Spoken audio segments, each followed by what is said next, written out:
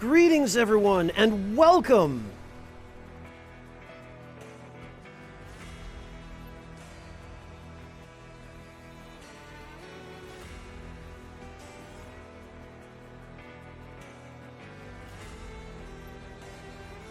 Thank you all so much.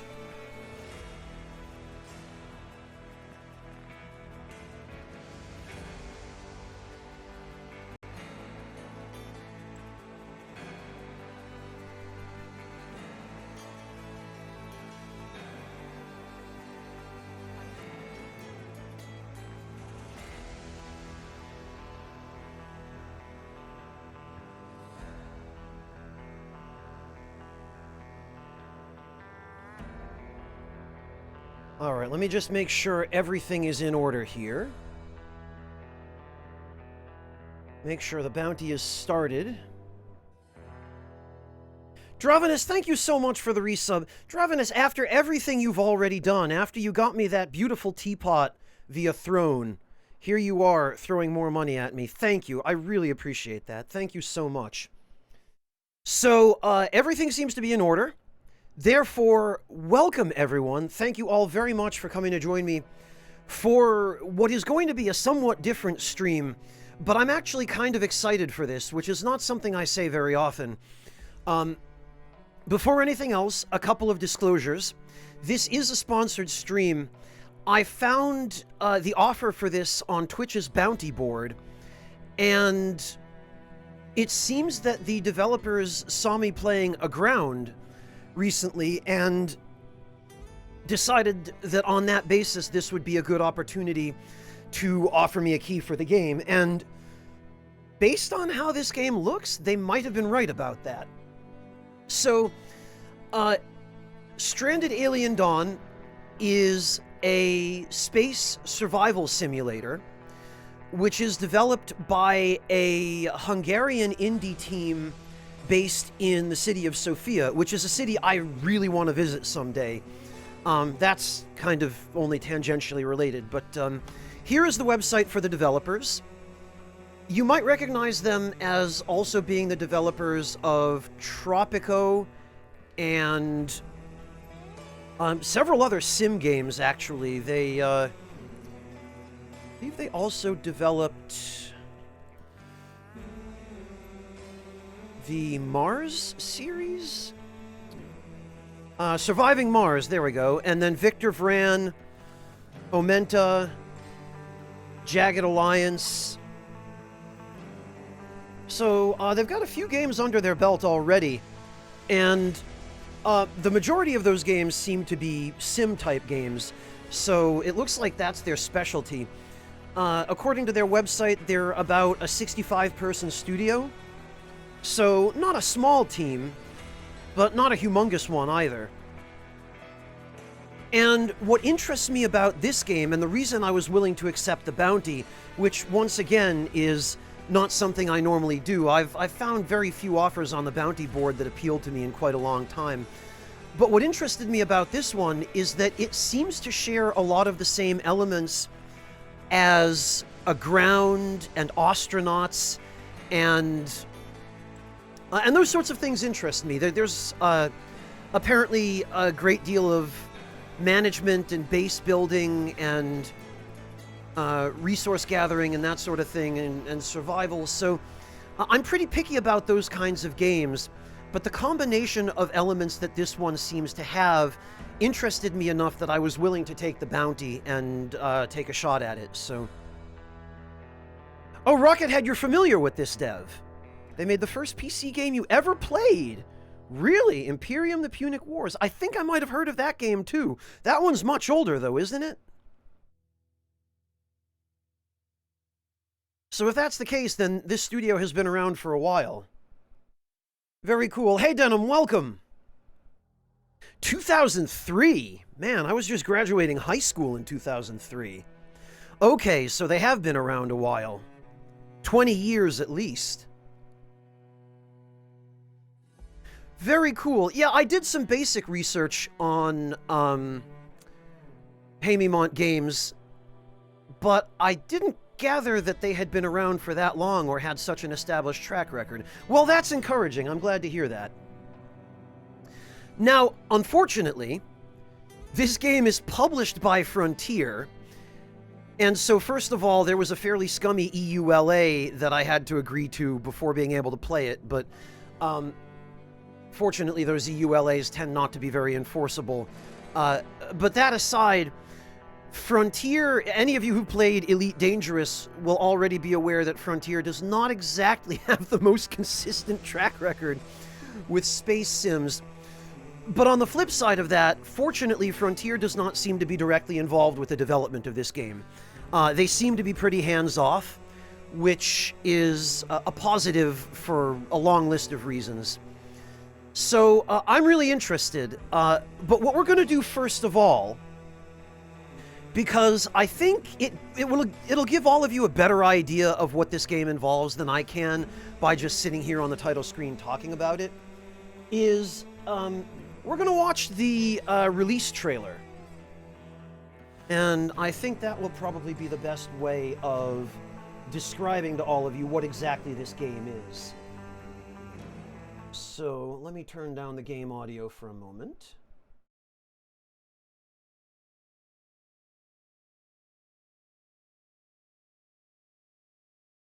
And let's switch over.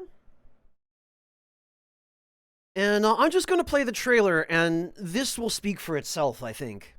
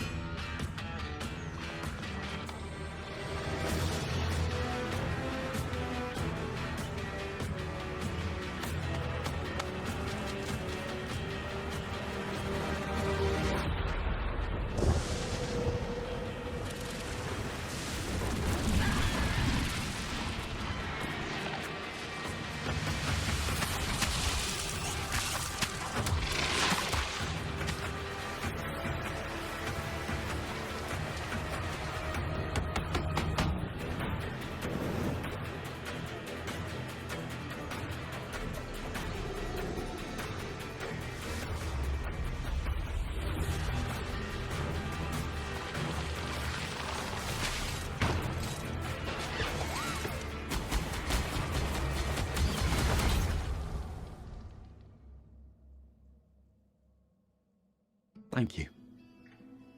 Thank you dearly.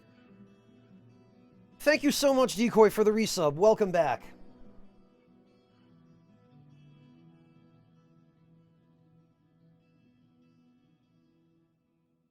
All right. So, that'll give everyone a better idea of what this game is. And I have to say, I really dig the vehicles. The vehicles really interest me, and just the... it seems like the amount of customizability. No Echo Drop, but it's a relatively new game. Ah, Wabi, thank you so much for the resub. I really appreciate that. And yeah, Clint, first of all, I'm not interested in fighting games particularly, but second, yeah, it should be a little more peaceful here. I imagine this game will probably be on the chill and more relaxed side in terms of its pacing. It might prove me wrong, based on some of what we just saw in the trailer, but I have a strong suspicion that this will probably be a relatively low-pressure game, and games like this usually have options to adjust how quickly time passes. Sincerely. So, hey, Nate, thank you so much for the resub. Welcome back. But yeah, Echo Drop, this is still a fairly new game. It left early access and went into retail on April 25th. So, not that long ago, and I was looking at their development roadmap, and it seems they have more planned for it. There's supposedly going to be a free update sometime this summer, and some additional content, I guess, down the road. So, we'll see. No, Decoy, I don't think I would go that far. Not sure about that.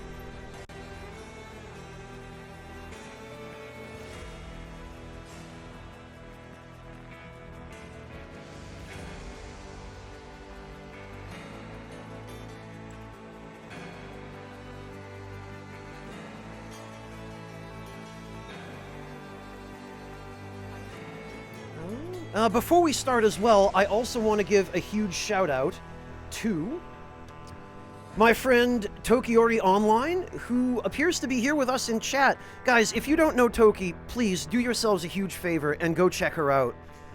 She is incredibly sweet, incredibly wholesome, and just a lovely, wonderful human being.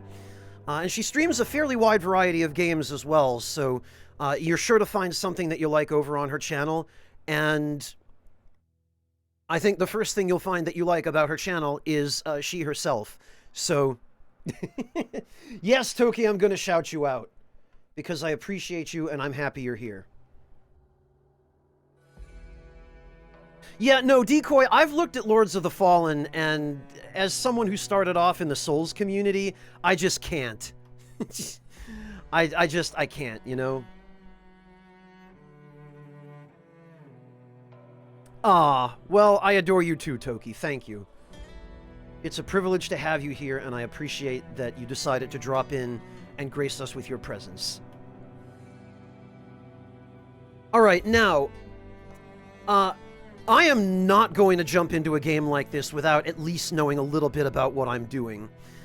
And the funny thing is, so this bounty, the sponsored portion of this stream, is to stream the game for an hour. Well, you all know me. I can spend an hour sitting here on the title screen talking to you guys about the game. But the funny part is, there appear to be about an hour of tutorials. So this one is about 15 minutes, this one's 10 minutes, this one's 10, this one's 10, this one's 10, and this one's 10. So roughly an hour and 5 minutes of tutorials. So basically, by the time I fulfilled my obligations for the bounty, we can actually start playing the game. But I'm gonna just go the whole stream and see how it plays out. Because games like this, you don't want to attempt to play without either having a background in these kinds of sims, or at least going through the tutorials in the individual game you're playing. And I want to give a shout out to the devs here because this is the best possible way of handling a tutorial. Make the player aware of it to the point where they can't be missed. You know, there's just a big option on the title screen that says tutorials, but make it optional.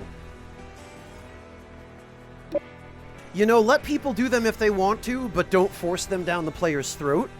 And then that way, if some schmuck decides, oh yeah, I'm gonna jump right in and not do the tutorial, and then 5 minutes later they're whining on Twitter about the game being too complicated and inscrutable and difficult to play, yeah, no one to blame but yourself. So it's right there, it's available if you want it. If you've already got a background in these kinds of games, you might not need it. I am going to need it, because I haven't played all that many of these sorts of games.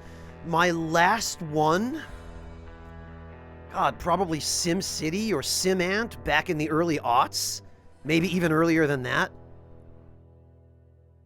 Although, I guess maybe Phoenix Point counts, but Phoenix Point is more of a tactical game than a sim. It has more in common with games like XCOM and Final Fantasy Tactics than it does with this genre. So yeah, probably the closest to this that I've played was, I would guess, probably SimAnt or SimCity. Probably SimCity, really.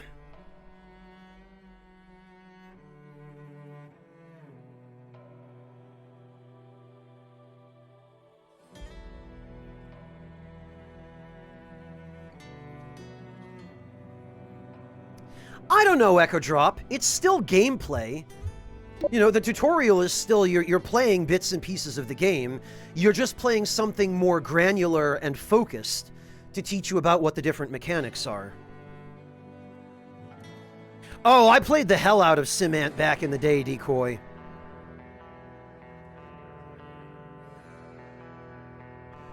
Alright, well, again, I could sit here all day talking about this stuff, so let's start with the game basics. And actually, even before that, I want to give another shout out to the devs for having such a... Oh, the music seems to get louder. Here, hang on. Let's... I thought I turned that down.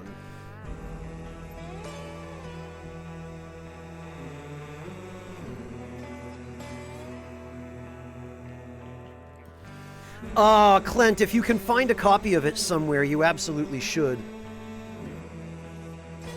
Oh, okay, Echo Drop, I see.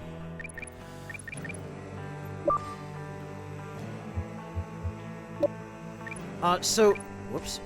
A shout out to the devs for all of the different options that are available. I like customizability a lot. I really appreciate it.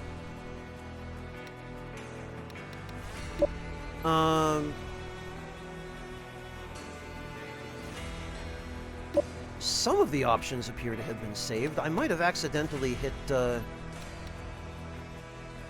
default on one or two of them, so let me just go through and make sure everything is... Bloom. That crap can get turned off. Eye adaptation and vignette can get turned off. The rest is probably fine. Anti-aliasing, view distance, optical detail, yeah. I mean, with a 3080 Ti, ultra settings should be no problem. I'm not sure whether sharpness would be better increased or decreased. Really, Echo Drop? Well, I mean, I can understand that. Guess we'll set sharpness to high for now.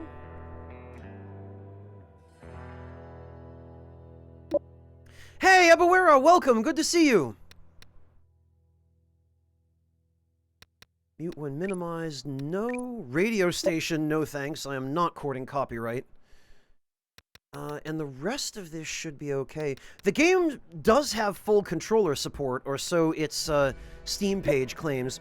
And it is available on all platforms. It's available on PC via both Steam and the Epic Games Store. It's available on PSN, Xbox Live. Pretty sure everything except Switch, actually. Language, English, camera shake off, enable hints on, yes please. Autosave, okay, 5 autosaves once a day. 5 seems a little excessive, 3 seems a little more reasonable. Survivor names, survivor activities, survivor happiness, social interactions, okay.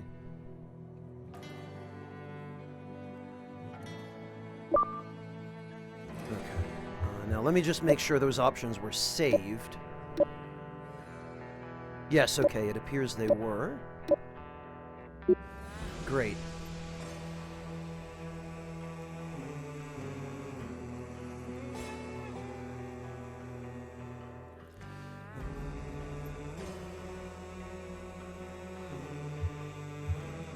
Okay, tutorial time.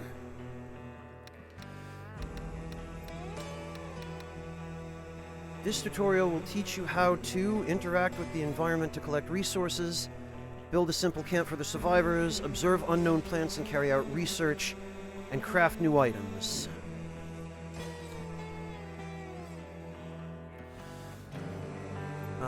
Save games and achievements are disabled during all... During all what? Doesn't seem like there's a way to scroll down here on controller. Okay, well, during all tutorials, I presume.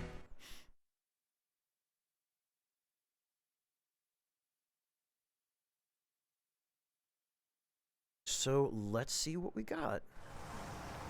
Welcome to Stranded Alien Dawn.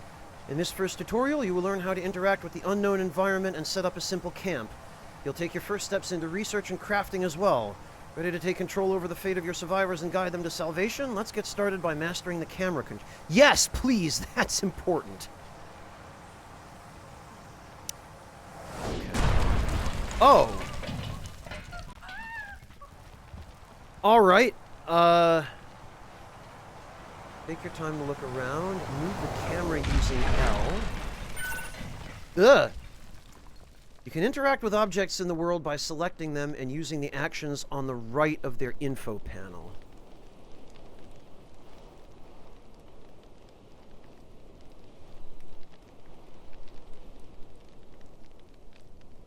Hang on. I need to reread that. I don't think I absorbed all of it. You can interact with objects in the world by selecting them and using the actions on the right of their info panel. Okay. So, landing pad, scavenge progress. Oh, landing pod. The landing pod used by the survivors. Alright. After you issue an action, a survivor will pick up the activity and do it. Use these methods to collect some resources. Alright, well...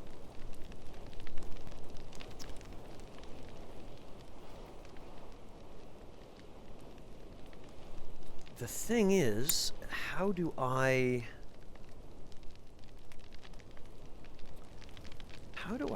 tilt the camera? Oh, okay. So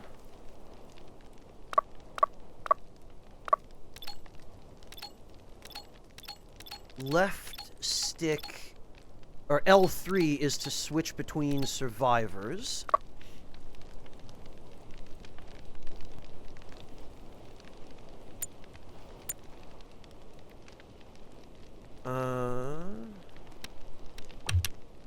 Okay.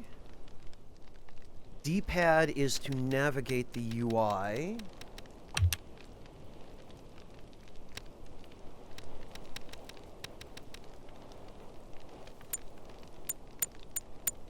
L2 is something? I wish I could figure out how to angle the camera on the Y-axis.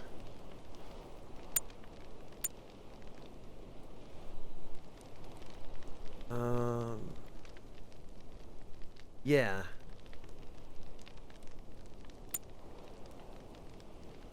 Oh, I see. So you hold R2 to angle the camera on the Y-axis. I had a feeling it'd be something like that.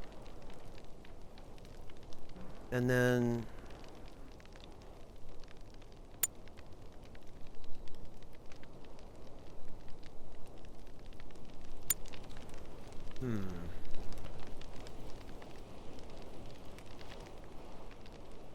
Okay. It'll just take some getting used to, but I'll figure it out. So, use the scavenge action. Press left on the D-pad to focus the info panel, or use the shortcut X. Setting to automatically focus the info panel on selection is present in the options. Okay. So select the landing pad. Okay, and then the info panel is selected with the left D-pad button. I got it. And this is why it is necessary for me to do the tutorials. Especially since I'm playing this on a controller.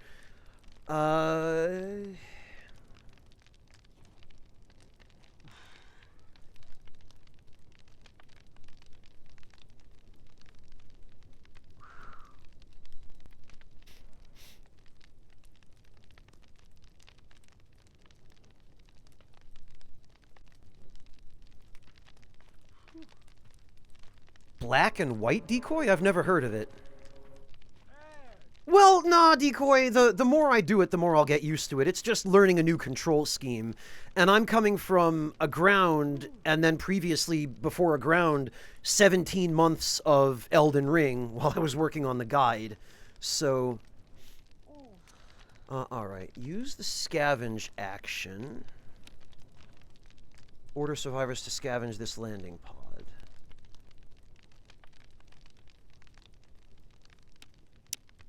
Okay.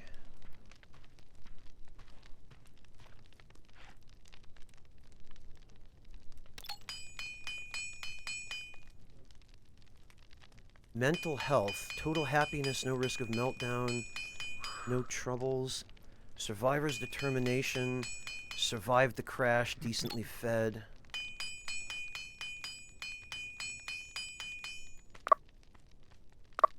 Okay, and then when you've selected a survivor, you can,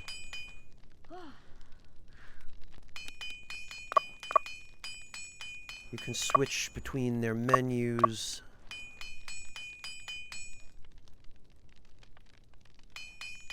Okay, and they have equipment. They have ranged weapons, melee weapons.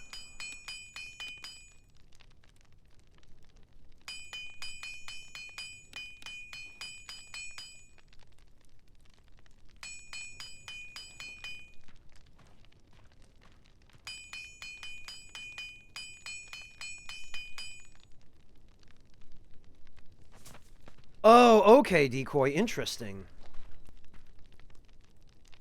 Oh, a Peter Molyneux game. I see. One of the most hyped games of all time. I don't know, Echo Drop. It sounds like it was after. Yeah, of course it was, Decoy. Alright, so I wonder how you would control... Salvage currently unavailable.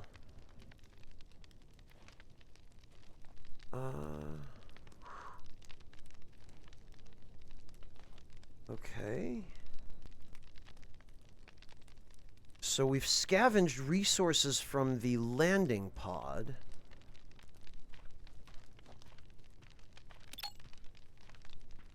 Shelf life. Oh, it's decaying because it's exposed to the elements. Scrap pieces salvaged from spaceship debris, smelted into metal alloys, are used as quick construction material.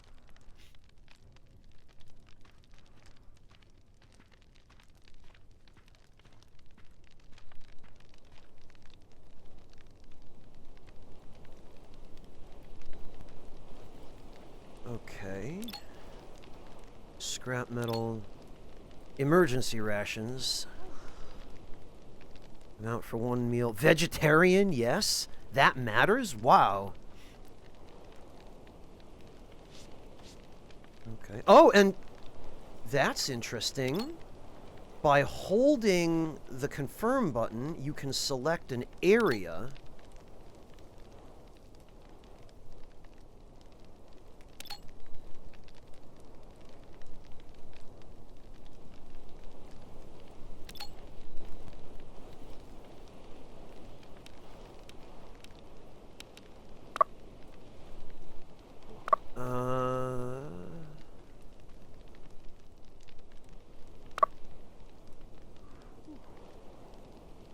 Allowed consumables?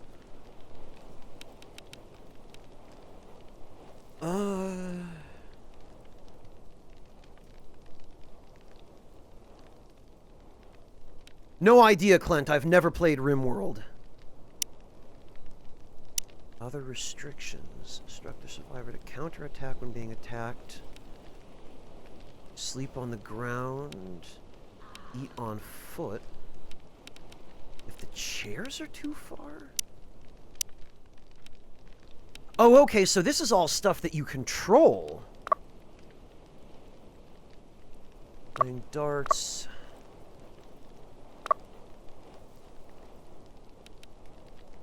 These are his stats, I guess. That's his equipment.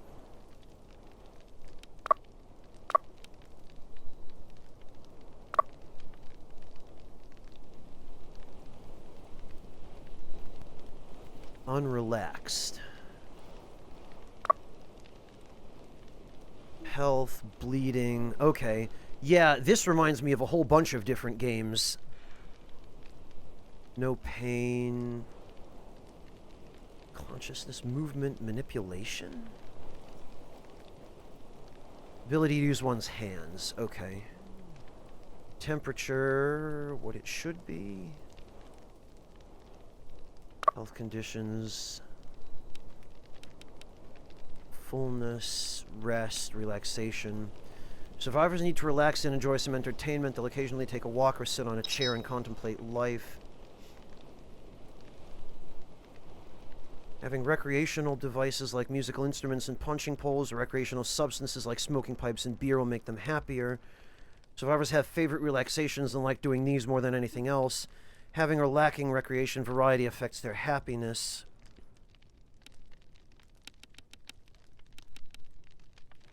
Okay.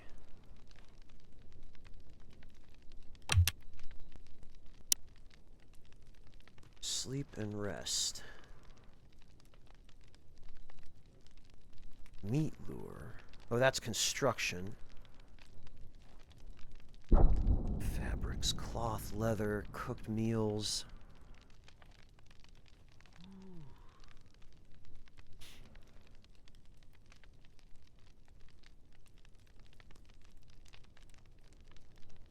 Probably, Clint. I see a pause and a fast forward button. What? Oh, okay. Oh, there's actually a control scheme. All right. Pause and unpause.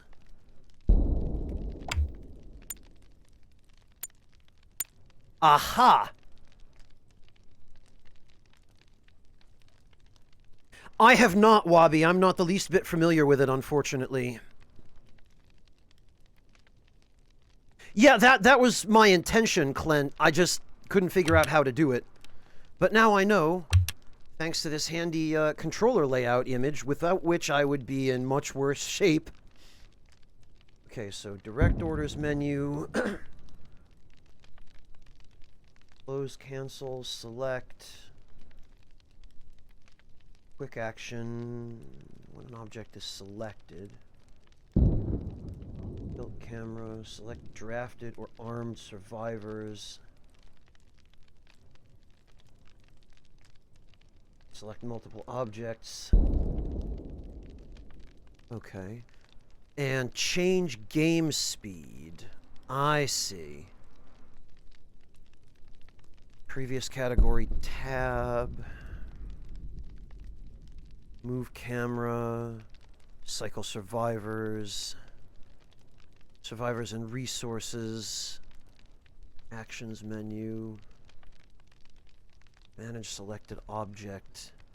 Notifications into. I'll probably just have to refer back to this.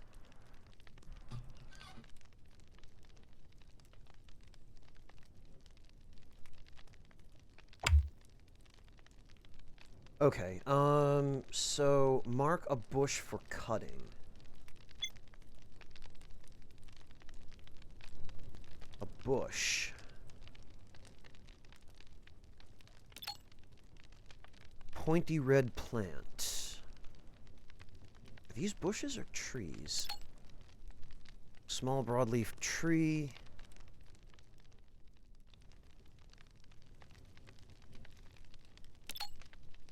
Tube plant. Rock.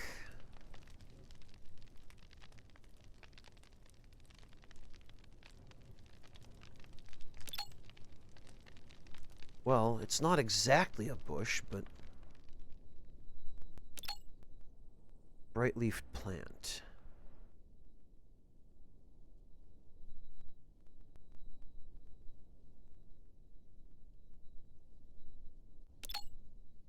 Is this spaceship debris? Spaceship remains fallen from orbit. Okay, I guess... Oh, there is a specific objective marked. I see. So we select that, and then...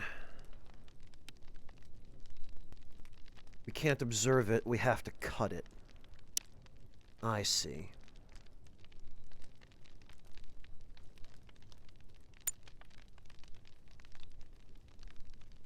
And if we hold this and select speed up... Ah!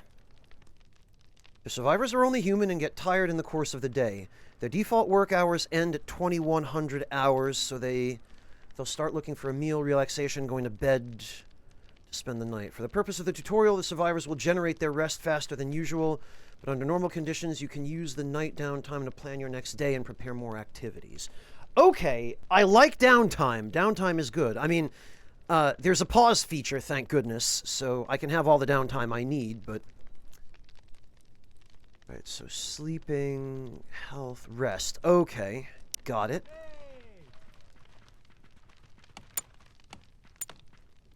And mark a tree for cutting. Whoops. Ah! Alright, this is going to take a little getting used to.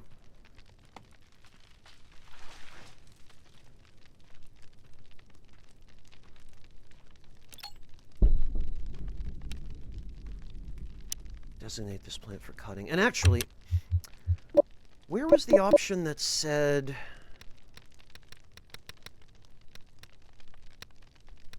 Focus panel on selection with the controller. That seems like a good idea. Let's try that.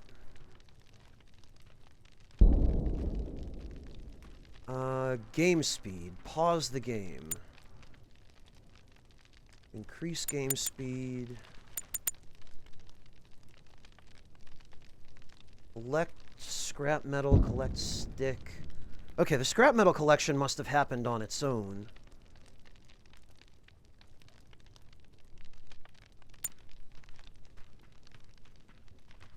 Yeah, okay.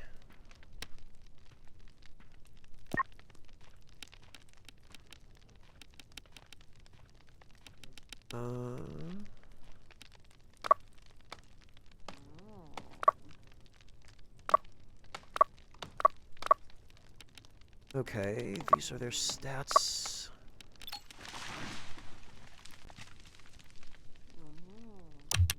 Actions. Activate the resource bar. You can see all the resources that you've collected in the resources bar. Press... What button is that? Guessing it's the touchpad. To open the overlays menu and activate it. You can see the current state of the overlays in the top right of the screen. Okay. Manage? No? Alright, what button is that? Oh! It's... either of those? Huh? Overlays. In-game menu. Are these overlays?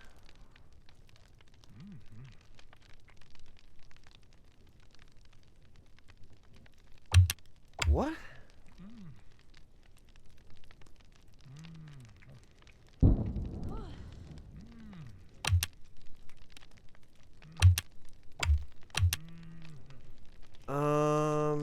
I'm not sure.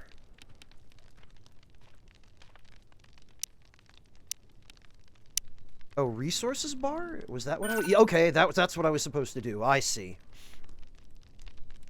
That's what I thought, Denim, but I wasn't getting a confirmation that I'd pressed the correct button, and I thought I was supposed to be selecting the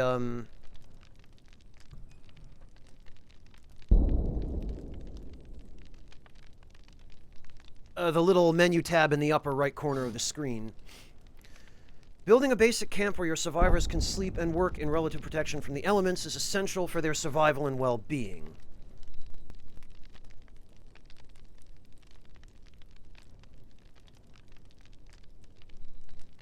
Oh, is that a common thing in these kinds of games, Clint?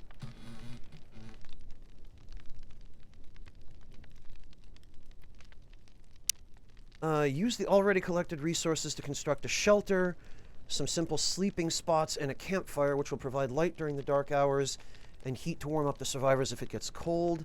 Take note of the construction info panel on the left. Contains useful control hints. Okay. It's exclusive to RimWorld as far as you know, but it's a huge meme. Ah, okay.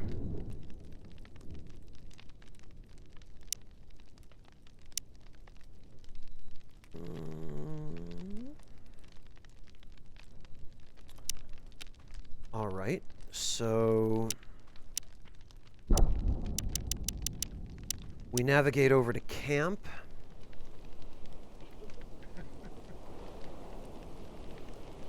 Select shelter, construction materials, scrap metal shelter. Oh, or a stick shelter. Okay, so it looks as though there are a couple of different versions of this structure that we can build.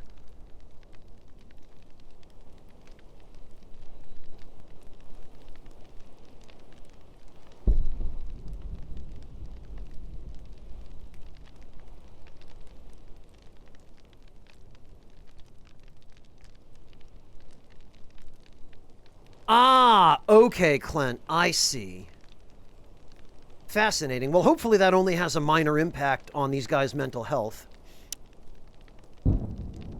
Okay, and then we can... I see, we're given the option to make one either out of sticks or out of scrap metal.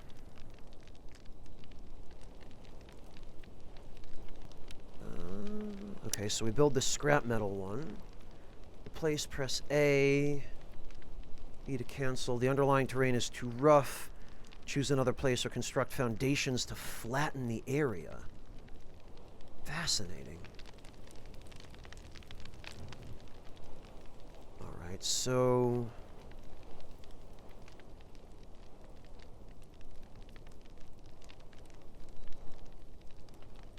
I guess we would want to...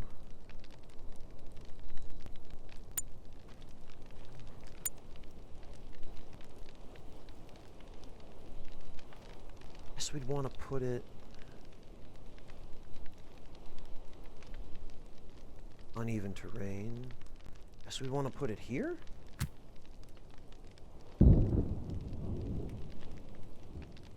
And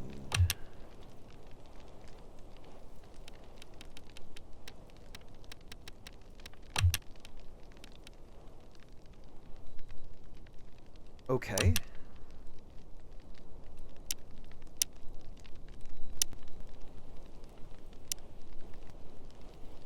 It couldn't hurt to build a couple more.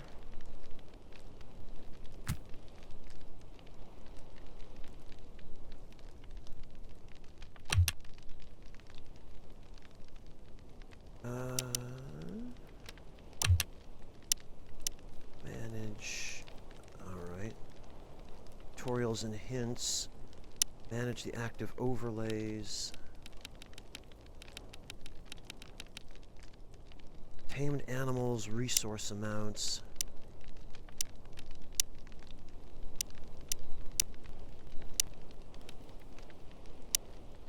Huh. Okay, so this just...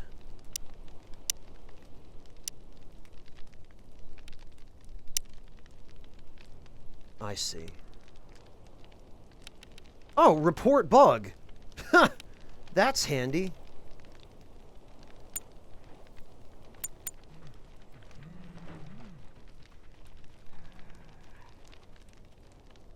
All right.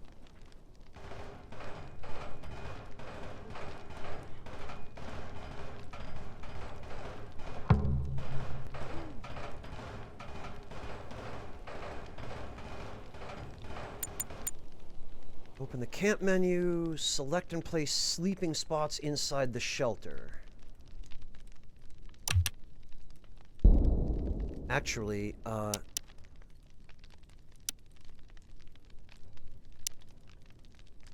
looks like maybe I should place a couple more shelters. Okay, and then place a...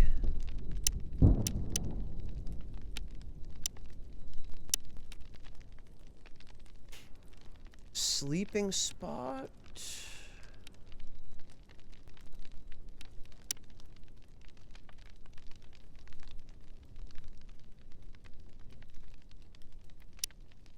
Okay, a sleeping spot, and then... Alright.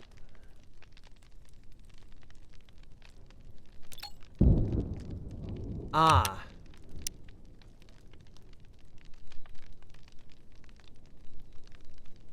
Place under roof.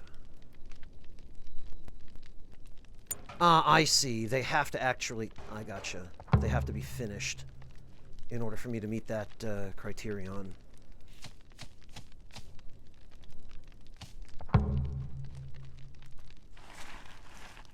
Hi, Yummy!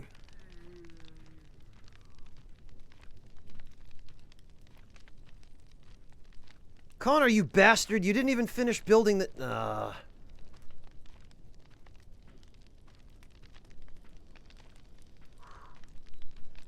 Yami, you would have said that no matter what new game I chose to play.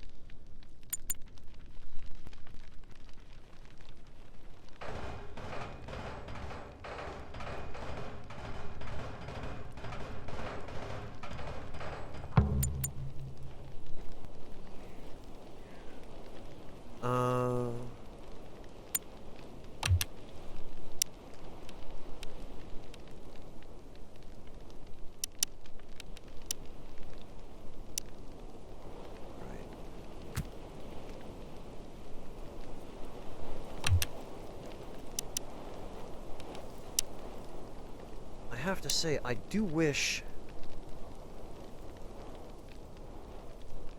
press A to rotate. To place multiples, hold RT.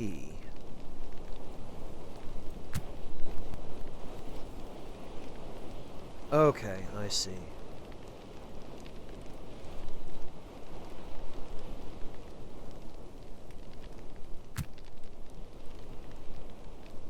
Oh, I could have just... I gotcha. Place a campfire near the sleeping spots. I wish it would stay on the same portion of the menu that I assigned it. Scrap metal, sticks and stone, okay.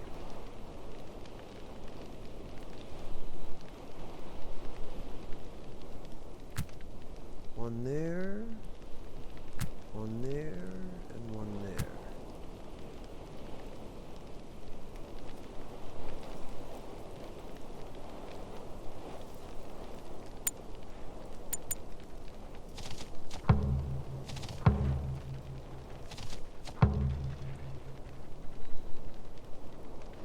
Okay, Clint, good luck!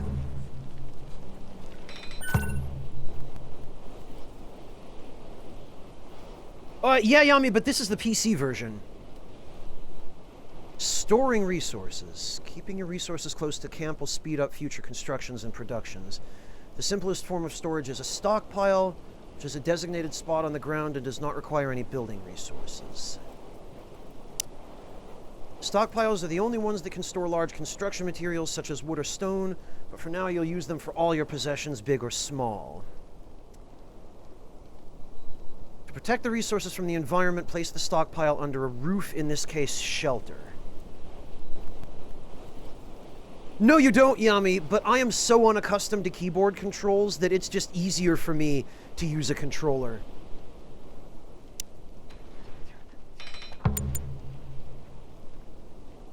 Alright, so...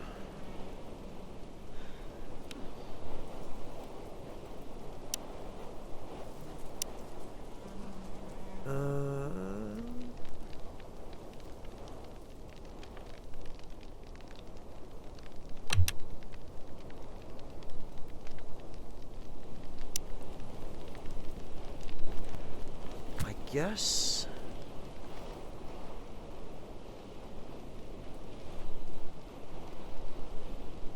Build a shelter close to the first one. You can copy existing constructions by selecting them and using the copy button. Oh! So we could potentially...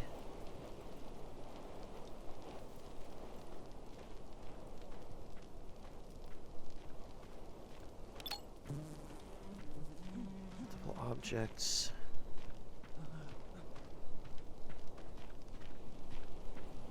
Copy. Where is the copy button?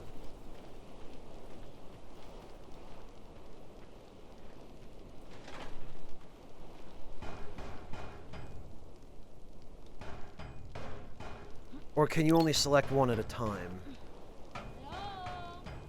Copy, I see. So if we... Whoops. We select that. Oh, we can't copy multiple objects. Okay. Place a stockpile of 2 tiles on one side under the roof. Located in the storage menu. Stockpile. Press A to set a starting tile, then drag until you have 2 tiles and press again to confirm. Place a stockpile of 2 tiles opposite the first. Store resources. Observe how the survivors move the resources on the piles. Okay. Stockpile.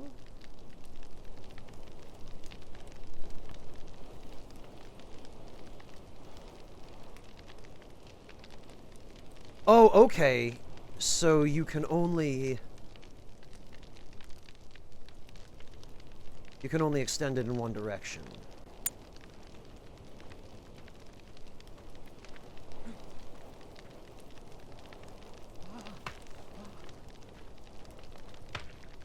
Yeah, I imagine, Yami, most of them are probably just designed to be played with mouse and keyboard. Hey, Greg, welcome!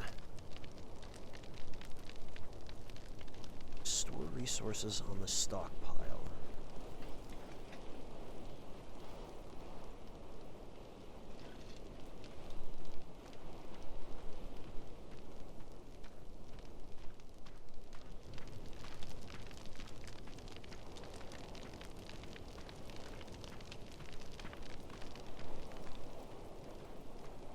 We can probably speed this up a little.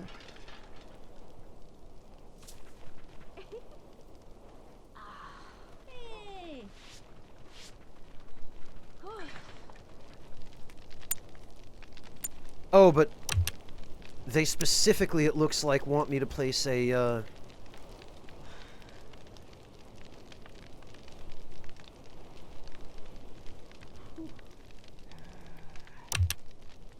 a 2-tile width stockpile.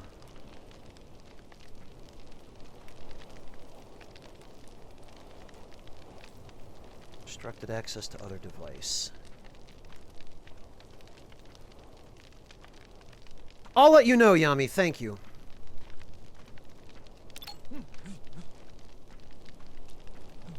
Items by type.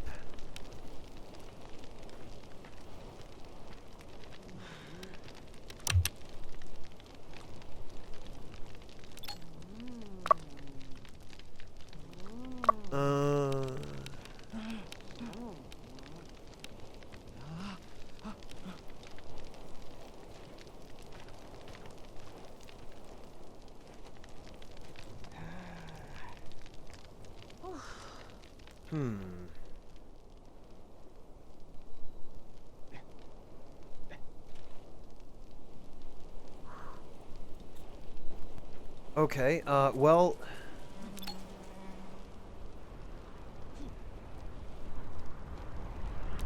I guess I have to empty and deconstruct this?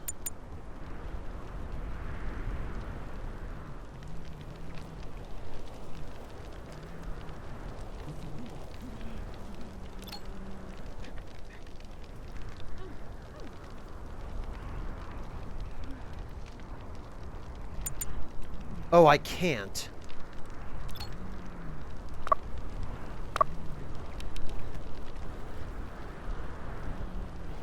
Well, okay, fine.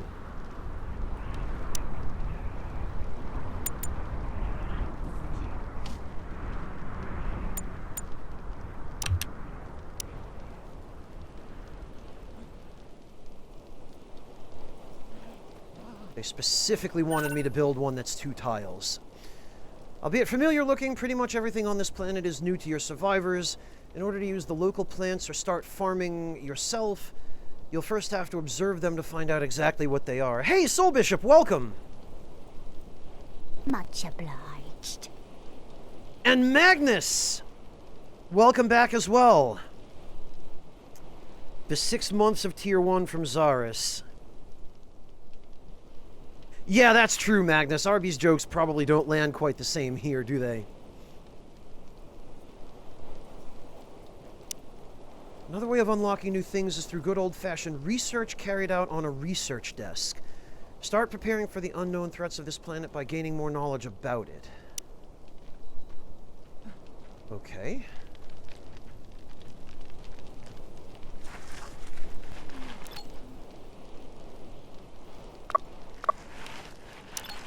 There, we can cancel that because we've now already got our stockpile. Select orange mushrooms. Oh, okay. We can't stop the deconstruction of that, but it's not going to happen anyway, it looks like. Select orange mushrooms.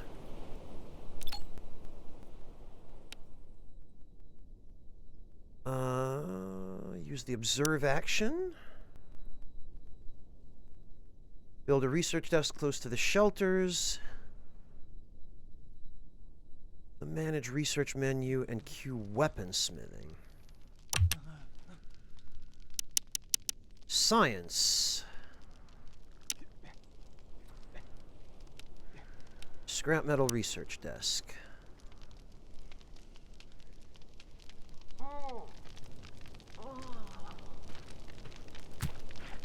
Okay.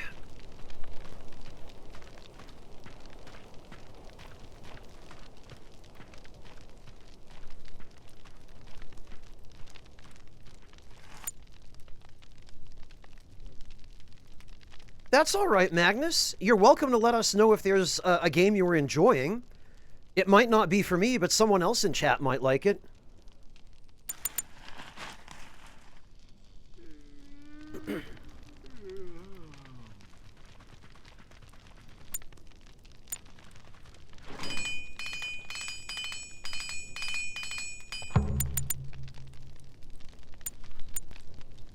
Okay, open the manage research menu. Whoa. Okay. Chitin synthetics. The insect shells are made of chitin, which is a good alternative to synthetic fibers. The properties of this bio-based material makes it an ideal candidate for the production of synthetic cloth. Okay, so anything that you want to build, you have to research first. Large, juicy insects have a lot of fat tissues. We could use a cold press to extract it from the meat. We need some cloth to filter the toxic stuff out. Sure, all right. Oh, that's right, Magnus. I heard about that game. I heard that it was coming out soon, and based on the other Starship Troopers IPs, there seemed to be a fairly widespread expectation that it would be filled with bugs. Is it? Early access was sent the key. Oh, congratulations! It's got work to do, but it nails the feel of the films. Awesome! Alright, weaponsmithing. Survival 101, make a weapon. Bows, crossbows, and spears. Okay, and then that just happens on its own? Complete the observation, complete the research. The current progress is displayed. The upper left?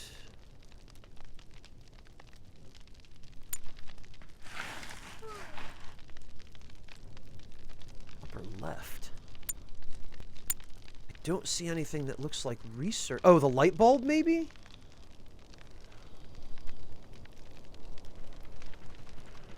Ah, okay, Magnus. Gotcha.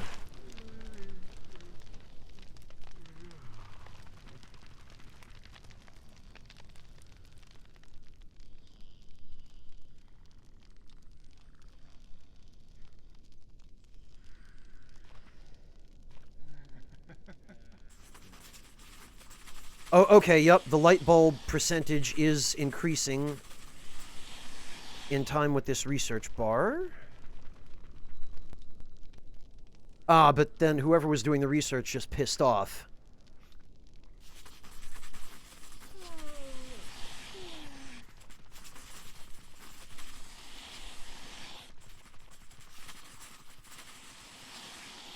Oh, no kidding, Magnus. Yeah, that sounds hilarious.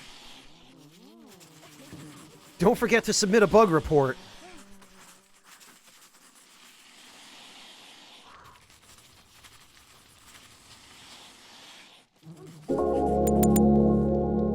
Okay, we researched weaponsmithing. Where is the... Observing orange mushrooms. Okay. Just standing there looking at them really hard until you have an epiphany.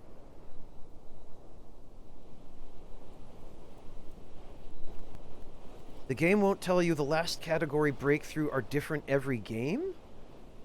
Breakthrough? Okay, Yami, I guess I'll be able to understand that a little bit more when I get to it, because I have no context for it right now.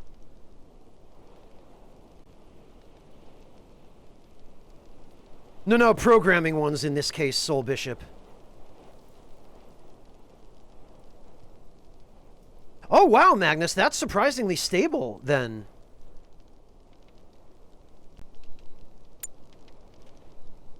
You can increase the game speed, right. This should be just about done. Yes, there it is.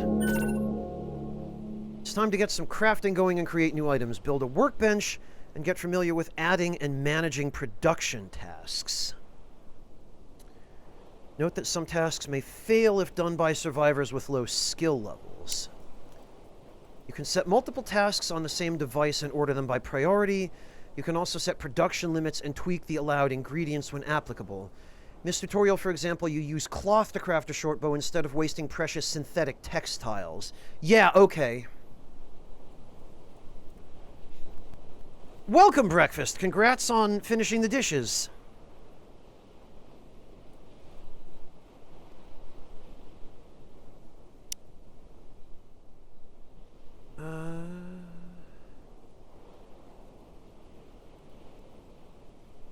What, Yummy?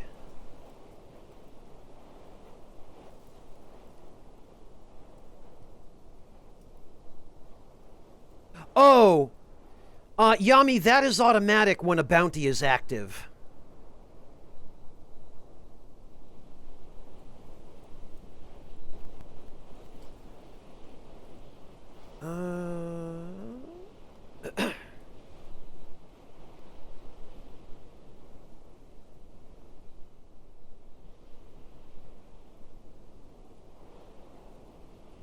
That has nothing to do with me, Yami. That's just the way Twitch designed their bounty system. It's entirely automated while a bounty is being tracked. Monotone, hello and welcome. Good to see you. Chopin, welcome as well. Nice, Chopin. It only took, what, 15 years? Maybe a little less than that. Probably closer to 10 years. Build a workbench and... thank you for the shout out to Monotone, Breakfast. Yeah, guys, if you don't know Monotone, go check him out. He's a great dude, does really fun streams, and is really chill.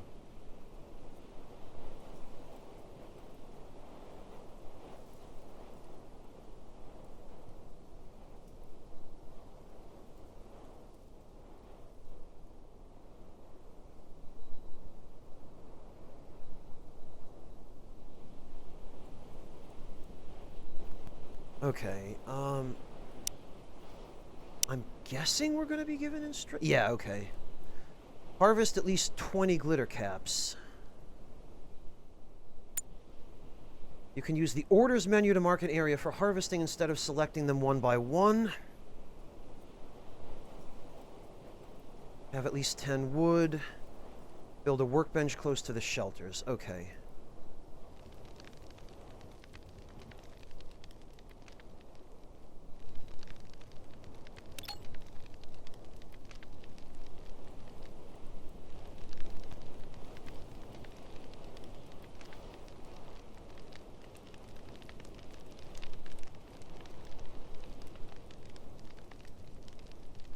Uh...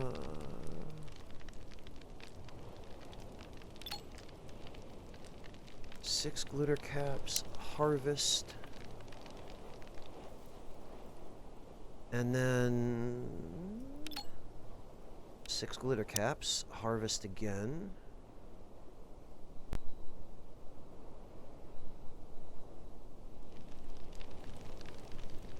What are these? That's not what we want.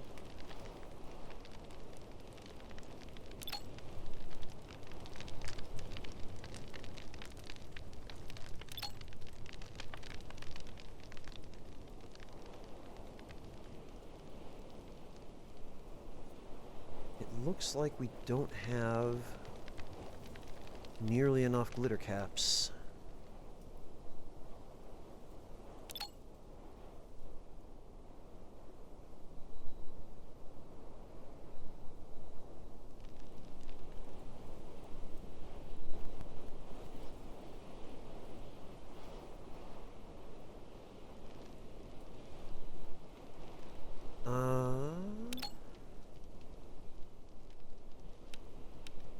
Well, we'll cut that for some wood anyway.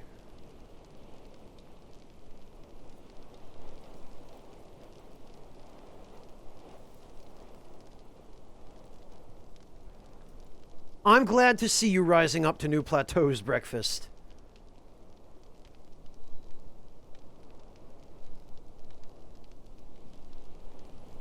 Build a workbench close to the shelters. Okay, located in the production menu. Orders, harvest. It's A and drag, I had to confirm. Okay.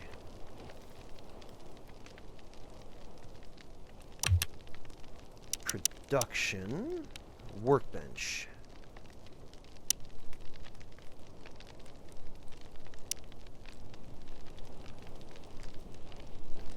Can I put it here? No.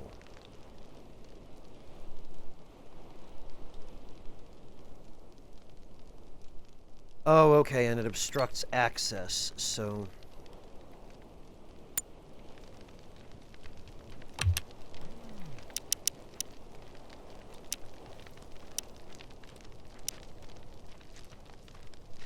I guess I should put the...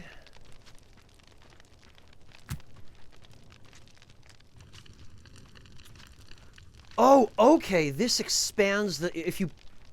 If you would join them, it expands the size of the building. I see.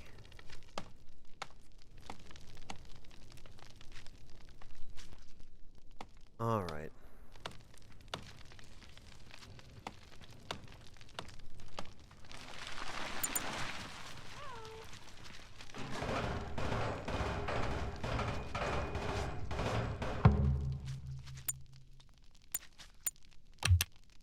And now we should be able to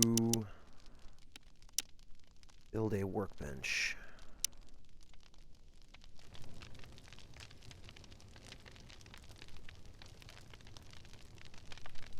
Oh, okay, so the direction it faces does matter.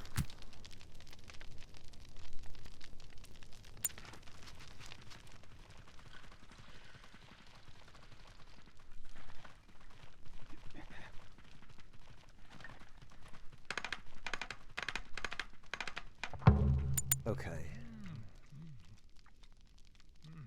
Select the workbench and add a healing balm task. Set the production to until 10. Check the control hints on the bottom left. With this setting, survivors will craft until there are 10 healing bombs in stock. When that number is reached, the production will pause. When the stock drops below 10, the production will be reactive. Okay, that's handy.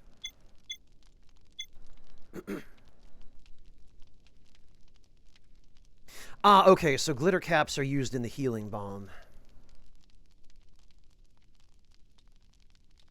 Farming 1, growth temperature.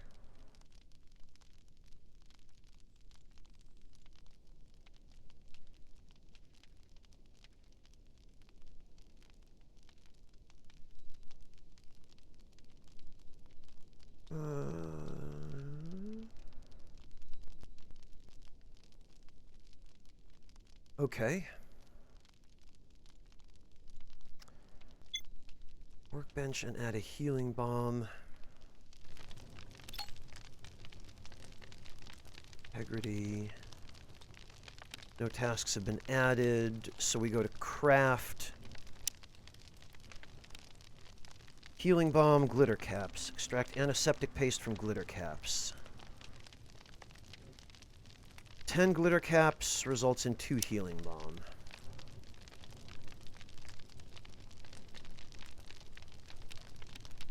And times 1 until?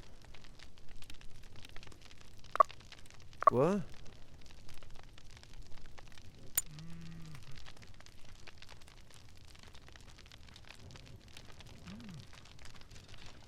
Uh-oh.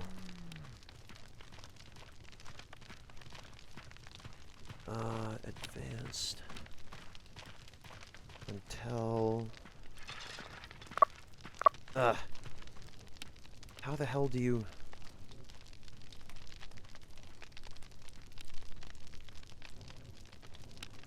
Craft?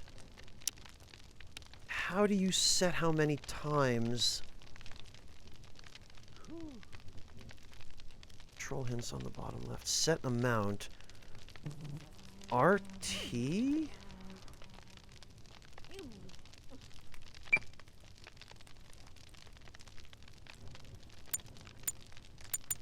What?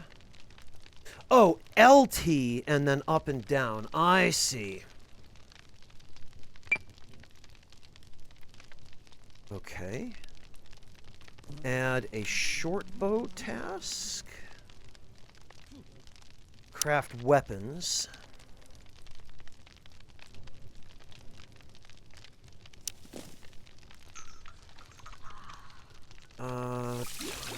Forbid the use of synthetic textiles. So that we just uncheck. Yup. Go back to the main info panel and move the shortbow task to the top of the production list.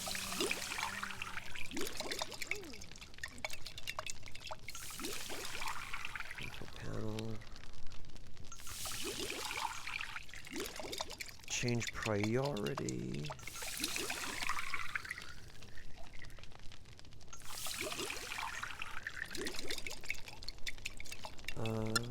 Oh, okay.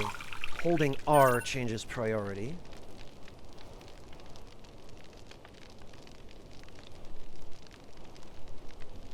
Not for me, Yami. I am so unaccustomed to the mouse and keyboard controls that even though the controller is probably a more complicated interface... Oh, that sucks, Soul Bishop. Hang in there, man. Oh, we completed the first tutorial. Okay. You now know how to set up a basic camp, carry out research, and craft new items. All this, however, is just the beginning. If you're ready for the next step, you could jump right into the heat of battle. Yeah, okay. Yeah, Yami, but I am operating with a, Bluetooth keyboard with a trackpad, so that's even harder to use for me than a regular keyboard, and a lot less easy to control and a lot harder on the hands. So controller it is. Next tutorial. All right.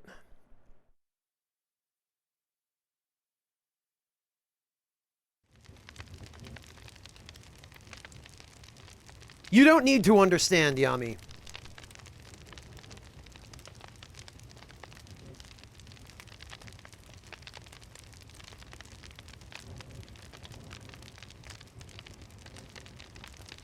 However, it might be a little bit easier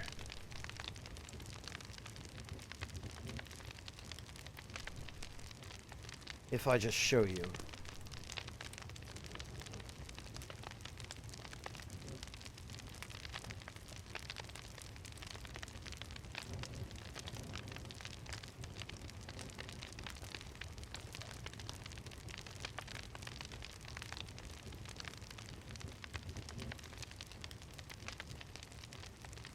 Yami, since I can't sit at a desk when I stream, since I have to hold my keyboard on my lap, I have no place to put a mouse. So I have to use one of these. And these do not work well for mouse and keyboard games. A controller is much easier.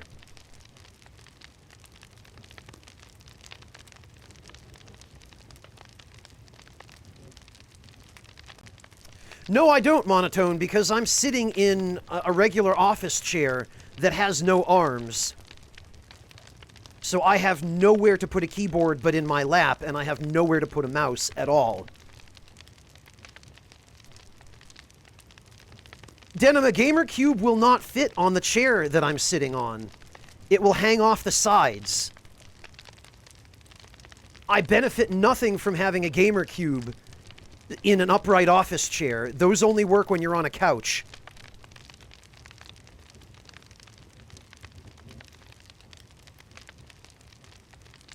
Yeah, Decoy, it's...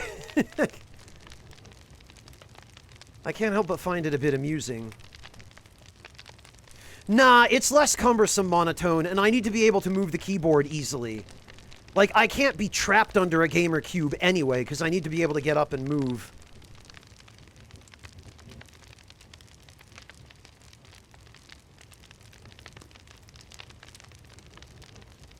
Anyway. Bad news, a survivor Maki has gotten sick, but you haven't got the right medicine to treat her, so she's just lying in bed, hoping for treatment that might never come. To top it off, a group of hostile-looking insects have been circling the camp for a while, and attack is surely imminent.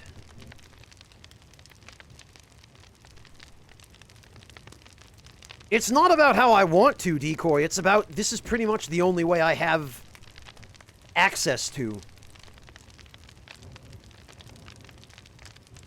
Like, this is the setup I have to work with. So I have to make it work.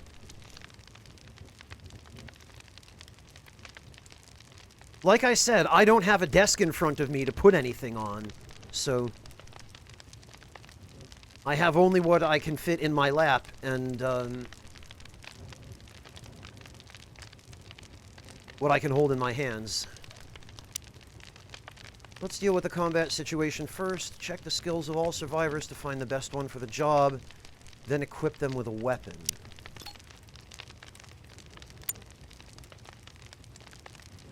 Yeah, Yami, and it's a good thing they did, because I'd have a lot more trouble playing this game without it. Oh god. Aggressive Animals 10.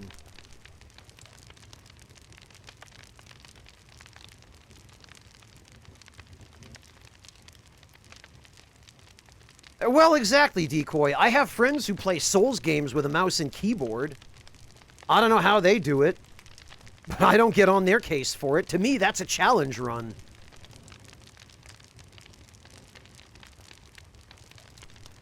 Pause the game to give yourself time.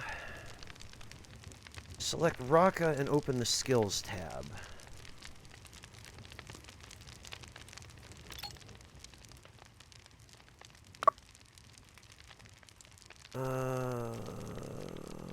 Focus the info panel. Check the control hints.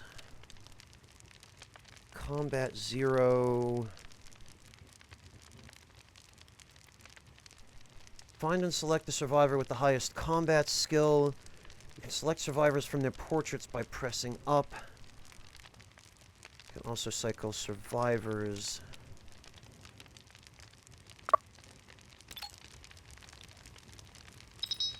Highest combat skill.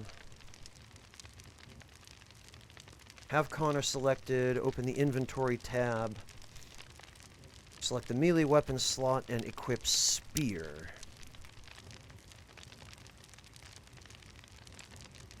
Piercing 1 to 2 per second, 80 to 100%. Based on combat skill level.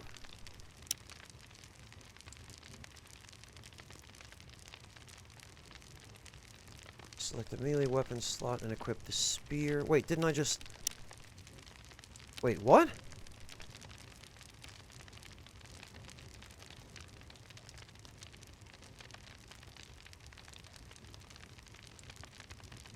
Unpause the game and wait for Connor to get the spear.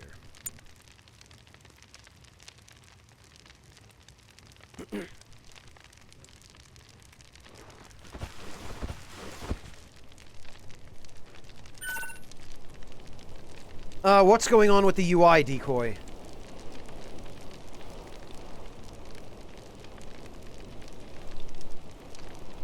Now that Connor is combat ready, it's up to you to lead him into battle. You do this by taking direct control over him through the draft action, which allows you to tell him where to go and what to attack.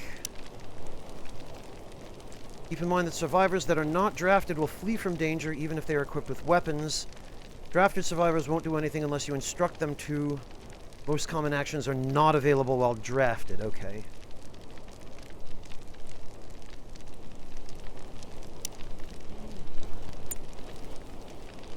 Select the aggressive animals notification to locate the enemies.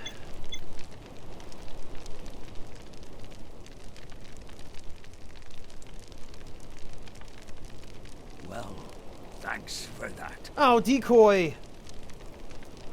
Thank you so much, Decoy, for the gift sub to Denim. I really appreciate that.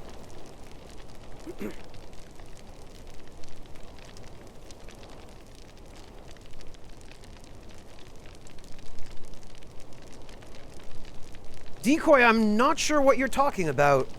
If you're talking about the interface for gifting subs, it's the same for me as it's been. Or are you on mobile or like a console version of the Twitch app?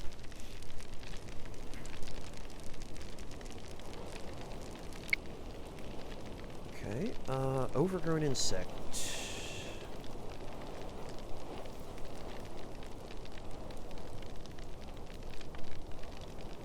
Select Connor and use the draft action. Order Connor to move. Use Y to hit. Oh, Drakealon! Holy hell! Thank you so much, Drakealon, for the 5 gift subs to Rockethead, Ham Glaze, or Exotic Dessert. What the heck is that username? That's fantastic.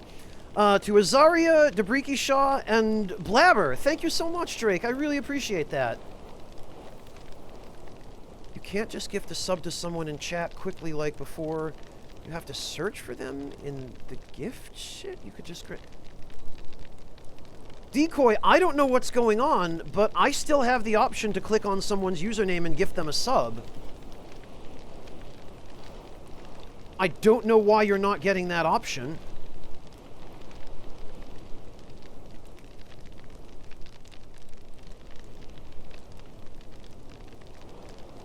Not 100% sure what could be going on there.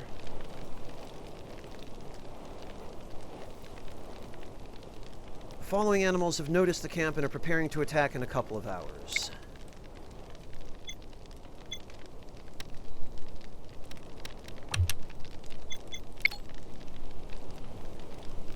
Ah, okay.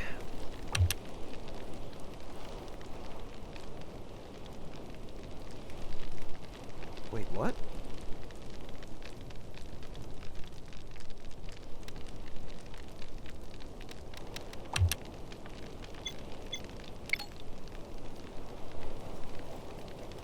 I don't see any insects?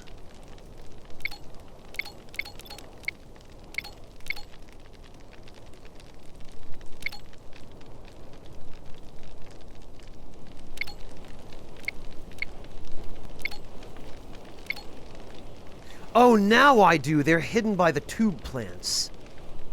Okay. Select Connor. Use the draft action.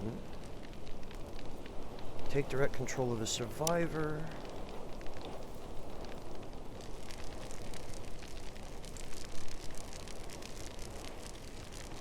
Order him to move. Place the cursor over an insect and use Y to initiate an attack.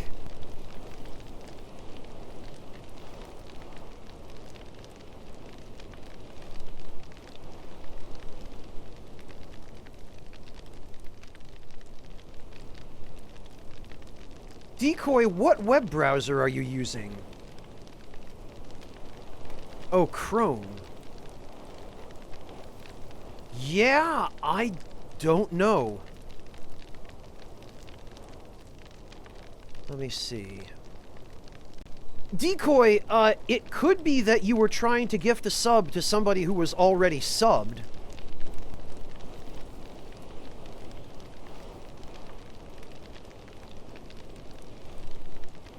But even when I click on the usernames of people who are subbed, I still see the gift a sub button, it's just grayed out.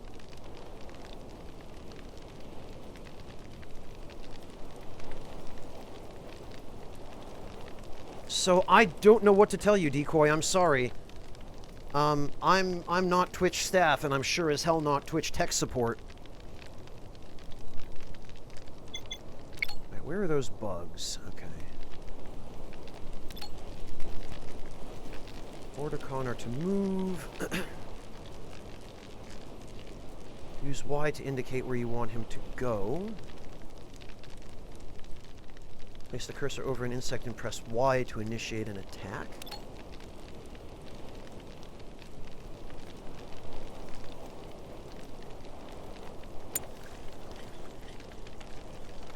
It says press Y, but I think I had to press A.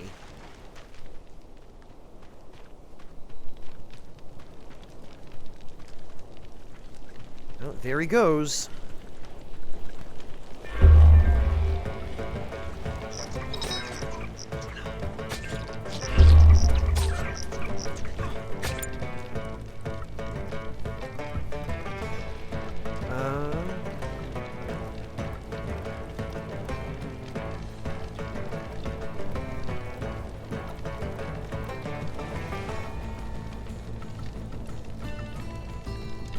Weird, Decoy. I'm sorry, I don't know what to tell you.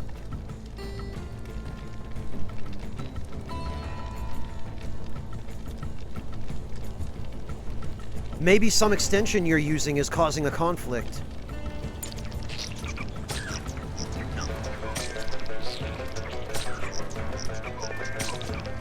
Well, Connor's doing it. He appears to not be losing a huge amount of health.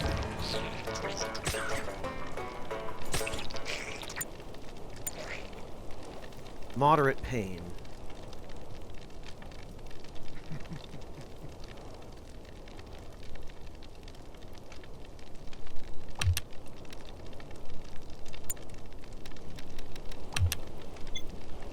Aggressive animals 3.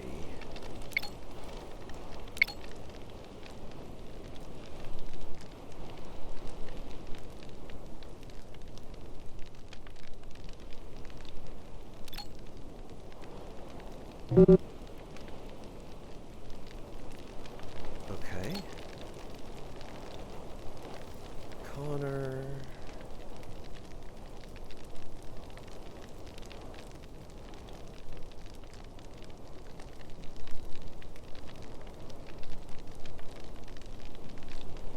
Oh, okay, it is Y.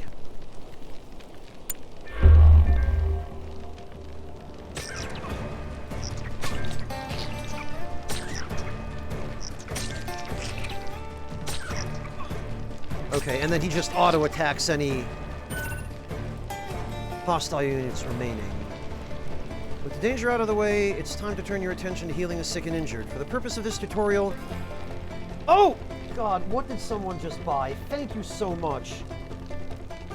What do we have here?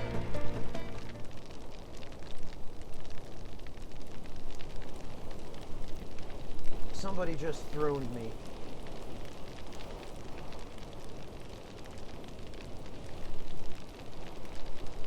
I really wish Thrones notifications were a little bit easier to use. Oh, God.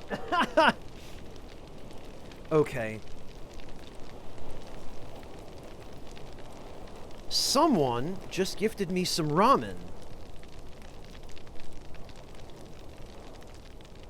Let me see. I wonder who that was.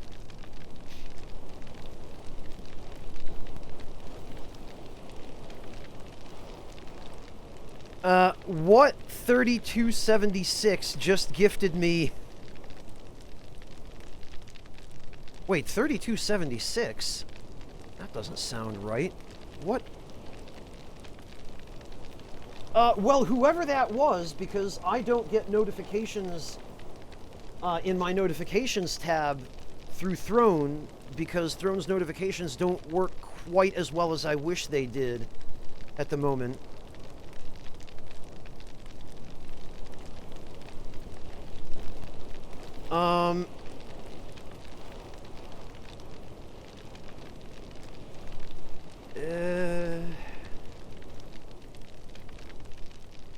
Gifter, what 3276 says, I don't understand why this spicy ramen less expensive than that other spicy ramen, and why a bag of ramen... You know what, Yami, thank you very much for the ramen. Thank you. Throne is cutting off the message, but thank you so much, Yami, for the Throne gift of the spicy ramen. I really, really appreciate that. That was incredibly generous of you. You did not have to do that. No, Yami, there's not, because Throne hasn't integrated their notifications in a halfway rational way yet. I submitted a suggestion to them to do so, but right now, I cannot route my Throne notifications through my my standard donation widget without covering my entire stream window with a gigantic, obnoxious image of the product that was purchased. And I also cannot modify the Throne notifications because Throne does not provide an interface through which to modify them. So...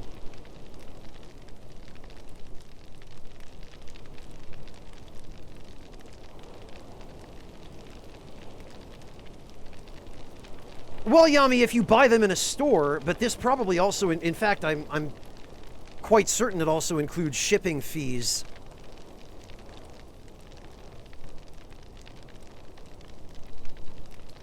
Well, Yami, one way or the other, thank you so much. I really appreciate that. That was incredibly generous of you, and I'm very grateful to you for even just running an experiment, so thank you.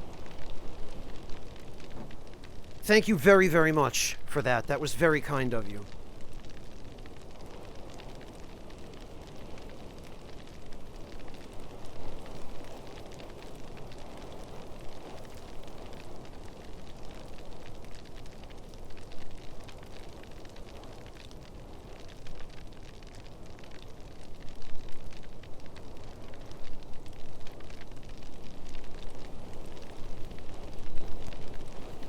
I'm looking at my Throne notifications here, and they don't even update in real time.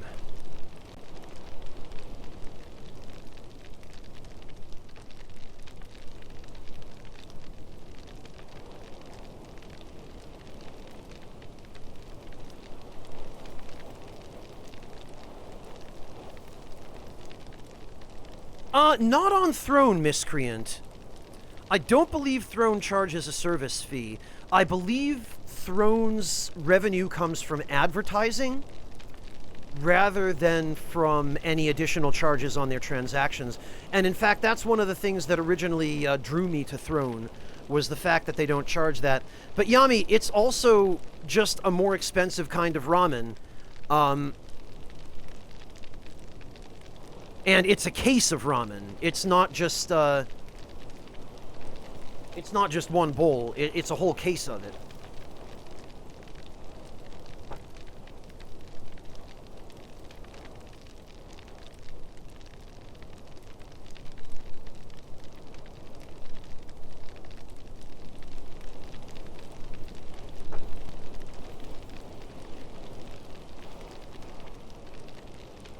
Yeah, what can I say? I appreciate it, Yami. Thank you.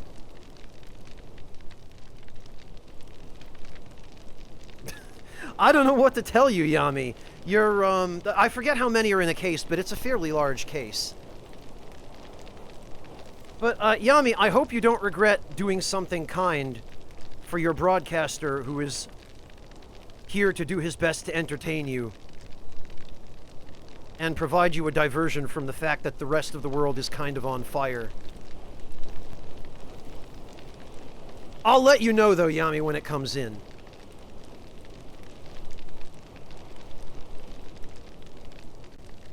In any case, thank you. I really, really appreciate the gesture, and I'm very grateful to you for, thinking to help feed me.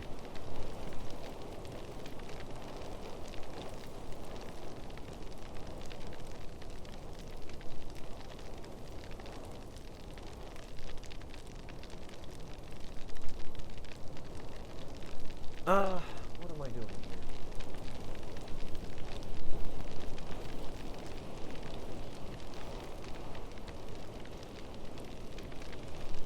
Yeah, Miscreant, that's one way to distract me from the stream.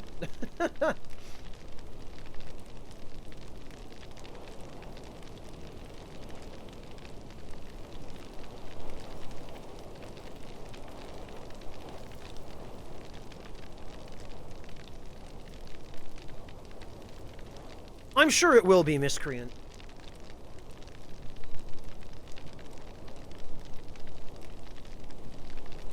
I mean, breakfast, I'm already... I mean, I had a small breakfast, not a lot, but I did eat a little bit before the stream, so I'll make it a while. Alright, let me try and refocus here. With the danger out of the way, it's time to turn your attention to healing the sick and injured. For the purpose of this tutorial, your fighter Connor has sustained more damage than he would normally have, causing him to lose consciousness from the pain and to faint. He will be rescued by another survivor and brought to a bed for treatment. Yeah, Yami, go get some ood. Have a good lunch. And thank you again, Yami. While Connor is being rescued, let's inspect his wounds to get more information about their effects and treatments. Oh, God! Breakfast! You guys! Well, I'm glad everybody is enjoying the new, throne and treat stream options. Thank you so much, Breakfast, for the shaved steak sandwich. I really appreciate that. Well, let me get my phone and, care for updates.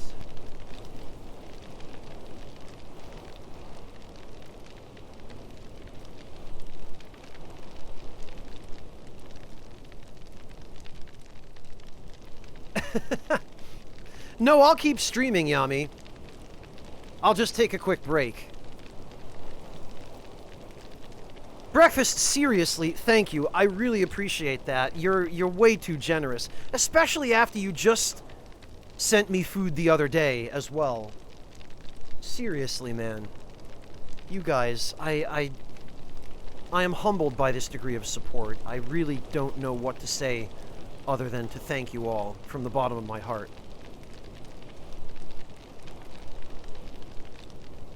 And I'm especially grateful that the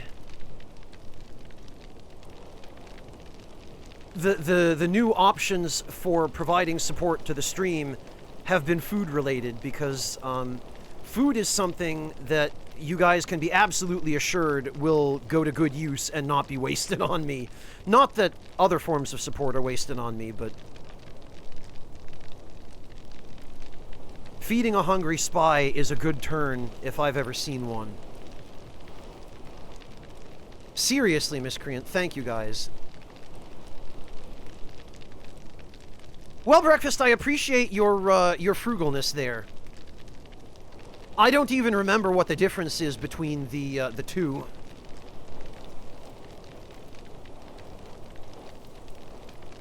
Yeah, that I'm not sure, Breakfast. I think if there were anything additional that came with that, it would have been mentioned in the description.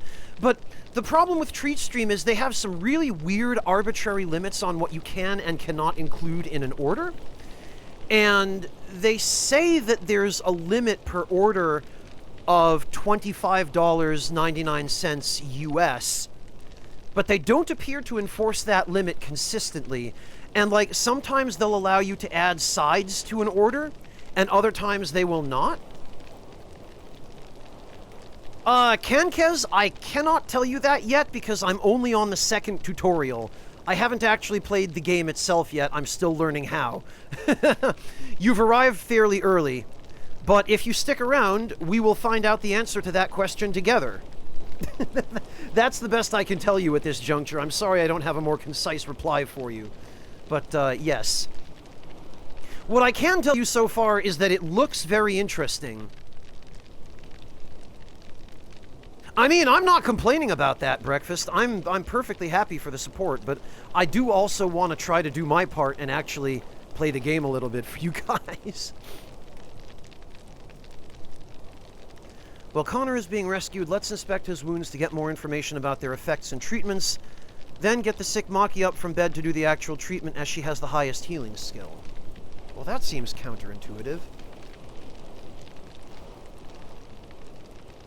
First world problems, Magnus, am I right?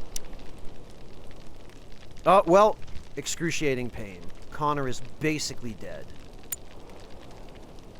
Inspect the injury medical emergency notification. Injured survivors require a bed in which to lie down and be treated by another survivor. Medicines may also be required for treatment. You can order a survivor to heal themselves through a direct order. Select the survivor and use Y over them to open the direct orders menu. Fainted survivors need someone else to rescue them.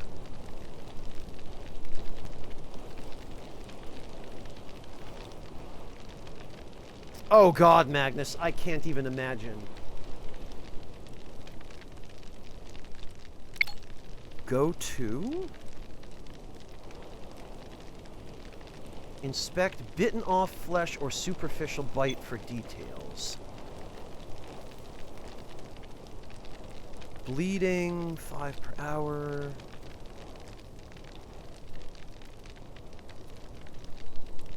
Pain extreme. Increases consciousness and happiness. Current effects on this body function. Right arm, painful injury. Left foot, 3 superficial bites.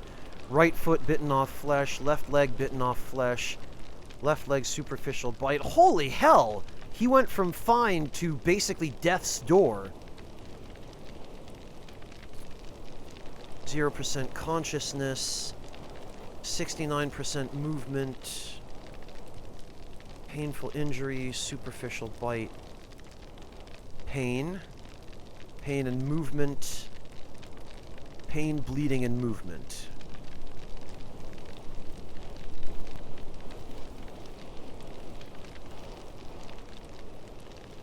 Okay, select Maki.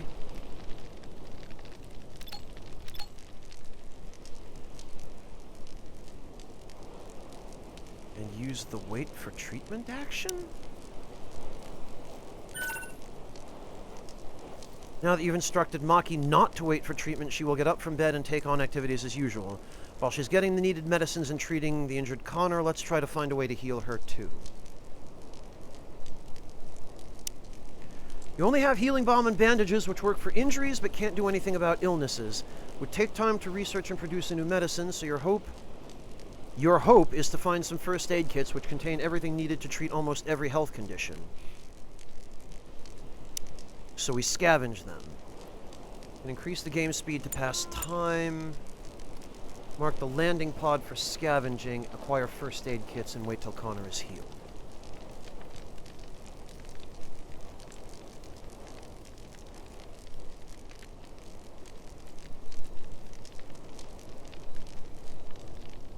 Alright. Landing pod, scavenge.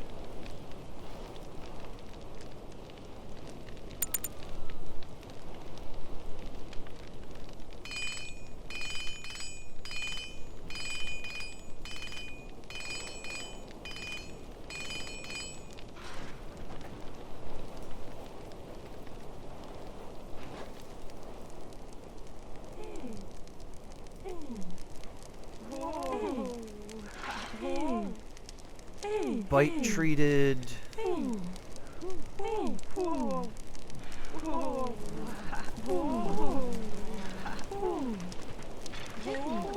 God, these barks.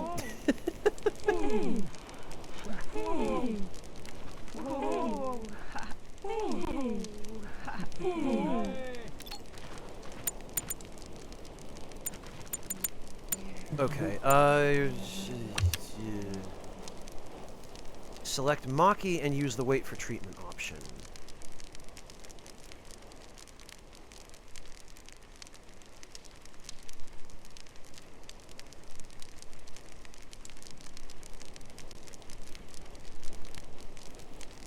Yami, have you actually played this game or only RimWorld? I don't know, Yami. I think they're hilarious. Maki. So... wait for treatment. Connor is still recovering. You can select him, hover the cursor over Maki, and give the direct order to heal her.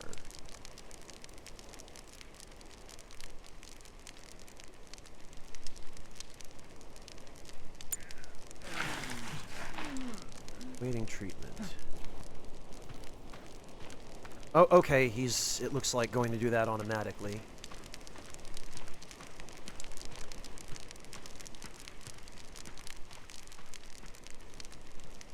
Oh, okay, so you have actually played Alien Dawn, Yami. I see. Oh, suppressed pneumonia. Alright. Now that everyone is healed, let's take a look at an interesting find from the scavenging. A couple of laser pistols. Spear you fought with previously is a melee weapon, and the fighter is bound to get some injuries as a result of the close combat. A ranged weapon allows you to keep your survivors at a distance and avoid injuries more easily. I like that!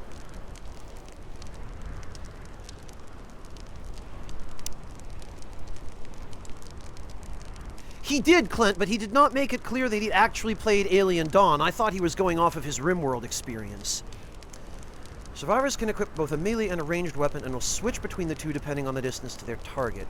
Equip the newly found laser pistols and give them a spin against more of the overgrown insects. I do note that the localization appears not to have been done by a team of native English speakers. It's not bad. It's just not fully polished. Some minor grammatical complaints I have, but that's just me as a writer noticing that stuff because I'm trained to. Select Connor and equip the laser pistol. Advanced short-range weapon. Has high attack rate but deals light damage. Select Raka and equip the second pistol.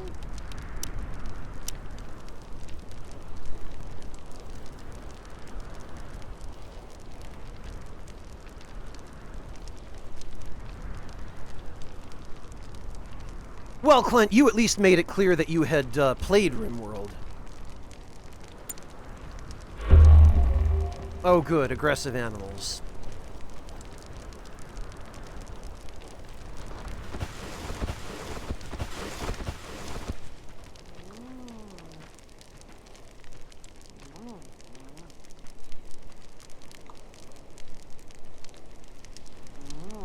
Nom nom nom nom. Select the aggressive animals notification to locate the enemies. Okay. Select both survivors.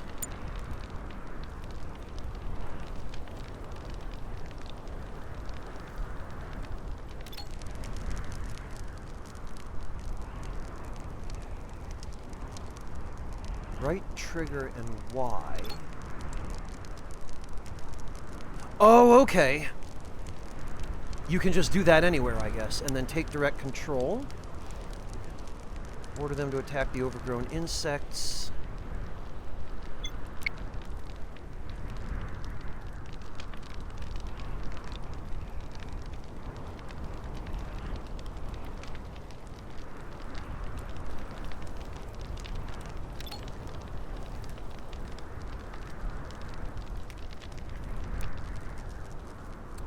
Bloody hell, I wish it were a little easier. There we go. Boy Genius, thank you so much for the resub. Welcome back. No, it's okay. I don't mind. I know that you weren't here when we discussed this previously, so the long and short of it is, Boy Genius, I am not buying anything from Nintendo until they sort their shit out about how they treat content creators and, you know, their community at large. But also, as a result of that, I don't own a Nintendo console. So I have been contenting myself to just watch my friends stream Tears of the Kingdom. This game is a space survival simulator, and it just relatively recently went from early access into retail on April 25th. And I received a bounty offer for it. The devs offered me a game key, and so I thought I would give it a try and see what it's all about. It looks pretty cool so far, but I'm only on the second tutorial. I haven't made much progress yet because we only just started.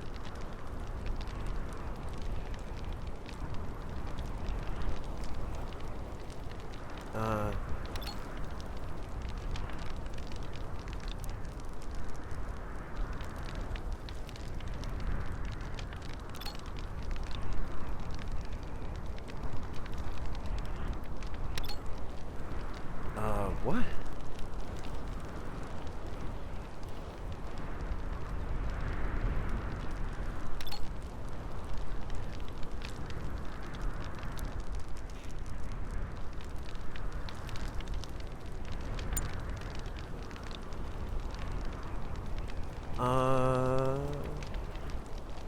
Draft both survivor. Oh, they're already attacking. Okay.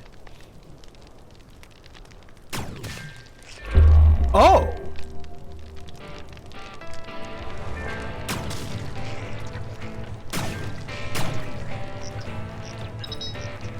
Man, way to whiff, Connor.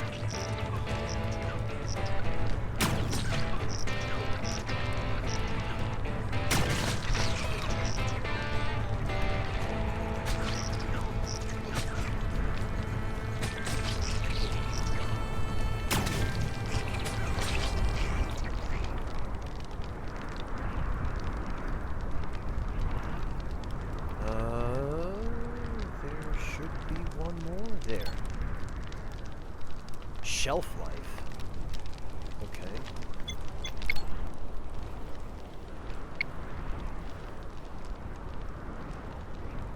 Where the hell? Oh, there it is.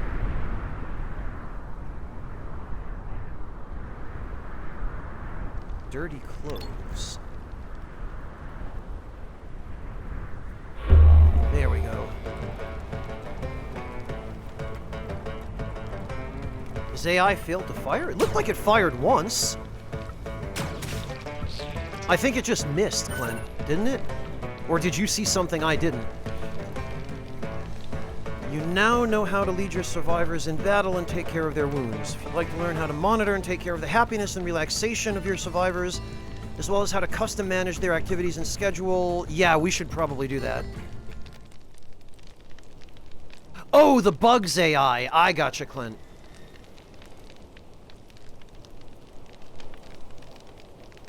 He spawned in and sat there. I think there might have been other reasons for that.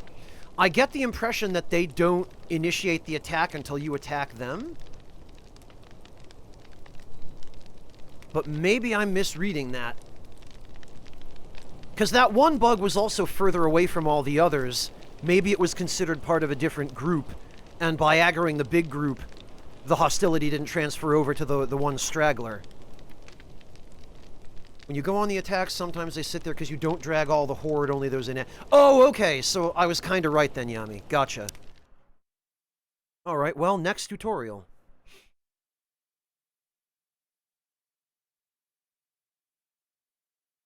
Survivor happiness. Another day in paradise. Yeah, right. This deserted planet that we crash-landed on. Well, not really. You have provided the bare minimum for physical survival, but mental health is equally important. Survivor happiness changes based on the experienced pleasures and troubles. Monitoring them is a good way to identify problems and get hints about their solutions.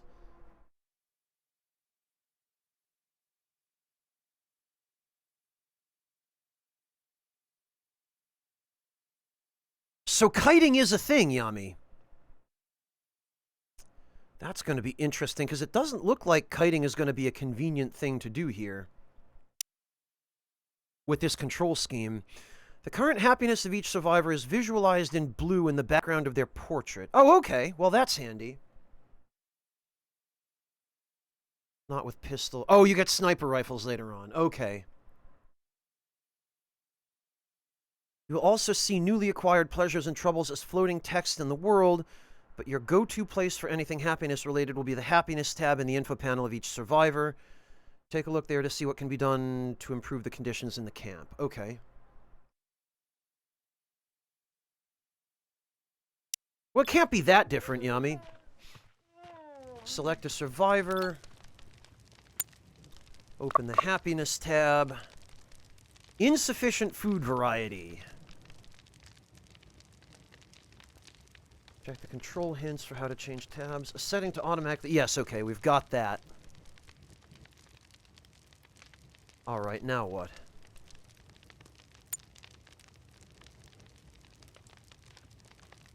Oh, inspect the 8 on foot trouble.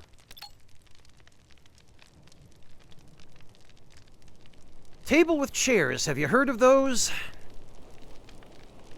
Place a large wooden or stone table near a shelter. Place 3 chairs around the table.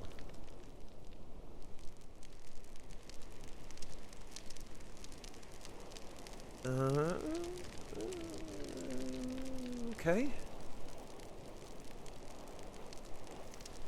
Well, near the fire pit seems like a reasonable spot for that.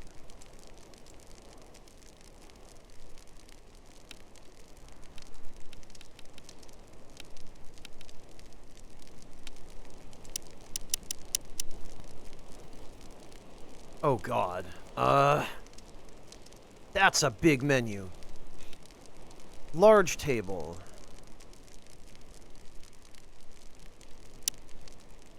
Let's make a table out of stone.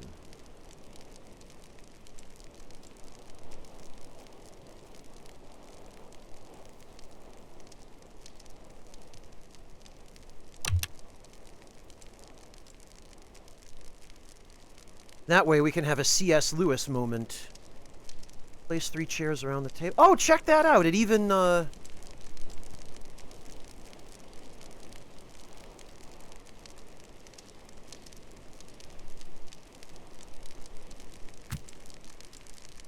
Oh, I should have... Right.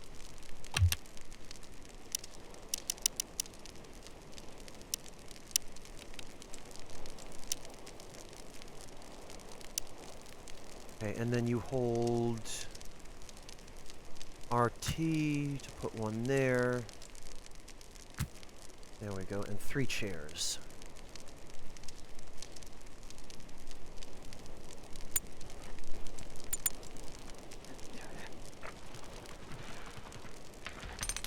No, Clint, they definitely haven't. It is evident in the localization. But, at the very least, the localization is perfectly intelligible. Like, it's not on the level of, like a Soviet localization where I can't even understand what's being said. It's perfectly serviceable. It's just they could probably use a native speaker of English to go through the game text and polish it a little bit.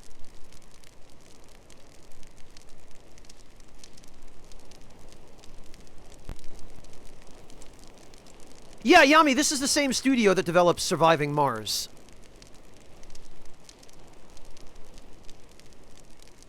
Well, thank goodness some of these sims have had controller support added, Yami. That's probably the one thing that is enabling me to play this game without losing my mind over the controls. Because if I had to do this with a keyboard and mouse with my current setup, it would be a miserable time.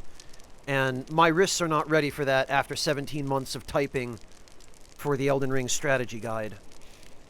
Now the survivors have a place to eat, but the available emergency rations are not exactly appetizing and won't make anyone happier. Yeah, if you've ever had MREs, you're well aware of that. Luckily, there's a little something called cooking that can help. Oh boy, I love cooking! I do, Decoy. I never owned or used them because fortunately the PS2 was also compatible with standard USB keyboards and mice.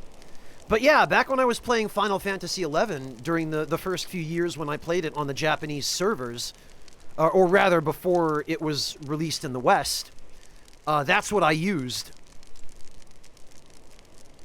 Decoy, an MRE and an MRI are 2 very different things, my friend.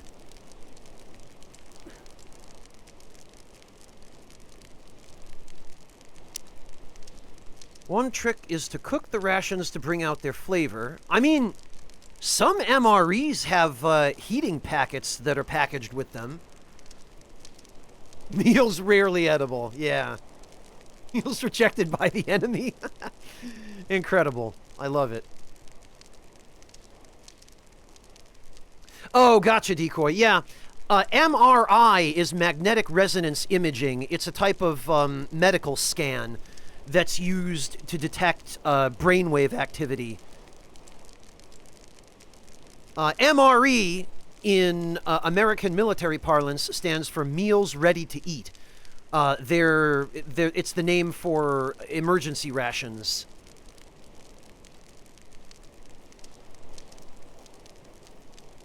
Oh, you get an MRI twice a year. Oh, okay, Decoy. There you go, then. Keep in mind that emergency rations in their original state will last a very long time, and it's a good idea to save them as a last resort meal. Yeah, well, I mean, that's kind of what they're for.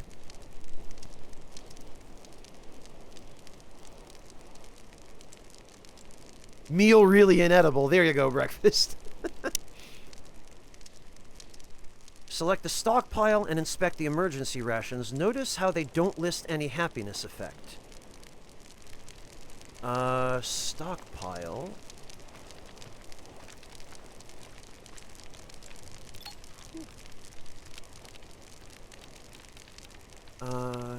Emergency rations. Okay.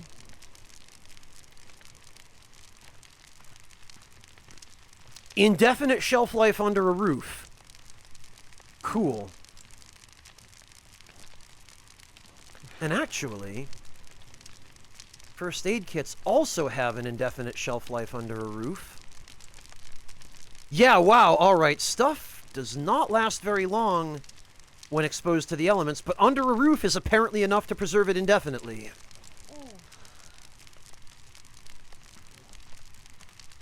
Well, Decoy, in fairness, from the Norwegian food I've had, and also the British food I've had, just the stuff that people eat on a daily basis is hit or miss.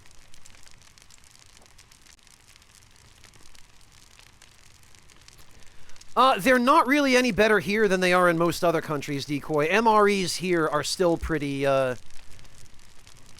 artificial.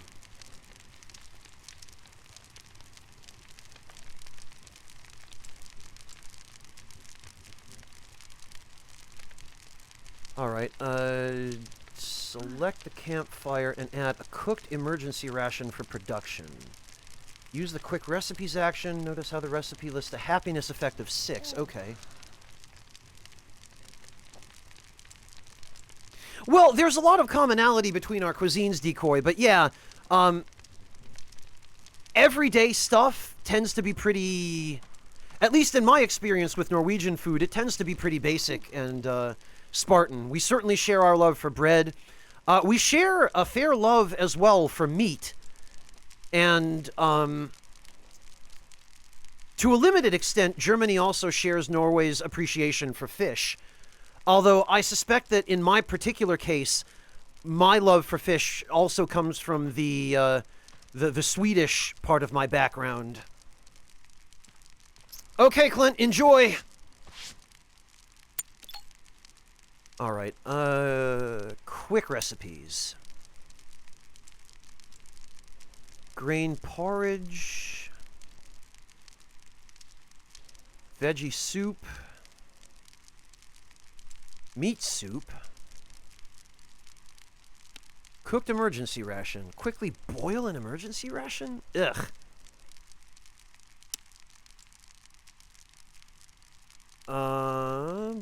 Mark the dead overgrown insects near the landing pod for butchering.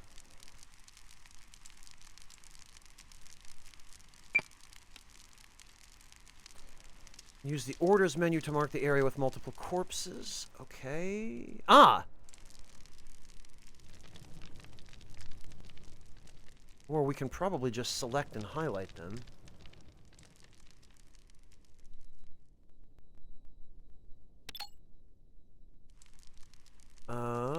Butcher.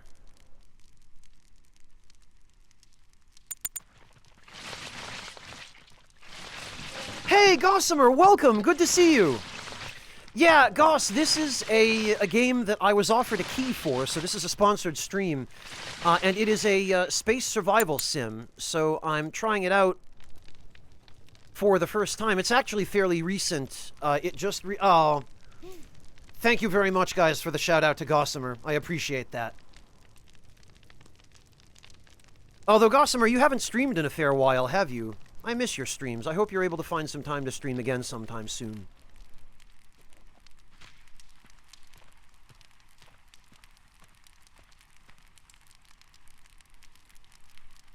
Maybe once things calm down a little bit, Goss. Fingers crossed. How are you doing? I hope the smoke from those wildfires has finally started clearing up a little. Right, set the campfire... select the campfire and add a meat soup for production. Set soup production to until 2. Yeah, Goss, it is a sponsored stream, so, metrics permitting, it'll earn a little bit of extra flat income, which, if I make the maximum amount, will be just enough for a week or so worth of groceries if I spend frugally. So that's nice. Still smoky? Oh, I'm so sorry. Has it cleared up at all?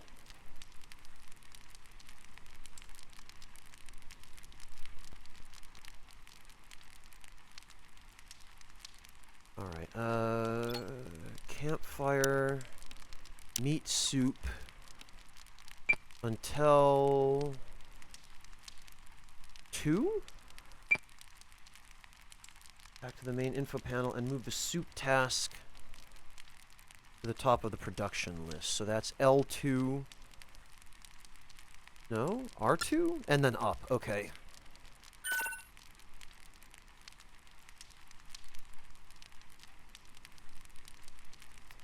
Oh, I'm so sorry, Goss. Well, the important thing is that the air's a little cleaner today, but really, I hope that clears up soon. Being stuck in wildfire smoke is no good.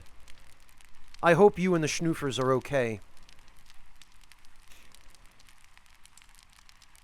Your survivors will eventually want to have some food variety, so they'll look for different things to eat, including raw food. Some of those raw foods could be harmful, so if you want to be on the safe side, you can forbid their consumption. Yeah, because these survivors are clearly just overgrown toddlers that will put anything in their mouths if allowed.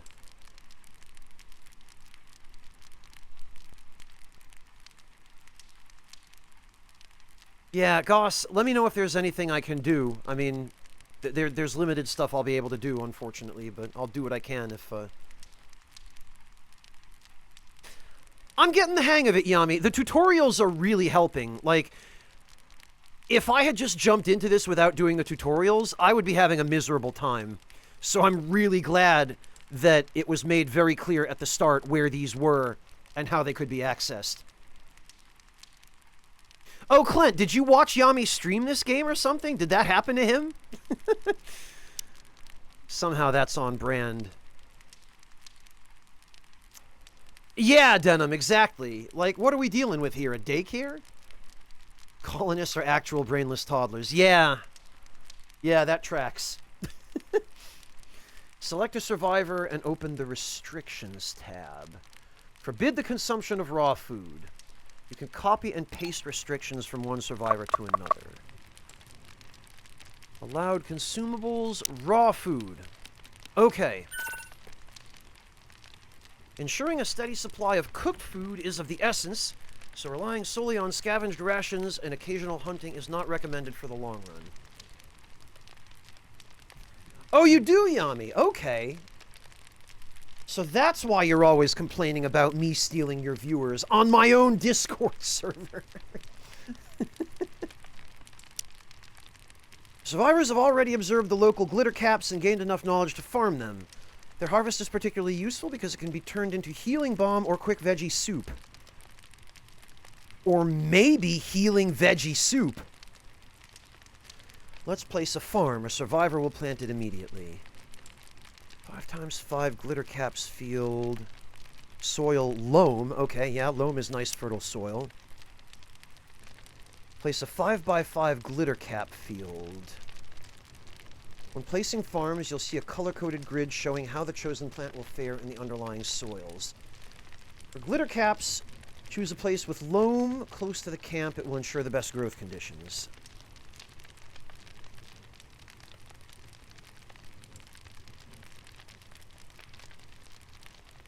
Just has a long history of his colonists taking the food cooked in a Class 1000 clean room, dipping it in dog manure. Yeah, I mean, that was basically my high school cafeteria, Clint, so...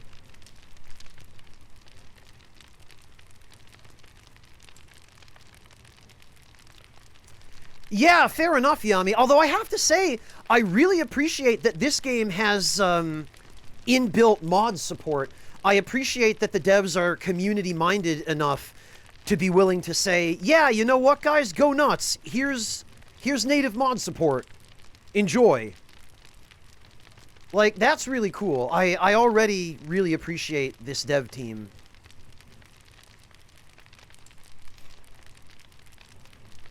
Alright, so what were we supposed to be doing here? Place a 5x5 glitter cap field. Probably somewhere over here, where it's nice and flat. Farming, food, and crops.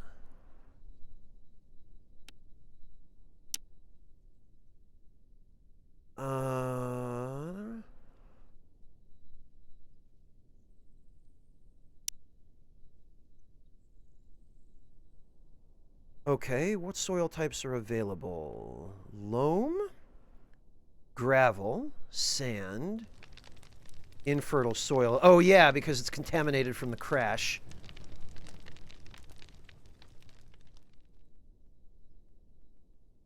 Silt. Interesting.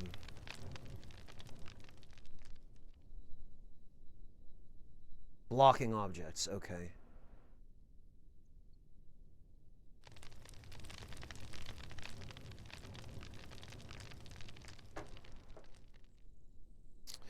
Well, Yami, I mean, how many games borrow from other games? Right?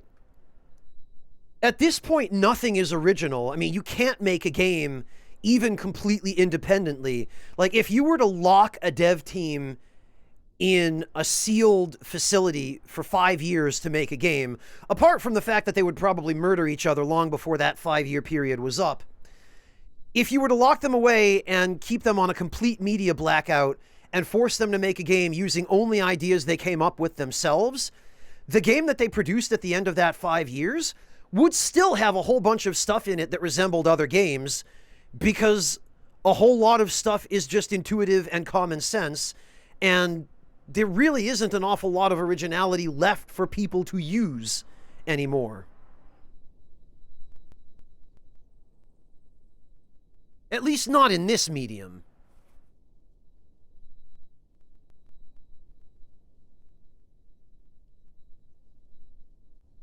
Miscreant, and thank you for moving on into that second month of Tier 1 from Zaris. Boy, Zaris's influence is like the butterfly effect around here.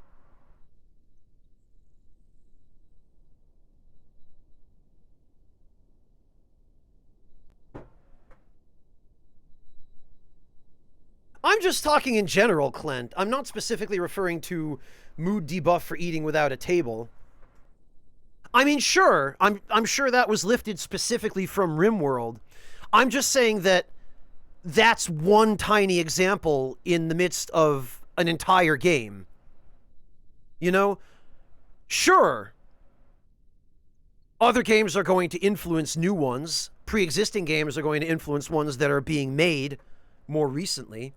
But if you're going to make this kind of game, even if you make it in a vacuum, it is going to resemble other games like it to at least some extent. That's all I'm saying. Well, there's that philosophy too, Denim. That's a different discussion entirely.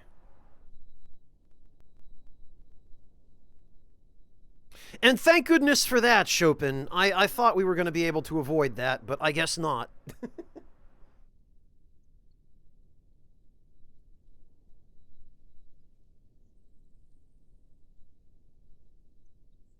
Well, Chopin, at least we've got it not out of the way now.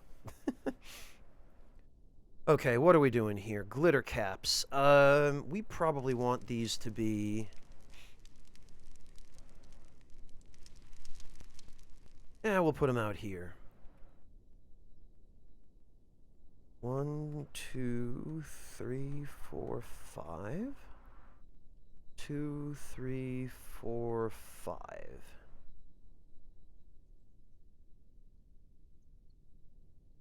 Select a survivor, give them a direct order to cut. Cut. Place the cursor over a small broadleaf tree and use Y to open the direct orders menu. Okay, so who has the most? Well, cutting is what? Farming? Physical? Crafting? So I guess we're going to want to have Maki?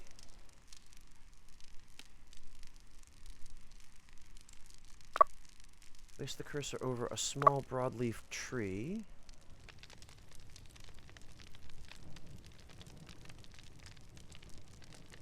Use Y to open the direct orders menu. Oh, okay, that's a handy shortcut. Cut small broadleaf tree. Direct orders are a useful way to get something done faster, but the survivors can do this even without your direct control. Enter the activities menu. There you can forbid and allow certain activities for each survivor and optimize their workflow.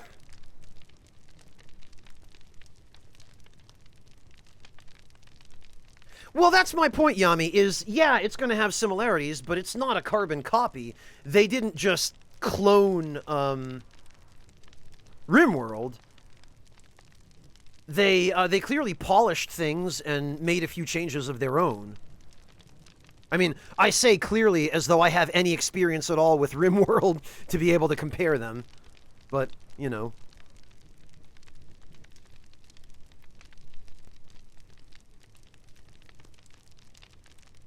No worries, Hamglaze. I hope you had a good lunch, and thank you for dropping in.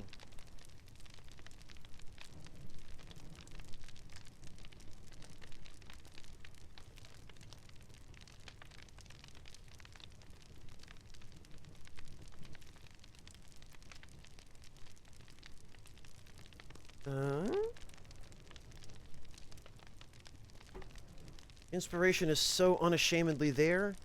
Game is rather polished. You'll give them that too, even in the... Yeah, I didn't know this game existed prior to today. So I'm actually really happy that I happened to find the key in my bounty board post-retail release. Yeah, Hamglaze, it's always kind of sad when you use up the last of a meal that you enjoy. I know that feeling all too well.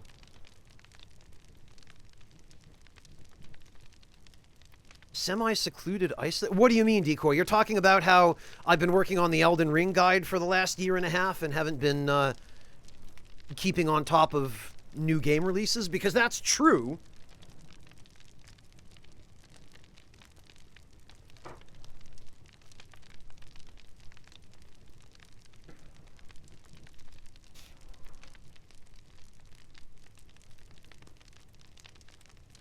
Really, Yami? Well, then I'm glad I can do my part to help bring people's awareness to it, because it seems like a pretty cool game so far, if the tutorials are any indication. Well, Yami, I also spent more time reading through things on the Discord than I did actually chatting. When I make my presence known on the Discord, understandably, people want to hang out, and I do too, except that while I was working on the guide, I didn't really have time to stick around and get involved in lengthy conversations. So I would keep an eye on things quietly, just to make sure that everyone was being nice to each other, and that there were no conflicts that required my direct or immediate intervention. So I was there a lot more often than you guys were aware I was there. But honestly, the mod team did a really good job of keeping things running smoothly. Not that there seemed to be a lot of work even for them to do, which is how I like it. I don't like it when my mods have to work very hard, and thanks to all of you being such a great community, they pretty much never do.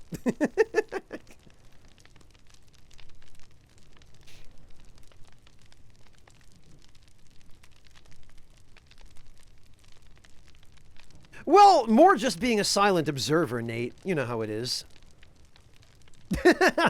Well, Clint, but that's still helping to keep things running smoothly. Posting cute dog pictures on Discord? What better way to keep the server alive? Or cat pictures, for that matter. Or, you know, whatever your pet happens to be.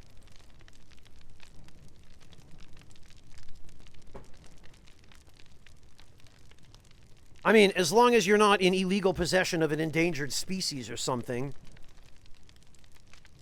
But short of that...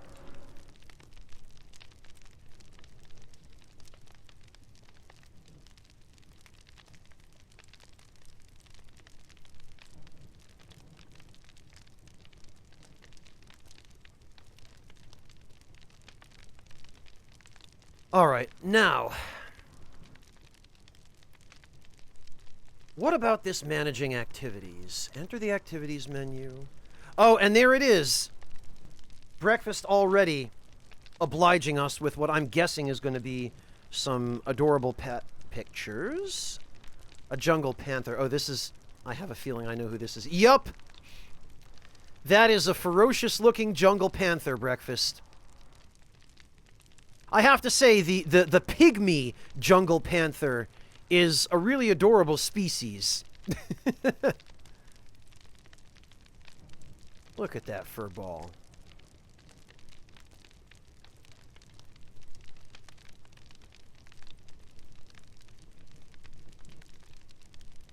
Nate, not unless you're keeping it in a licensed facility and treating it humanely. Miniature giant jungle panther, yeah.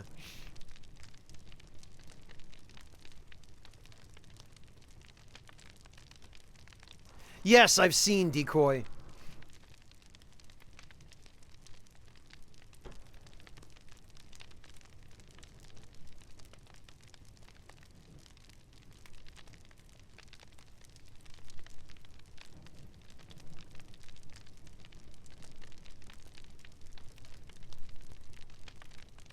He's like a kid who has had too much sugar. He'll absolutely run up, take a few swipes, and then run off. Yeah, some cats just do that.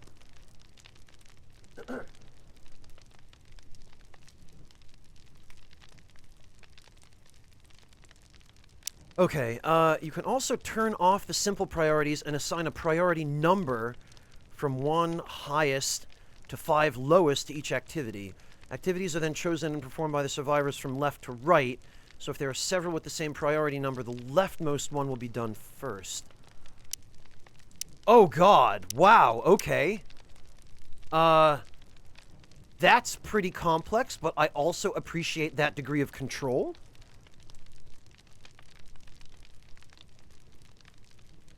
For each selected activity, you'll see the related skills of all survivors, which will help you decide how to set priority. Oh good, that's handy, because, I only want people doing tasks that they're actually good at, and not tasks that they're so bad at that they're going to kill themselves in the process of completing said task. So, open the activities menu. Manage. Manage? Activities. Aha!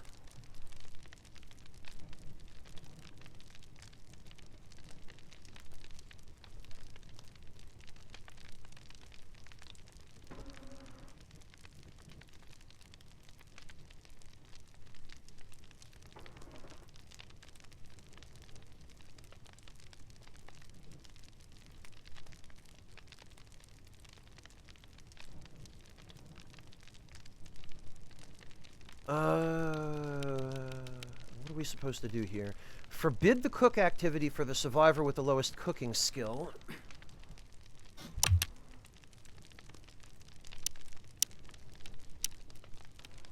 Okay, cook. Connor 3, Maki 3, Raka. So Raka we want to forbid cooking. Turn off simple priorities. select harvest and plant activities to 1 for the survivor with the highest farming skill.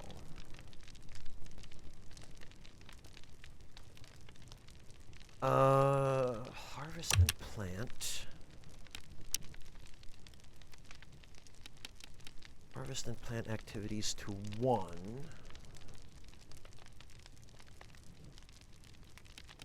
Oh, and this tells you what skill you need for each task. That's handy too. Harvest, so Maki. 1. Harvest and plant. Harvest, cut, ranch, plant. Closely related to happiness is the relaxation that the survivors experience or don't. You can monitor that in the main tab of their info panels and get hints about it from the troubles and pleasures in the happiness tab. Survivors will relax in their free time by taking a walk or simply sitting for a while. Eventually, however, these simple relaxations won't be satisfying enough. You'll have to provide more variety. Survivors have already observed a peculiar purple plant which may give you the needed material for a fun new device. A punching pole. Okay. Harvest at least 20 skin bark. Skin bark is the big purple plant a little ways off your camp. Aha! Okay, so we select that and then harvest?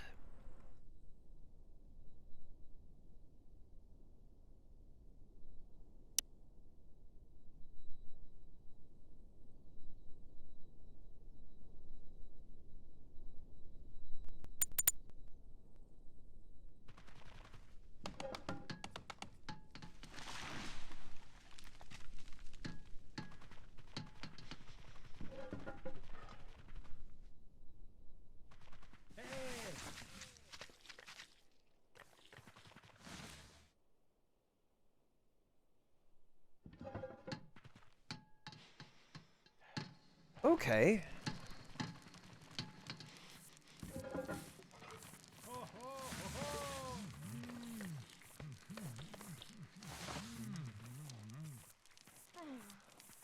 Ah, and would you look at that? The Grubhub order appears to have arrived. So I'm going to pause the game for a moment, and I'm going to go pick that up and grab a picture of it for all of you. Breakfast, thank you again for that. And I will be right back. Bear with me for just a minute, guys.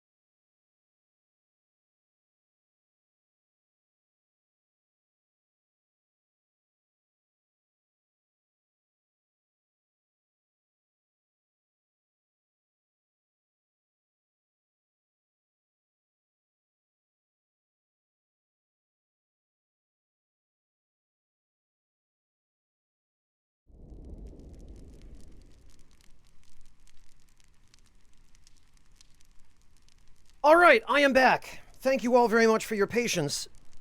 And breakfast, thank you sincerely from the bottom of my heart for the shaved steak sandwich. It was actually really good. It's the first time I've had that dish from this particular restaurant, but really good. All right, Decoy, have a good one. Thank you so much for hanging out. We'll catch you later. I do indeed, breakfast, and I am certainly no longer hungry now. That was actually a pretty substantial meal, as I'm sure you saw in the pictures, and thank you again, breakfast. Seriously, you didn't have to do that. I really appreciate it. 2 streams in a row, no less. So thank you, seriously.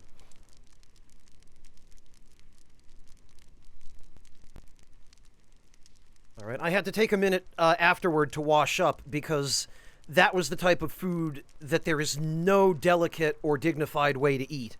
So, I had to go wash my hands and clean myself off after finishing it.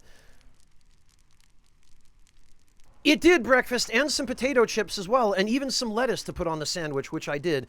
None of that goes to waste. I don't throw food away. I finished everything, so thank you again, breakfast. I really appreciate that.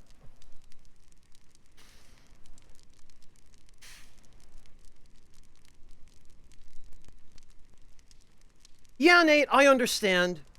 But it might be that it's just pickled cucumbers you don't like. You might find other pickled vegetables that you enjoy. When I was a kid growing up in the US, the only kind of pickle that I knew existed were pickled cucumbers. But when I was older and I learned that there are all kinds of pickles apart from just cucumbers, my mind was blown and my world was drastically expanded.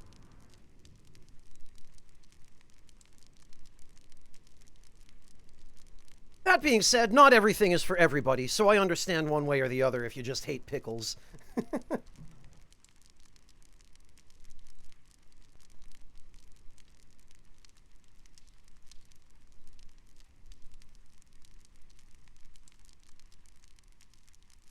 Yeah, breakfast, and in hindsight, it is kind of silly of me to have 2 items on the list that are so similar. So maybe I'll go back through and reevaluate it and see if I can find something a little bit more distinct from the shaved steak sandwich to put there instead of the roast beef one. Ah, well, there you go, Nate. I had it the right way around from the start.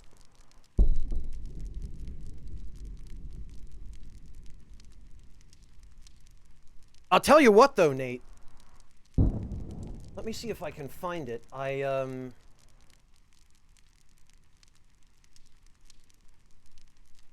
Recently made a really nice cucumber and tomato salad with cucumbers that were not pickled. They were fresh.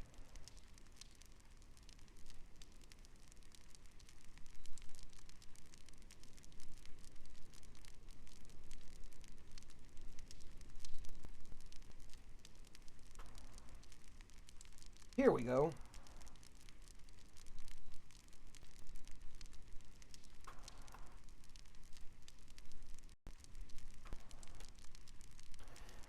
And this one worked out really well. This was kind of an Italian-style cucumber salad with extra virgin olive oil, a little bit of balsamic vinegar, scallions,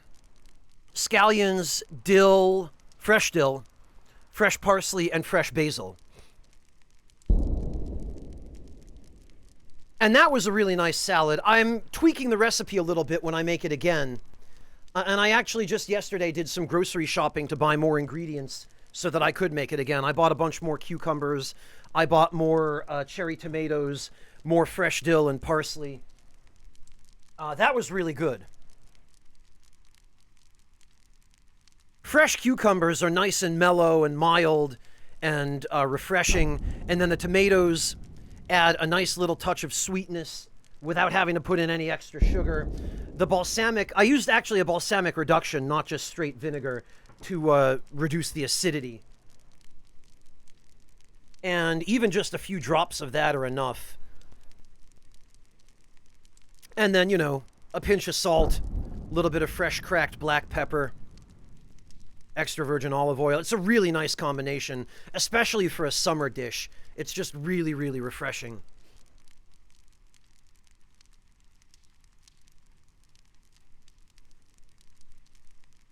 All right, let's see. Back to the task at hand here.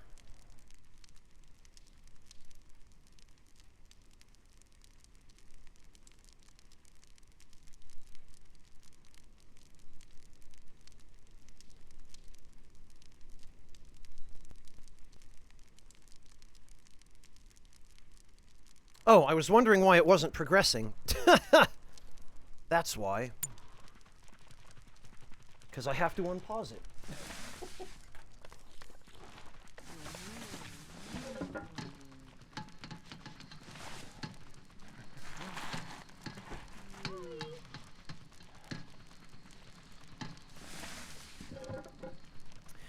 Well, Warrior, you could do a different type of salad.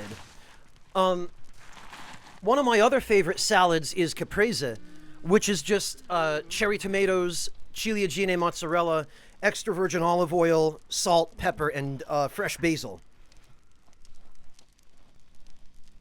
I guess you could combine the two, but I personally prefer them separate.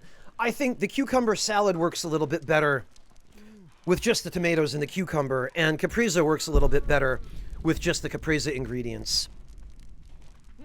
But that's just me. If you decide to combine them and you get a really good result, let me know.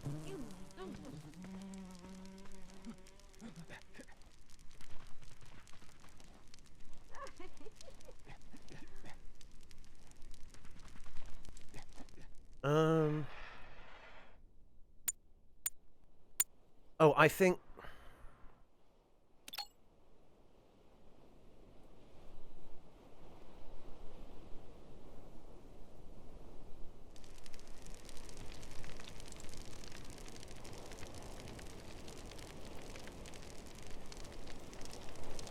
Okay, I hadn't selected her correctly. There we go. So now...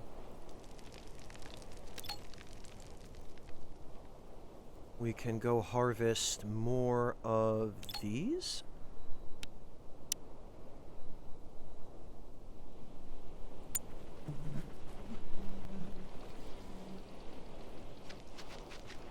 They do, Warrior, and I'm a big fan of smoked food. To the extent that I have a charcoal grill pretty much dedicated to just that. Well, that and,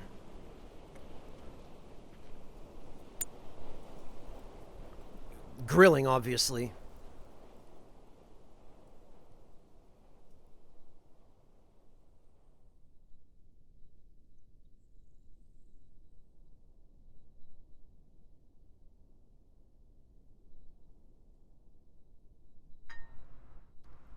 Well, Breakfast, you know me. I don't dabble in the vices, at least not in terms of, you know, harmful substances.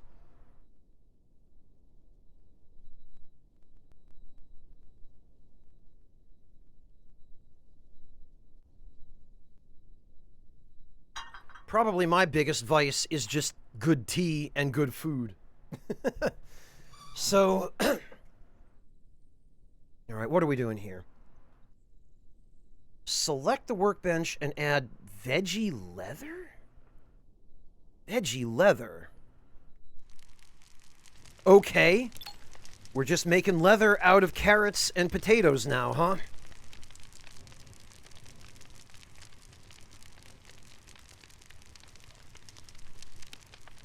Craft veggie leather. Tan skin bark into veggie leather. All right, I mean, it sounds like a new dietary fad, but sure. Survivors craft 10 veggie leather at a time, so you can set its production to ×2. This means the crafting action will be performed 2 times and produce 20 units of the resource. Okay. It was great, Yami.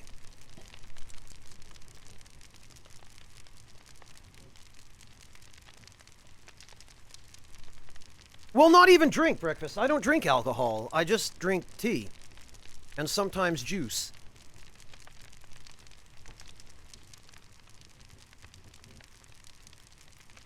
Well, Warrior, some condos or apartments do have a communal area where you can set up a grill.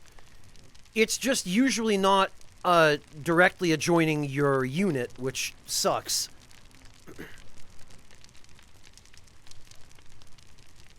Oh, miscreant, don't do that. No, not fermented juice, Greg. Fresh juice.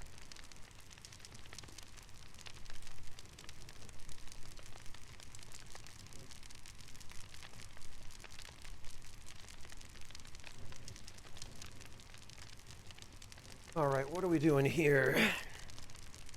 Oh, I guess we've assigned the task, we just need to wait now.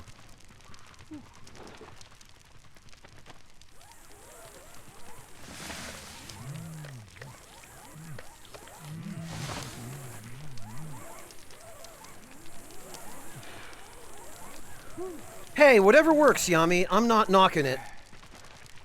Not publicly, at least.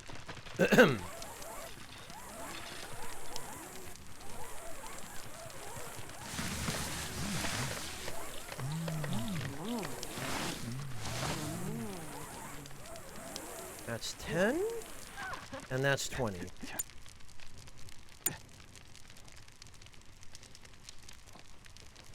Isn't it?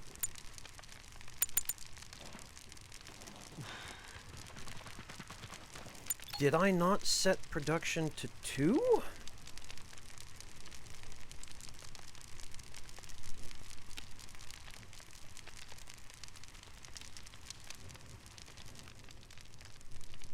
Oh, no, I see. I need, I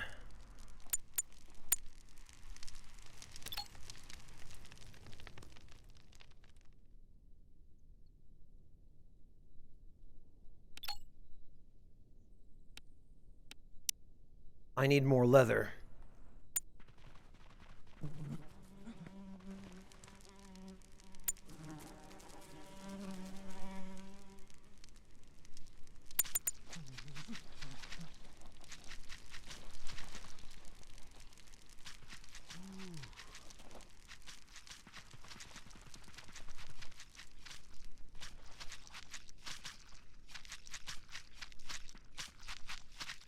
Oh, okay. Well, I'm glad the other survivors are capable of transporting stuff while it's being harvested.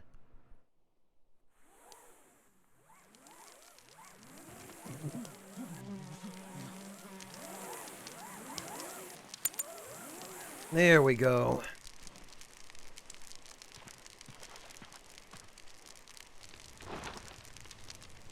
Build a punching pole close to the shelters.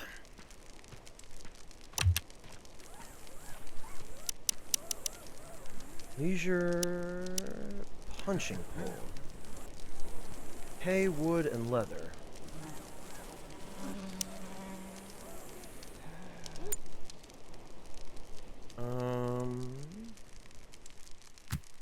I guess this is as good a place as any.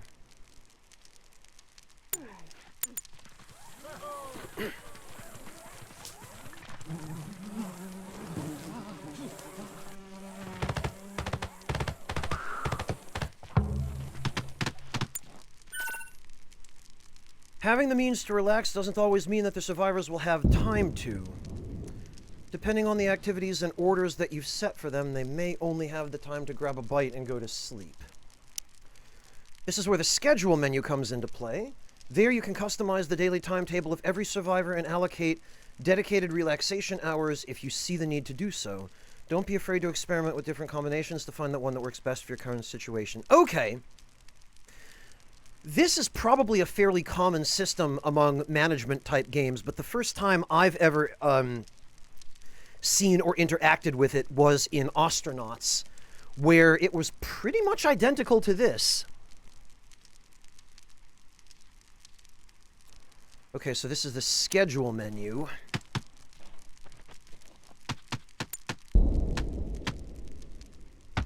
Punching a pole.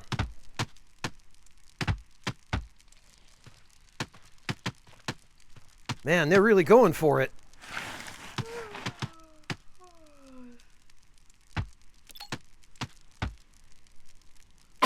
And it does lose integrity. I mean, okay, fair. Open the schedule menu.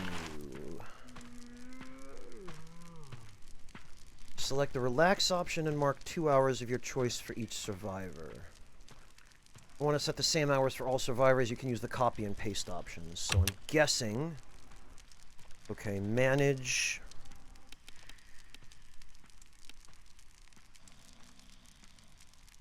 Manage? I don't see schedule. Is it orders?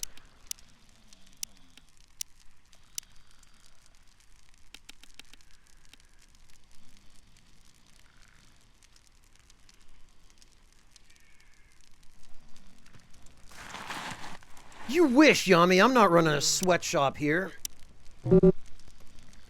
Oh, okay. I didn't have management actually selected. So schedule. Okay. What are we looking at here? So this is midnight.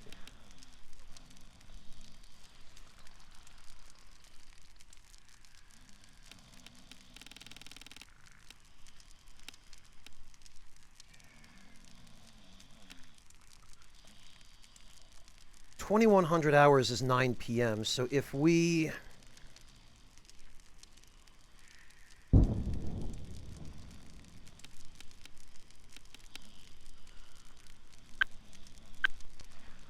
What?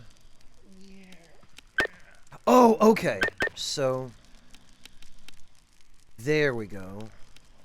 Whoops.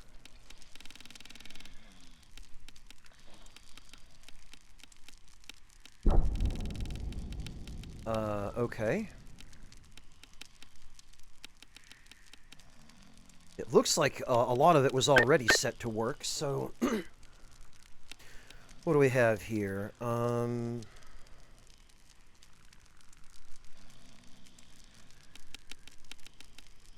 We'll say... A couple of hours in the morning to relax. 8 hours of sleep. Oh, God. You now know how to monitor the happiness of survivors and provide solutions to their troubles. Getting used to the schedule and activities menu will be of great help to manage the workflow and get things done the way you want to. You can expand your knowledge of the game even further by continuing with the defenses tutorial, which will face you off against new foes and teach you how to fortify your camp. Yes, I want to know how to do that.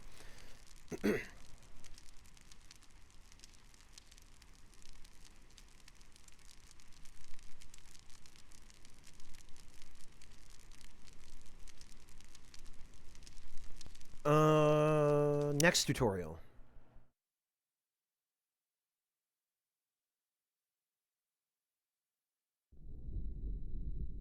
Defensive fortification. Oh, we're fighting guard scorpions now. Thanks, FF7. The more you expand your base and progress the game, the more the local fauna will take an interest in you. Animal attacks will intensify in numbers and bring new foes and challenges to overcome. It's time to fortify your base and take control over the flow of battle by guiding your enemies into the routes and traps you've prepared for them. Okay. I like the look of this already.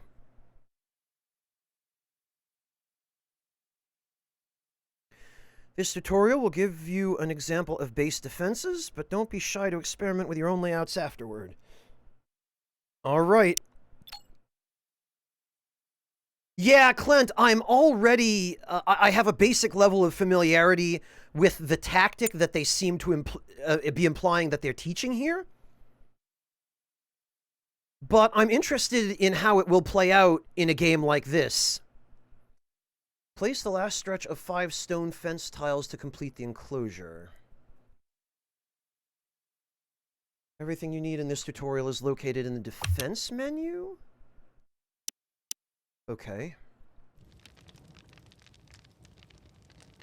Place a fence gate on the stone fence. Position the gate so that its doors are pointing outward. This will facilitate future constructions inside the fenced-off area. Okay. Good to know that that matters. Okay, and it looks like we've got the rear of our settlement against a big outcropping of rock, which is probably more defensible than just a regular wall, although I suspect there are probably also enemies that can climb over this. Yeah, like, here's a glaring weakness right here. I see an entrance into the camp from behind. So in a non-tutorial scenario, we would want to shore that up.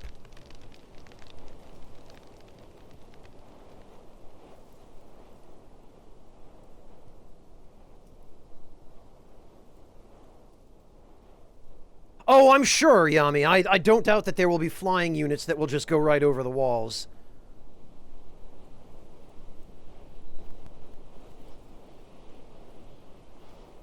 Oh, okay, Clint. The way I usually do it is I lure them into a one-way path filled with landmines or laser trip wires or whatever the booby trap du jour happens to be.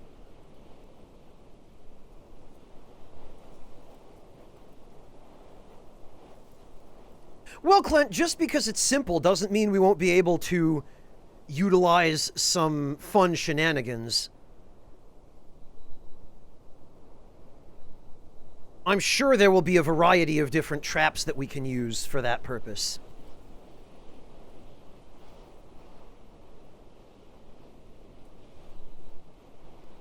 Alright, what are we supposed to be doing? Place the last stretch of 5 stone fence tiles.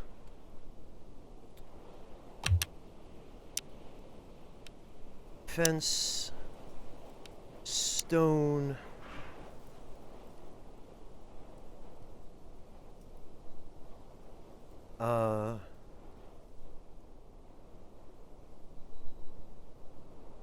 Oh, I see. You click and drag.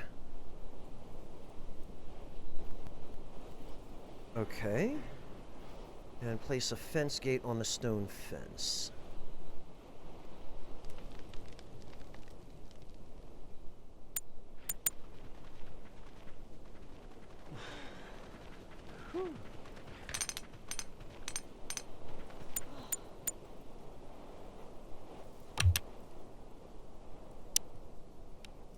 Fence gate. Wooden pots. Carbon. Carbon? Okay. Holes. 200. Unrestricted access if kept open. People can pass through closed gates and lead animals. Alright. So we probably want a higher integrity gate than just...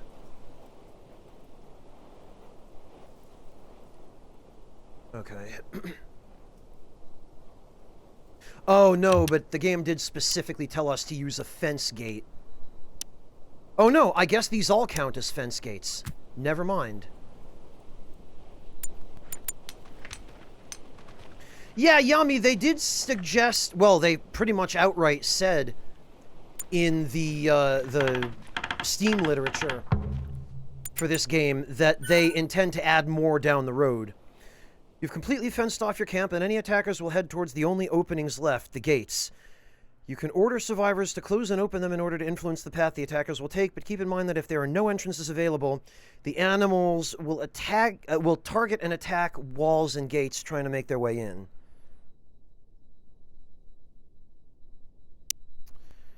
Here comes your next best friend, the trap, which will hold in place any foe that walks over it, at least for a time. One of the gates leading to your base is already protected by traps. Do the same for the other. Additionally, you can place fence doors, which survivors will use and keep closed. Fence doors?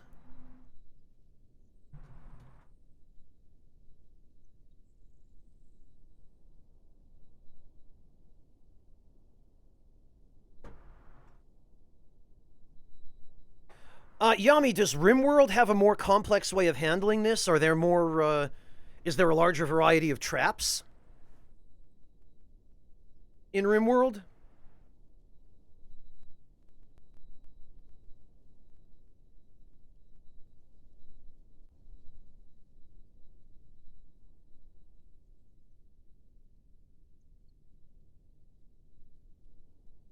Because you seem to be suggesting that since the devs play RimWorld, the defense systems in this game will get more complicated.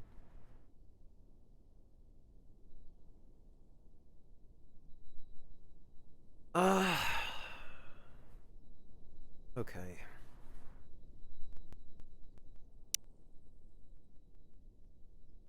Place at least 6 traps near the fence gate.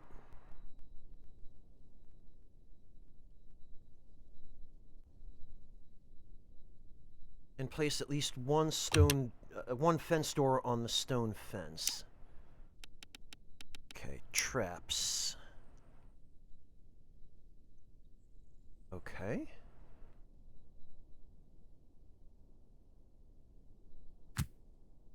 Two. Ah, right.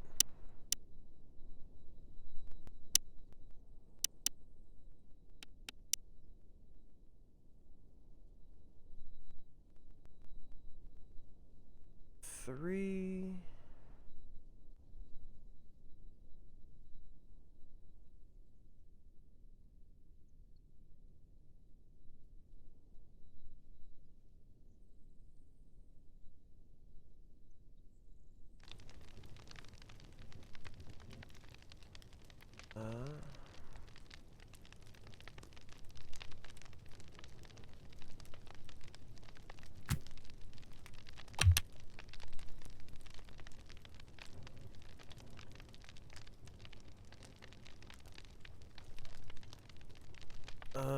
Rimworld's traps are second only to Dwarf Fortress in terms of nightmarish war crime defenses? Wow, okay.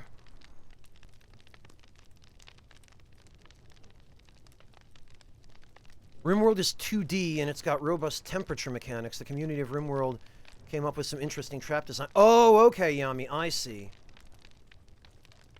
Roofs, temperature mechanics, poisonous gas, freezers, and enclosed fire mechanics, turrets, IEDs, and okay, gotcha, Clint. Echo Drop, yes, I know, but that doesn't mean I'm gonna stop streaming.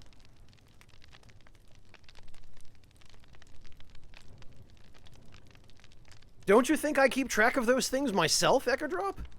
Come on.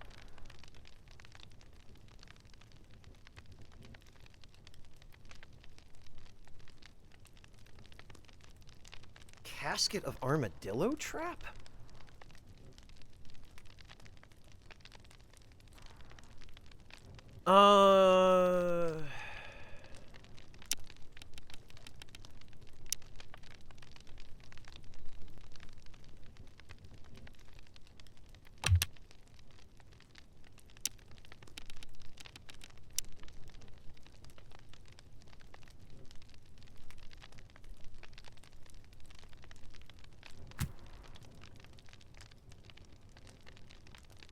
I wish there were a somewhat easier way to do this.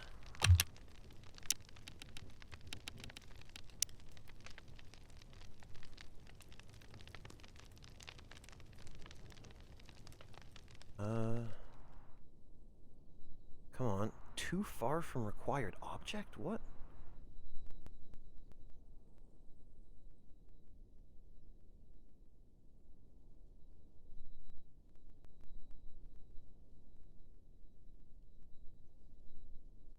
Oh. Okay.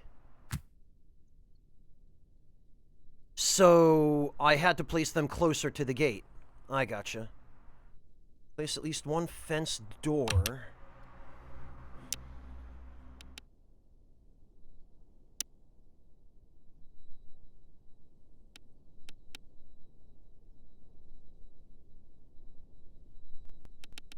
That's interesting. The scrap metal fence door has less than half the integrity of the wooden fence door.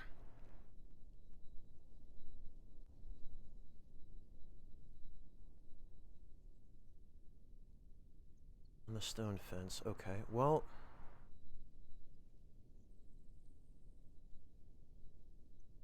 how can I tell whether this opens inward or outward? Or maybe it doesn't matter.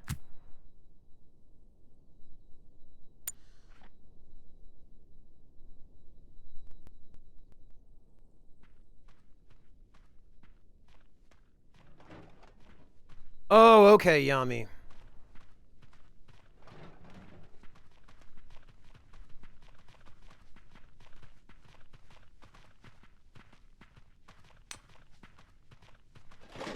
Yeah, no kidding, Clint.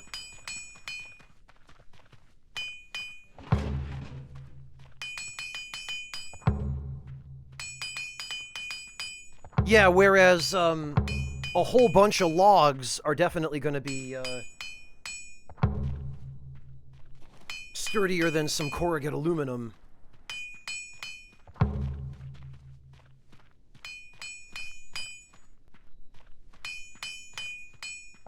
Oh god. What is this? Flamethrower? Okay. Rigged flamethrower trap. Shoots a cone of fire when triggered. This device uses liquid fuel. Scavenging spaceship debris. Can be mixed from oils and fats on a workbench or fermented from raw insect meat. Okay. Well, Clint, I love this one too. You probably noticed that part of the fence is taller. This is a fortification, which is a lot stronger than a simple low fence, but the survivors won't be able to shoot over it.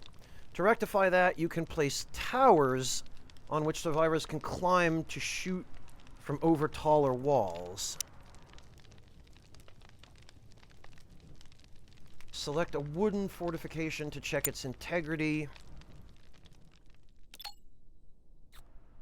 Tall and durable wall used for defense against hostile species. Do the same for a stone fence. Build a wooden tower along the wooden fortifications.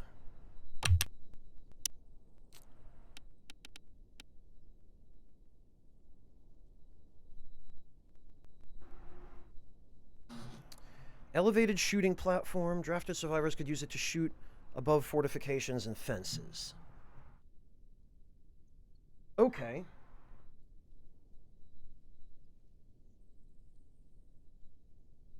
Uh...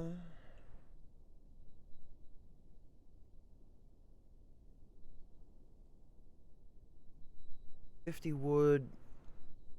50... Oh no, that's not its integrity. I was gonna say.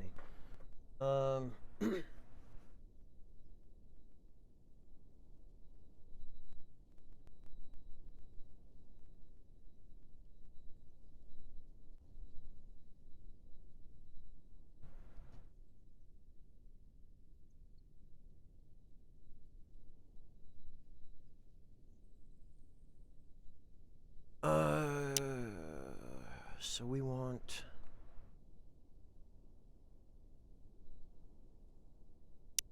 We probably should build one of these.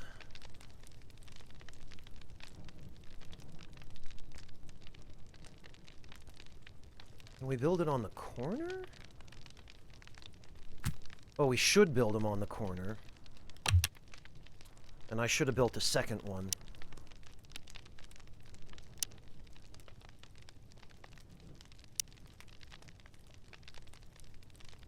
Because, yeah, this...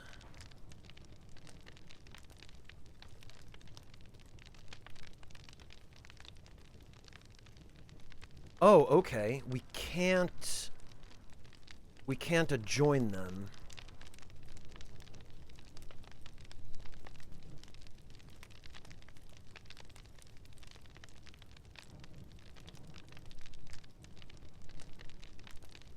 Obstructed access.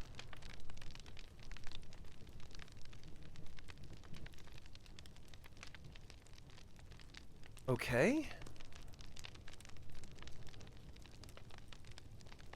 I guess it just has to go here then. Because then that gives us lines of sight in 270 degrees.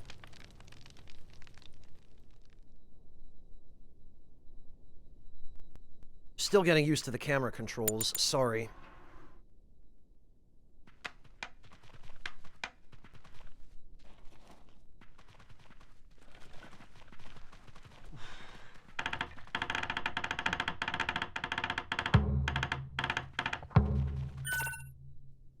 The last piece of defense that you'll get acquainted with at this time is the flamethrower.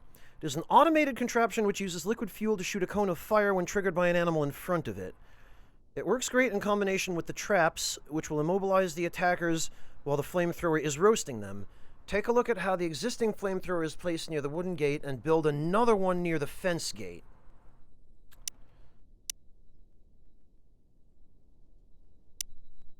Keep in mind that the flame could harm survivors as well, so keep them out of its way during combat.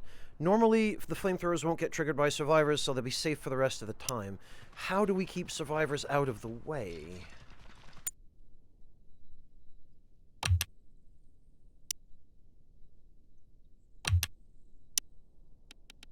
Flamethrower.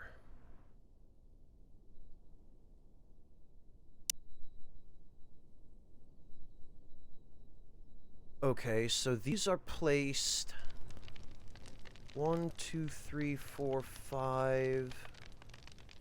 5 spaces from the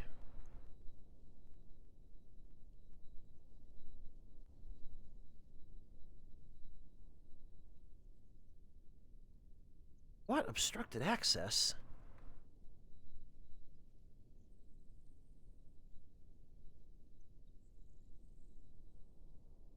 Access to this device is obstructed by stone what? Oh, okay. So even though it covers the correct target area, if its effect radius even touches a fortification, then it can't. Wow, even if... Okay.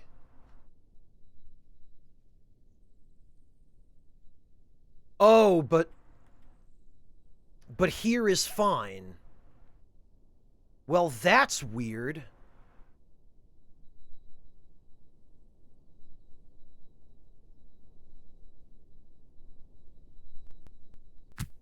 But okay. I feel like this is probably actually a little more tactically sound because this way we get overlapping fields of fire.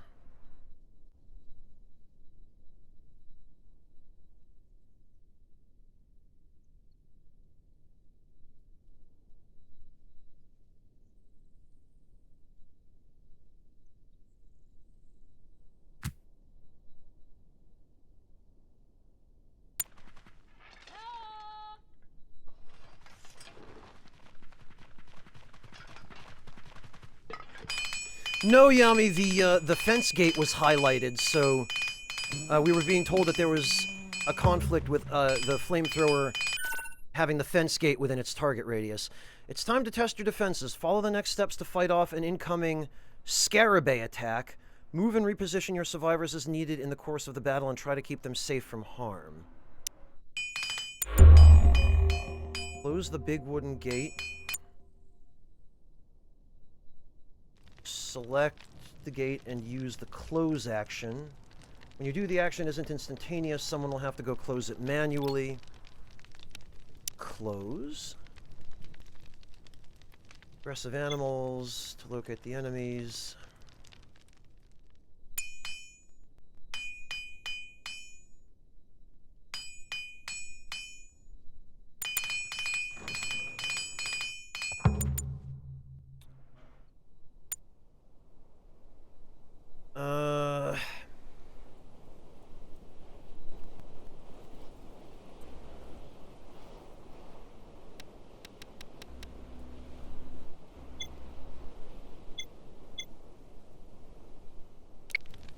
Scarabée. Draft all survivors.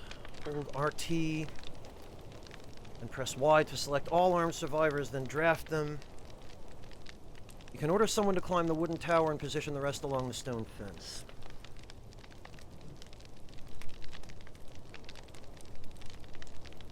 But actually...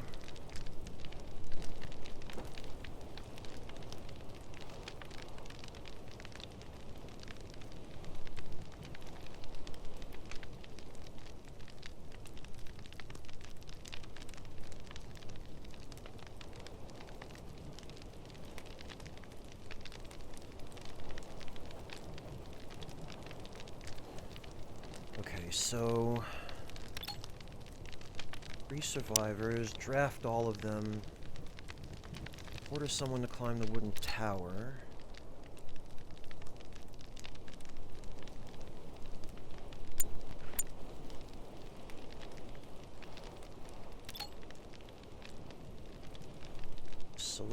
him.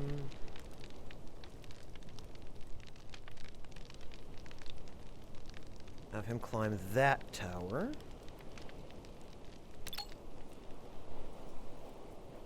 Select her. Okay. 2 laser pistols and a crossbow. So actually...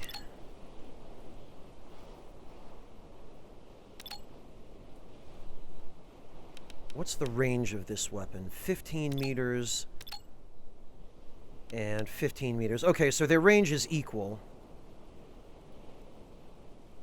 Damage type piercing, 3 to 5 attacks a second. 60 to 90% hit chance, 10 to 15% crit chance, as opposed to energy, 15, 60 to 80. Actually, it looks like she might be better off in the other tower. And then Connor...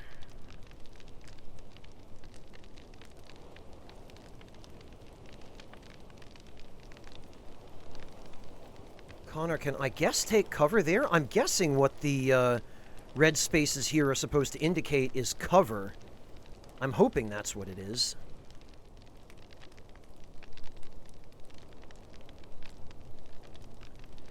There's no cover shooting? Okay. Well, that simplifies things, but it's also a bit disappointing. Oh, that's just line of sight. Okay. Thank you, Yami.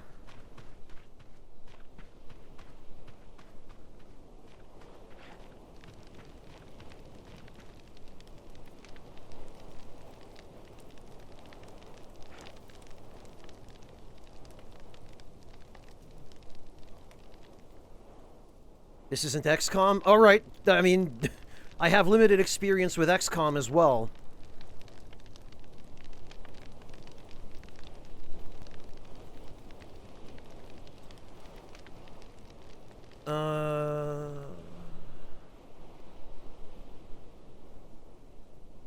Okay, well, now we just wait for them to attack.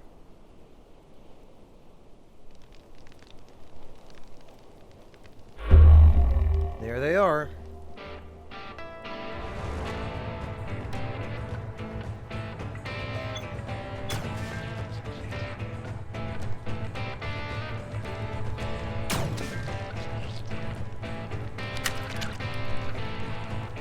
Yes, okay.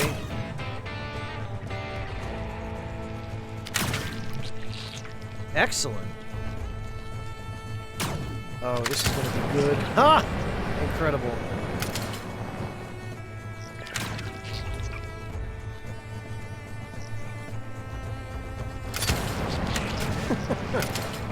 Yeah, alright.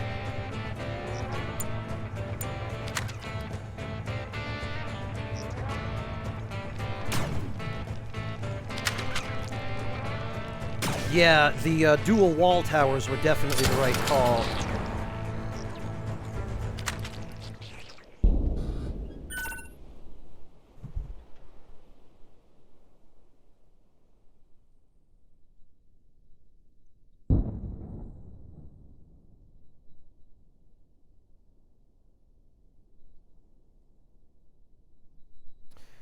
Good job, you're ready for a tougher challenge, the Shriekers. These insects have a ranged attack, so you won't be able to deploy the same strategy as with the Scarabée. At least not unless you're willing to risk some serious injuries. To deal with this new menace, keep your survivors away from the low fences and force the insects to enter your base and get trapped. Then rain fire on them to finish them off. If you don't feel like waiting for them to get trapped, you can also deploy a hit-and-run strategy by moving your survivors back and forth to attack them, then run to safety before the insects get a chance to launch a counterattack.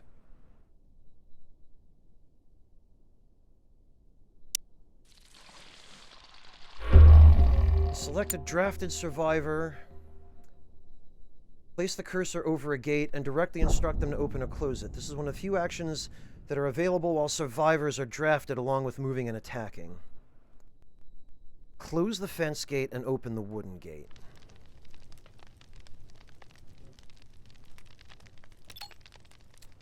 Place the cursor over a gate.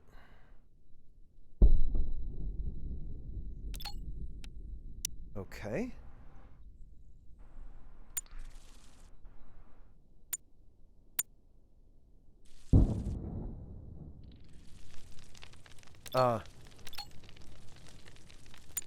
Connor? Connor?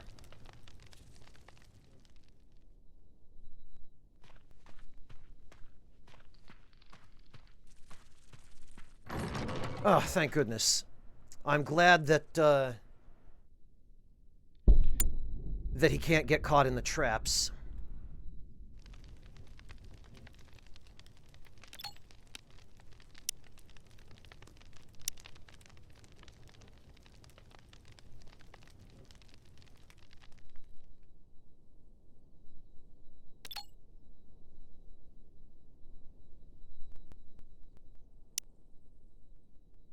Ah.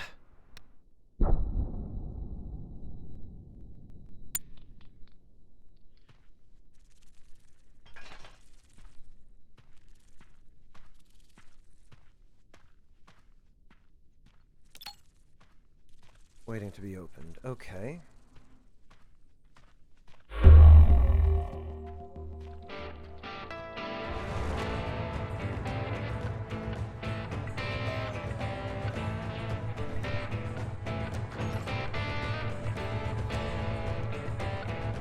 Have all survivors drafted in position to fight. Finishing previous meal. Sorry, Connor.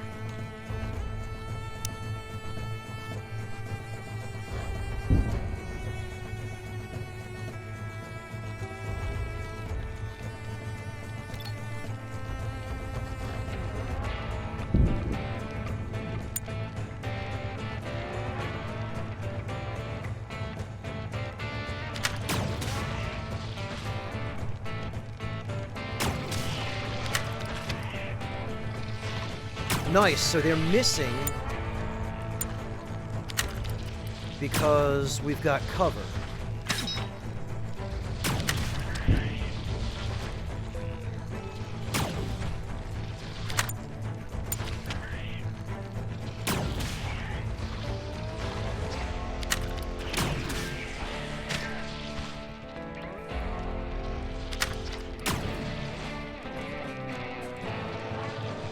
Well, we're never even going to have a chance to use the traps at this rate.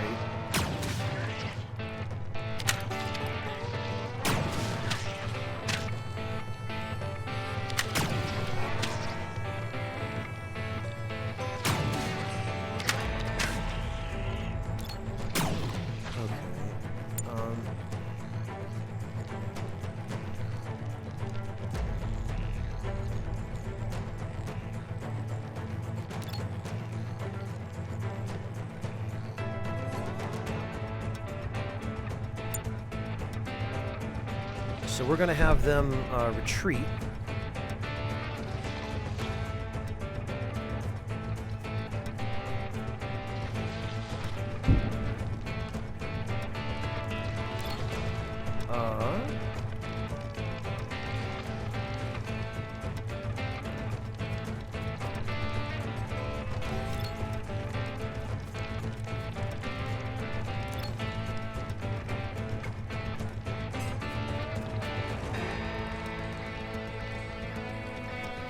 Okay, and now these idiots are gonna...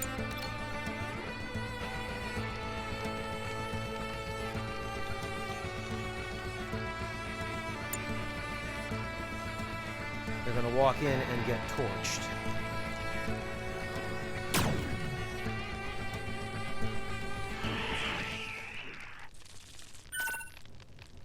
You now know how to fortify and defend your base against melee and ranged attackers. Use this new knowledge to find your own combat playstyle and favorite fortification layouts. The next tutorial, Rooms and Temperature, will teach you all about constructing rooms, managing light and temperature, and providing proper storage conditions for your resources. Okay. Fascinating.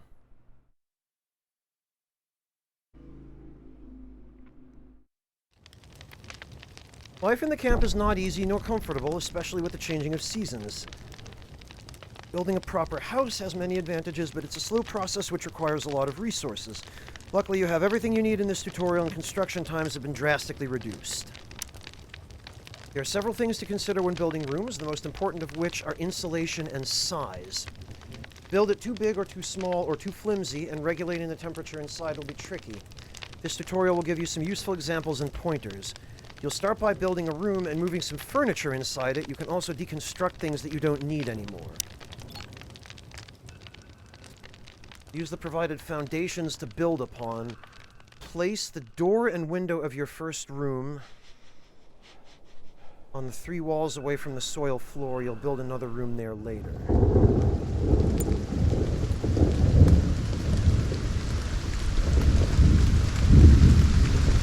and window. Located in the housing. Holy ambient sound effects. Hang on.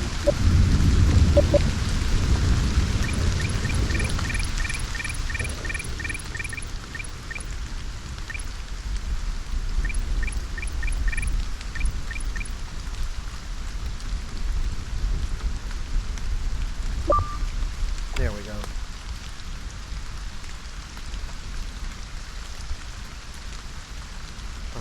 What are we supposed to do? Place 5x5 wood logs room over the log floor.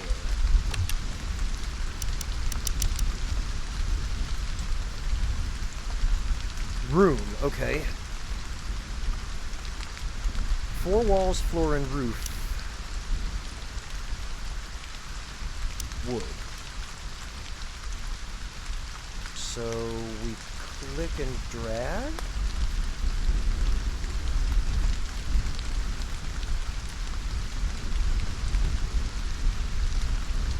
What? No?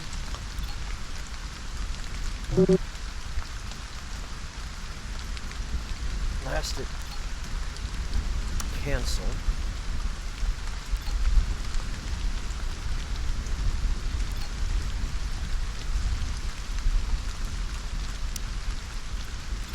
There must be a way to cancel more than one of these at a time.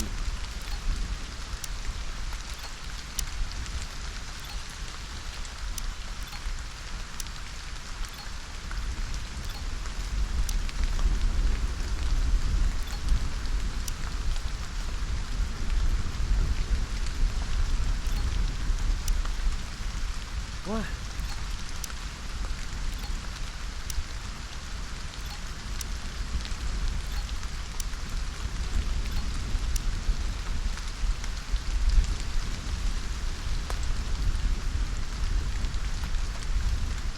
Okay, no, that only highlights stuff that's already been built.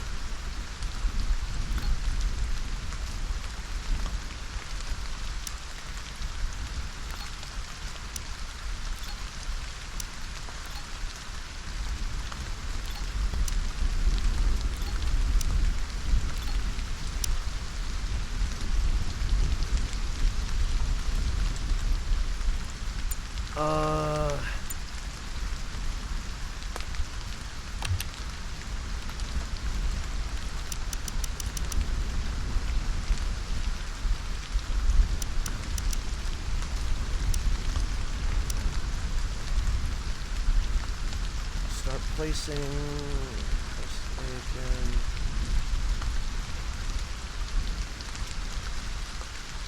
roof inclination. Use RT down. What? Oh, okay. Huh. Use multiple constructs, hold RT. To allow or forbid overlapping of existing structure, press Y.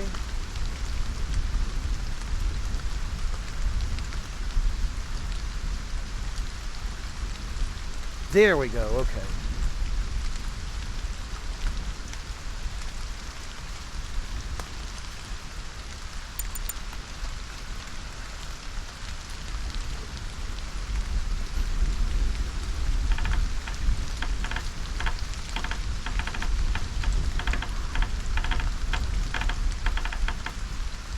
Place a door and place a wooden window.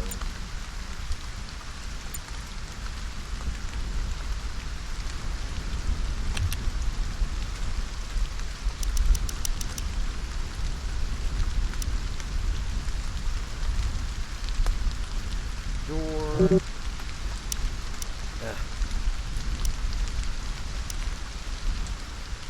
I really wish that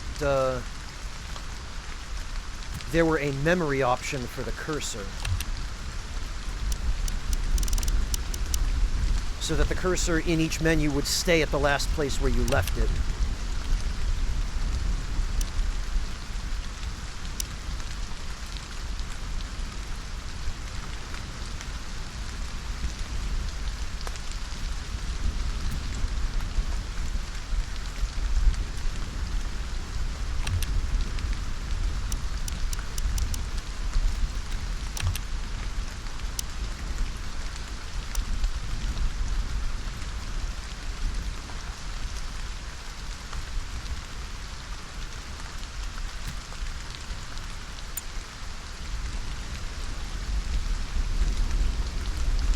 I don't know if that will work out for better or worse, Soul Bishop.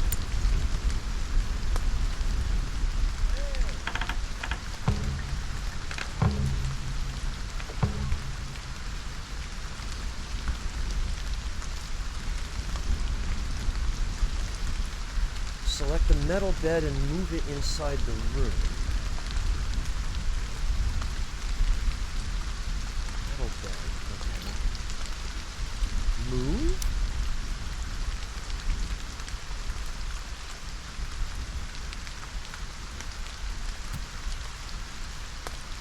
Select and use the copy action.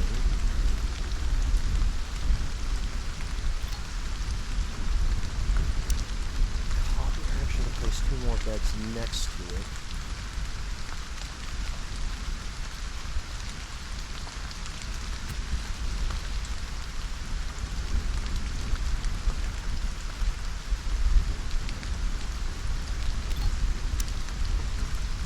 Okay.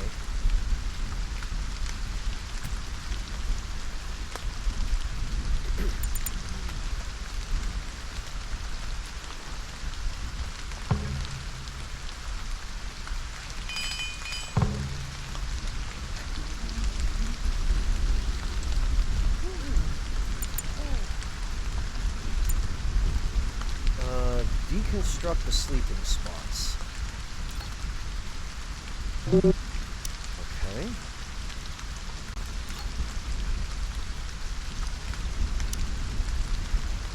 Oh, and there's an owner as well. Interesting.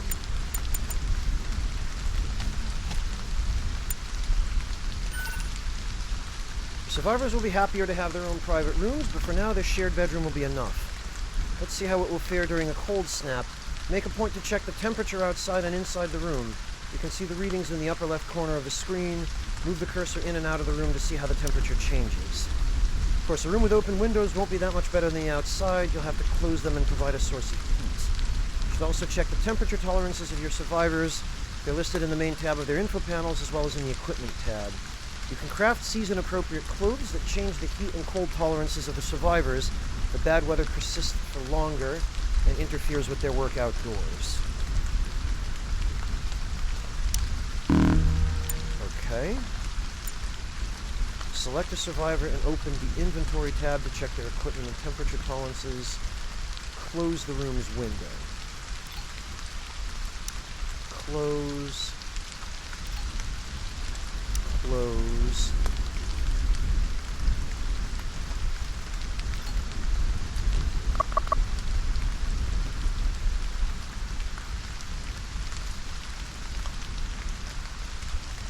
Heat tolerance of 3 degrees Celsius. Heat and cold tolerance of 4 and 8 degrees Celsius. Heat tolerance decrease of 3, cold tolerance increase of 6. Okay, so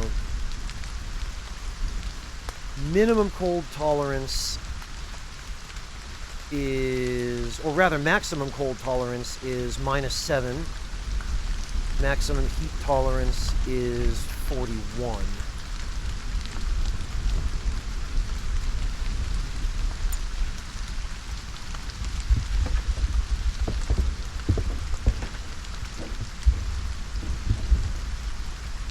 build a heating stove inside the room. Light and heat.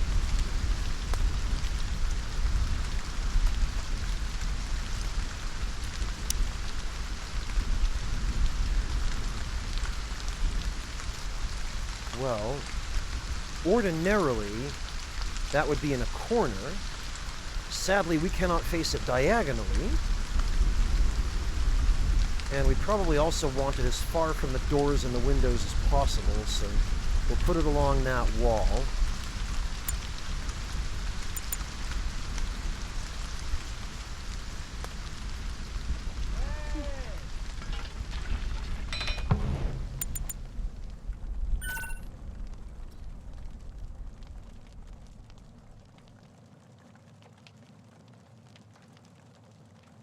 Yeah, Chopin, they are, but I appreciate the depth.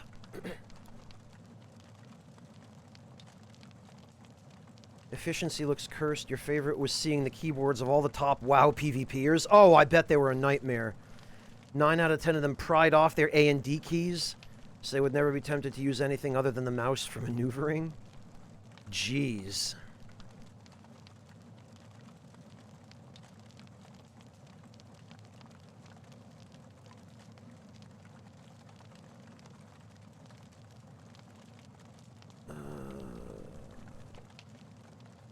Okay, Soul Bishop.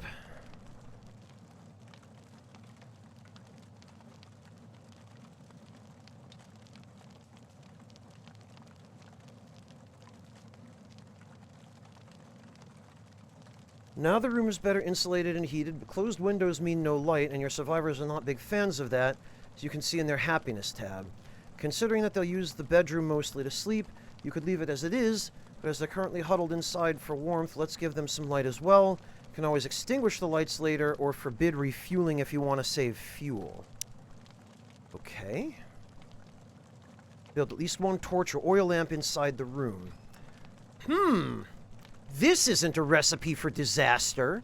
Indoor sources of flame and no ventilation.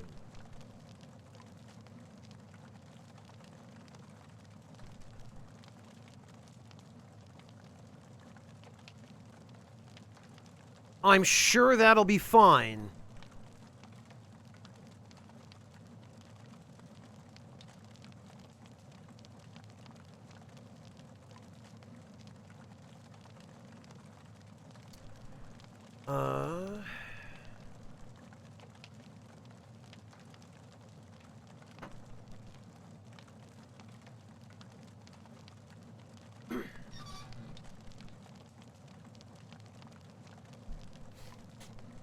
When construction is complete, forbid refueling.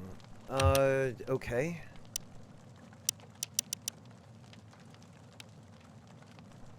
Oil wall lamp or a wall torch. Well, the oil lamp will be safer in terms of the flame not being quite so open, but it will still produce toxic smoke.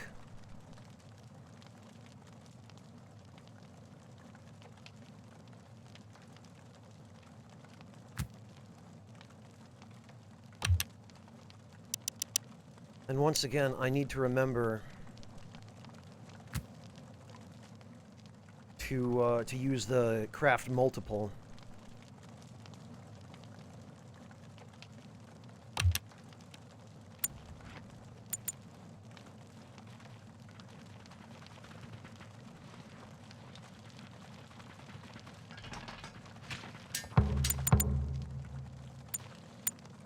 Oh, wait a minute. No, I stand corrected. The stove does have ventilation.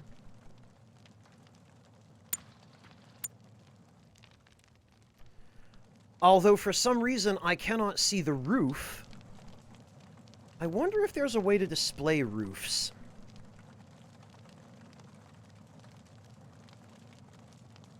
There's a show roof button?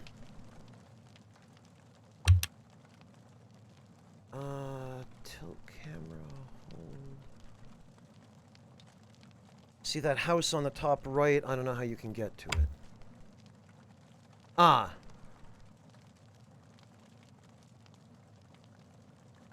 Huh.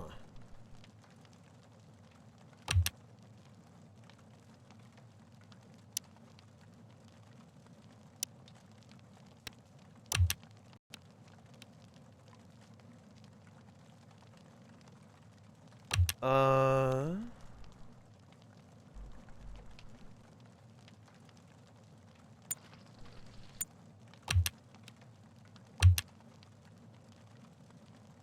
Category tab, camera, cycle survivors. Actions menu, manage, notifications and tutorial. Menu navigation.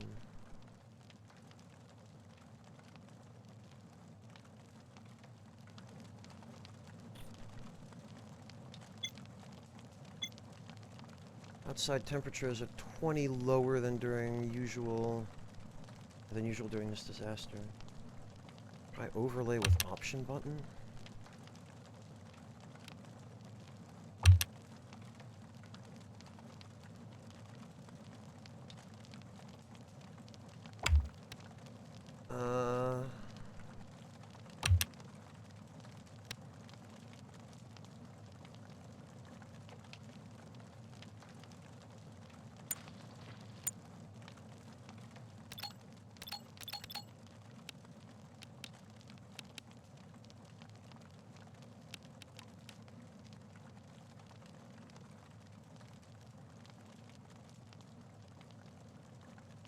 Izaku, it's not walls that I'm looking for, it's, Is it resource bar? No?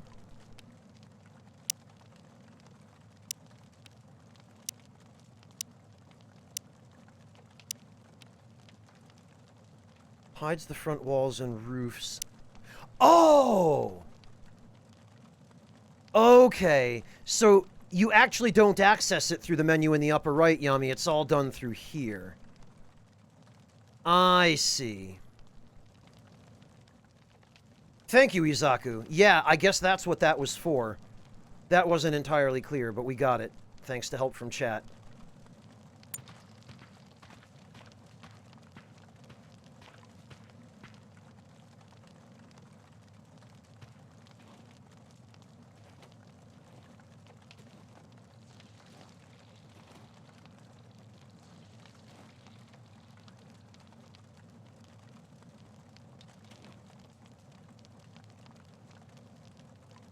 Oh, when the construction is complete, forbid refueling.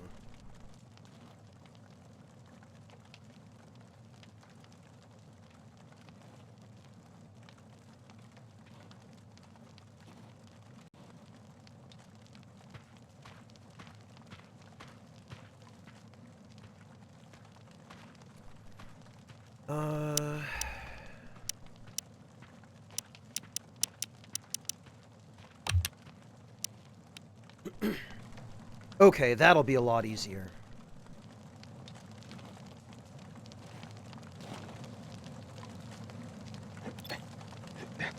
Integrity, extinguish, refuel. Ah! Cold is not all bad. It actually helps you keep your most vulnerable resources, raw and cooked foods, from spoiling by extending their shelf life. During the cold months, you can store your resources outside or open the windows of your storage room in order to refrigerate or even freeze the resources. Take a look at the stockpiles and their contents.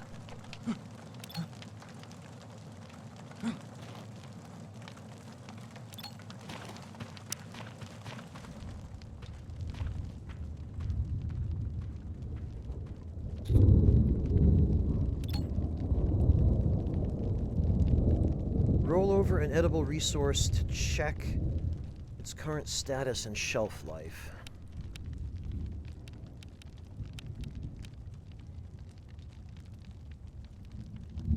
What is this? Animal fat, grain porridge.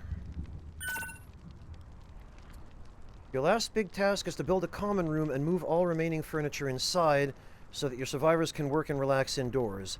It's a good opportunity to try building the floor, walls, and roof separately with different materials. You never know what the environment will offer you, so this method will let you plan and use your resources better.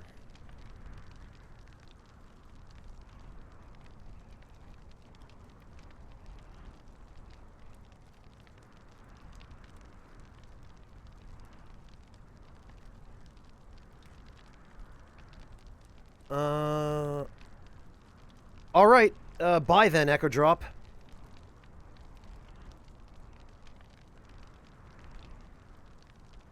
common room, move all furniture inside. Building the floor, walls, and roof separately with different materials. Build a new room adjacent to the existing bedroom. We'll save on resources. What, Echo Drop? You can dish it out, but you can't take it?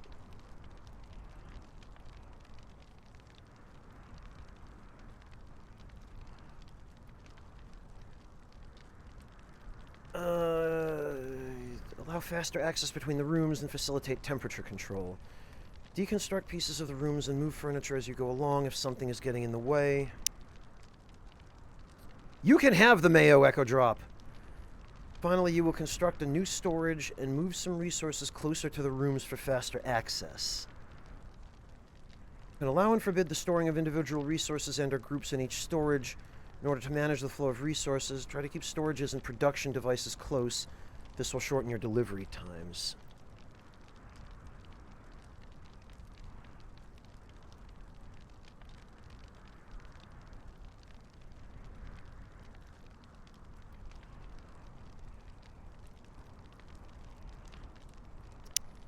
Okay.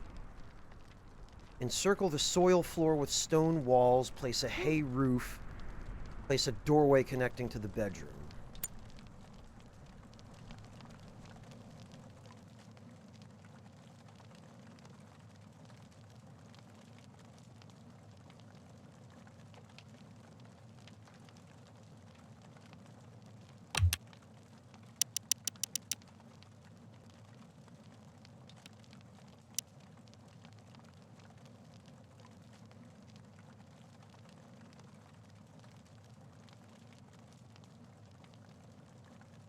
Stone walls.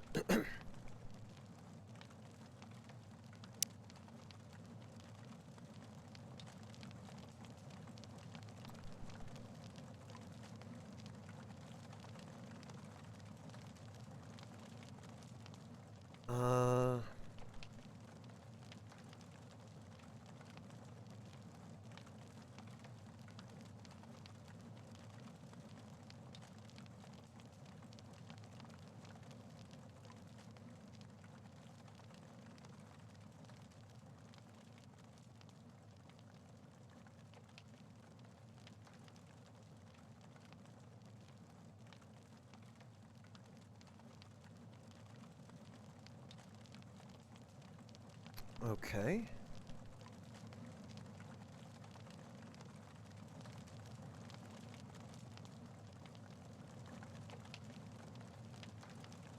Place a hay roof.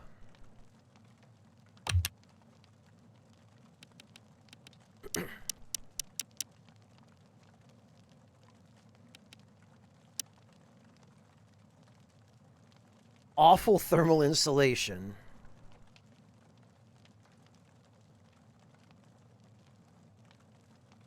I don't know. I mean, hay isn't terrible for thermal insulation if you layer it thickly enough.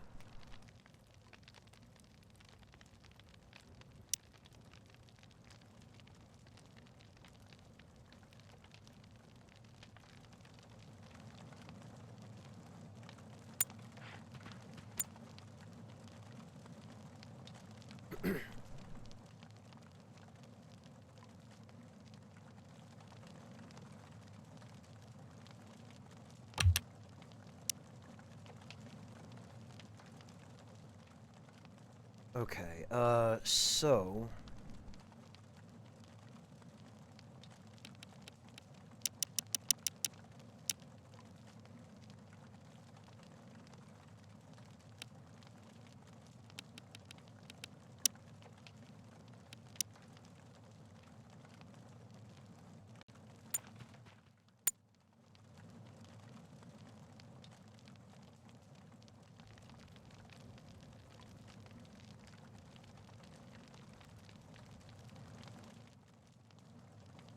I wish there were a slightly easier way to do this. Under another roof?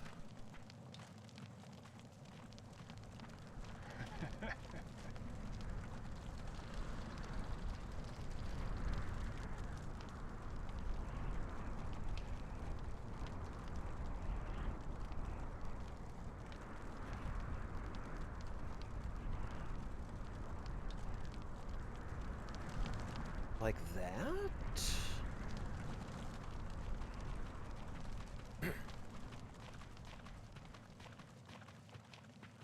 Place a doorway connecting to the bedroom.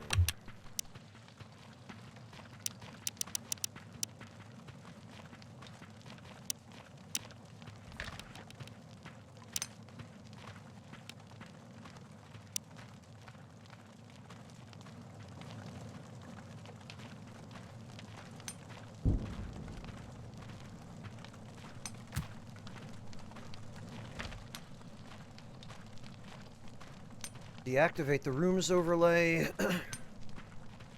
Oh, it would have told us how to do that anyway. This way you'll be able to see progress on roof construction.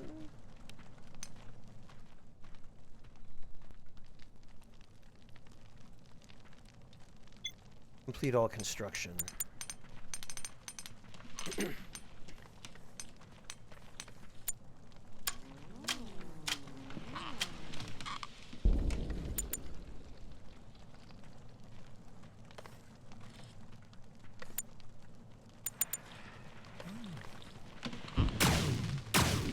Oh.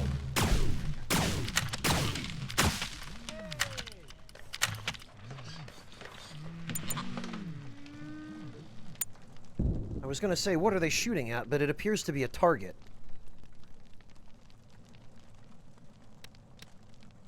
Activate the room's overlay. Move the research desk inside the new room.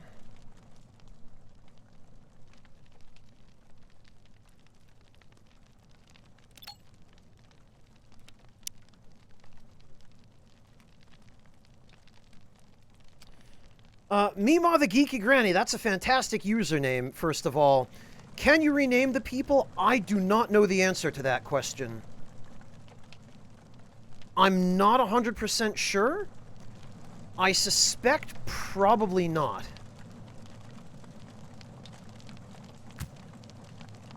Because they seem to have fixed names and storylines, since each one of them has a pre-written biography.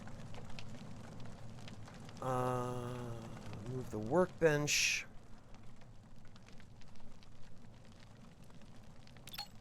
What's this? That's a stove.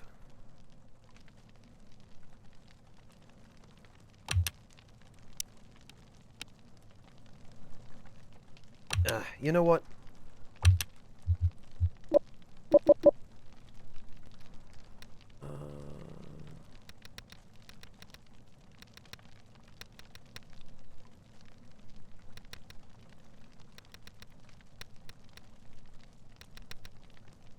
Where the heck? Invert look.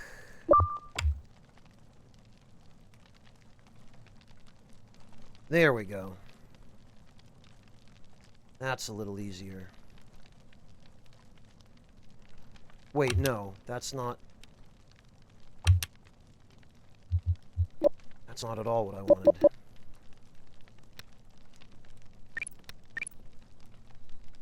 Invert mouse wheel?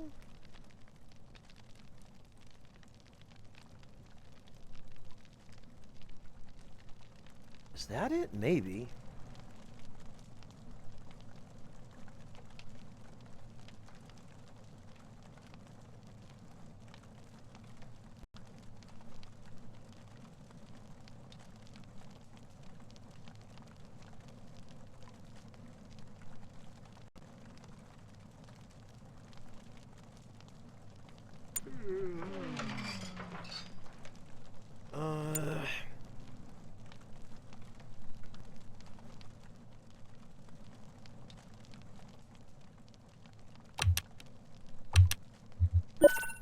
No, I don't want to...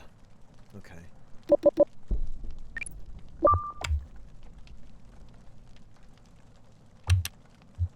Okay, that's not it.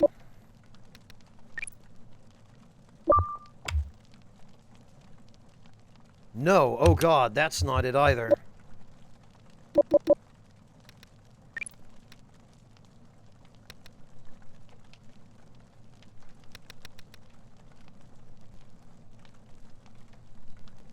Welcome back, Yami.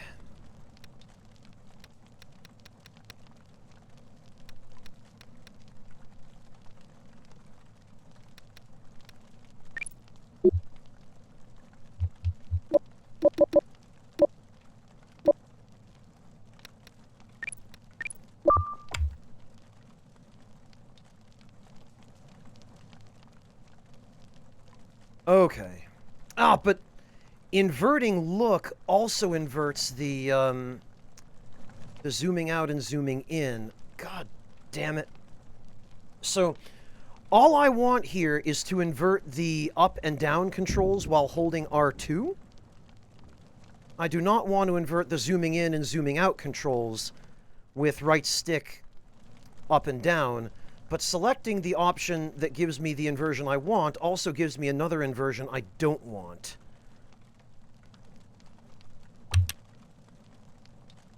I guess I will have to just submit a report on that, because that is unhelpful.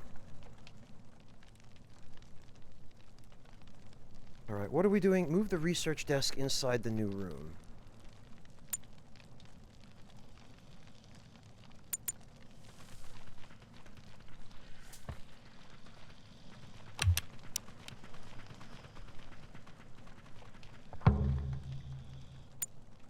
Move the workbench. Where is the workbench?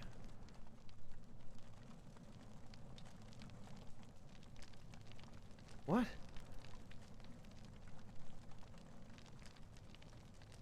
Where the heck is the workbench?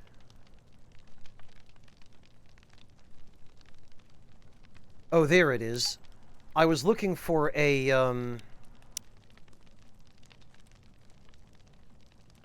I was looking for an objective marker, but there wasn't one.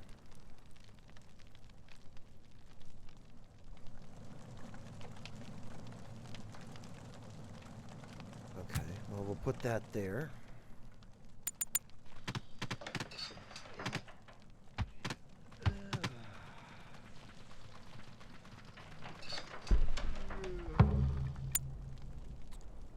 Oh, that was the Taylor bench. Well, where the heck?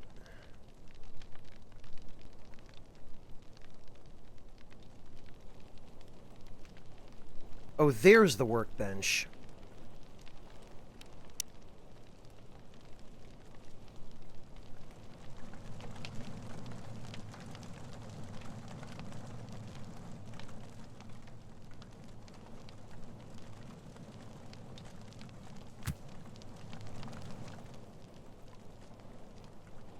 Move the cook stove.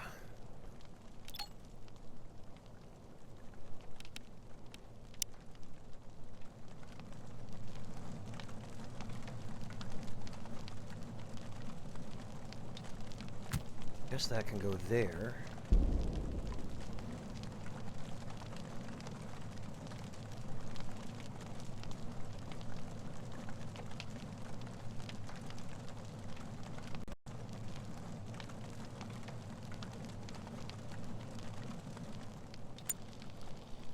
And move the large table and chairs.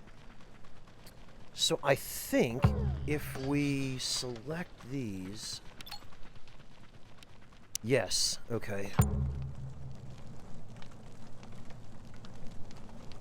We can move the whole mess. What?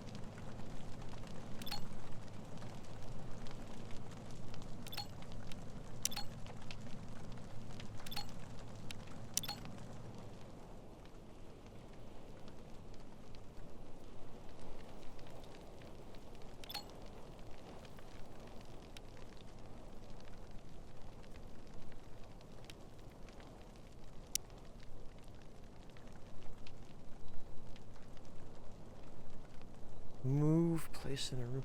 For some reason, it looks like it won't let us move the whole thing together.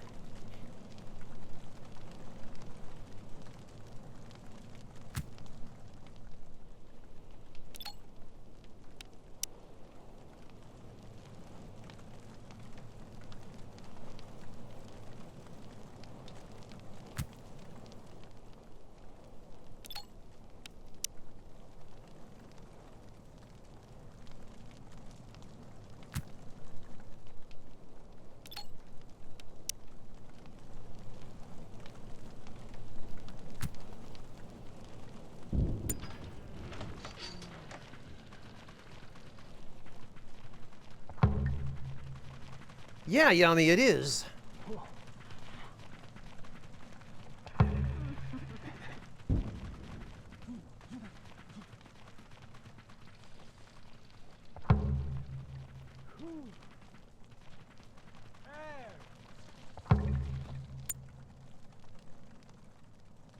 Okay, keeping your edibles close to the cooking devices and eating accommodations will shorten the time your survivors spend fetching resources.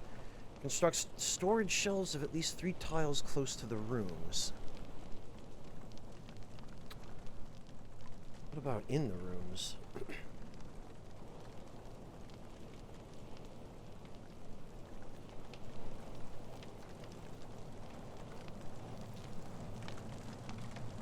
Oh, and you know what?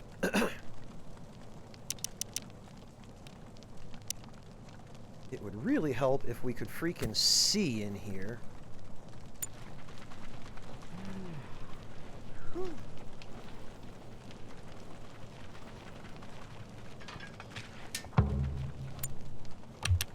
You know what? I think maybe another one of those wouldn't go amiss.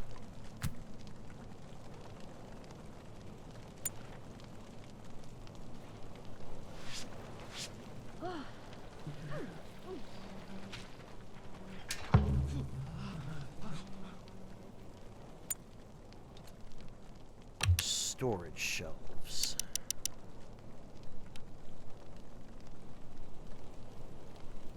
Three tiles. Scrap metal, wood. Okay, we might as well use wood.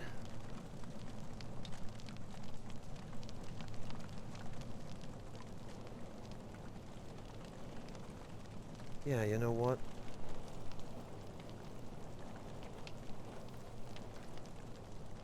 That'll do. In fact, we can put them right in the room.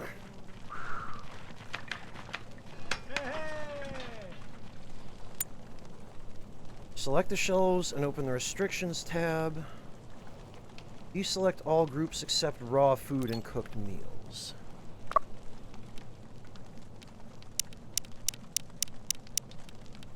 Okay, I like that you can designate what gets stored where. You now know the basics of building rooms, moving furniture, and managing light and temperature. Even more light and heat options will open up when you discover the world of electricity in the next tutorial. Ah! I like the sound of that.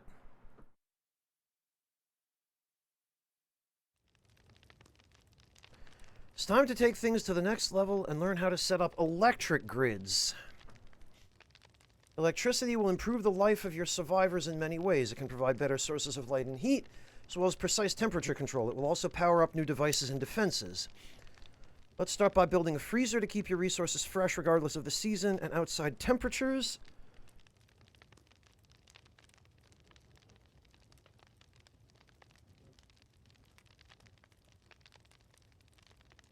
You will power it with electricity from a solar panel and connect the two of them with the help of a power pole.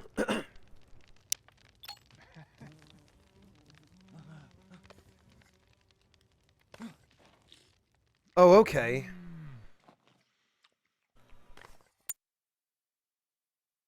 So I guess this presumes that we finished the previous tutorial in a way which resulted in more or less the same type of house. Place a freezer in the bigger room.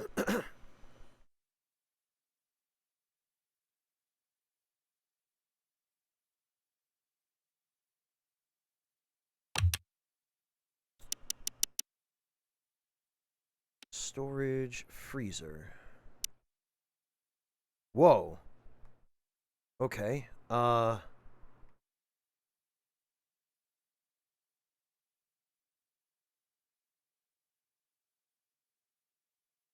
Where the hell?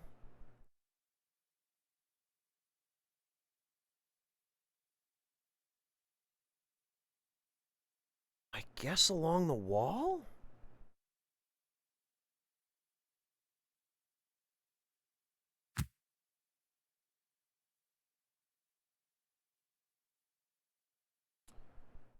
Place a solar panel in proximity to the rooms. solar panel.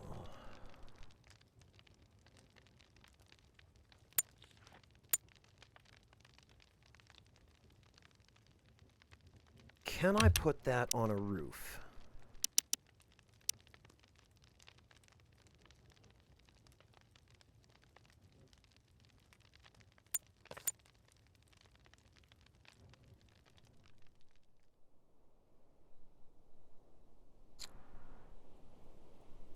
Really? I can't put a solar panel on a roof? Why the hell not?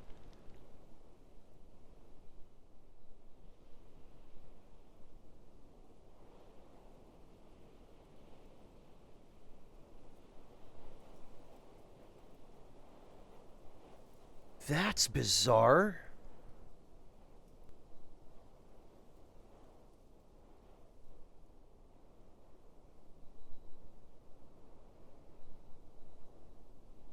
I don't see why coding should be a problem here, Yami.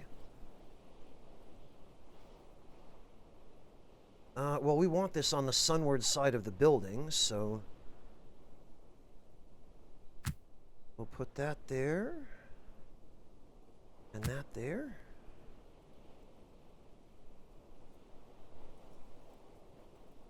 Place a power pole between the rooms and the solar panel to connect them?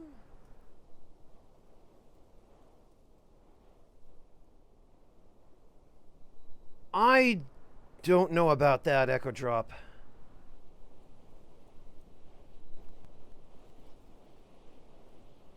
Yeah, I guess, Clint.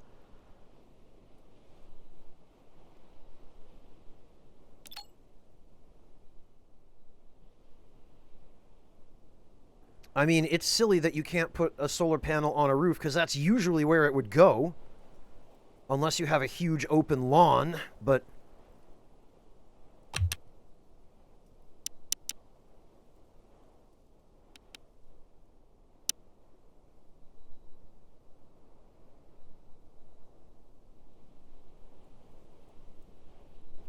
Yellow cable on the ground which serves as a connection.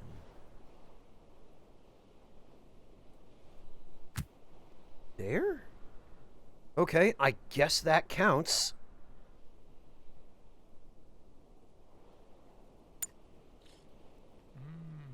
Make sure everything is connected properly and the freezer is working.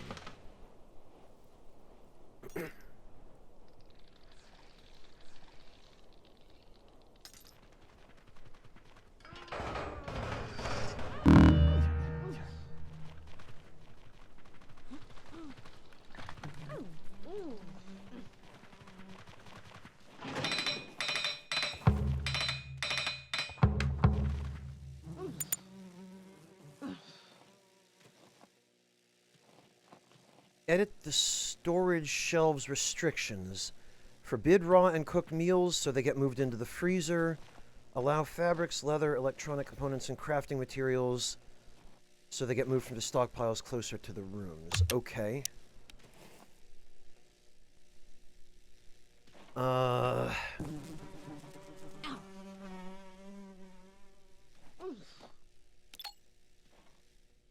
a wardrobe.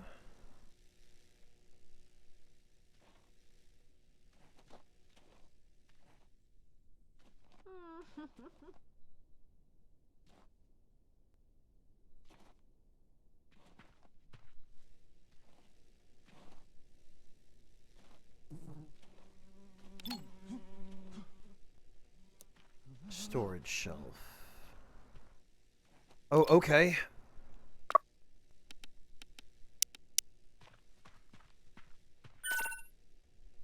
Clean energy is all good, but producers such as the solar panel and wind turbine rely on the weather and natural cycles, so they won't be working all the time.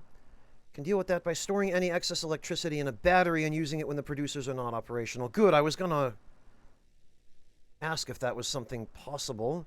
Be able to tell a battery's charge at a glance from the light indicators on its top. Place a wind turbine and a battery.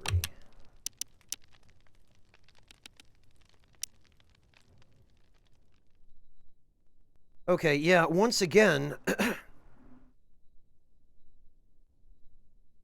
I'm astonished that the...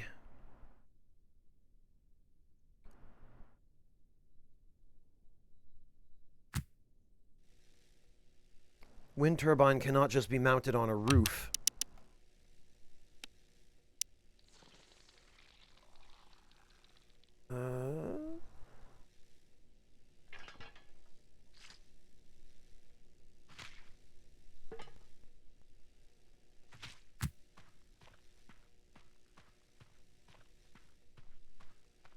Make sure the battery and the wind turbine are operational. If they're too far from the existing grid, build more power poles to connect them. Well, let's see for now if they're too far.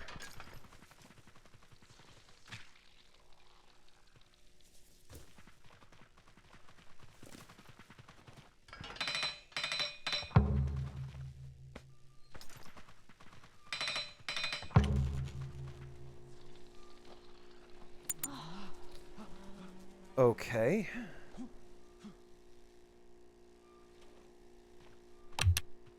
So we need another power pole.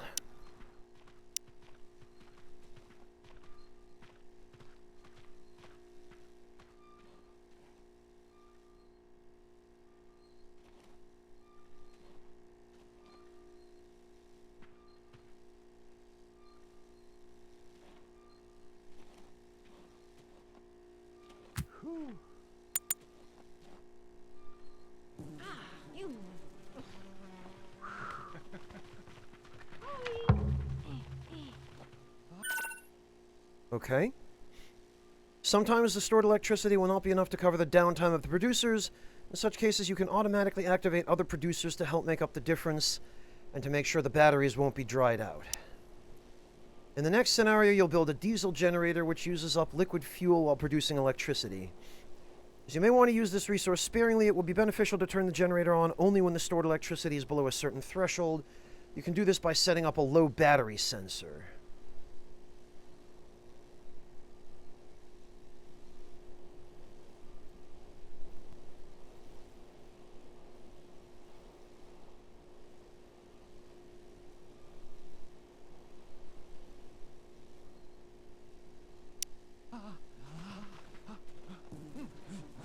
Place a diesel generator, place a battery sensor. Whoops.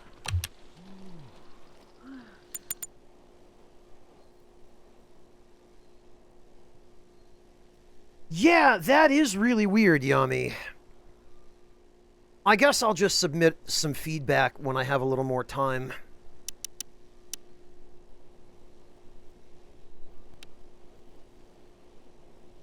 Metal power pole.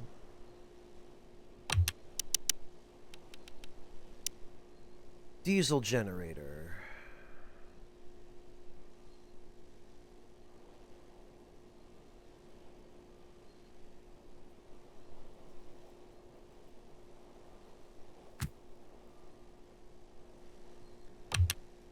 And a battery sensor?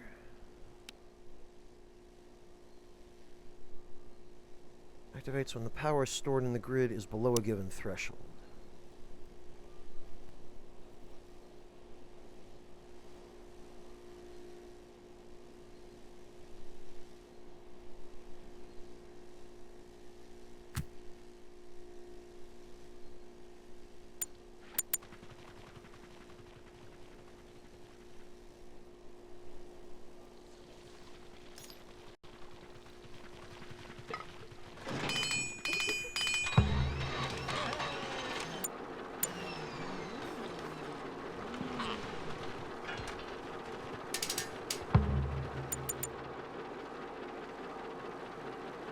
Select the diesel generator and set its control circuit to 2? What?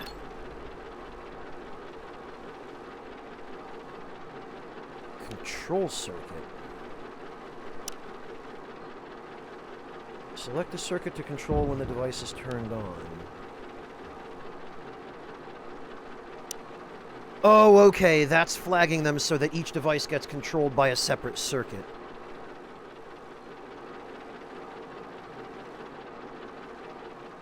Select the battery sensor. Change its Control... Oh, active circuit. 2. Set the threshold charge to 60%?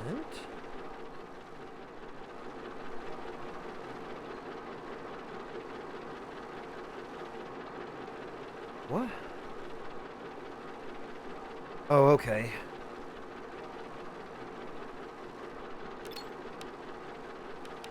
Threshold charge 60. With this setting, the diesel generator will be turned on when the battery charge is below 60%.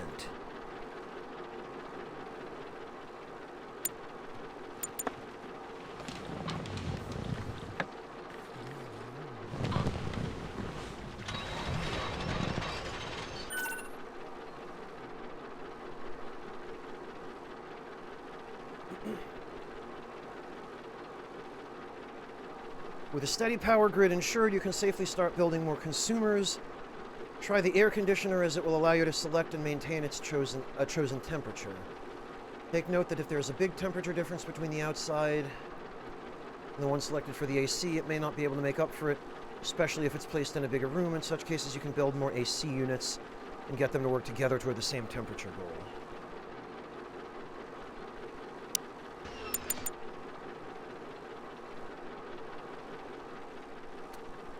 Build an AC unit on a room's wall, then select it and set the target temperature to 18.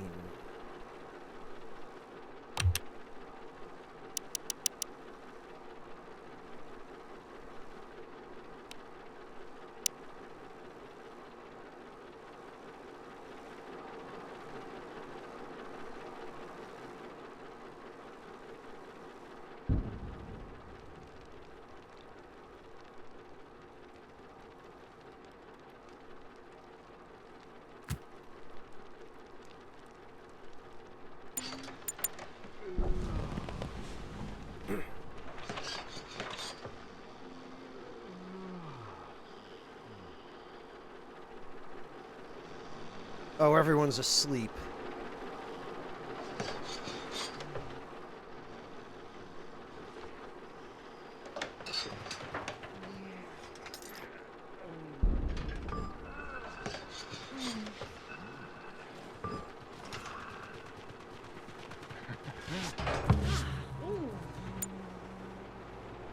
Okay.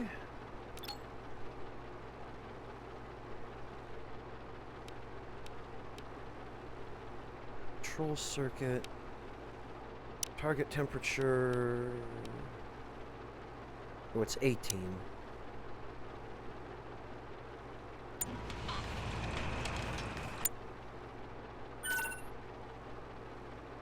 Smart devices are pretty nifty, right? Pay close attention to their descriptions and you'll be a master of automation in no time. Speaking of which, let's try out the motion sensor. It will detect hostile movement in a wide circular range and activate connected devices and defenses. In the next steps, you'll connect a motion sensor to an automated turret to prevent it from using electricity when there are no enemies in sight. When the sensor detects hostile movement, it will turn the automated turret on. Okay. Place a machine gun turret near the base's entrance. Place a motion sensor near the base's entrance.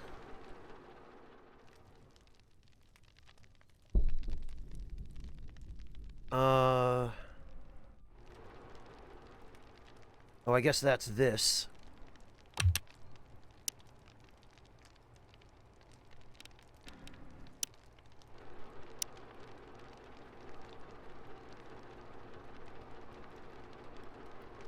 Too far, huh?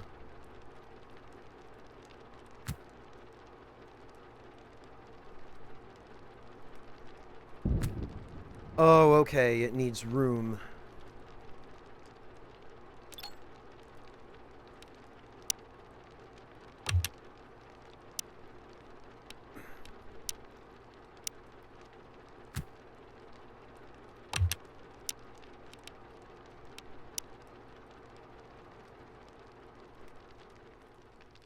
Place a motion sensor.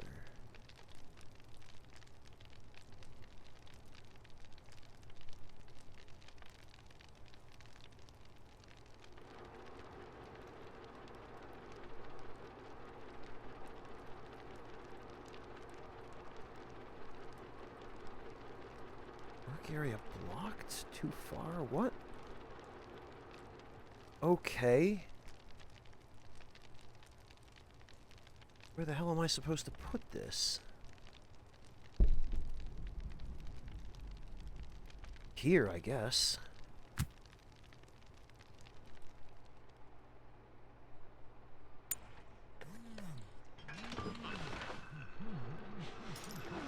Connected properly.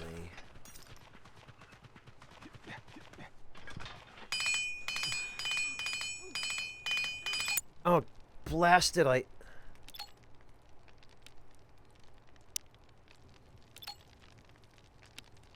faced them the wrong way.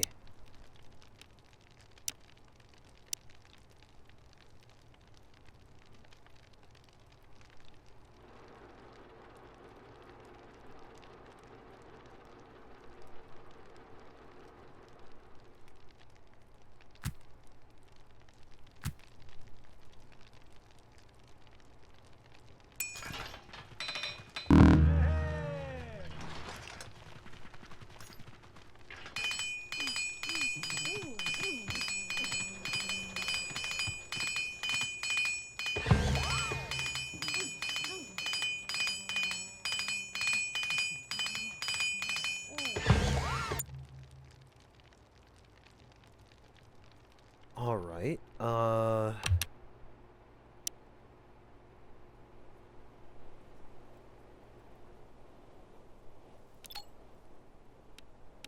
Active circuit.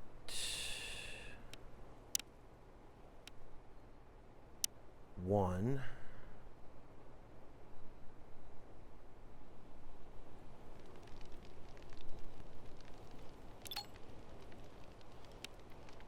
Control circuit 1. Control circuit 1.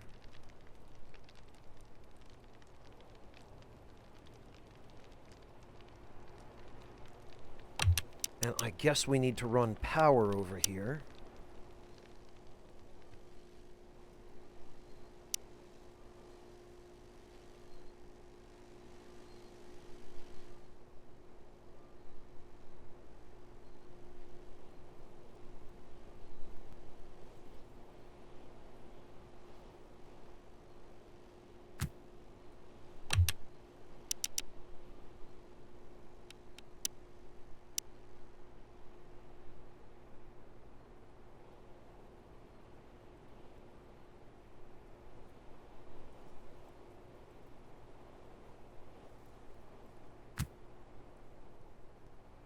Right? I think?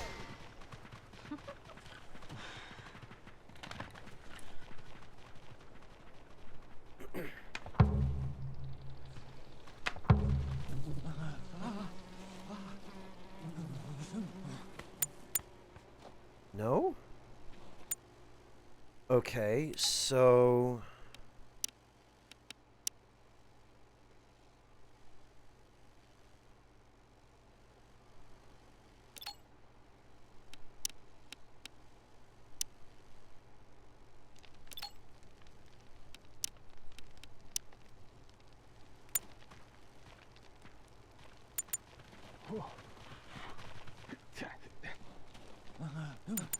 What?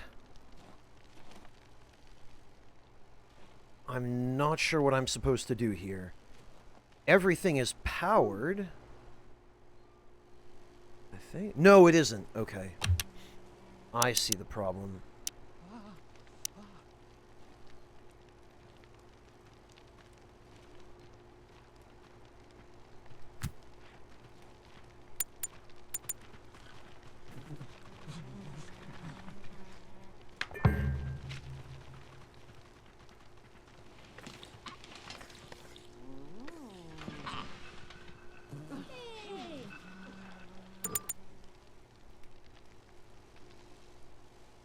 No, I don't. Because this is power.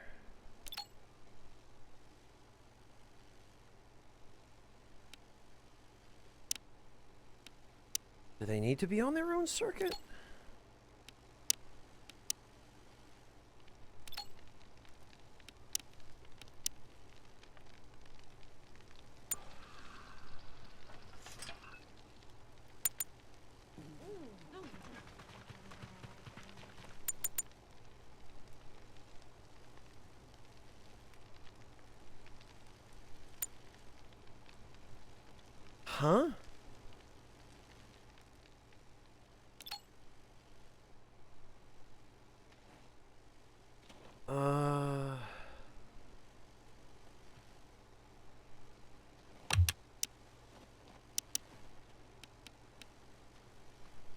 battery sensor, diesel generator.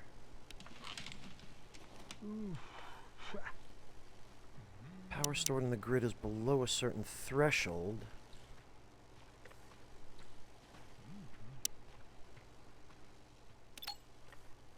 Active circuit. Inactive circuit? What? Sensor is active, it turns on the devices on its active circuit. When inactive, it turns on the devices on its inactive circuit.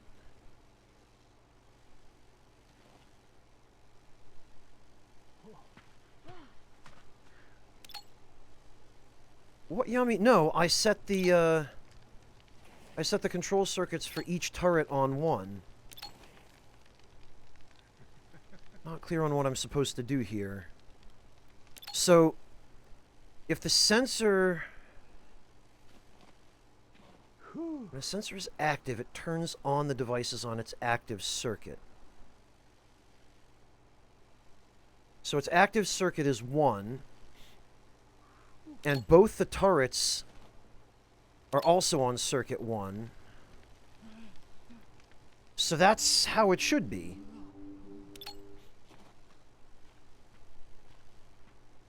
When inactive, it turns on the devices in its inactive... What does that even mean? What?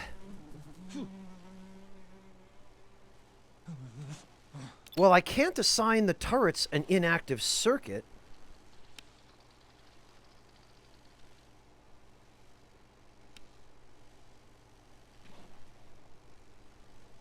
Device uses electricity.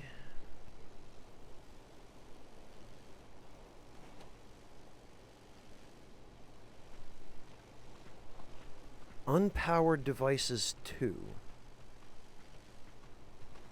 What do you mean, unpowered devices 2?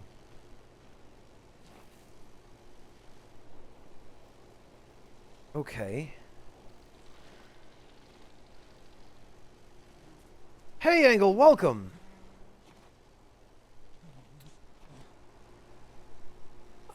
I don't understand what they want me to do here. Turn off. Currently unavailable. Connect this device to another control circuit? You have a save to make sense of this thing, Yami? Okay. Because I sure can't. It is powered.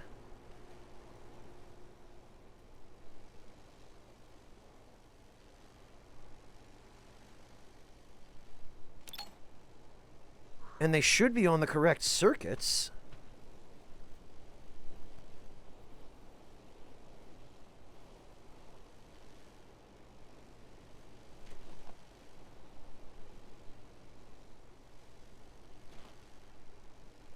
Motion sensor and the machine gun turret are operational.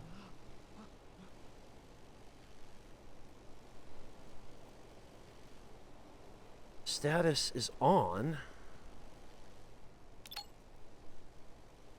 Status is also on. What?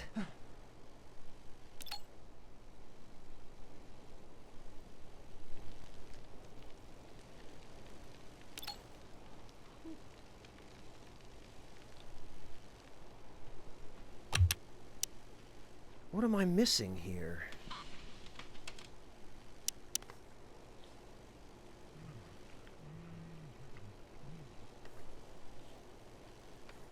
The circuit's on 2?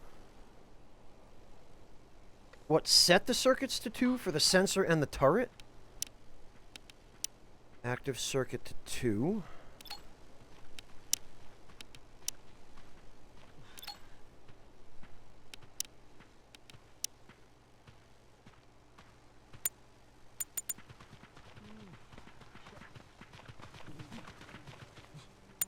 Nope, nothing.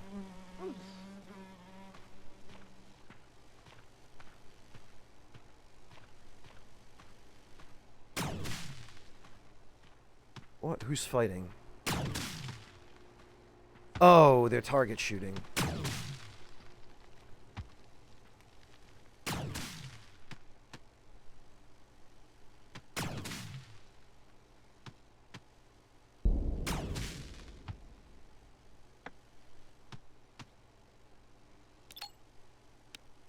Maybe another circuit?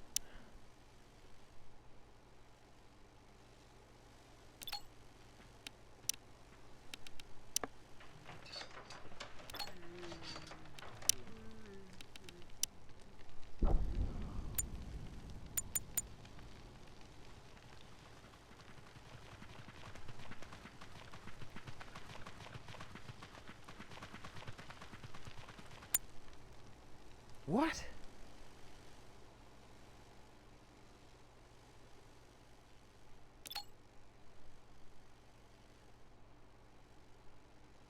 It needs threats to turn it on. Well, okay. But there are no threats. The objective that I haven't completed yet is make sure that everything is connected properly so the motion sensor and the machine gun turret are operational. It looks like the machine gun turret is not operational.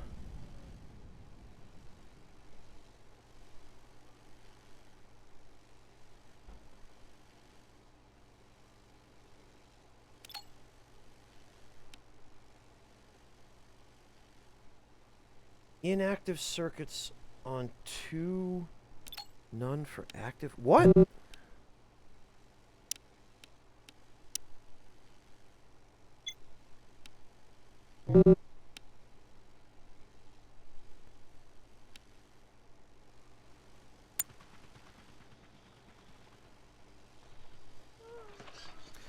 Oh, really, Angle?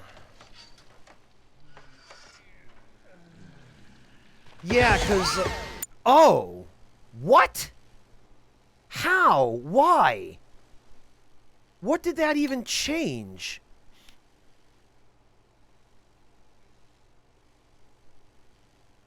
I don't understand.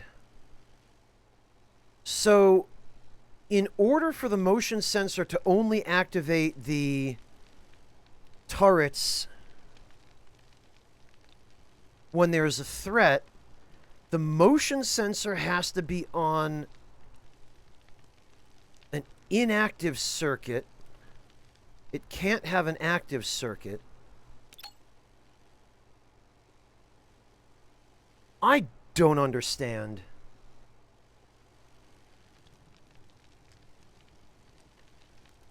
Yeah, Yami? You know why? Why? Tell me.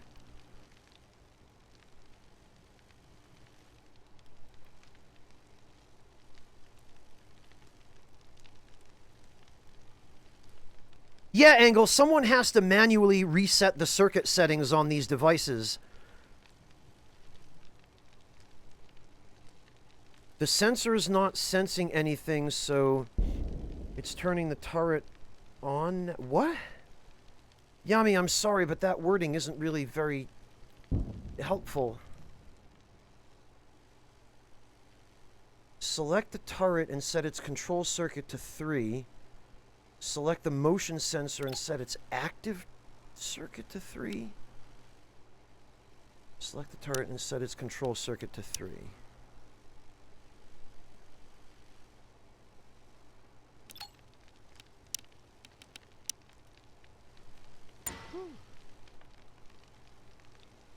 Select the motion sensor and set its active circuit to 3.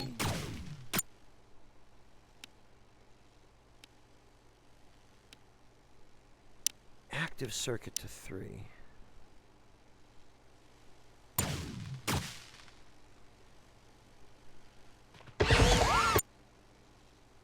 What?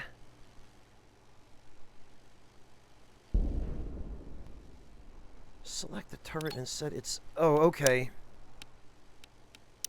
So they probably need to be set to 2 first, and then set back, or set to something else first and then set back. Control circuit 3.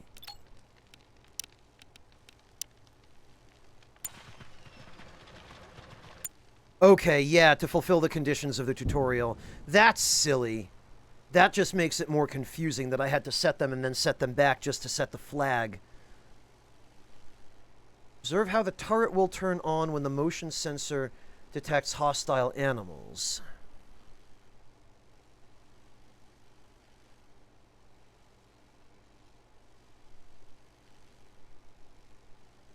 Yeah, Yami, I appreciate the attempt at the explanation, but I'm afraid I'm no closer to understanding. So I get that we want the motion sensor to be on and the turrets to be off.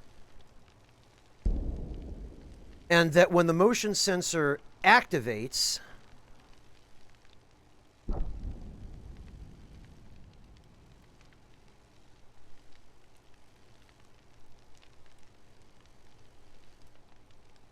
Active circuit 3... Oh, hang on! So this does actually work the way I thought it did. But because I preemptively set the sensor and the turrets to circuit 3 before the tutorial told me to, the tutorial didn't recognize that I had set them to what they were supposed to be until I changed them and then changed them back. Okay, so I was right all along. It was just the game not recognizing that I had done things out of order. Okay, yeah, that definitely needs to be fixed because it left me with a completely mistaken understanding of how this all works, and it just confused me. Okay, I see. So, the motion sensor and the turrets just have to be on the same active circuit, is what it boils down to. It's at least the second time, Clint. Possibly the third time.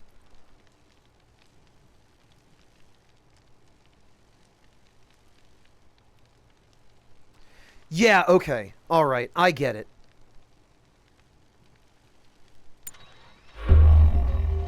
Observe how the turret will turn on when the motion sensor detects hostile animals.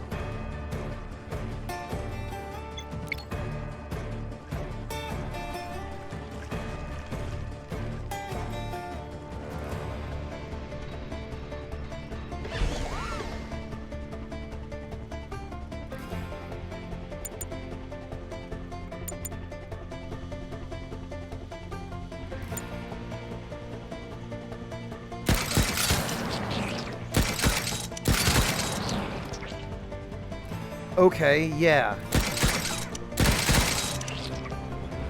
So this behaves exactly the way that I thought it would. And when the motion sensor isn't detecting any hostiles...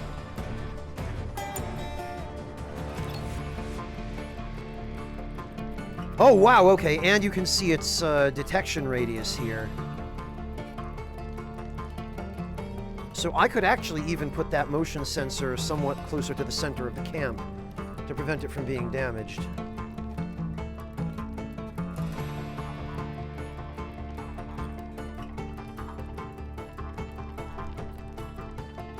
It is, Clint, but at the very least, it's also the kind of oversight that's relatively simple to fix. So I suspect that, again, a bug report would help resolve this.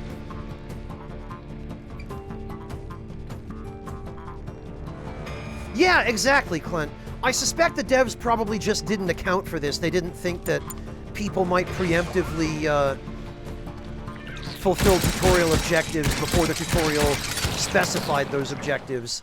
And it didn't occur to them to account for the objective being fulfilled early. You now know how to create electric grids and manage circuits to create automated systems. Okay, and I guess that's the last tutorial. Well, how about that? It only took us 5 hours.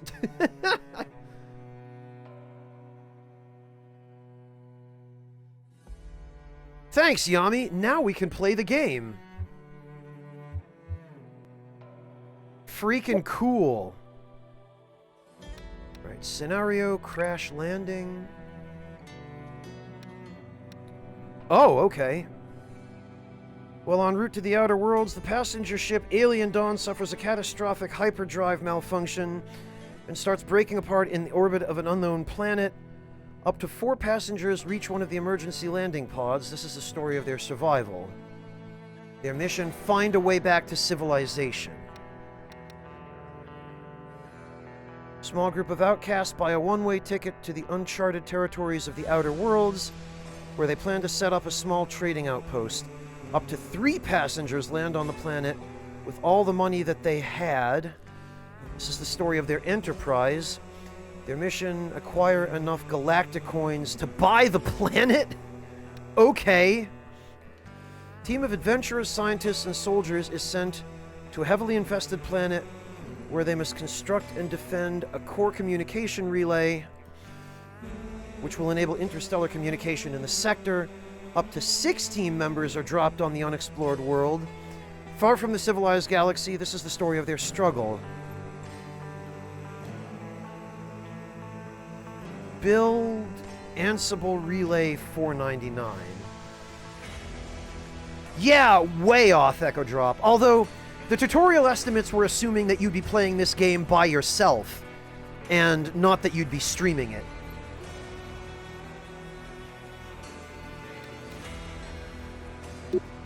Interesting. Well, Crash Landing seems like the basic one. Region Sobrius. Temperate mountainous area with large meadows. Hot desert dominated by dunes, oases, and dry riverbeds. Concordia. Goddess of Peace. The Goddess of Balance, holding on and letting go. Okay. Jason sends tough challenges, but provides time to prepare for them. We meet with Triumph and Disaster and treat those 2 imposters just the same. Nyx is the goddess of night and governs everything that lurks in the dark, be it a thought, an action, or a demon. It's always darkest before dawn. Beginning there was chaos, everything appeared out of the chaos and will return to chaos. What matters most is how well you walk through the fire. Okay, so this must be some kind of difficulty selection. Oh no, I guess this is difficulty selection, and maybe this modifies the environment and the creatures? It's not clear. Junior border, edit seed, game rules? Increase the average number of survivors you can find by 2. Add a permanent boost of plus 50 happiness to all survivors, replacing the initial happiness bonus they receive upon arrival. Disable aggressive animal attacks. Start the game with a cast of random survivors based on the seed selected. As a bonus, all survivors capable of combat have a railgun sniper. Interesting. Survivor skills are set to 0 regardless of the biofacts and traits. Survivor skills are set to 10, 6 if indifferent, 0 if incapable. Fascinating. So there are non-numerical or numerical adjacent settings to modify the game experience. The moons are storytellers, they'll modify the events you get. Okay. Yeah, you know, I really appreciate this. I appreciate that there are settings you can tweak to adjust the experience. Oh, whoops, okay.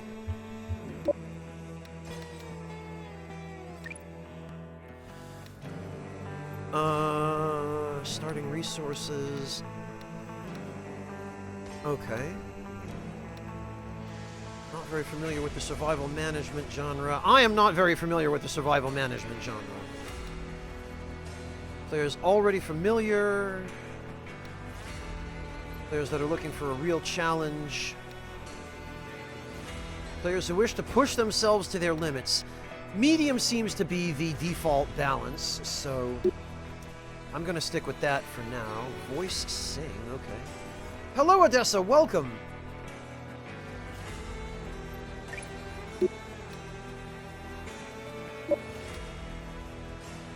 Okay, aha!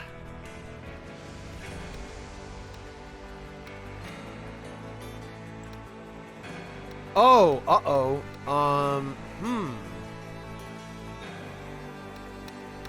It looks as though the UI scaling does not take into account... Alright, hold on.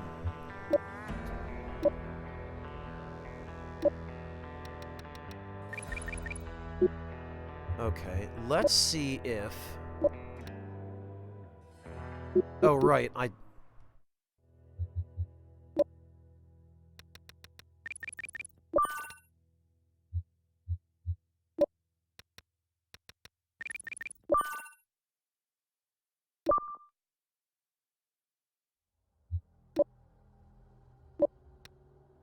Damn it, I knew it! So in order to make the text legible, you push the, this portion of the UI off the screen. Damn it all.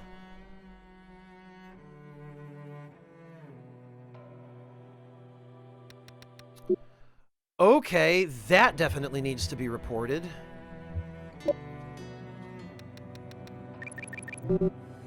Because I need the UI scaling large, because I play on an HD TV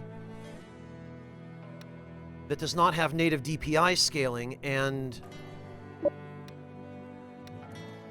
Freaking... God... Wow, that's a lot of people.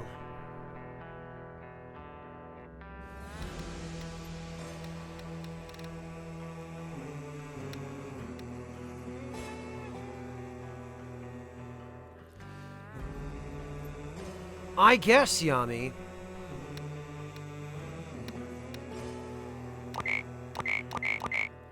Alright, let me see. Annette Falkov, vengeful maid, female 62. Annette was already in her late 50s when the Falkovs went bankrupt. Her wealthy relatives refused to help, leading to the separation of the family. Never having worked a day in her life, Annette found a job on a faraway planet as a personal maid to the mistress of a big farming estate. She accompanies her employer everywhere and keeps an eye out for relatives. She would hate to be seen like this.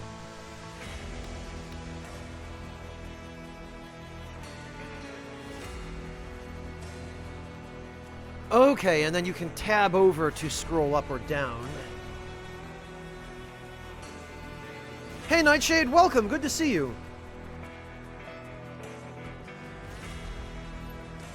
Traits.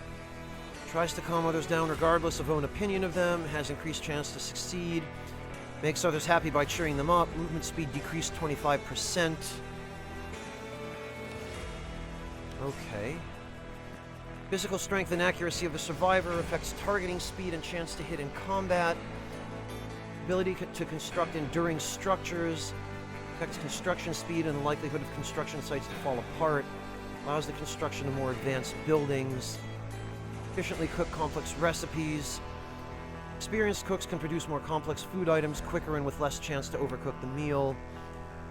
The ability to efficiently craft complex items affects the crafting speed and the chance to damage or destroy the crafted item. Yeah, Odessa, it was only really an introductory playthrough. Hang on, I need to make a few notes. So...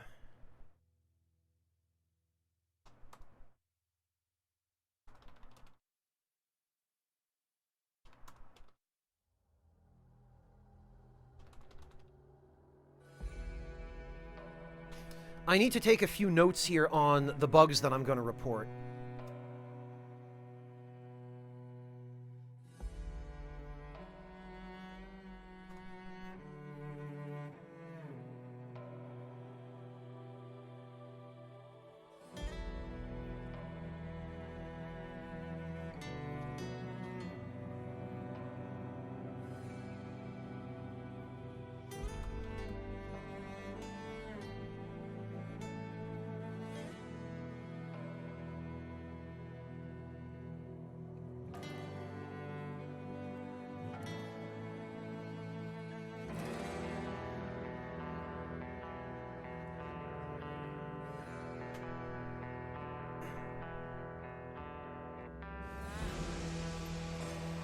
Okay, yeah, sorry about that. I just wanted to make a note of the major issues that jumped out at me so that I don't forget them and I can submit a bug report afterward.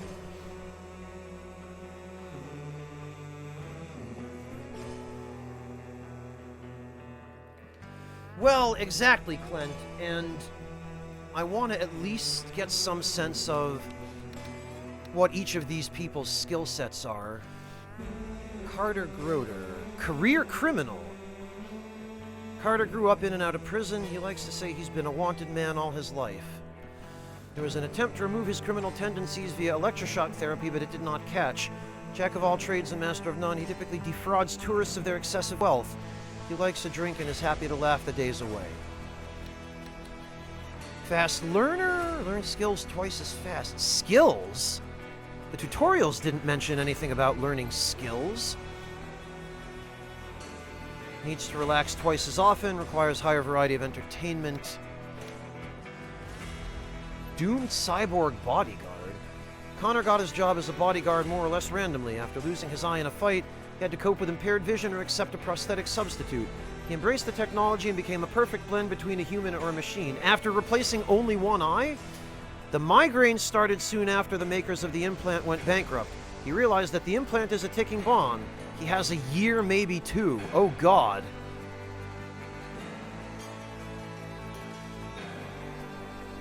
Yikes. Well, time to get that thing replaced. Sniper eye, shoots twice as fast with ranged weapons. Intimidating. Space archaeologist. Gotcha, Clint. Okay.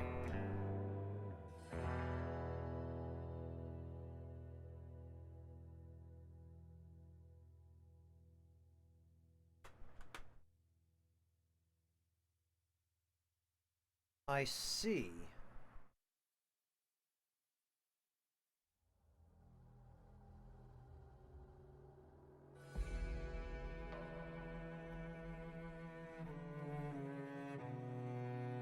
Daniel is brilliant, most caring, and compassionate.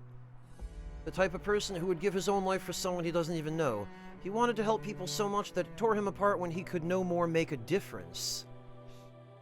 Incapable in combat, great at construction, okay at cooking, great at crafting.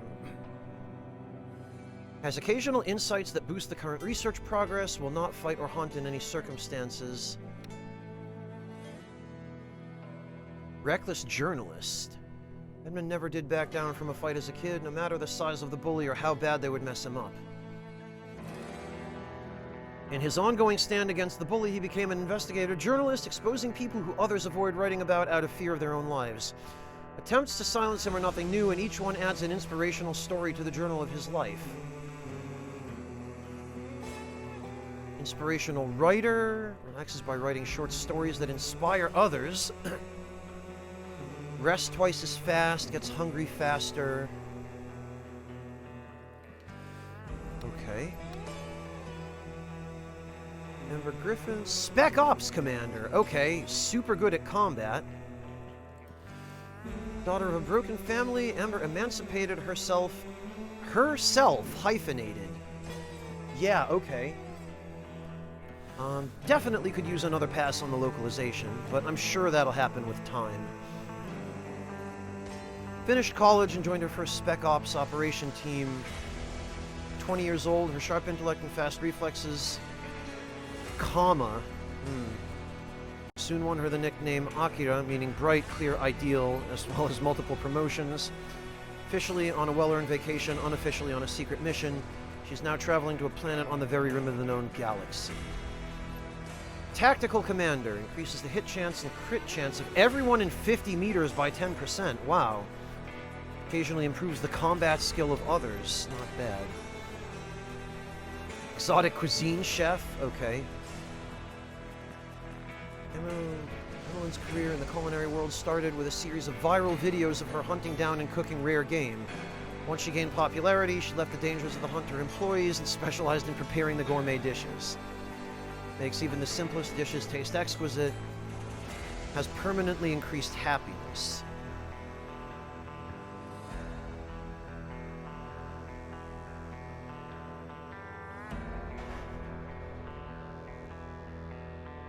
Yeah, Yami, obviously. We gotta cover everything. Inspired carpenter. Faced with the fulfillment of his dream, becoming an executive manager of interplanetary trade, He lost motivation after entering into a sham marriage and then developing a secret love for his now civil partner. Then at age 45, when an epiphany came over him, he quit his job and dedicated his life to the ancient art of working with wood. Wow, okay. 4 times work speed when crafting or constructing stuff with wood. I love that choice of wording.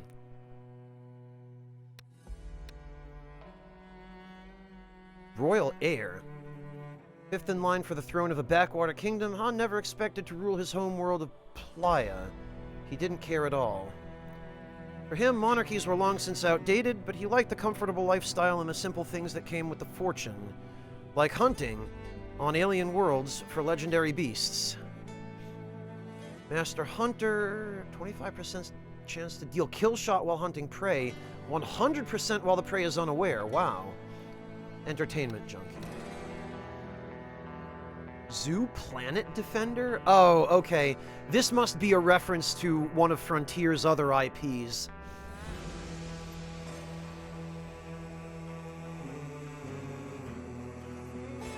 Yeah, same, Clint. I'm that way too. Hugo was an underpaid zookeeper at the biggest tourist destination in the known star systems, Galactic Zoo. He loved his animals so much that when the planet was invaded by a hostile mega-consortium and war broke out, he remained there and joined the resistance in order to protect them.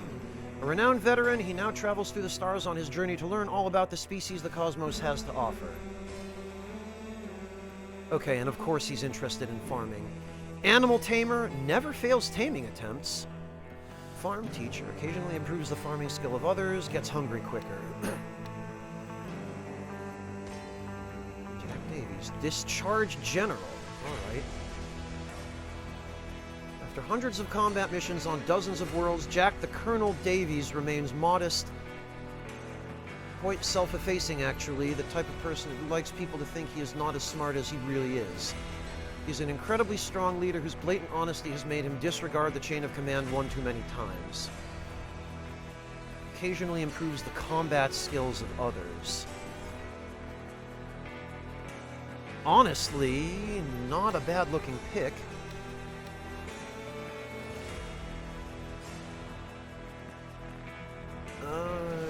Instrumentalist. Traveling to perform, but when things aren't going well, her alter ego, Layla, is never far away. She's cheerful and musically minded. Layla is as gloomy and tone-deaf as Layla. Split personality, occasionally switches traits with an alter ego. Interesting. Permanently increased happiness, makes others happy when playing music. Also Elite Dangerous, Yami, yes. Although Frontier develops Elite Dangerous, they don't just publish it. They only publish this. DIY Guru.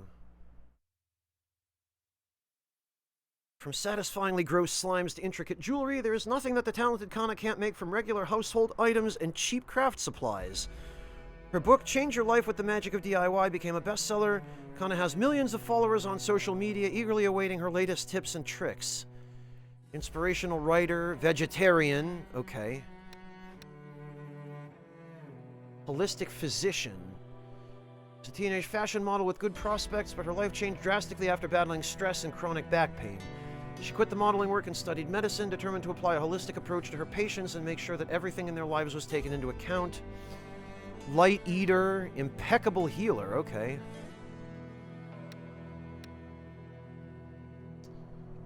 Ken Lao, bloodthirsty marauder. Alright, brought up on a world in constant wars, like most of his friends, Ken finished high school and trained to be a soldier. Young and feisty, he prefers giving rather than taking orders, however, and after just a handful of military operations, he was discharged for insubordination. Since the age of 18, he has found his place among the ruthless gangs of space marauders.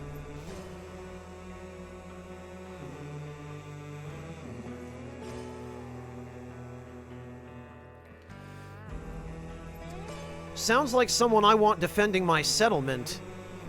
Warrior. Experienced scavenger? Oh, finds twice more scrap during scavenge operations and expeditions. Gains happiness when killing or observing death. Well, that seems terrible for social interactions, but really handy for fighting.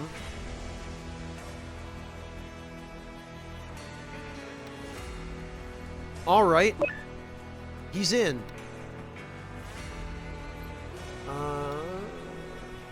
Krista Yule, cybersecurity analyst.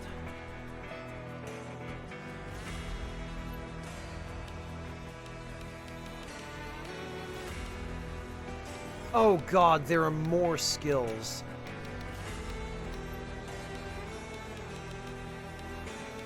I can't even see all the freaking skills.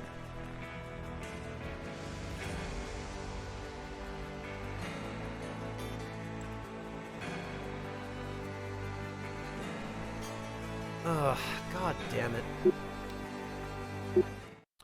Alright. Well, for the time being, it looks like there's no other way to do this. Maybe we can compromise, scale it down a little.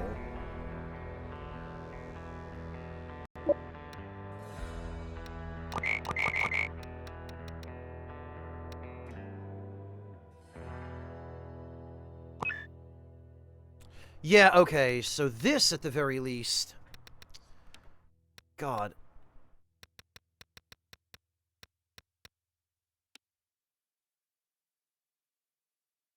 Intellect, farming.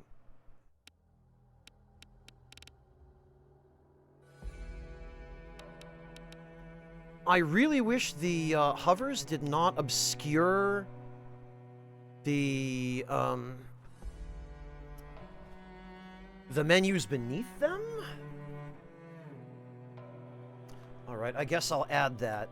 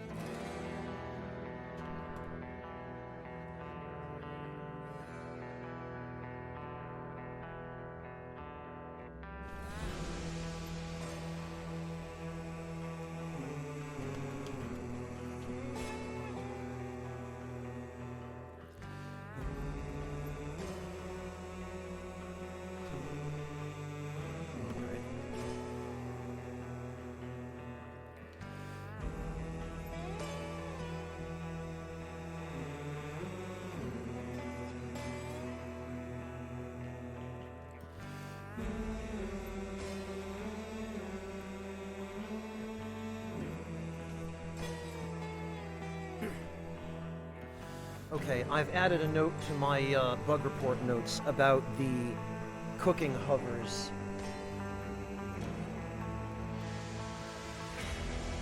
And actually, let me take a screenshot here too.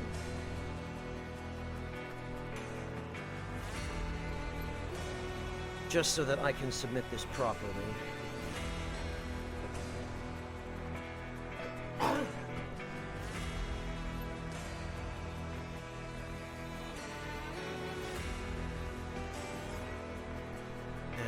Even while I'm thinking about it.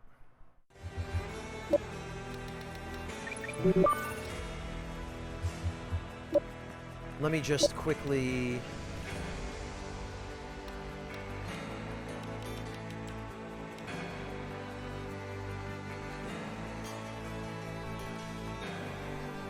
take another screenshot here. And this, my friends, is how you properly document a bug report. Yeah, I know, Yami. I just figured that out, and with the UI scaled up, you can't even see it.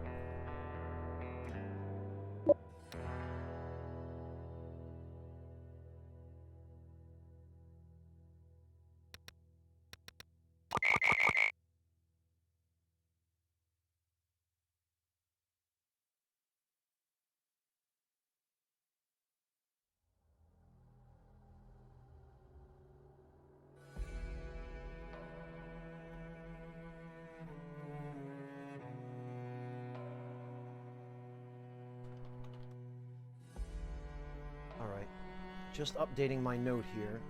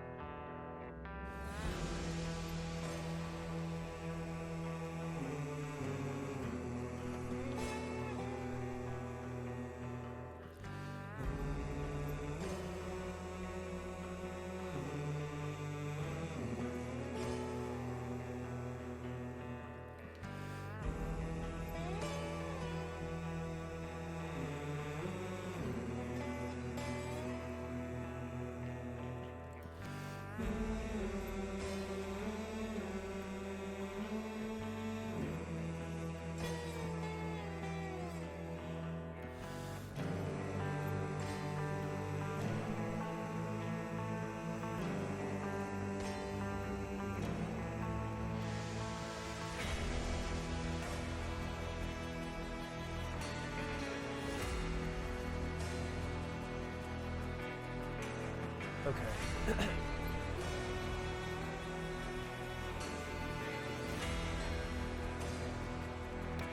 Well, Yami, but here, if I scroll over, I can, at the very least, scroll down like this, but when you have the UI scaled all the way up, you can't do that. It just won't show them.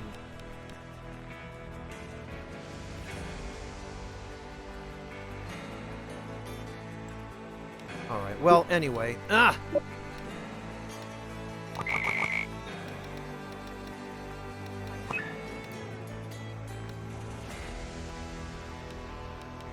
so combat. And I really hate how the hovers here, the little windows that pop up that say crafting, cooking, these completely obscure the information below them.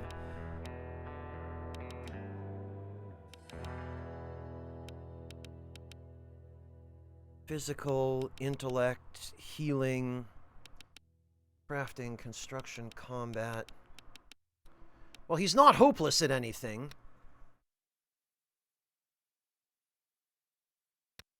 Alright, next. She is incapable at crafting. 0 at combat. Cooking, farming, healing. Oh, wow! Okay, intellect. Intellectual potential of the survivor. It affects the speed at which the survivor reaches new technologies, or researches new technologies, and observes unknown species. Okay, that seems really useful, a high intellect. I feel like we're going to want someone who is able to do research faster so that we can develop advanced technology faster and analyze endemic species faster as well. She's competent at cooking, okay at farming. After making her mark online as a so-called positive hacker, Krista was hired straight out of college by the Federal Intelligence Agency. She quickly became disillusioned by the agency's questionable ethics, however, and began using her skills to siphon modest agency resources toward righting the wrongs of her employers. Eventually, she became too brazen, and when a conspicuously large anonymous donation landed in her sister's holistic health non-profit, the agency got on her tail, and Krista jumped on the first ship leaving the planet.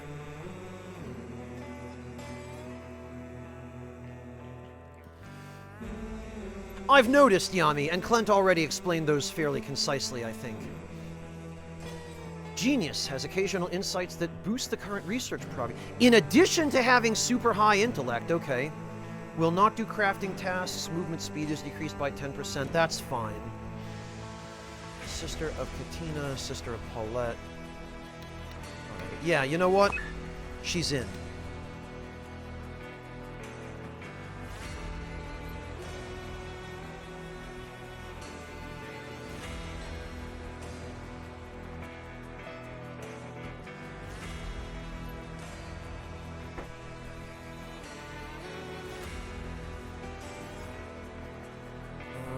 Farmer on a quest. Lara led an easy life until the family business went bankrupt. Neck deep in debt, the Falkovs got scattered throughout the farming worlds to work off their bills. Never despairing, Lara learned to work the fields and tend to animals, finally saving enough money to embark on a search for her family. Seeds and harvest plants.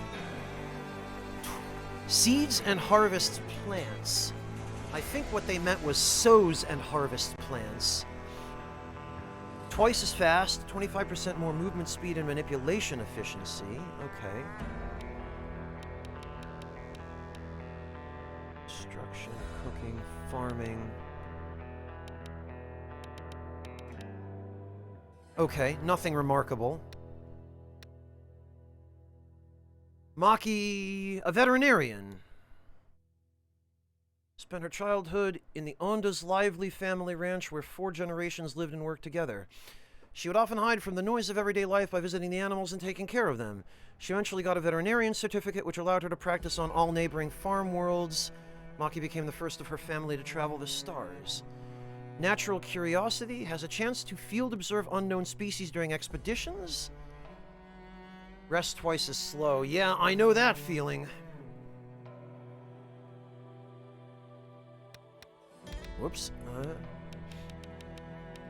Construction, cooking, farming, healing. Okay, not bad.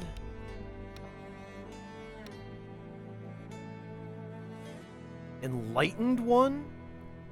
Naris had to work in the uranium mines of Titan from an early age and was schooled by his mother in the evenings. On his 23rd birthday, he experienced an altered state of consciousness and sat immobile for days on end. He was so focused inside himself that mice were eating off his flesh without disturbing him. He experiences the world as a whole without being something separate or outside of himself. He loves equally all creatures, experiences the world and himself as they are all the same thing. Liberated. Cannot experience meltdowns or euphoria, calms others regardless of own opinion, and will not fight.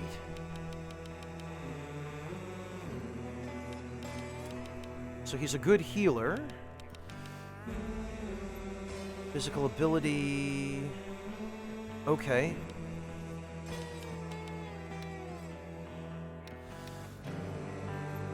Sergeant Major. I wonder if these faces are AI generated. They look AI generated.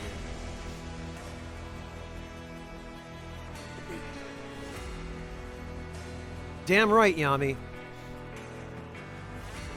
Nova was stationed as a police officer in the Outer Worlds, where crime and corruption still reign supreme. Discouraged by the helplessness of the police, she enrolled in the army, believing she could make a bigger difference there. After several successful tours of duty, Nova is a changed person, stronger than ever, but more insular and withdrawn.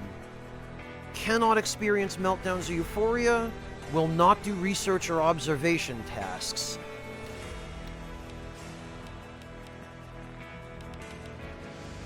Incapable intellect. Alright. Healing, combat. Alright.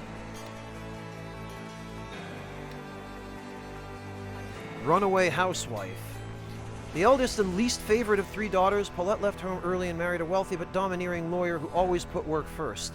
After years of feeling lonely and neglected, one day she simply decided to take off.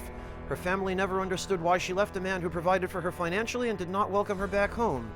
Now she is always on the move, driven by the need to support herself and a desire to escape the ghosts of her past.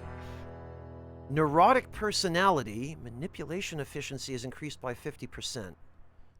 Okay. A neurotic runaway housewife. That's not a stereotype at all. Cooking, crafting. Nothing remarkable. Spaceship architect. He's on the lookout for his twin brother, a suspect of murder on the run. Determined to find out the truth, he wanders the universe as an onboard engineer, hoping to catch the trail of his brother. Loves going on expeditions. Expeditions take less time, and has permanently increased happiness. Indifferent to combat. High construction, decent crafting.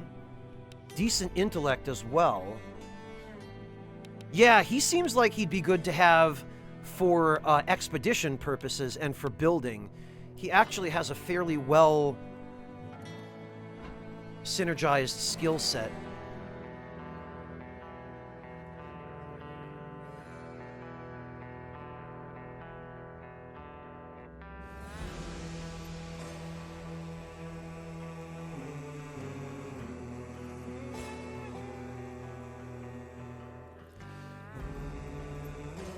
Yeah, you know what?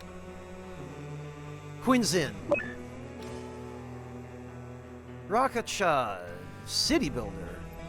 As a kid, Raka won the Stellar Sand Sculpture Contest, his first step into the world of architecture and construction.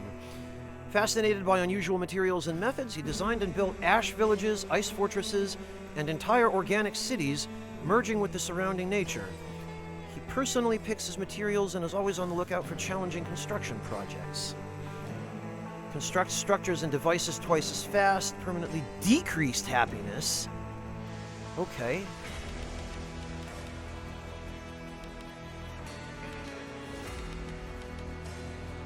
Too much overlap with Quinn. Rita Ibori, adventurous botanist.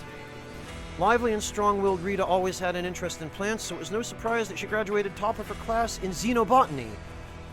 What shocked everyone was her decision to decline a job as a lecturer and sign up for a program helping planets on the verge of ecological collapse.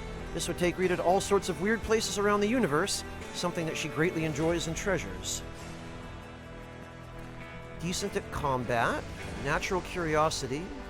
Oh, has a chance to field observe unknown species during expeditions, and permanently increased happiness. Okay, so beneficial traits.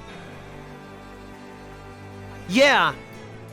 I was thinking the same thing, Yami, and this would be our farming specialist, and she's interested in cooking, reasonably competent at combat and healing.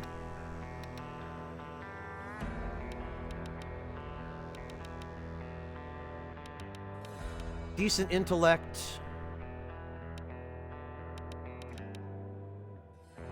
Okay. Yeah, we'll put her in for now, and then if we find someone better, we'll replace one of the people we've already got. Samantha Craft. Oh, and her crafting's only average. What do you know? Hopeless Romantic. Samantha is an astrophysicist, engineer, star navigator, and combat pilot in the Terran Defense Fleet. She is calm, calculative, and rational, the type of person who finds innovative solutions to the most complicated issues. 3 times work speed when constructing devices or furniture. Oh, but vegetarian. All right.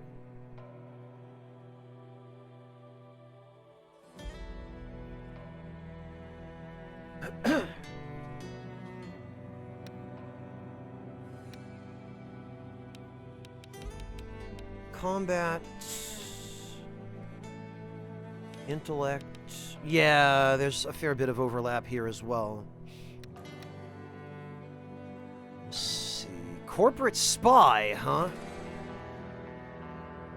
Back on Earth, Simon was a street magician whose ultimate trick was to make your wallet disappear, and to do so while you applaud him.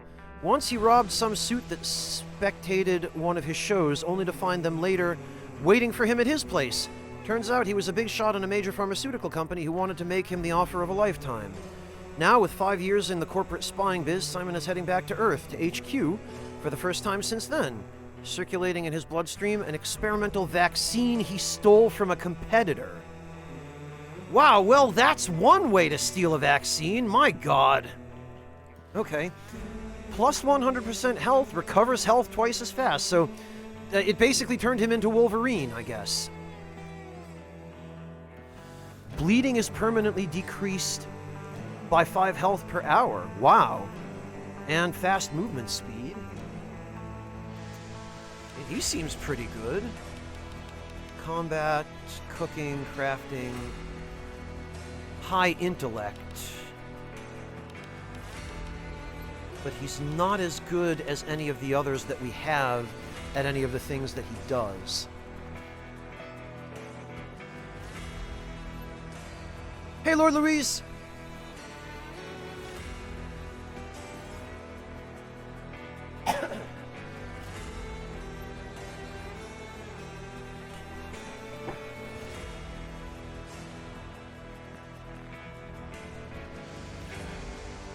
Oh God, no, I probably don't, Clint. I'm doing all right, thanks, Lord Louise. How about you?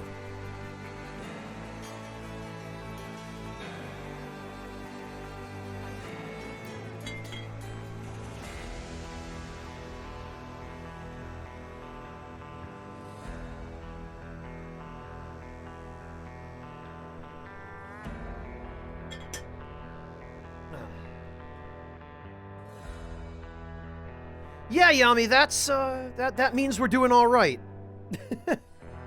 Everything is going fine. And fortunately, the bounty will use the best 1 hour of metrics from the stream. So, if people have lost interest and pieced out up to now, that's fine, because the best hour will probably have been the first one. It usually is.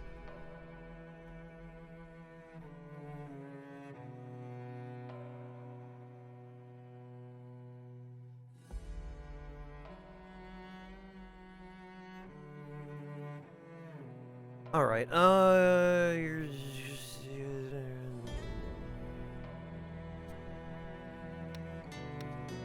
Sora Sato. Sora grew up inside the caves of a hostile, lawless desert world. She joined the local militia to protect her family from marauders and quickly became known for her sharp eye and quick reflexes. But you can't save everyone. Sora is on the hunt for the person who killed her little sister. Sniper Eye, Desert Born, tolerances to cold and heat are increased. Wow. And vegetarian. Interest in combat, that's good. Healing, intellect, physical. Okay. She's reasonably tough, but I still don't think that she outperforms Ken. Talus Wobble, dependable captain. The youngest of 5 adopted sons, Talus always had to work hard to prove his abilities. After rigorous studying and training, he rose to the rank of first-class space captain and has made many successful journeys throughout the galaxy. His arch-nemesis is the kitchen and anything that has to do with cooking. Well, I get it. It's not for everyone. Amanda, hello and welcome! Good to see you, Amanda. Thank you so much for stopping in. How are you doing?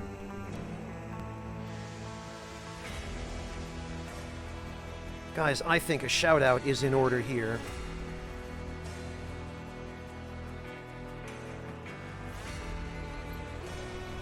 If you don't know my friend Amanda of Astora, head on over and check her out. She is...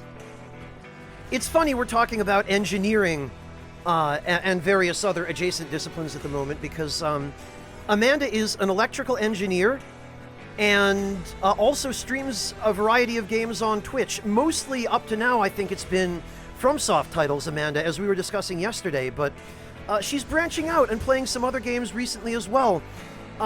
Just yesterday, in fact, she was streaming Tears of the Kingdom, and just prior to that, I believe wrapped up an Elden Ring randomizer run. Did you not, Amanda?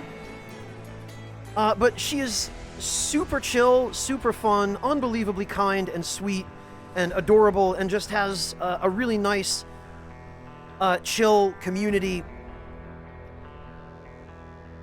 And you should go check her out. Go give her a follow. I only recommend good people. And while we're at it, actually...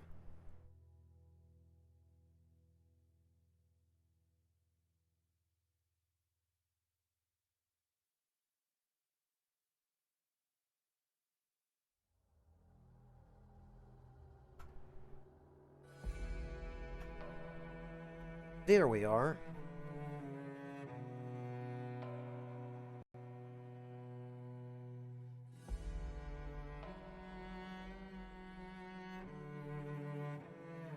Welcome to the Ragtime Lounge, Amanda. Thank you, as always, for stopping by. It's so good to see you.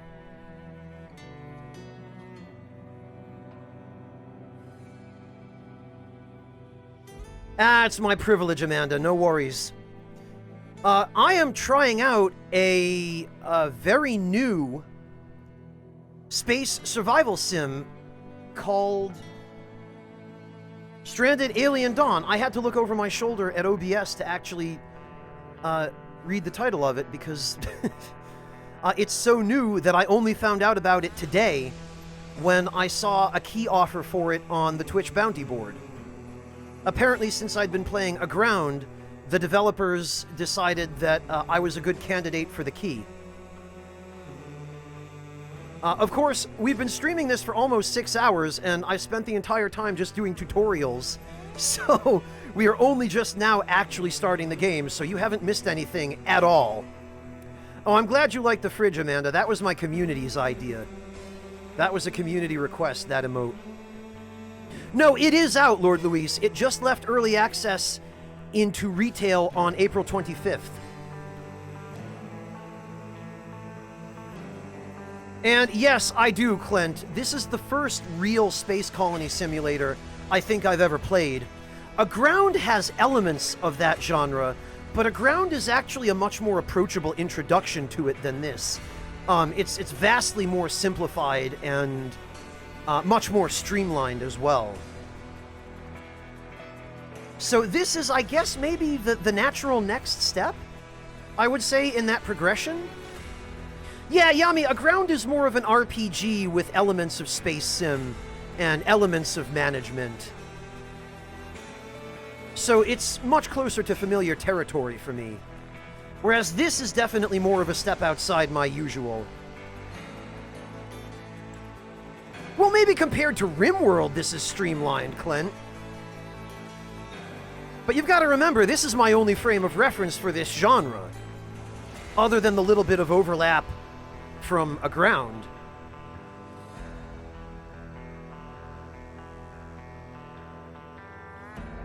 Well, but space survival sim. Oh, this isn't streamlined compared to RimWorld. Okay. It's more like RimWorld. Well, make up your mind. Alright, what are we working with here? 25% more movement speed and manipulation efficiency. Healthy. Glutton. What are his stats like? Okay, so he's another intellect-focused. Private investigator. While growing up, Umair often felt unsafe outside of the confines of his home, preoccupied himself with obsessing over every unknown in the known universe. Ultimately, this made him a very good private eye, and very poor company. Now on the trail of a new lead for the only case he has never been able to solve, a case that has frustrated him for years, he is heading to the outer quadrants. Agoraphobia. Increased manipulation efficiency and happiness while inside, decreased outside. Okay. Well, that's a bit too much of a handicap for me, I think. Pathologist. Her marriage of convenience to Grayson affords Vanessa far greater opportunities than she could ever have back home. But home is where her heart is, and despite fearing that she might not be granted re-entry, upon receiving news of her father falling ill, Vanessa impulsively booked a ticket to go and help. Impeccable healer, musical prodigy, recovers health twice as slow. Yeah, impaired health recovery is probably not a handicap I want to be courting early on.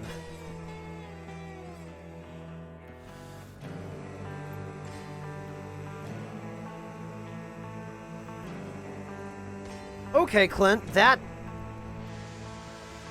doesn't really clarify things for me very much at all. But okay. Vicente Santiago. Growing up in a family ranch, Vicente has taken care of animals and crops for the better part of his life. He proved himself as a loved employer, honest man, and a good businessman.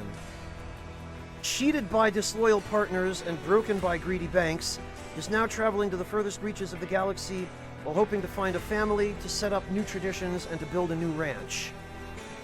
Avid farmer, haggler. While in the colony, all trade ships sell goods at a 5% discount and buy them at a 5% higher price. You can negotiate decreased payment of workers. Oh, only in the trading outpost scenario. Okay. Kitchen hazard? Can't perform cooking tasks.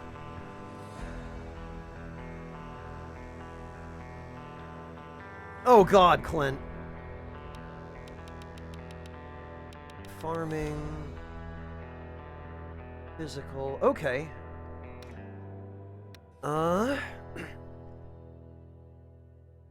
Courageous parent? Vivienne grew up in a community that was exploited by criminal scum, and life was harder than anyone would dare to admit. Unable to save her mother from a gruesome fate and determined to provide a better future for her then teenage son, Umair, she made the impossible choice to escape. She changed her name and started a new life on a remote world, raising the child on her own and trying to hide their past from his sharp, perceptive eyes. 4 times work speed when crafting stuff. Crafting stuff from fabrics or leather. Hemophobia, which is fear of blood, can't perform healing tasks. Well, that sounds like a detrimental trait for a parent. Yoko Dokuchi. Femme fatale? Known in her youth as Magnolia, Yoko was a highly sought-after escort who captivated the hearts and wallets of her clients. A calculating and merciless woman, she used her money and reputation to create an underground business dealing in poisons and assassination.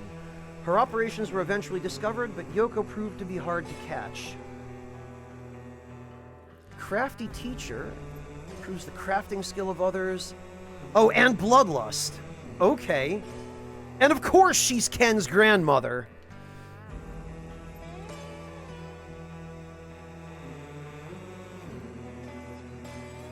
Yeah, poison blood, Clint. Dokuchi.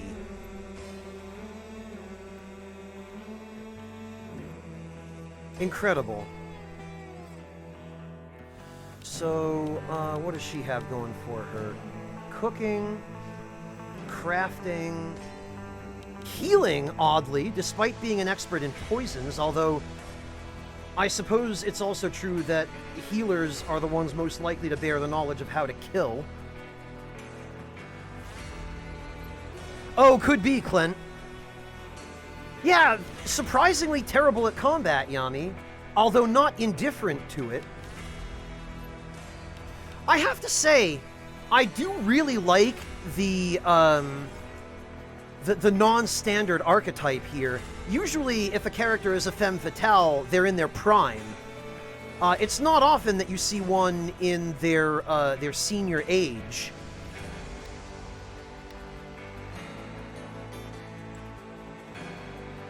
Xander Norig, poacher hunter. Xander rescued an orphan dingo when he was just 8 years old, and from that day forward, he vowed to dedicate his life to protecting endangered species. Now a trained poacher hunter, he frequently travels to exciting new worlds to support as many anti-poaching operations as possible. But wherever he goes, the predator lurking in the darkness of night is always the same. The ubiquitous human! Gains happiness while awake at night. Has permanently decreased happiness. Okay,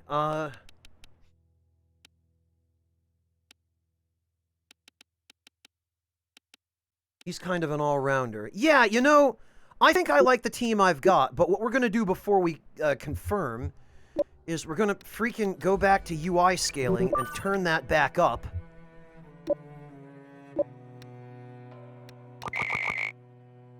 And we're gonna go back to the team that we had.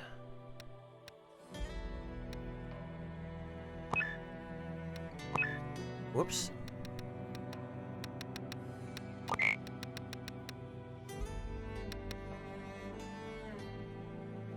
And I think it was Rita. Yeah, okay.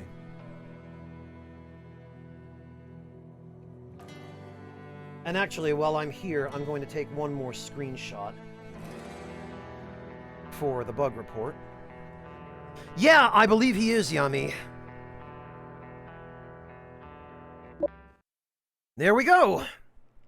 Now we can start.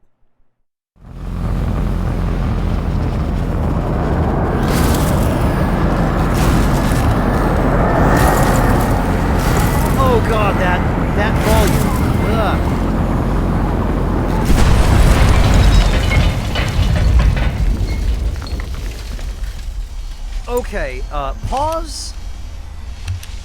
Options. Audio.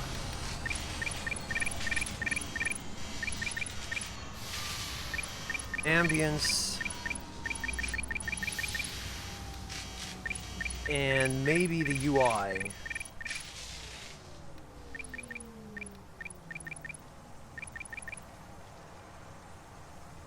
Yeah, that was really loud.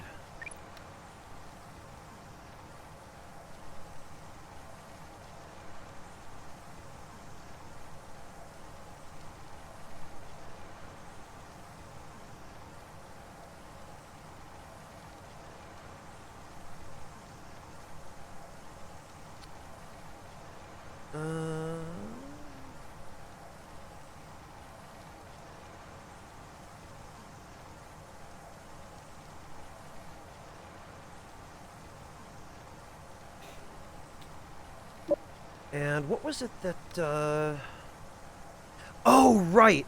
I wanted to add another bug report note regarding invert look.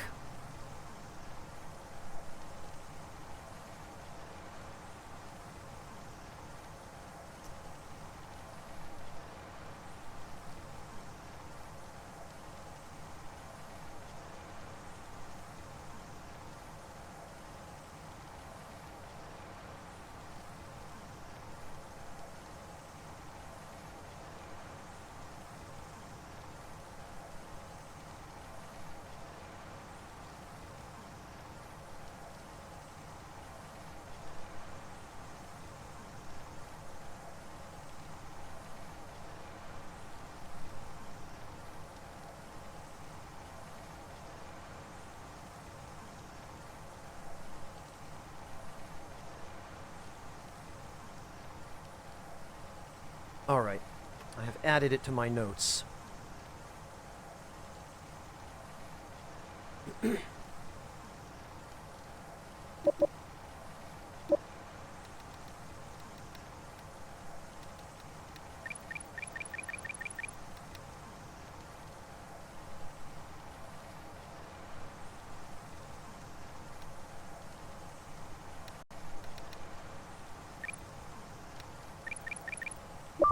Alright, I hope that's balanced a little better.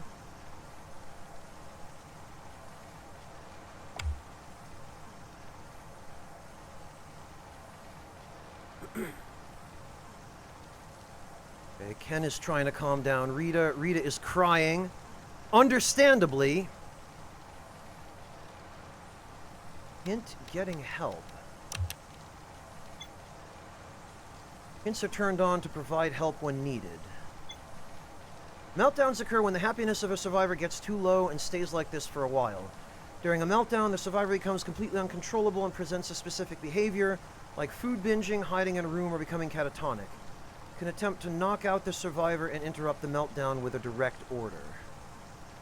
Knock out the survivor?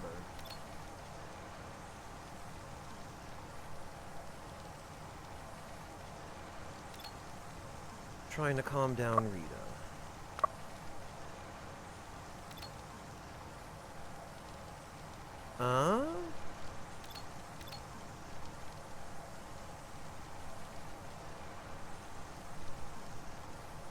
Yeah, no kidding, Clint.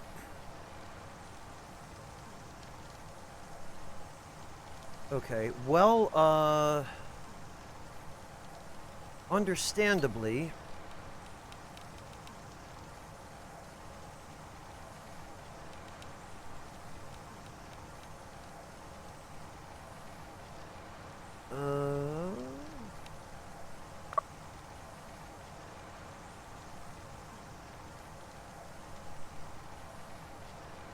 smoke inhalation, okay. Troubles, crash shock, and in a little pain. Alright.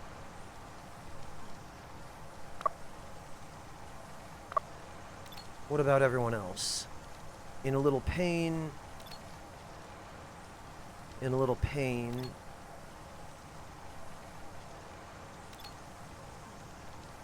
Okay, understandable.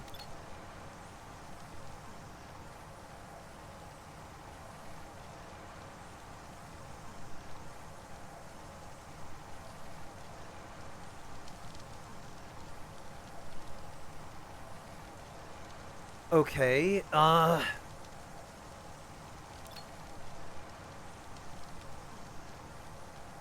we'd better deal with Rita first, but...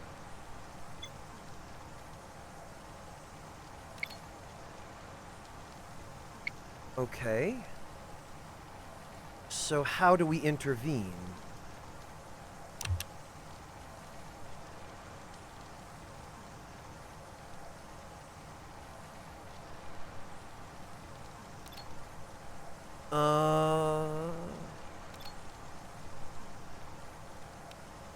We don't have any commands we can issue.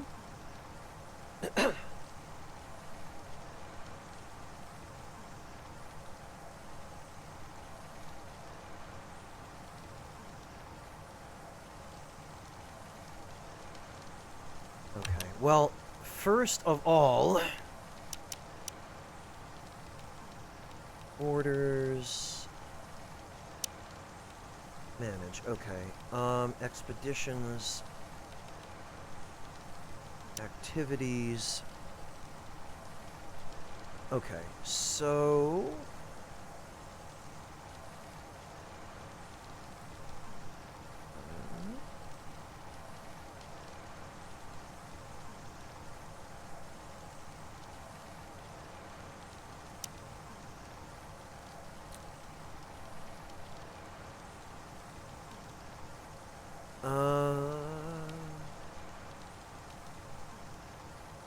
Mundane tasks such as lighting torches, supplying fuel.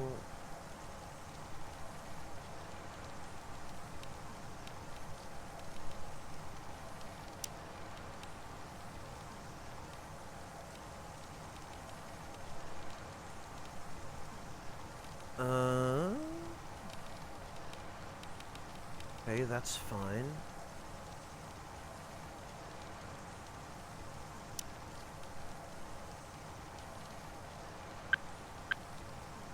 So one is a higher priority.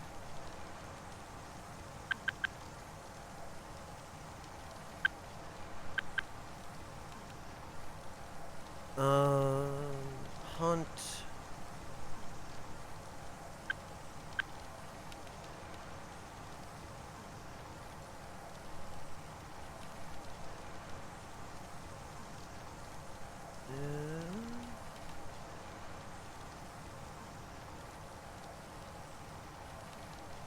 Okay, that's fine.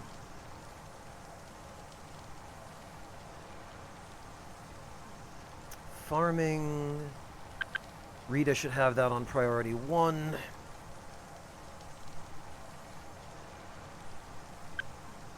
Krista. You know, let's just go through these one at a time, actually. Physical.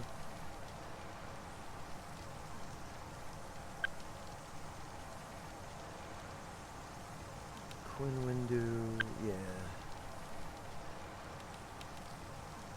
Quinn's going to be handling construction. Actually...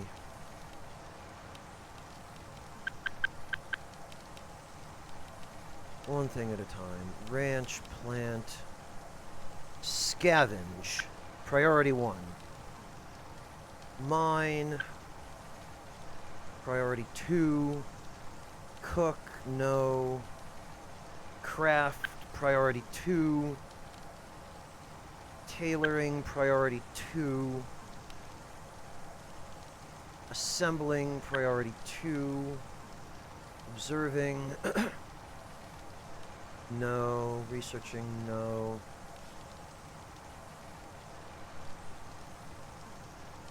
Okay.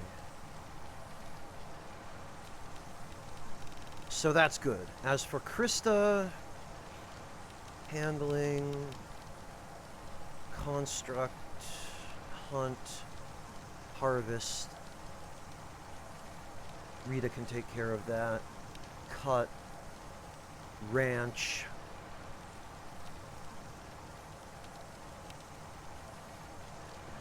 Yeah, plant.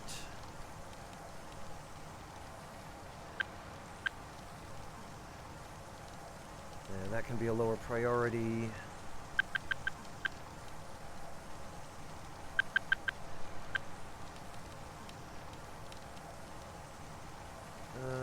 Cook.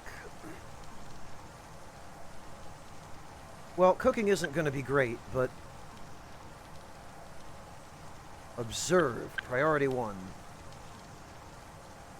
Research, priority 1. Quinn, okay. Priority 2. Priority 2.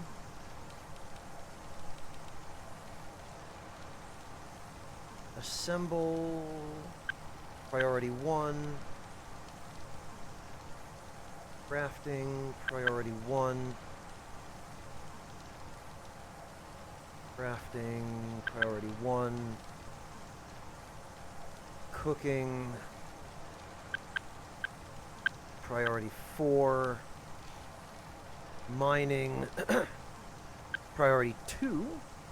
Because he's better at it. Physical. Priority 1. Actually, those should all be priority 1, I think.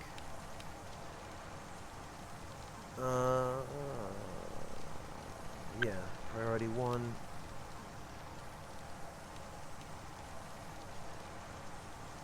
Construction, right. And Rita, healing? Priority 2. Healing can also be priority 2 for Ken, I guess. Hunting. Butchering, that can be 2. 1, that's fine.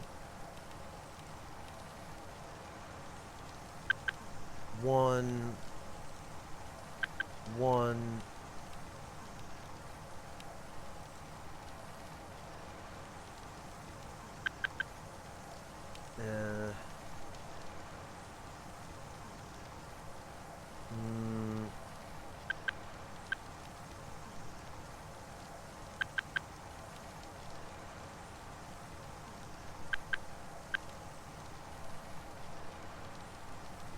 Observing. Yeah, I guess we'll leave that at priority 3.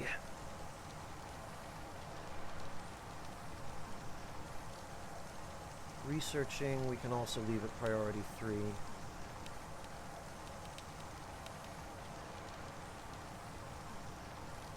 Just want to make sure I have at least one person who can do each task.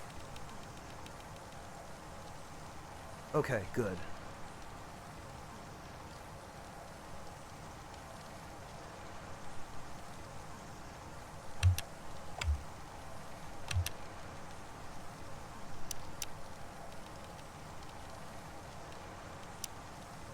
Okay, that's fine.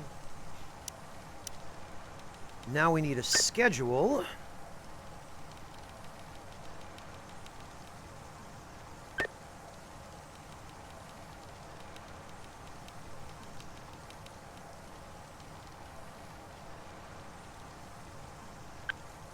So that should do. What have we got for work hours?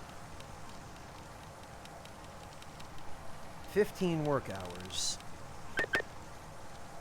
Alright, so we'll give him a couple of hours to relax the beginning and end of the day. And then that'll be 11 working hours, which is plenty.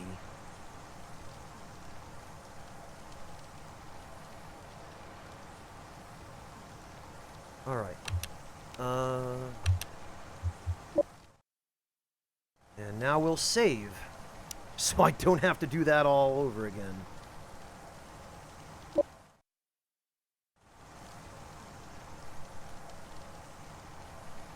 And now, I think, all the basic stuff has been properly automated.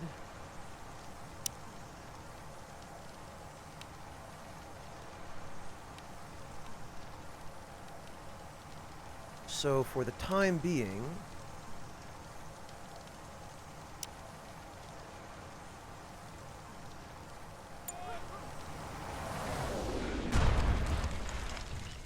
Oh.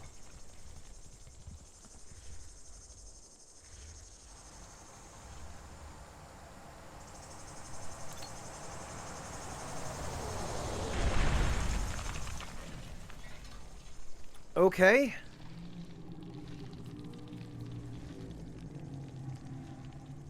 Ship parts are falling from orbit everywhere.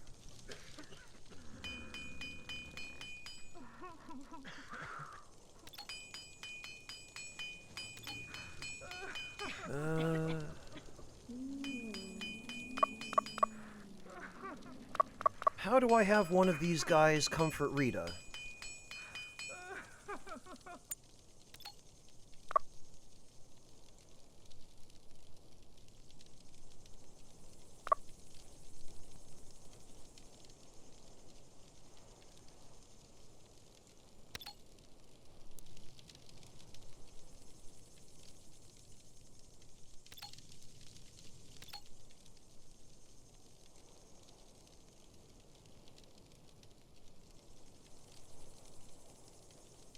Actually...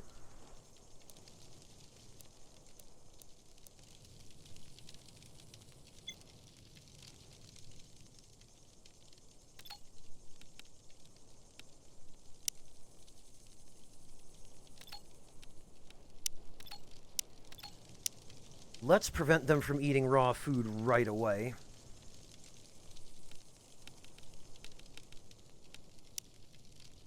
Ah, blast it.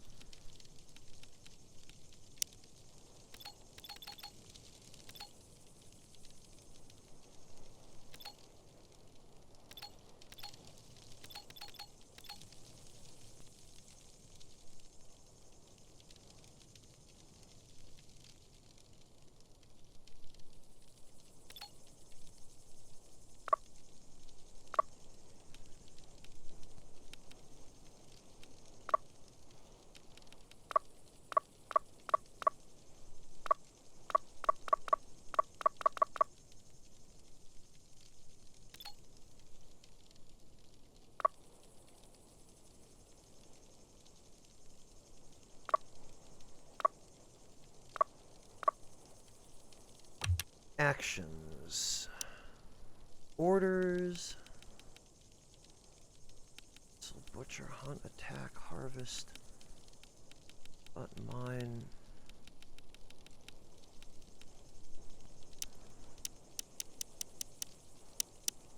Manage.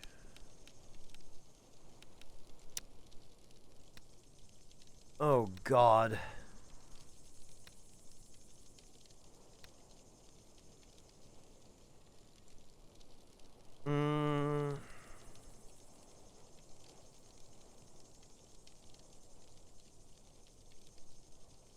Okay, so select him.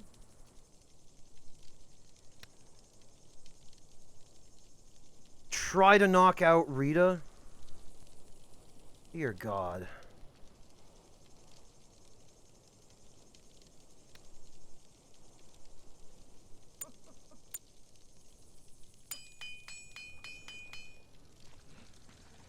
I don't think that would be beneficial. I love how there's no option to comfort Rita.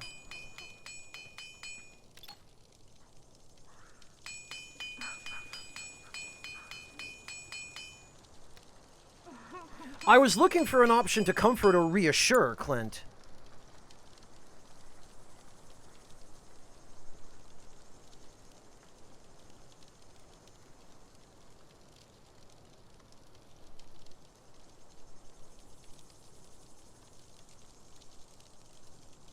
But I guess I just have to, look at her mood?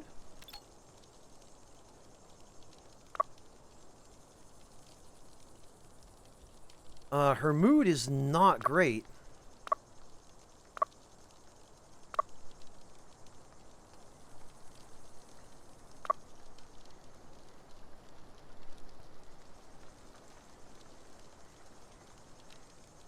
Back?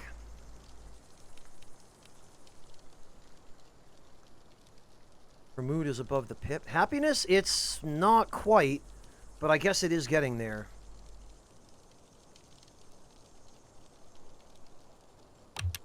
Okay, well...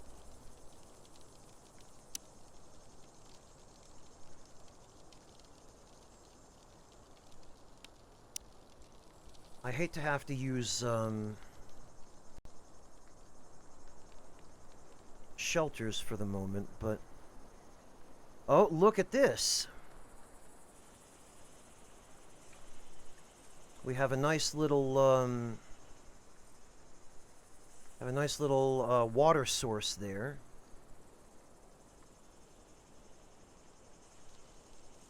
And actually, we have two really nice defensible, rock ledges here.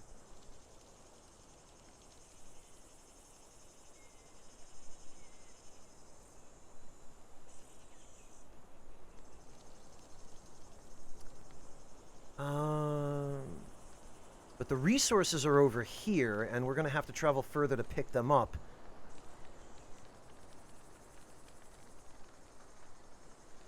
If we set up camp too far away.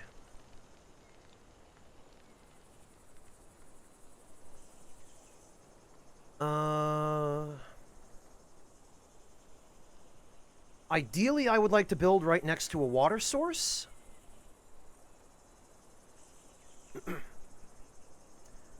But for the moment, we are going to need something a little bit more accessible.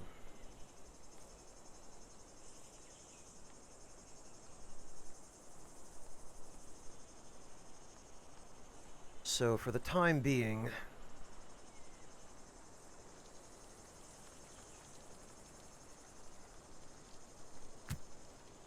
that's going to have to go there.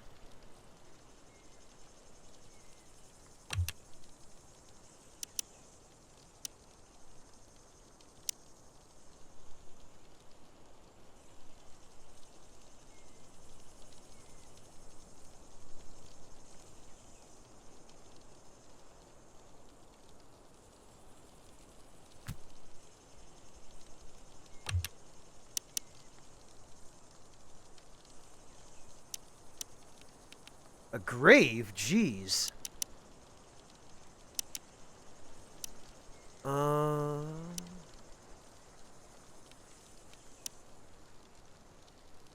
Stockpile.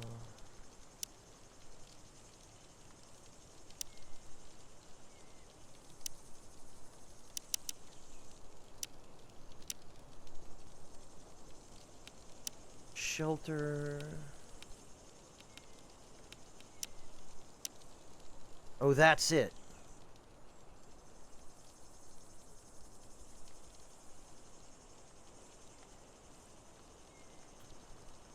Okay, I was hoping we might be able to build a door.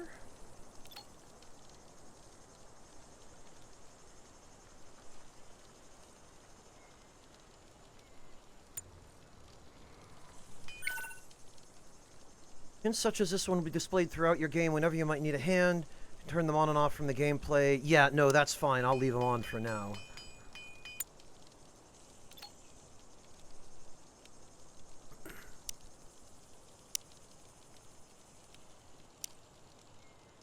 Okay,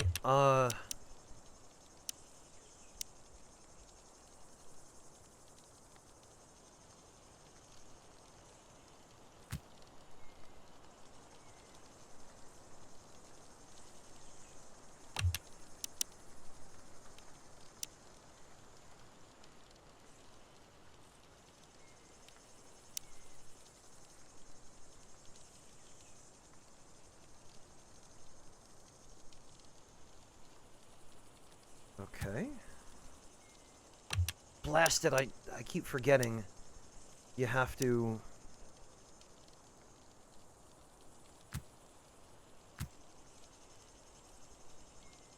Right.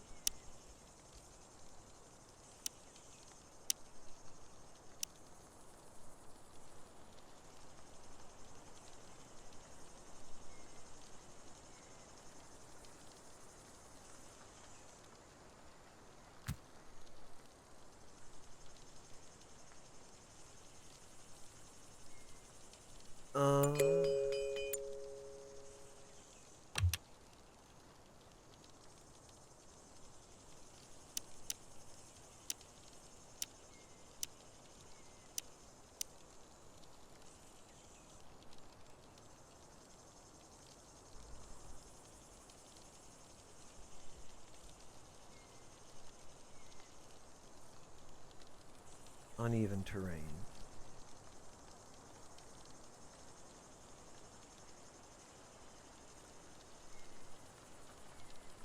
Okay. Well, that'll have to do for now, then.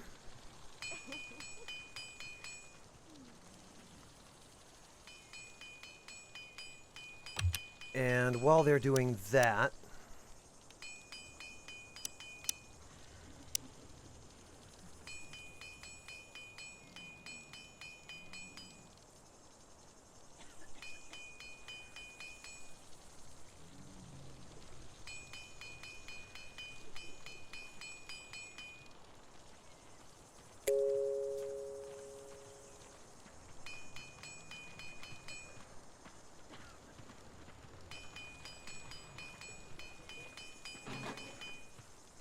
Can I not, Okay.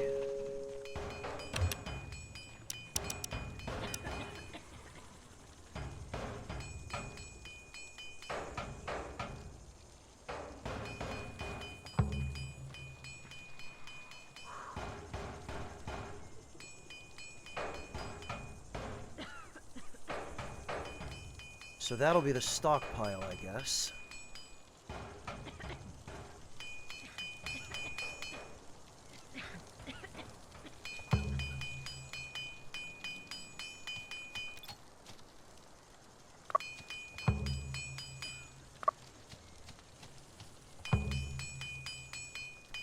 Total happiness, but it also in shock from the crash. Okay.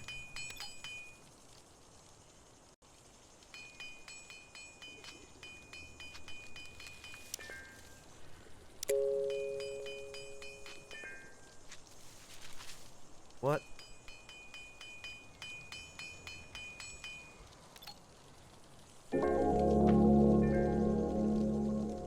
Laser pike?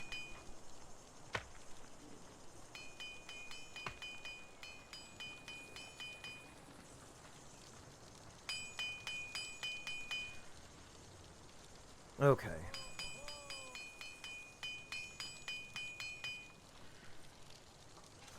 And on Maru, when I was a kid, every game shipped with a manual. And, the tutorial was fine, but we only actually just, started playing the game about 15 minutes ago. Right, so...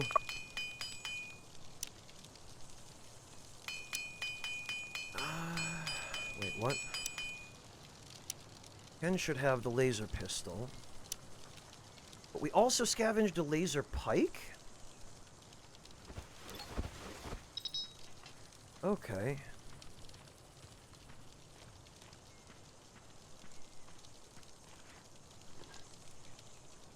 Ah, and then that's going in storage, so...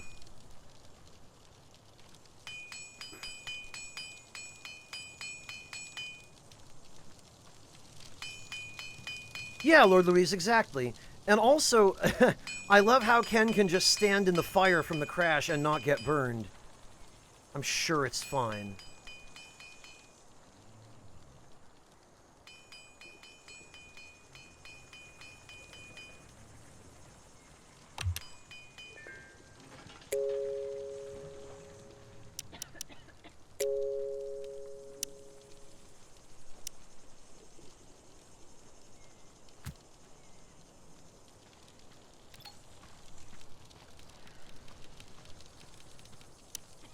Okay, so the laser pike has been added to our inventory.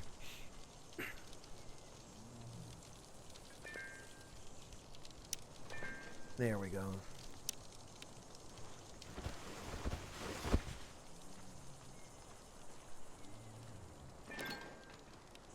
And we should observe these.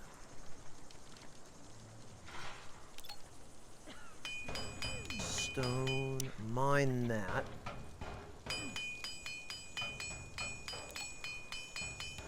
Mine that.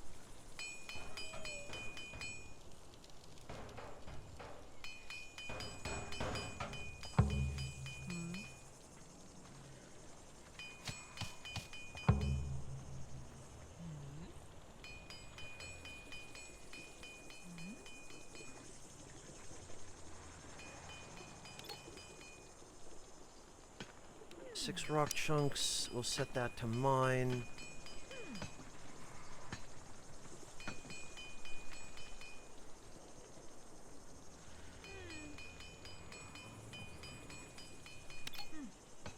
Tube plants. Oh, okay.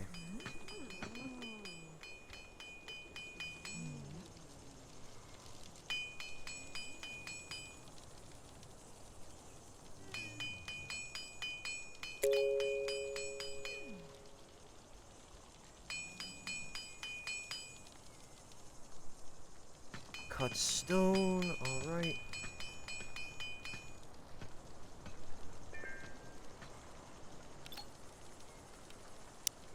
Mine those.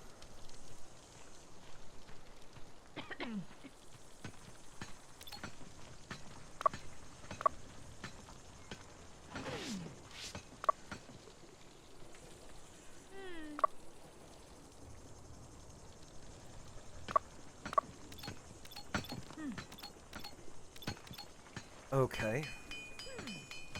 Hey, unpaid intern, welcome! This is, it'll be easier for me to just link you the Steam page.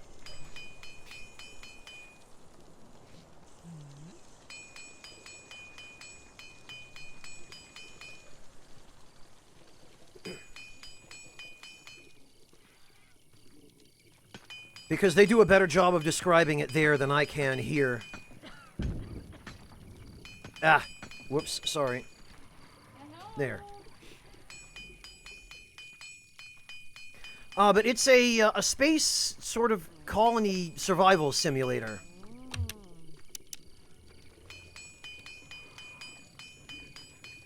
Oh, okay, and for the campfire we need wood, right. Ah.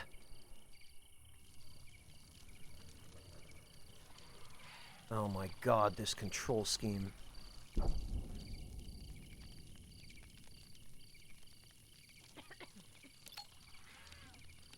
Cut.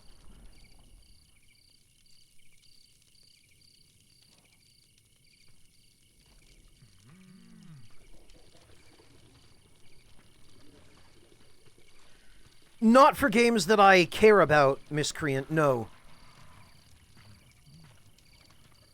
And the AAA sponsorships don't necessarily pay any better than the indie ones. It's entirely dependent on the size of your channel.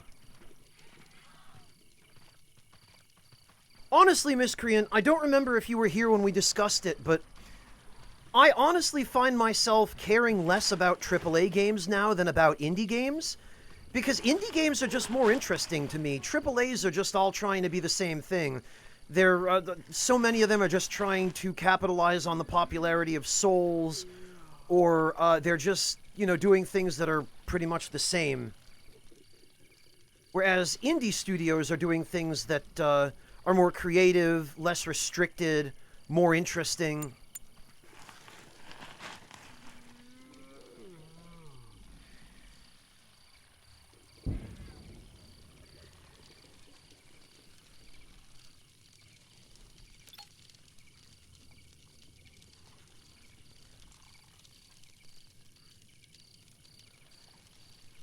No problem, intern. Thank you so much for stopping in. Have a good D&D session, and we'll catch you soon.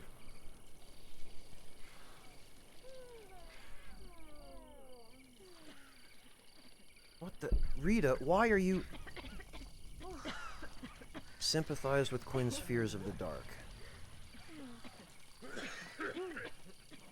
Rita, are you okay?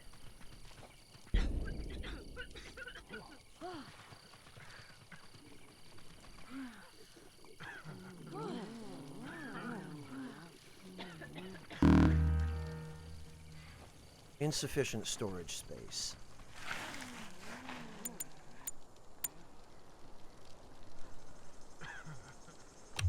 Okay.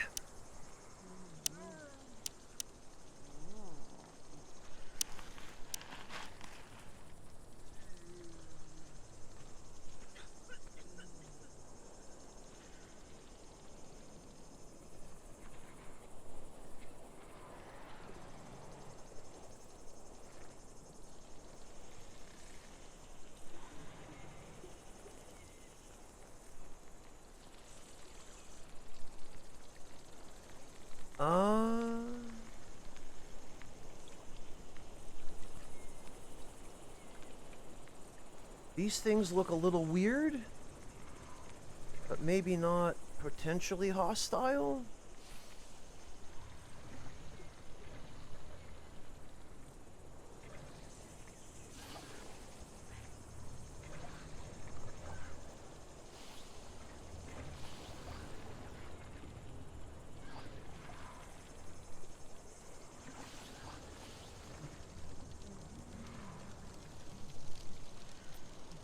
There really didn't end up being enough room here, did there?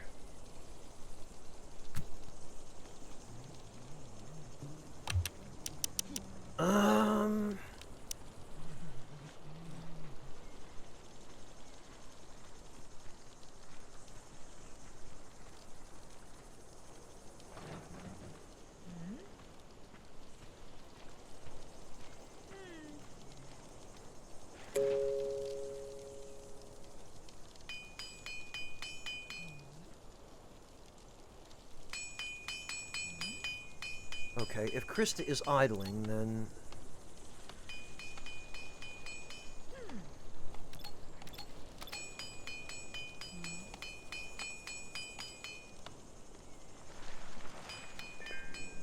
Observe tube plant.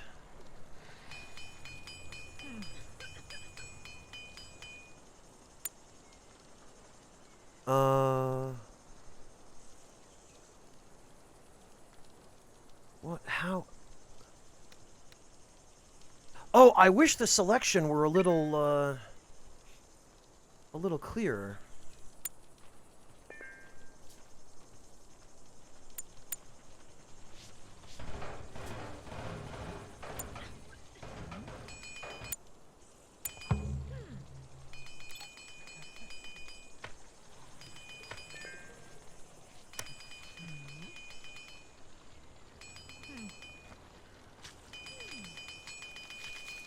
Oh, and we got another laser pike. Okay.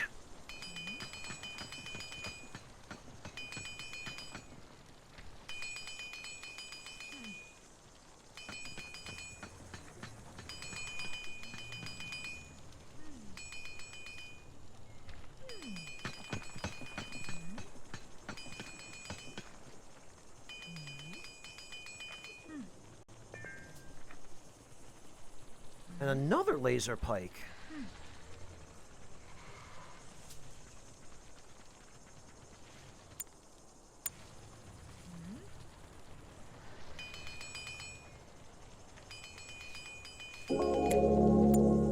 Okay. Heptalagonia. Heptagonia. Harvestable yield sweet syrup. Grows very slowly but thrives in poor soils and yields a harvest at regular intervals. Alright, well...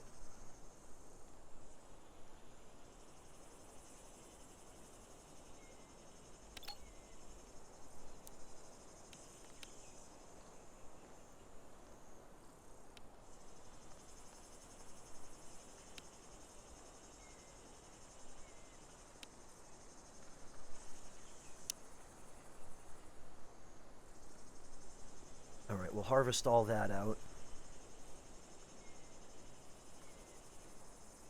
Yeah, we're gonna need a food source, Clint, and this seems as good as any.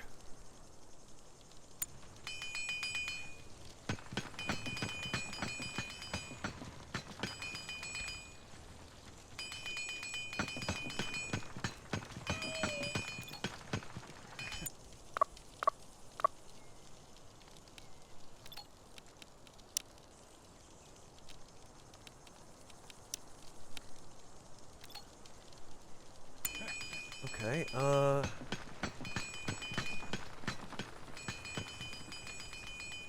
Oh, okay, scavenging didn't give us an additional laser pike, it was just... That was one we already had.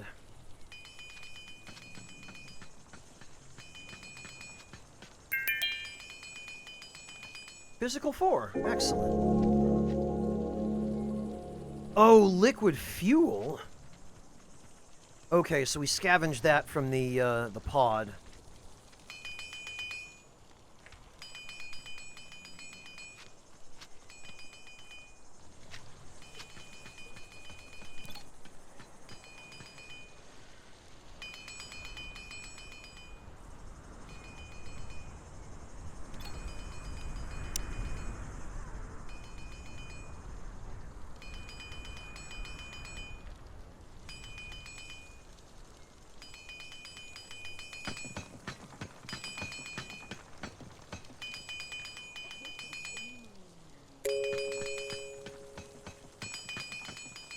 Okay, Krista is idling, which means...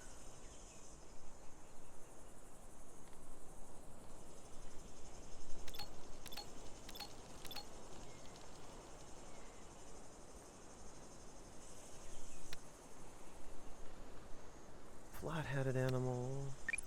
Yeah, okay, we're just gonna observe it.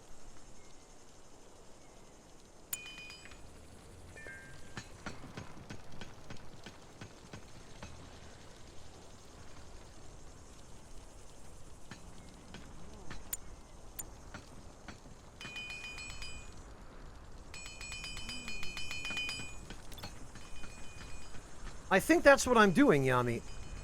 Oh, you know, I need the research desk, I guess.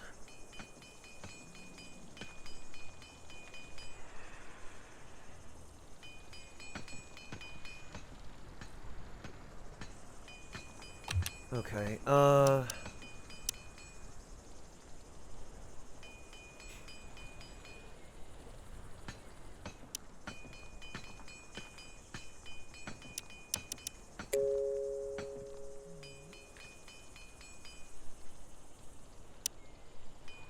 where the heck are walls?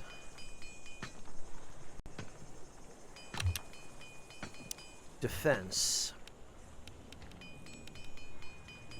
No? Research desk. Shopping block, workbench.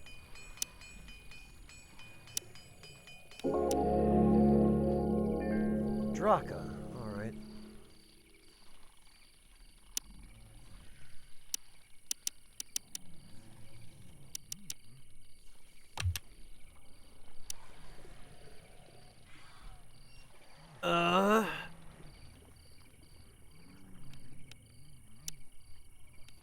Oh, walls are under fence. Okay.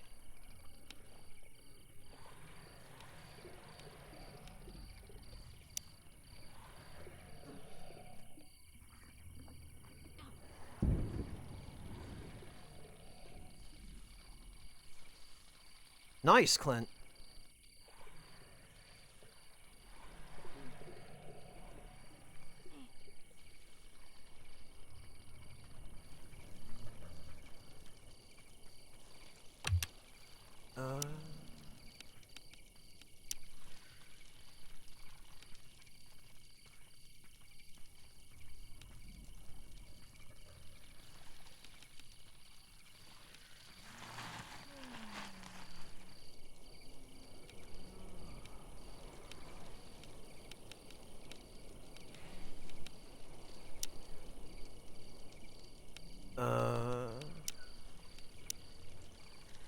I guess this'll have to do.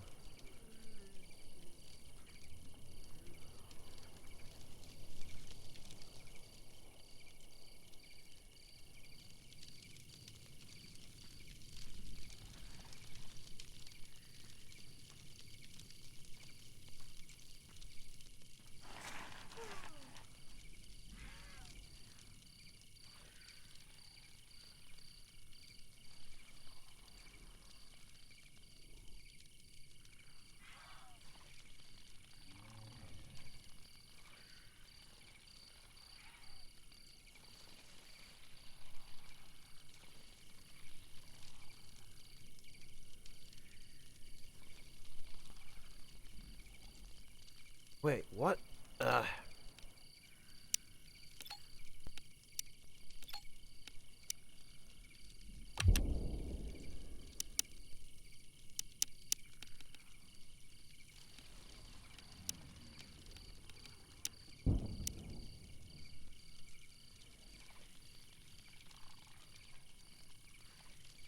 Oh, come on.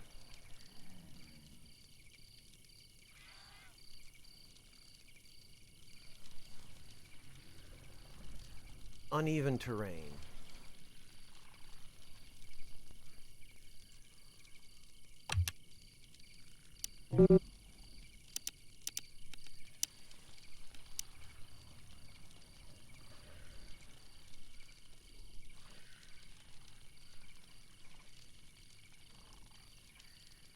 Okay.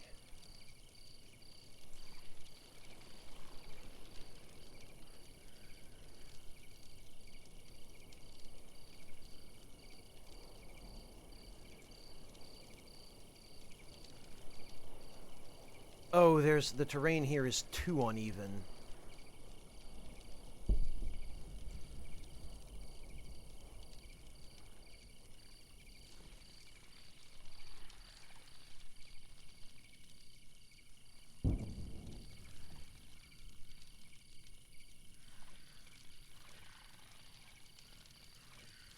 My God. Alright,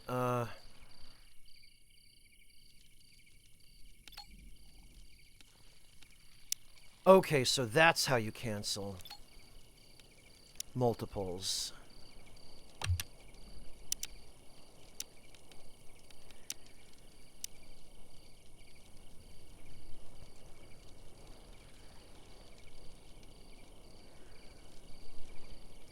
There we go.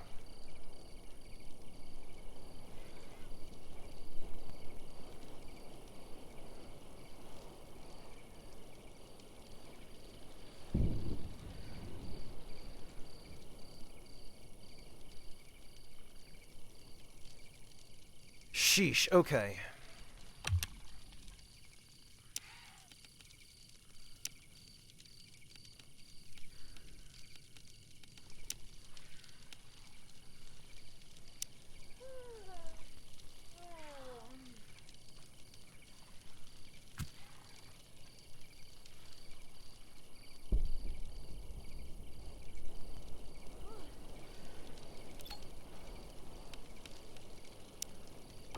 Uh...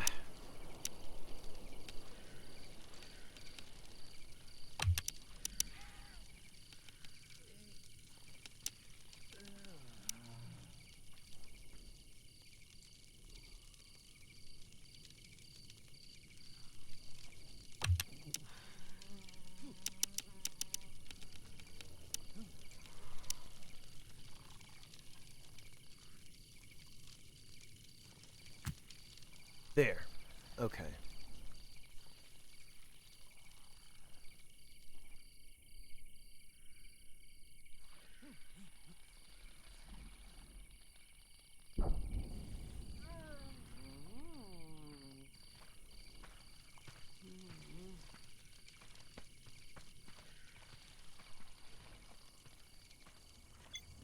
And Draka.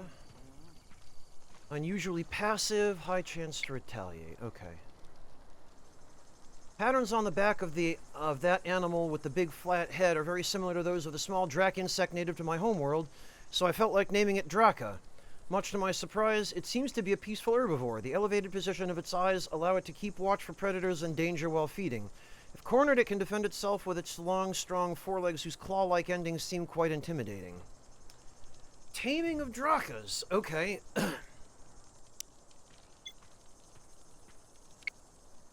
Strange plant may be a rare thing native to this world. I named it Peptagonia because of its distinctive shape. It produces a sweet syrup which can be harvested and used for cooking. I wouldn't say no to drinking it raw either. It seems to be safe. Cool.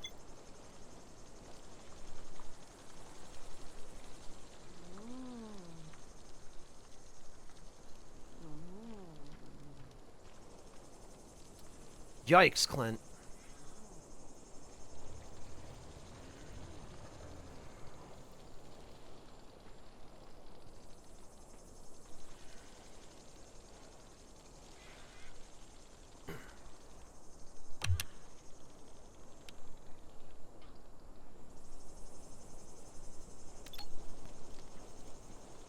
Okay. Observe bloated insect dead.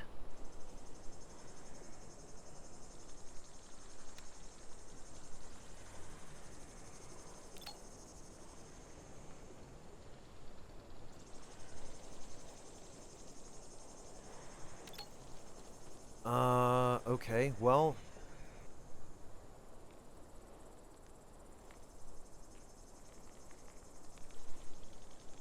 Taming is not researched. Okay, what about... flying insect? There we go.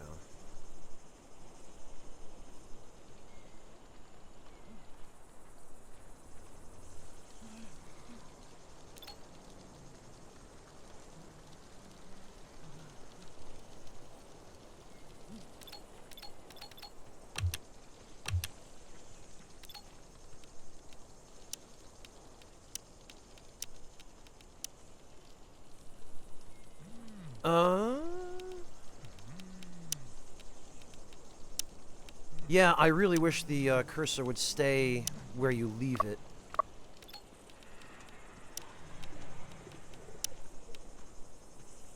Okay, so no other weapons.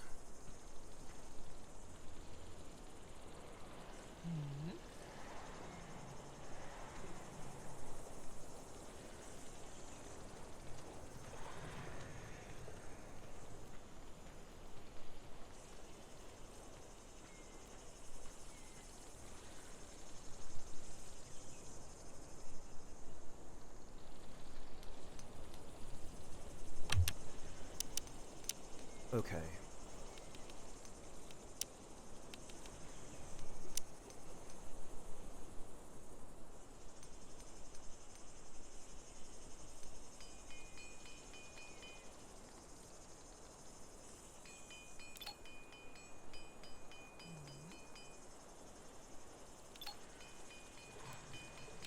Let's get rid of these rock chunks.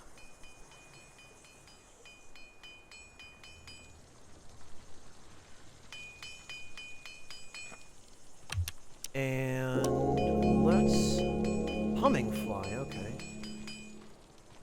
Research desk.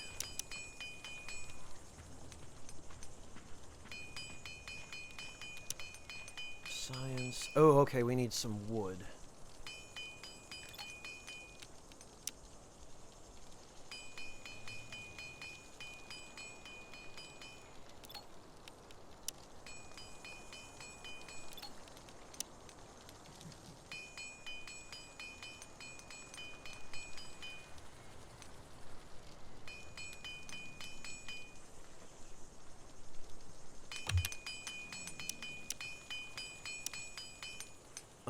Scrap metal. Oh, no, you know what? We can just build one of these out of scrap metal.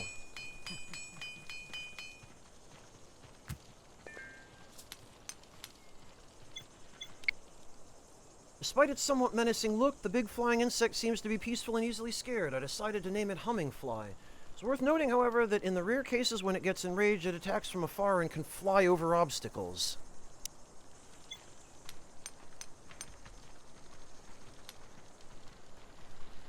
Oh, okay. Scavenging done. Krista is idling. Okay, which means... Oh, can't observe it?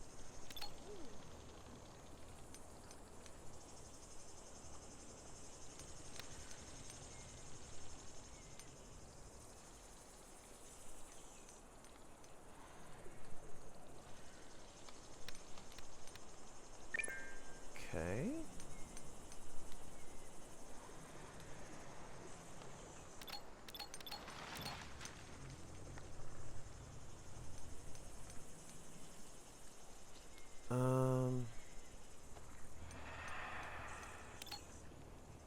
Small evergreen tree. Is there anything else around here to observe?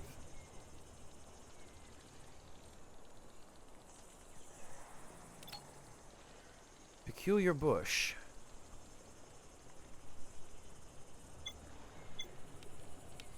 Observe.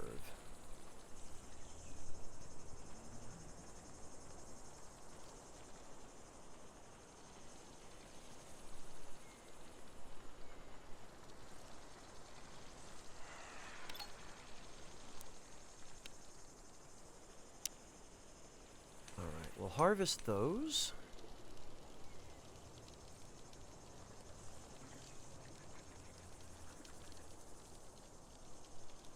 Yeah, I'm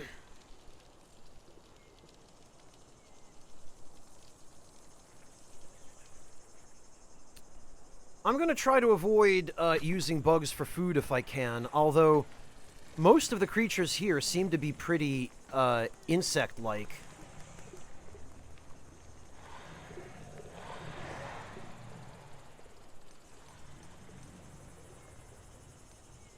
Oh, and I see some plants over here. These should be observed as well. As should these.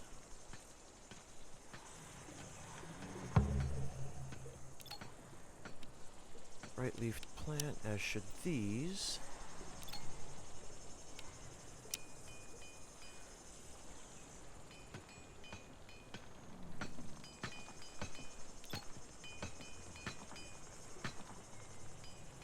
Yeah, those are all considered insects, I guess.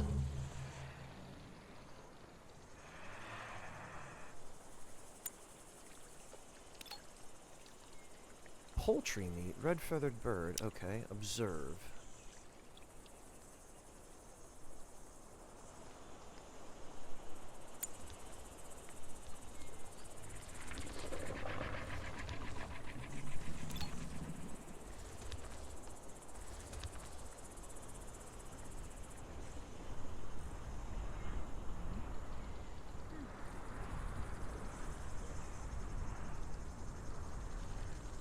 Okay.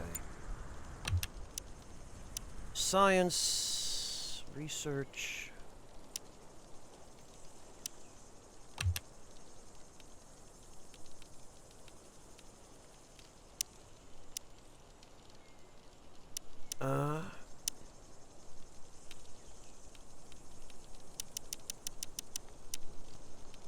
Orders. Deconstruct, repair, hunt, attack, harvest, mine, cut, collect all.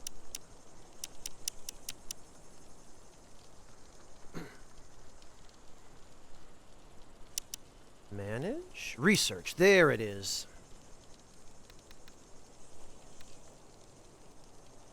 Ore processing. Okay.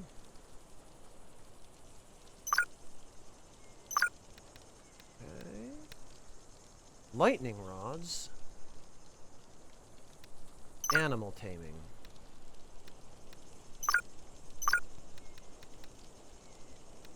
Spaceship deconstruction.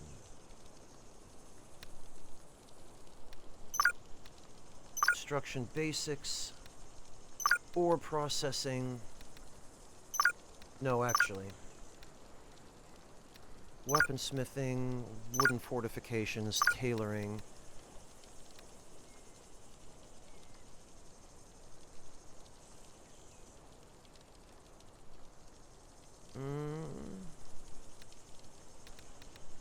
Rations, metal, and cloth. Oh, we can only do 5 at once, okay.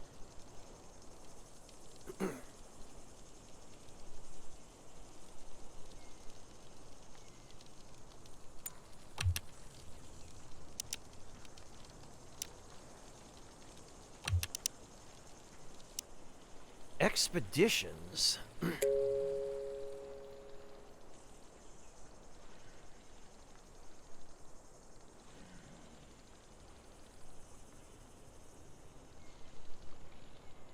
Expedition site. Okay,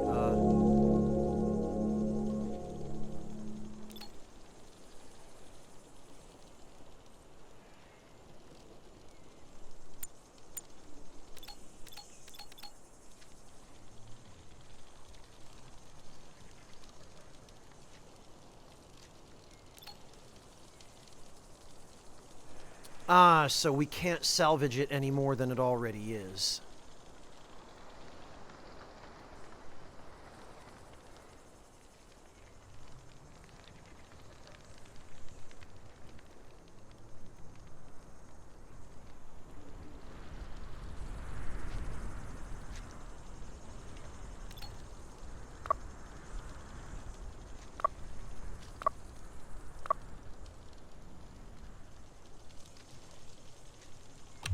Ah, right, and...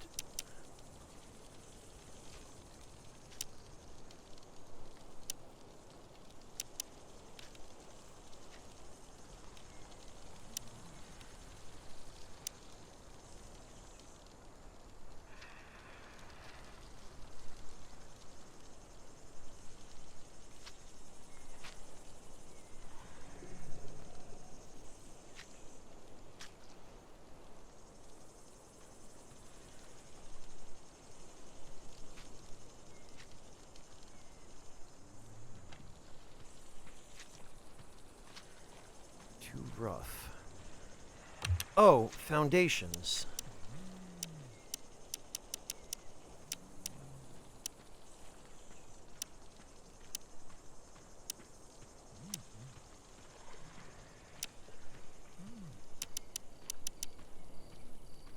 chopping block, science, what the heck? Furniture, storage, drying rack.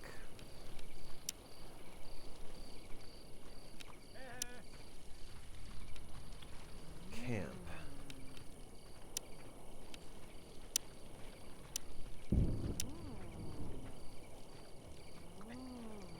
Oh, you need to research for the foundation. Okay. Thank you for clarifying that.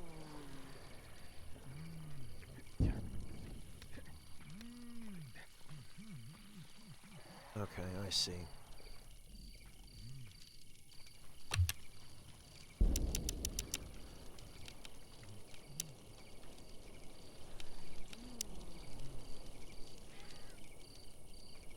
Everything around here is uneven.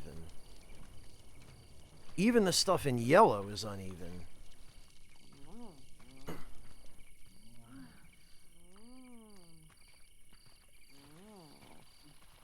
Oh, I could put it here.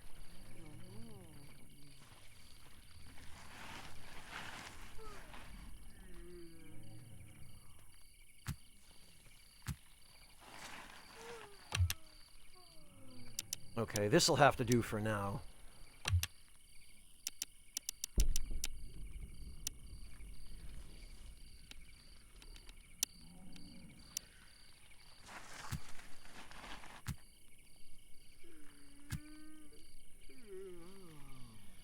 Well, dinner is close at hand when you're at that table, I guess.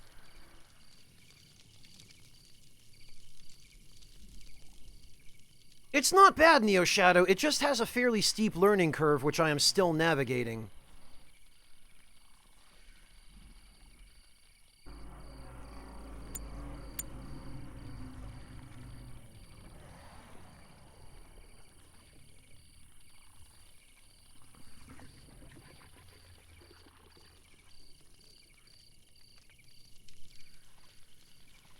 Okay, everybody is at least asleep.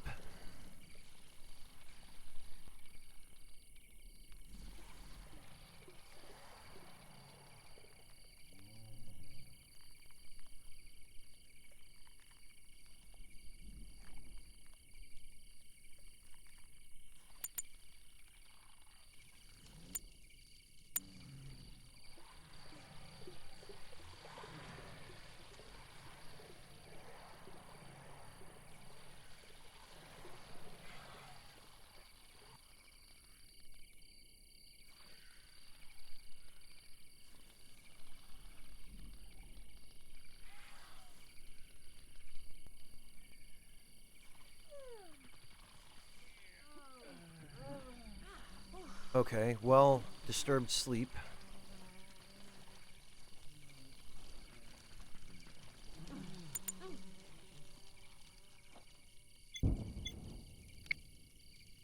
Small fir-like tree could be cut down for a bit of wood. I didn't notice anything else of interest, but gathered some of its cones for seeding.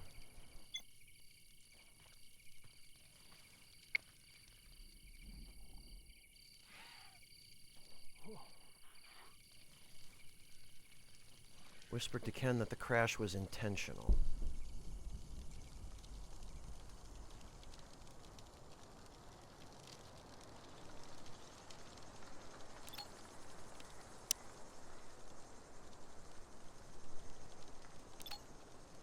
Evergreen tree. Yes, let's observe that.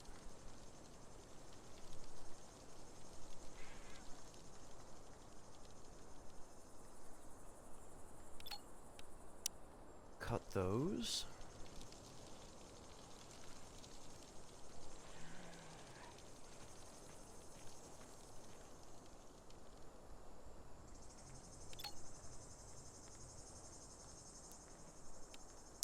Mine those.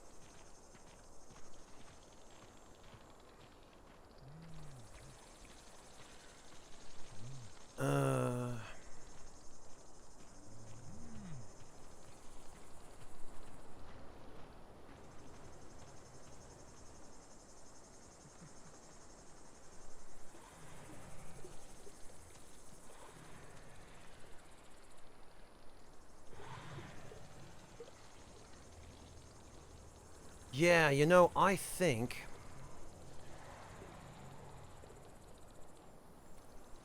if we...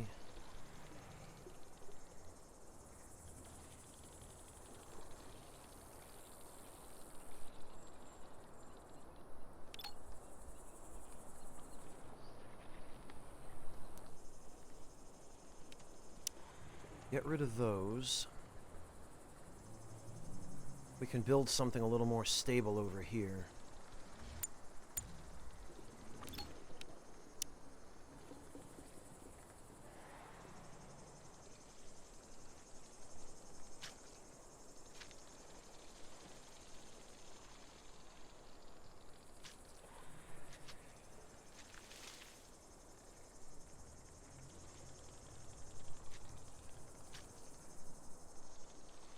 Ideally, I would like to build a foundation in here, but...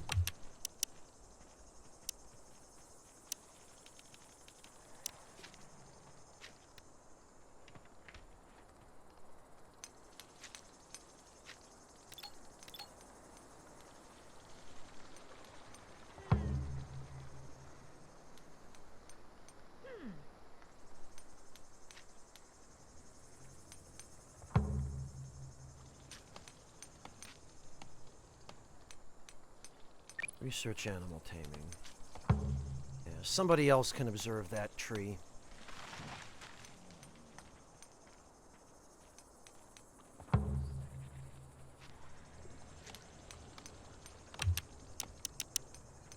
And I need... what do I need? Sticks from bushes. What, I can't use wood from trees?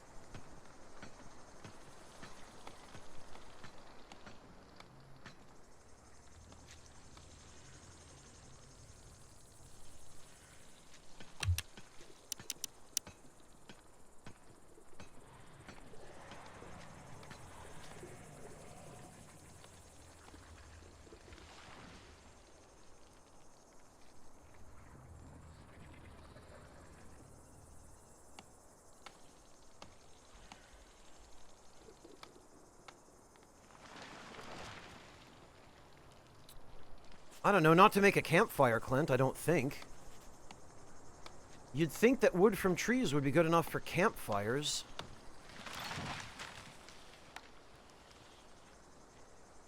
How to use or carry this item.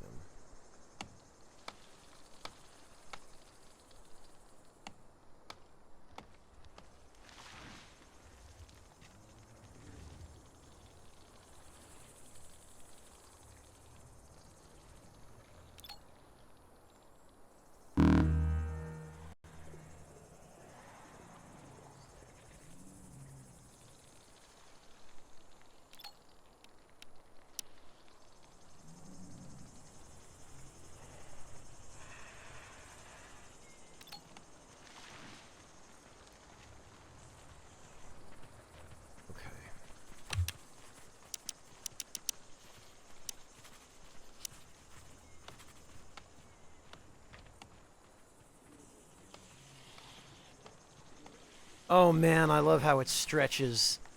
That's funny.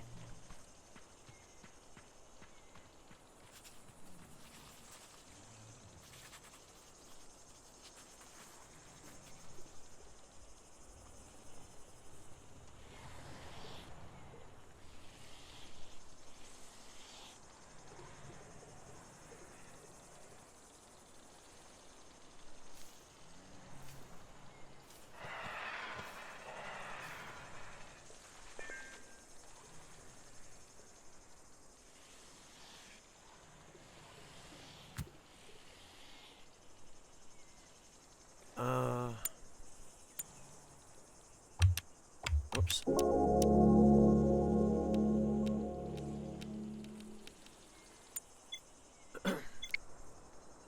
Okay, not enough storage space.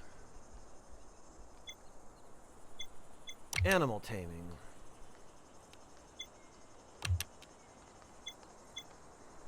Proper treat. Most animals could be tamed. Tamed animals would require food, medicines, maybe even a place to sleep. Some can have babies. Other would be ideal for camp protection. We'll be happy to have them all. Taming of observed species, scrap metal animal shed, stick animal shed, animal feeder, stone animal feeder. Cool, okay.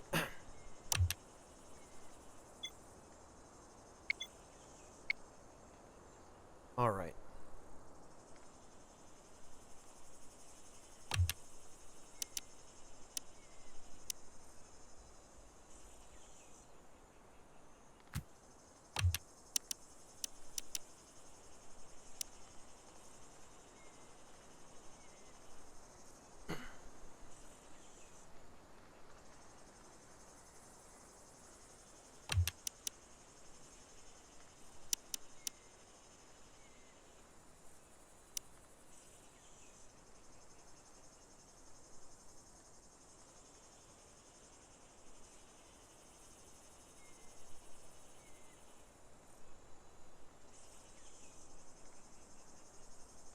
Okay.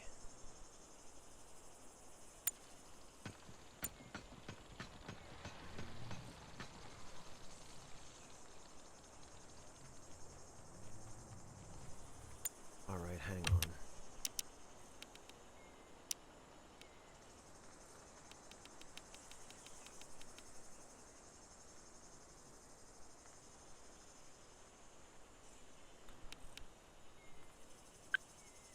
Okay, observe will have to be priority number 2 then.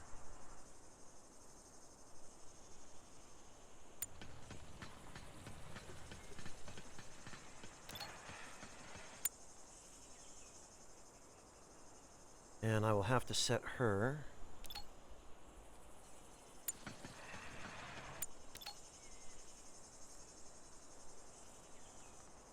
to research.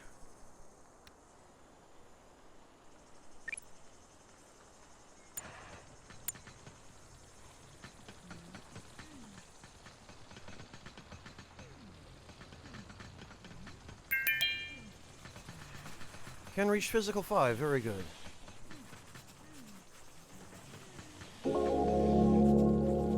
Well, ordinarily, Lord Luis, yeah. Quite enough practical experience. Okay, good.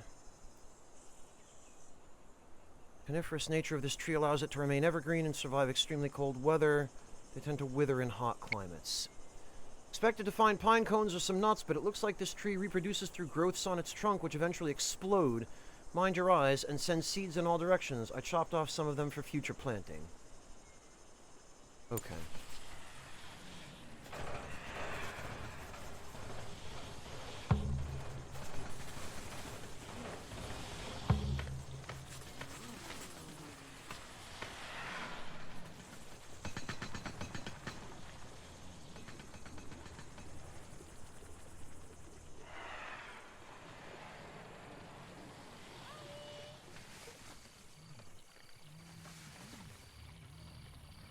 Man, I really need a campfire.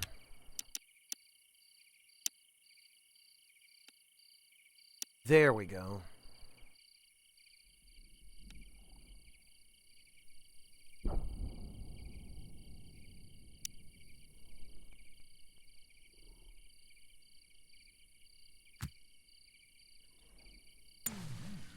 That should do.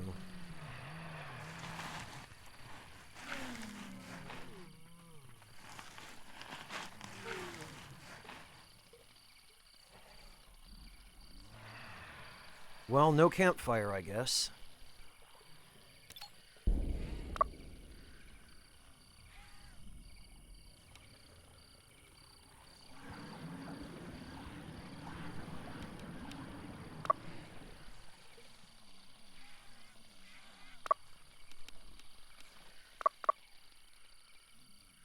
Had a pleasant walk, decently fed, ate on table, was pleased by Quinn.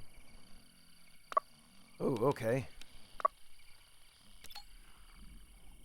Sat down and relaxed, somewhat fed. Okay. Ate on foot.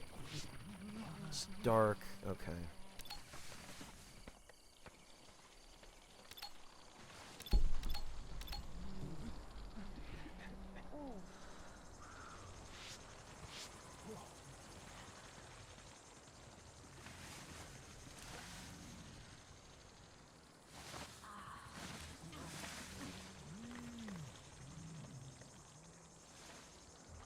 All right.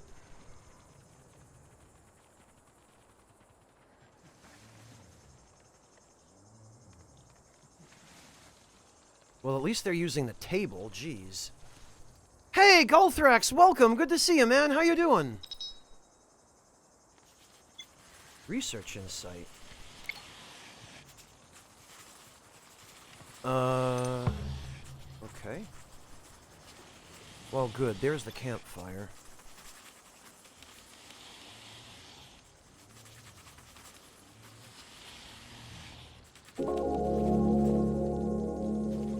Spaceship deconstruction. Good.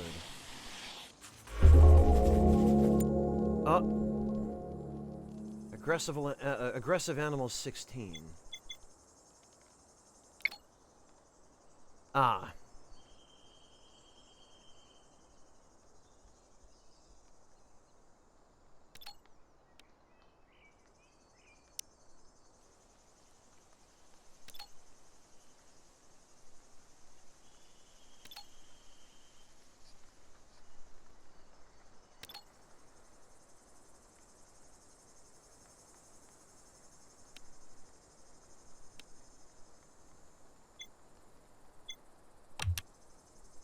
Spaceship deconstruction. Wait, what? Deconstruction of large spaceship review debris. Okay. Aggressive animals, fruit bush. Small sweet fruits used for cooking.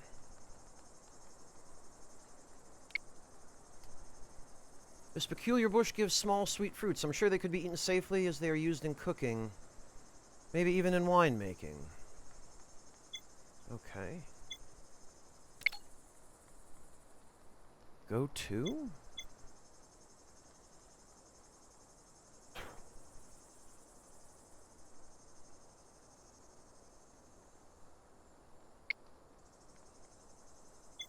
What does that even point to?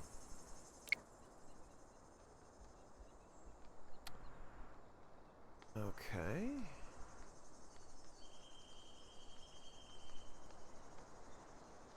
Oh God, who? Again? Who was this, and what did you give me? Thank you so much. I'm sorry my throne notification... Well, I should say throne's notification system itself is a little bit, Oh, Golthrax! Thank you so much, Golthrax, for the Tonkan gummies. I really appreciate that. That was incredibly generous of you.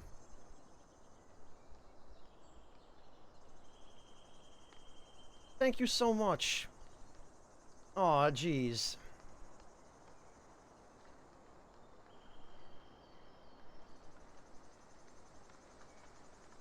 Did you leave a comment?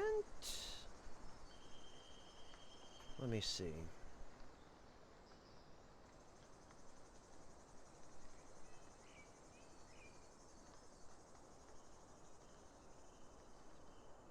This fan has left no message.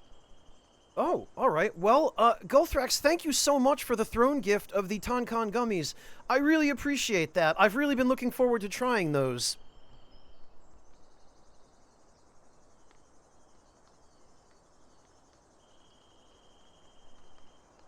Golthrax, I will definitely take some pictures once they arrive and let you know how they are. Thank you. That was incredibly kind of you. I really appreciate that, and I am sure that I will enjoy them. They seem like they're not overly sweet, so that's a plus to me. Okay, so those things are over there.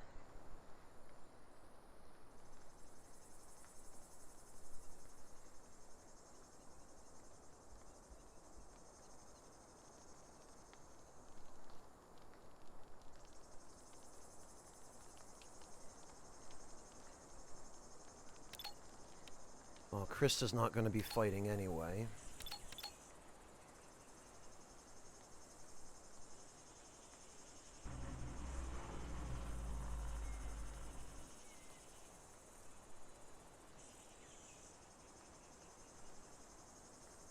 Ken, on the other hand...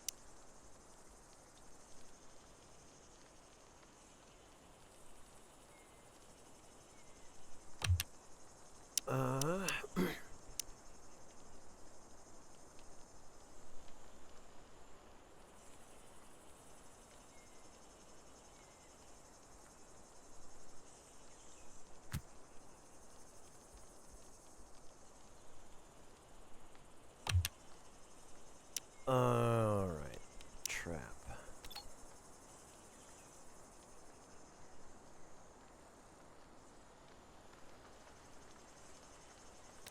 Okay, who else is capable of fighting?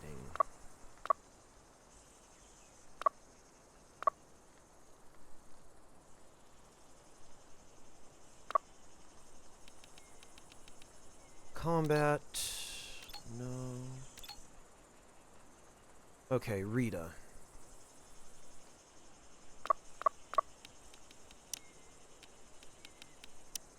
And we have nothing for her. So I guess Ken will have to fight off all of these things by himself. And Quinn, like it or not, will have to immediately...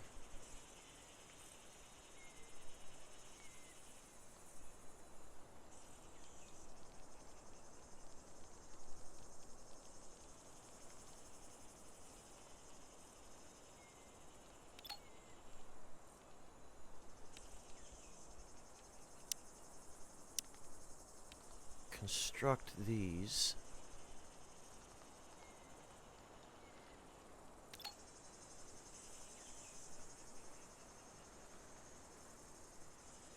Well, if I had them, Lord Louise, at the moment I don't. Construct trap.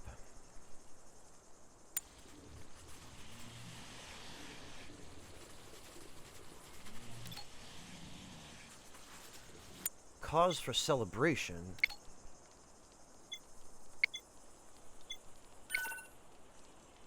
We put together a camp as quick as we could, considering the circumstances. We're not sleeping in the dirt, we have a roof over our heads and a fire to illuminate the dark on certain nights.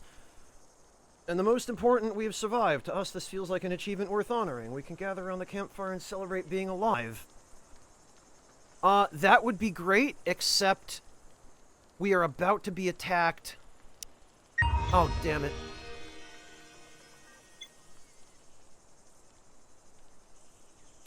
We were about to be attacked by,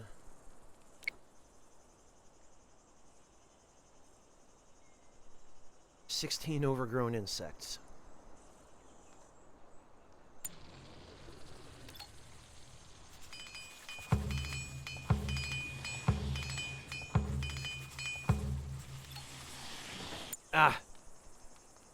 Okay. He's gonna continue.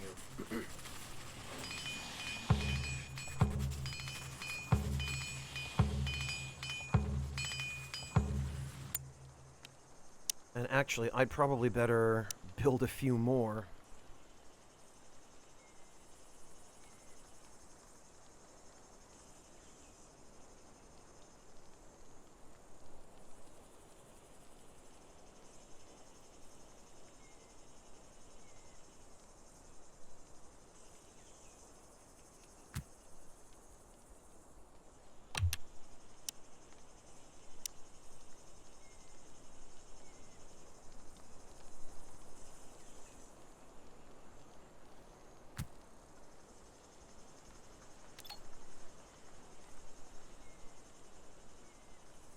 No, Quinn, I'm afraid I need you to...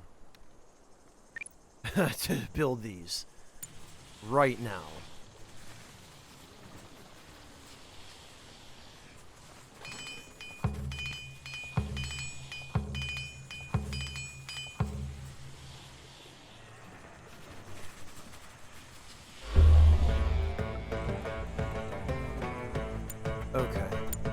Oh, I'm actually really glad that it sets the animal, or the game speed to the normal speed during the attack.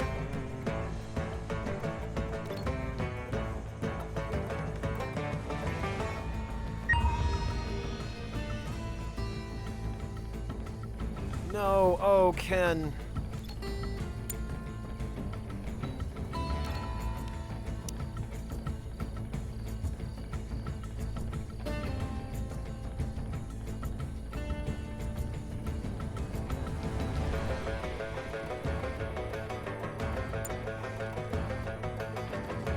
I'm sorry, Ken, but we need you.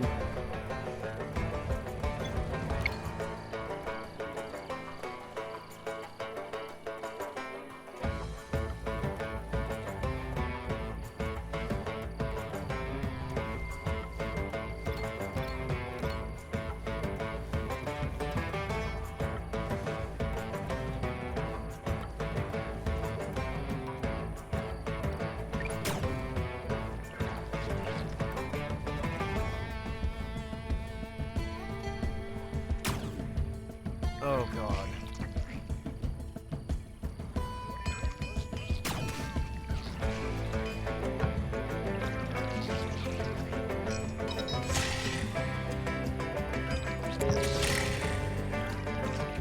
Oh, this is gonna be pretty ugly.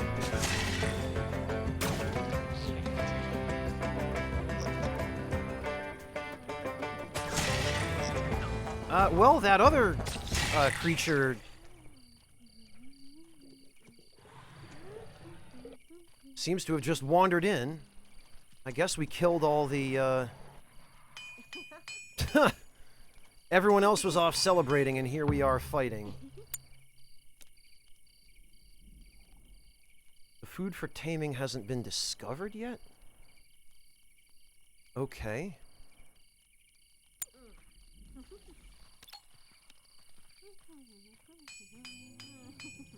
Undraft everyone.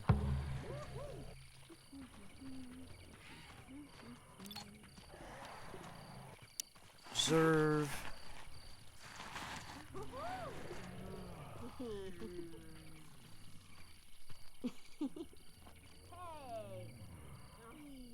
Actually, that went a lot less badly than I was expecting it would.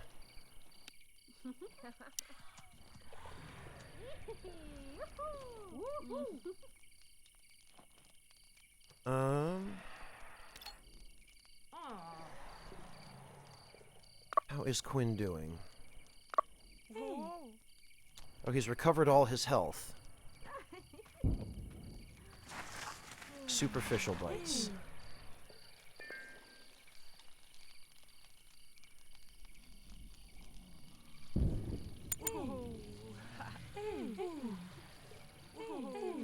Oh, and Rita's healing Ken. Good.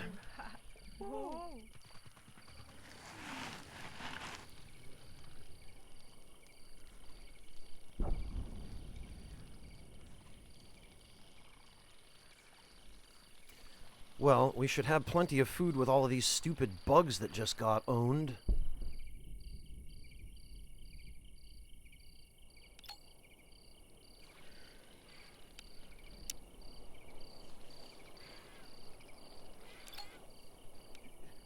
Okay, now we can salvage this.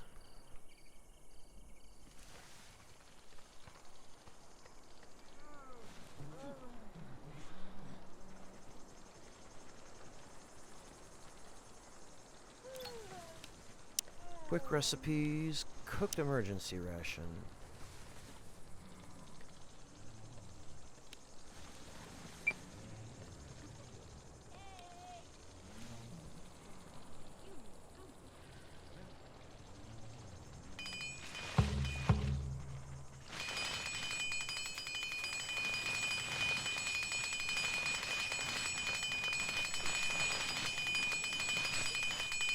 Might as well clean all of this up.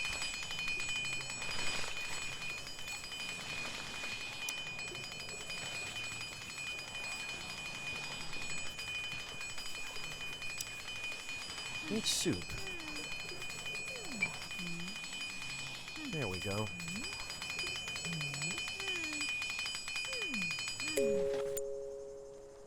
$45 metal.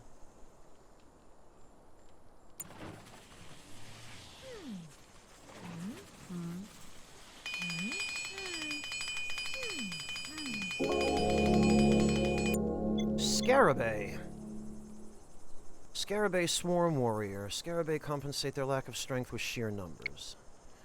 The bug I observed looks like an overgrown version of the pest that's known and hated on many worlds. Giving it a common bug's name felt a bit underwhelming, so I chose the nice-sounding Scarabée. Unfortunately, it's a lot more annoying than some tiny insect that scuttles through your fridge. This one is big and impudent enough to attack humans and do some damage. The main problem is that these insects tend to swarm and work well together in large groups, so they should not be underestimated.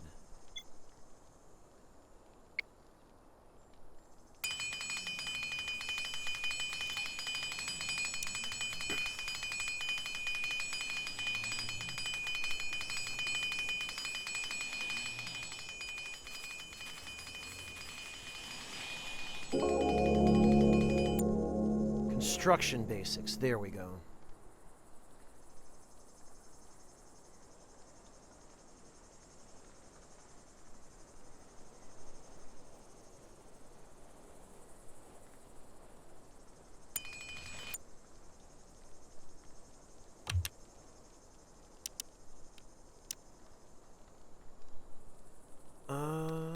Wooden fortifications. All right, what else?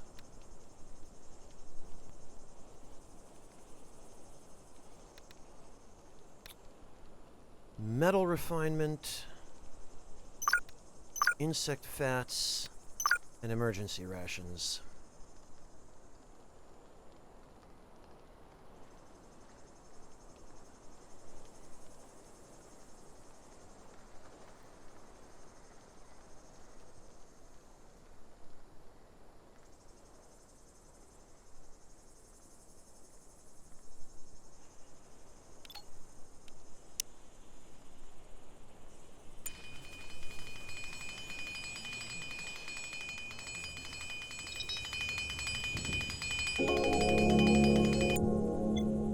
Glutch. Usually passive, small chance to retaliate when attacked. Ah, that's what these are. The big bloated insect is a slow and usually peaceful herbivore which I named Glutch. While not particularly dangerous, it secretes a corrosive substance which accumulates on its skin and is released as a toxic cloud when the creature shakes its body in fear. Gauging it at a safe distance seems like the best option. Okay. Walking in the rain is unpleasant, but sleeping soaking wet is outright horrible. Survivors out in the open will have decreased happiness. Rain is great for plants and boosts their growth. Okay. There are better places to sleep than in primitive shelters. Buildings with 4 walls and a roof, for example. For starters, we should figure out how to make flat floor foundations, walls, and roofs out of the materials we have at hand. We'll then need doors, windows, stairs, and other elements. Okay. Oh, good.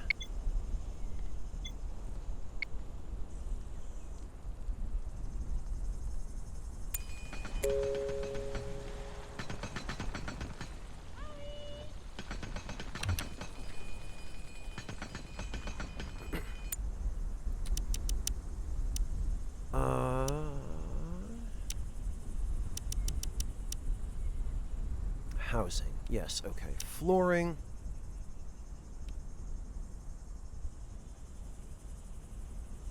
Stone paving.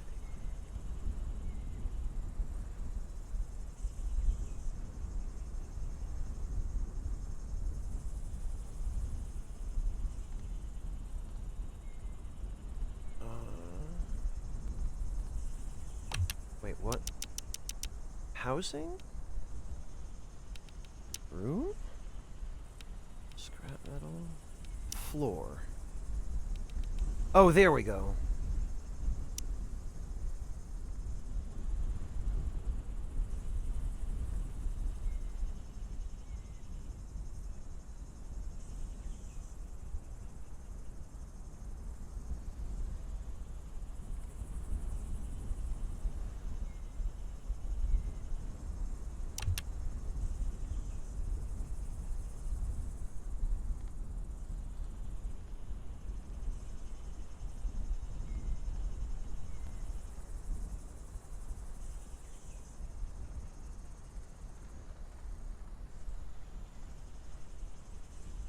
There we go. That...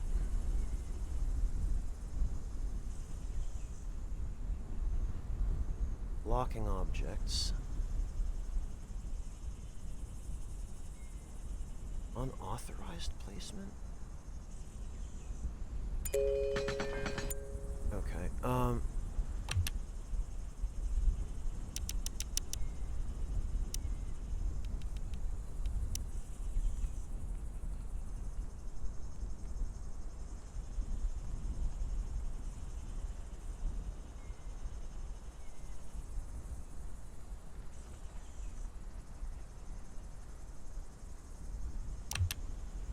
no. That isn't at all what I wanted to do.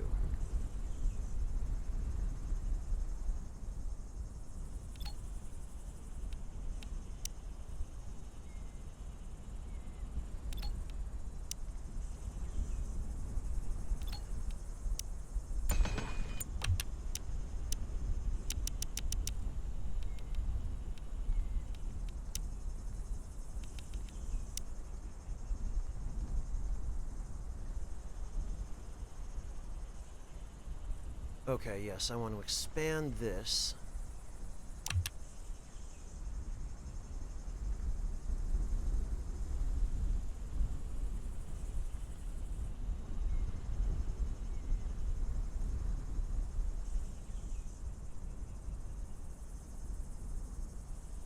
There we go.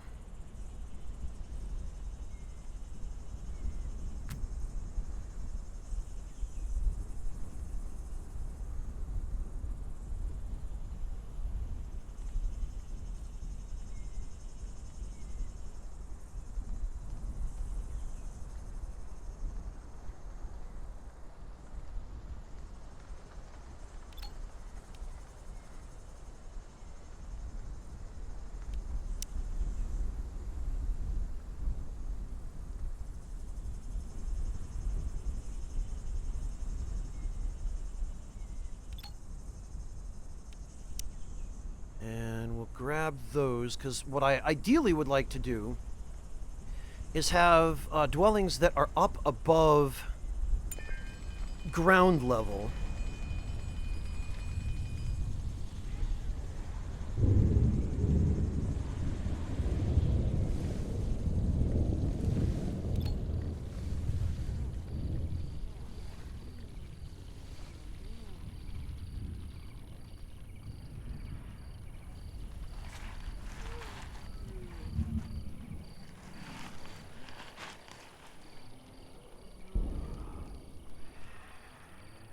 And where we actually have a little bit of room to store stuff.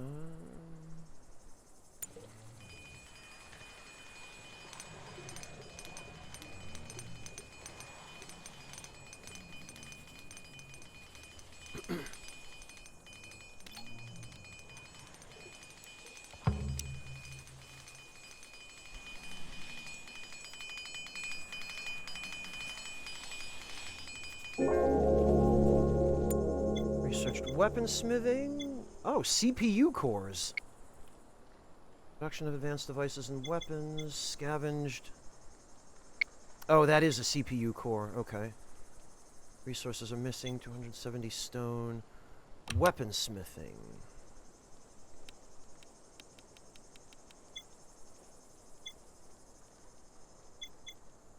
Yeah, just a bit, Clint.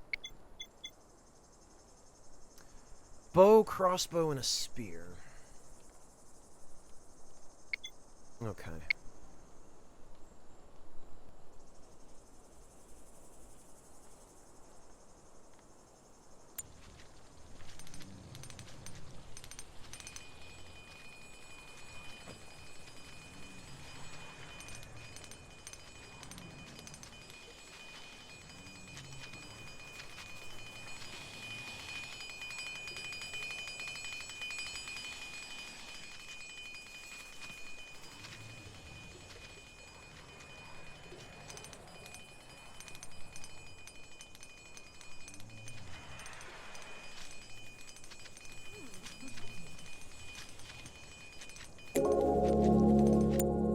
Electronics.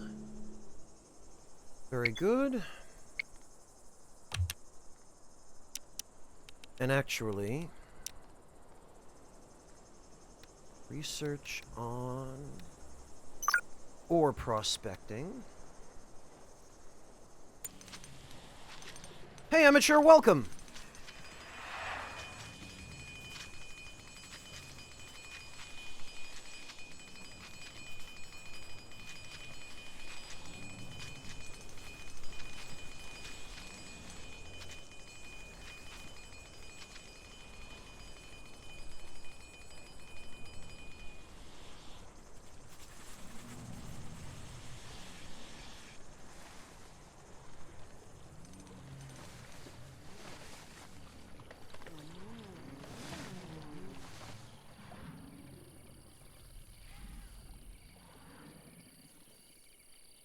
And actually, for the sake of more food variety, fruit bushes, we should probably harvest these.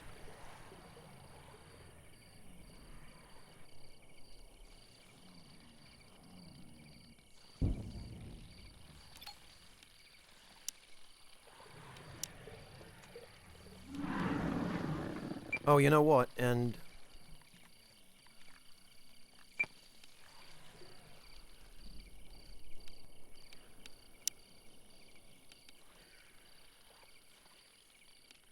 there we go.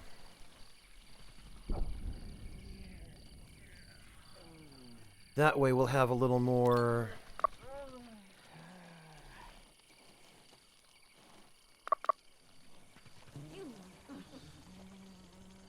Yeah, we need to get these guys happier soon.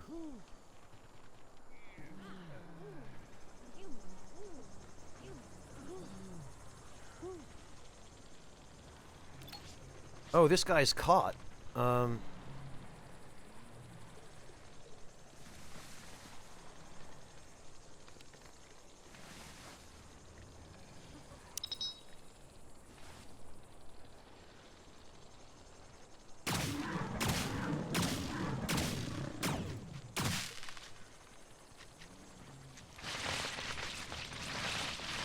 All right.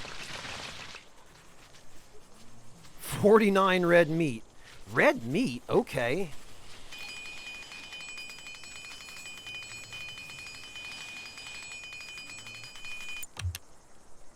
So actually, who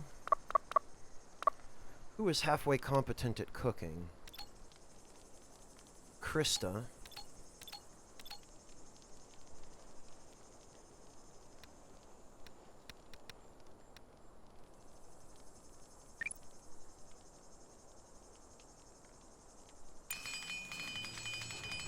There we go.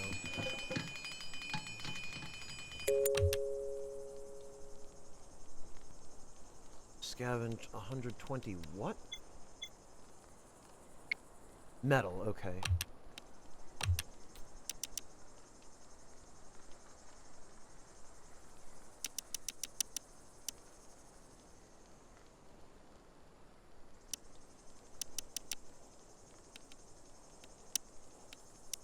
And it occurs to me that we only properly had 3 chairs.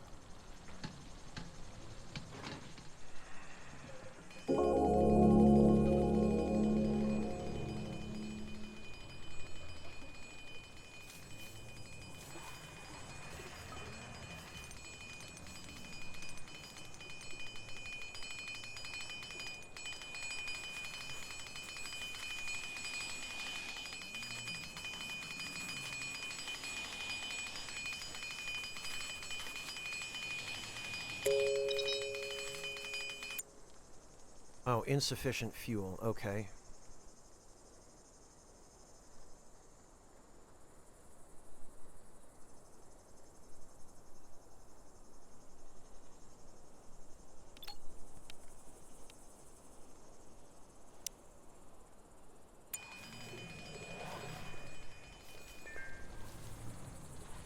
This looks like there's some ore. Okay, aggressive animals.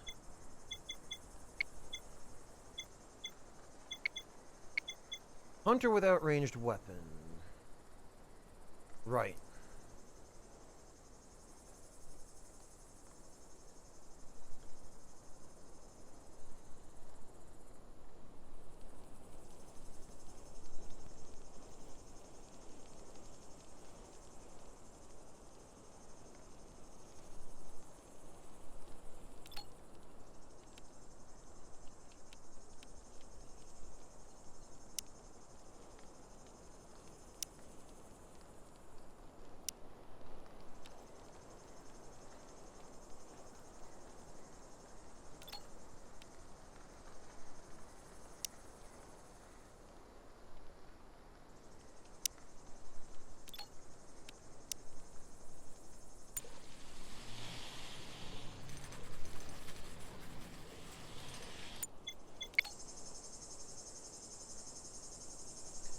Scarabée, overgrown scarabée, and explosive scarabée.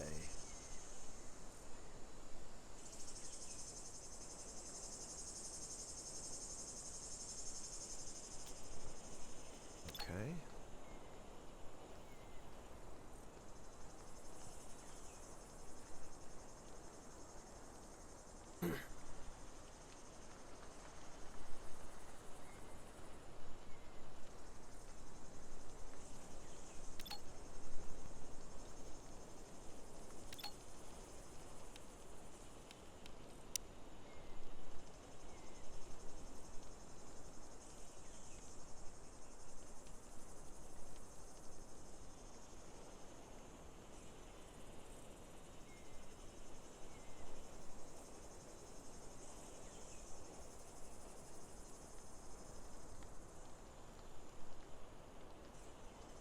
Um...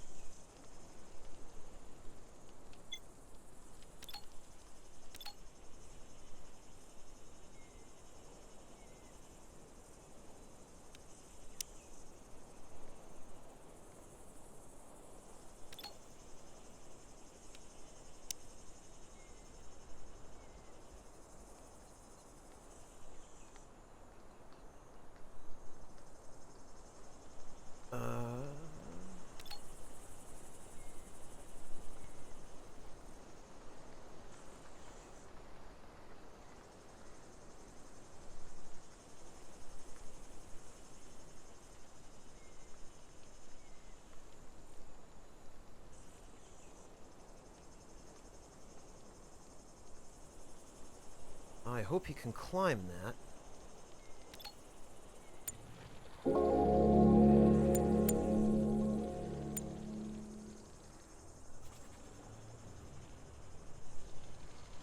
Because I'm going to need everybody to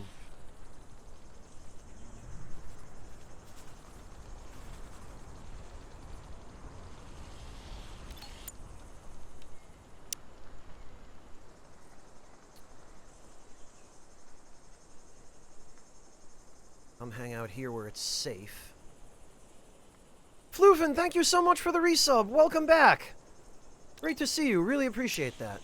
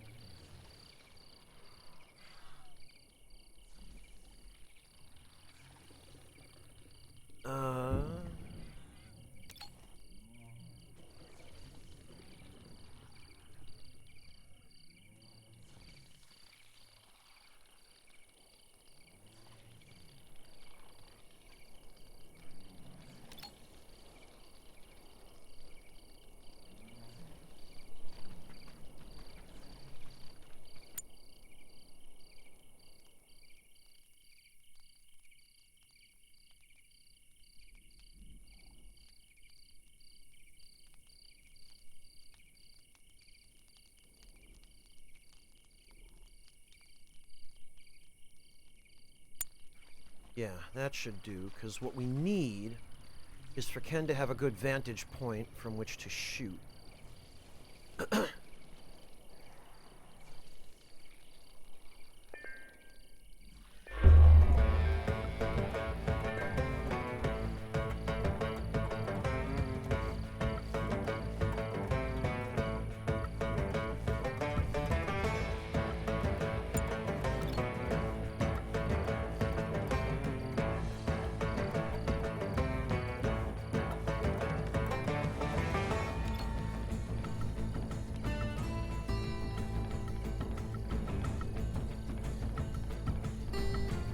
Wait, what? These are armed?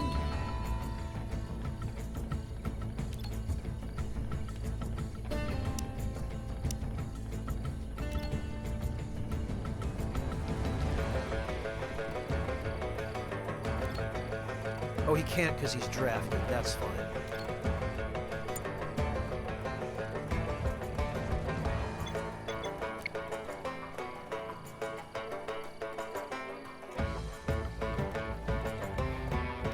Oh, okay. Well...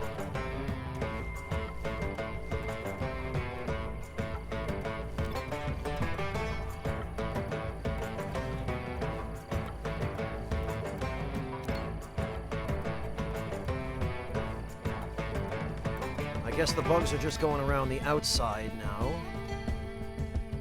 So whatever else might be the case, we did sort of successfully bait them.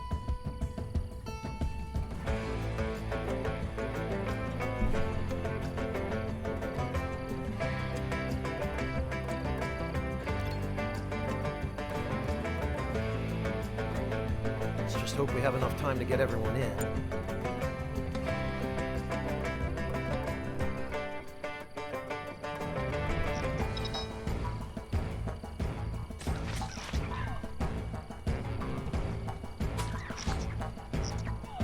Oh, geez.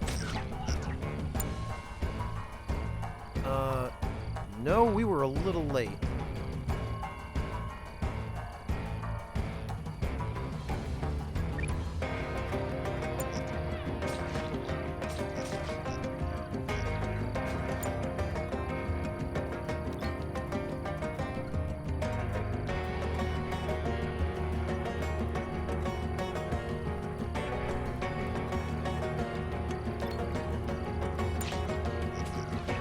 Oh, that's terrible.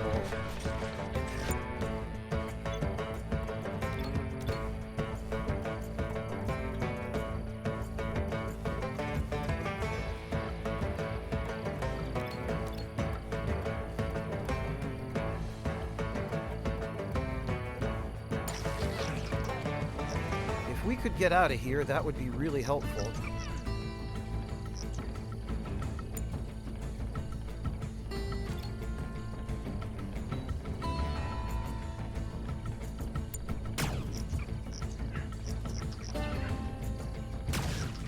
Oh, this is a disaster. Hello, Virtue Service. Welcome.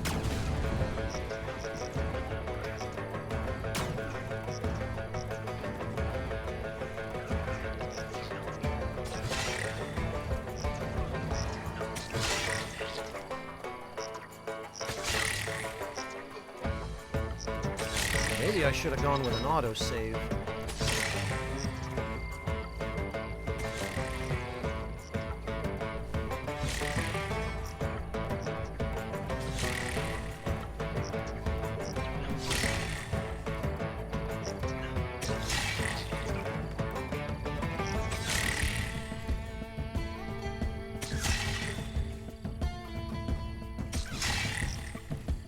Oh, this is...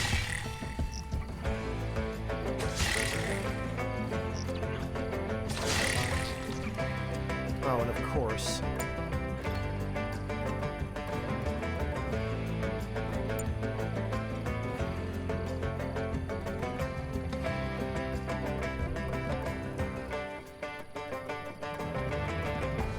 Sheesh, thank goodness for the traps.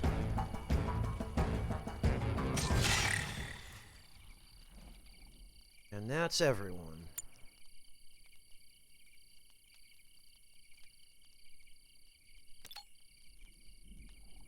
Bleeding out, huh?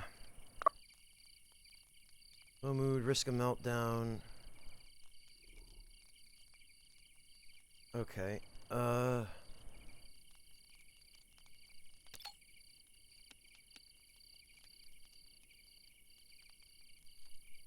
wait for treatment.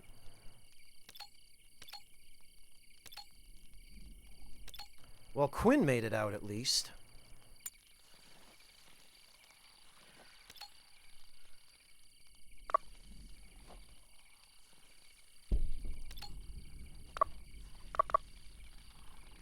Superficial bite. Wow, okay.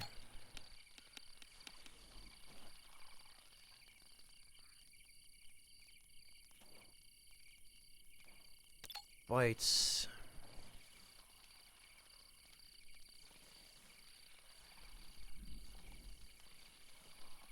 Fine.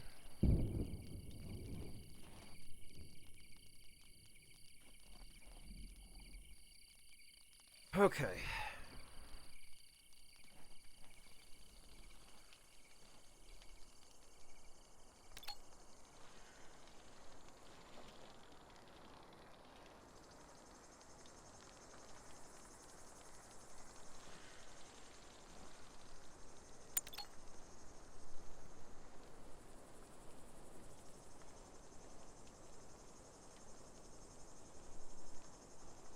Ah, right.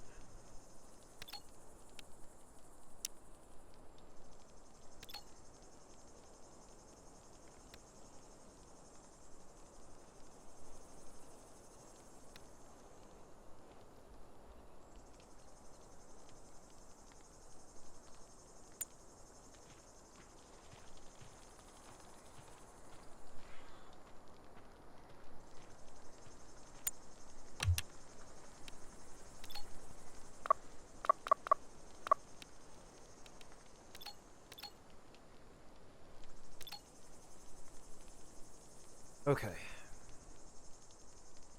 So Ken...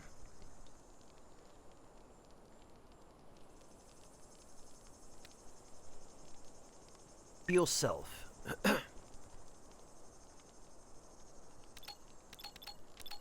And Rita... Heal...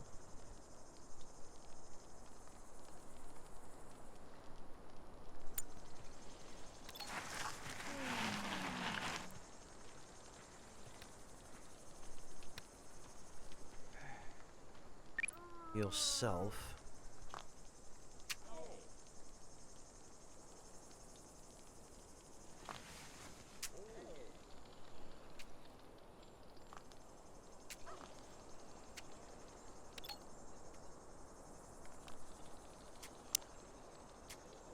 Butcher.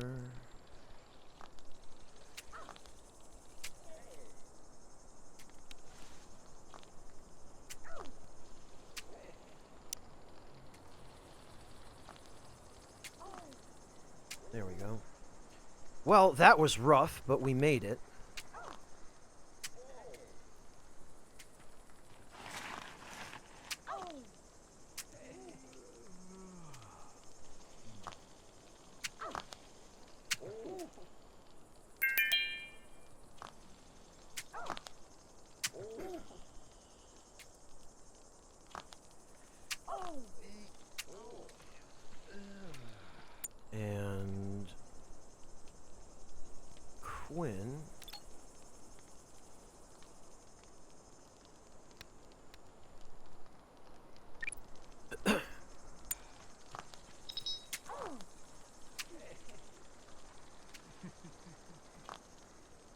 but now we need medicine.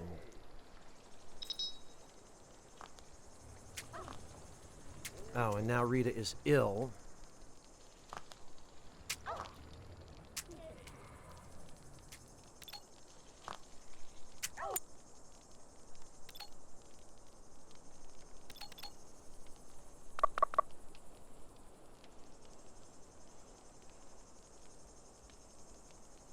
Infection requires antibiotics.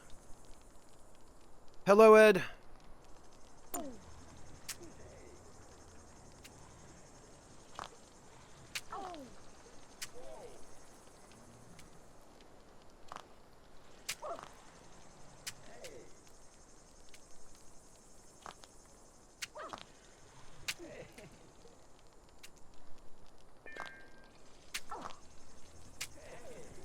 Illness 2. Great. No, Ed, just thinking. This is a game that requires a lot of thinking.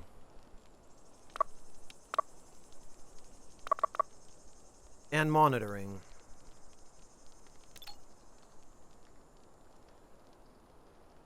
So Rita and Ken both. Blast it.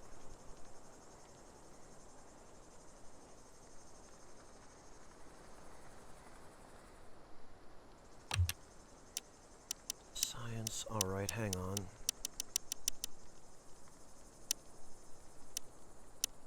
Production. Cook stove. Cooking of quick, tasty, and chef's meals. Workbench, weapons, medicines. Okay.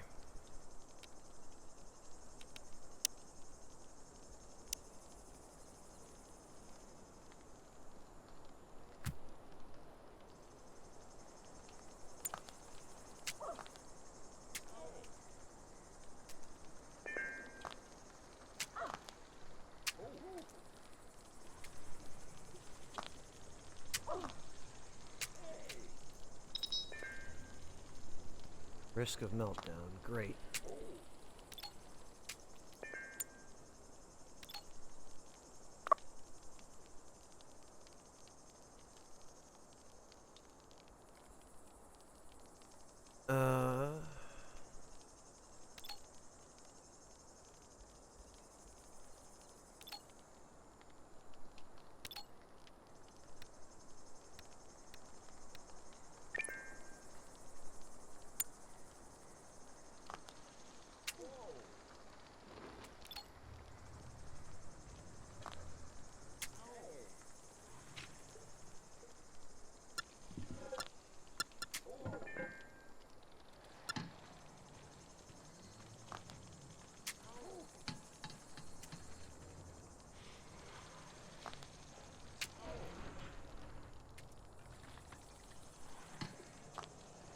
Oh, I've fallen way behind.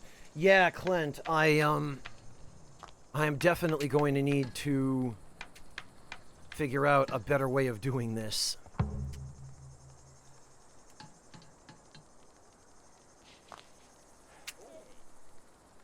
Because we do not appear to have antibiotics, although...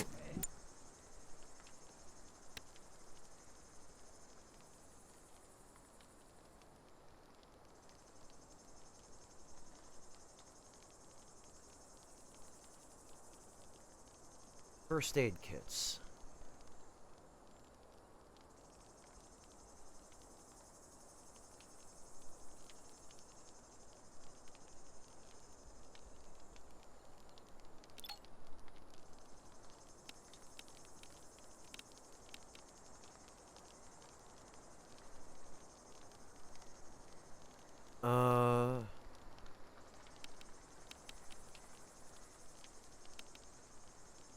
Do we not have enough? How the heck do we use first aid kits? I thought those should,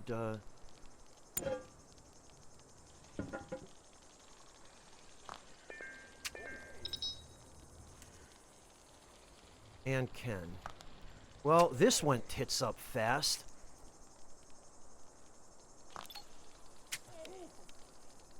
Craft.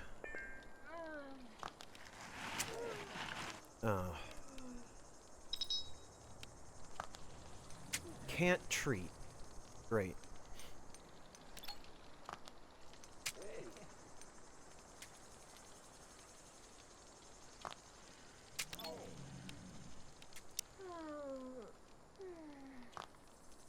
Well, we need to get her some food.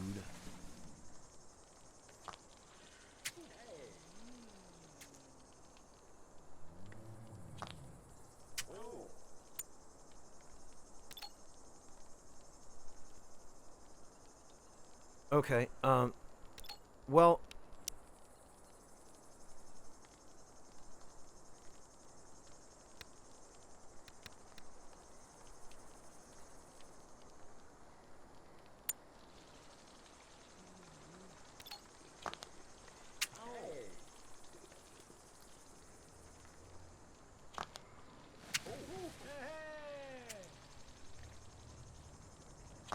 How do I stop him from healing himself?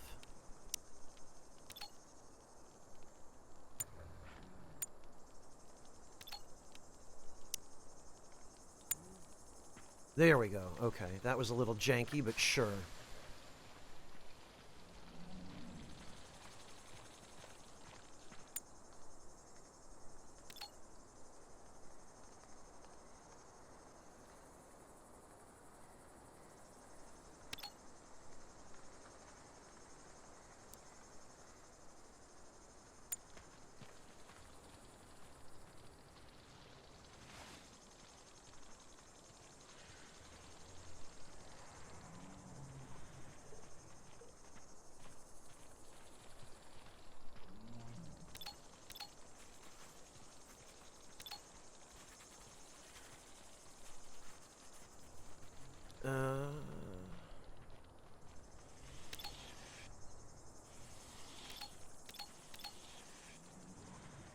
Okay, good. Well, he's eating at least.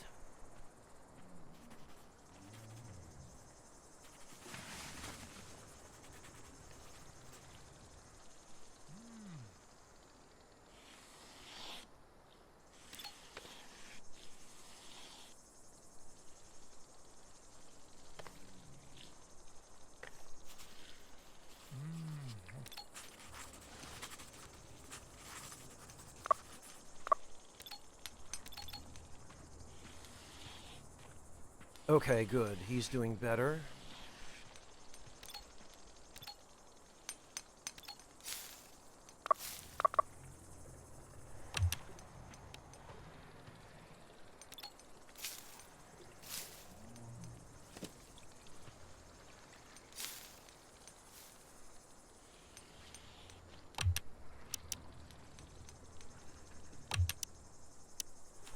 Research.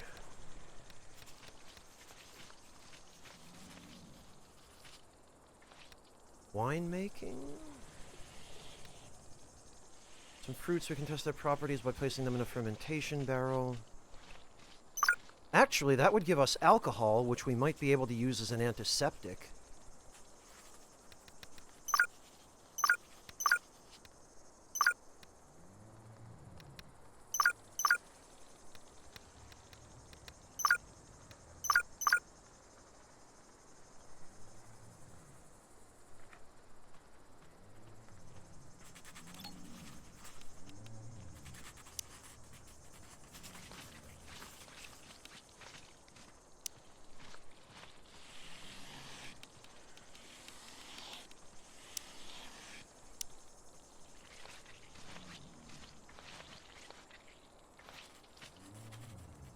What is this?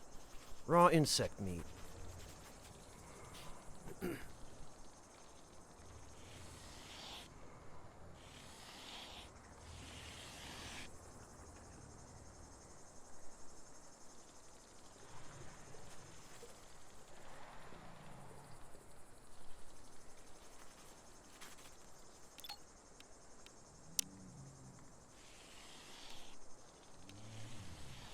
Okay, craft weapons. Craft a crossbow. We can't? Wood and refined metal. Oh, research metal refinement and smelt metal alloys in a furnace.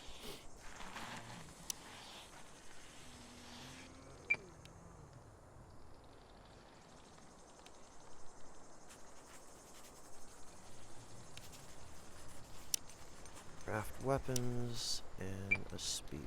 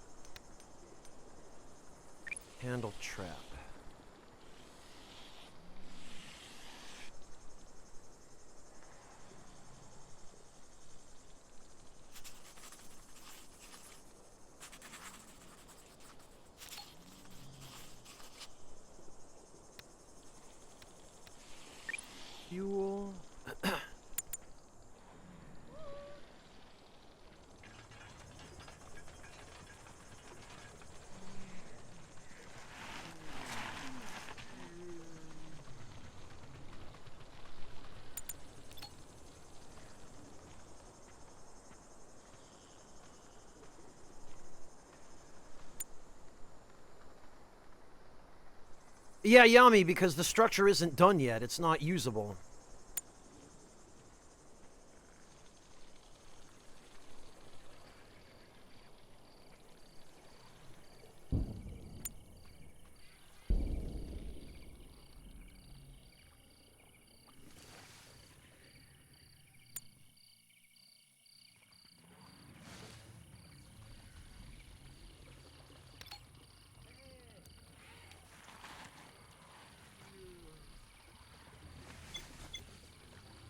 Not enough medicines to treat the currently injured or ill survivors. Search for first aid kits by scavenging spaceship debris. Healing balm and antibiotics can be crafted after plant observation and research.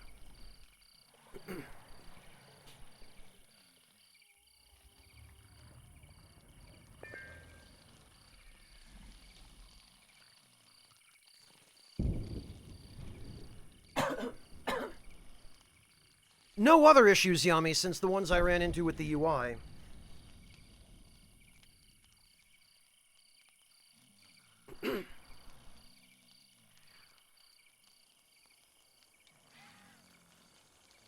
Sorry, I have a bit of a dry throat.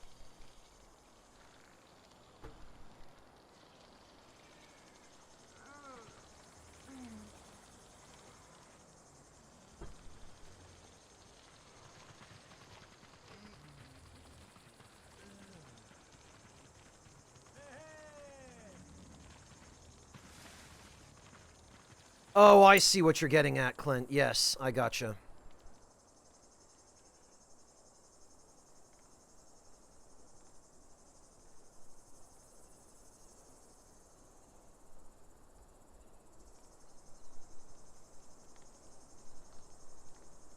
Ever find a seasoning blend and can't figure out what it is? It's always fenugreek. That's possible, Soul Bishop.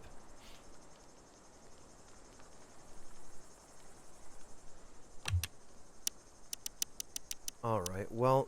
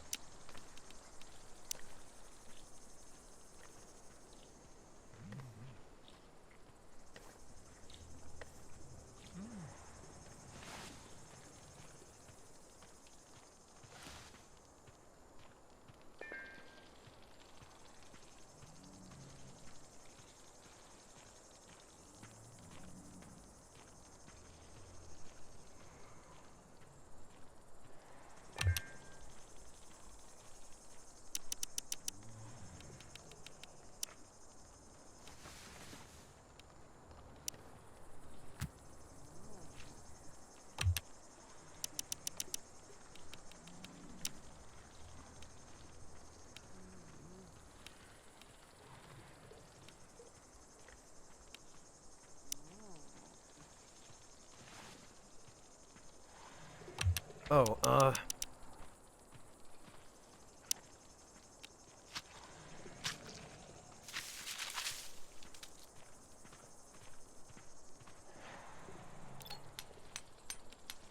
doorway. No, what we actually want is a door, I guess.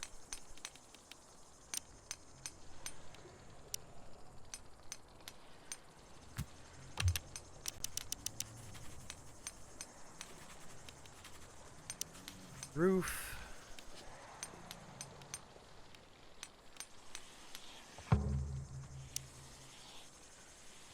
Wood.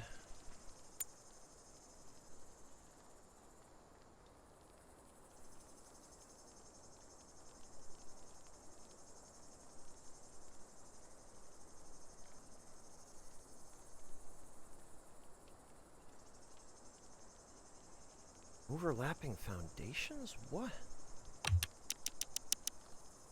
Housing?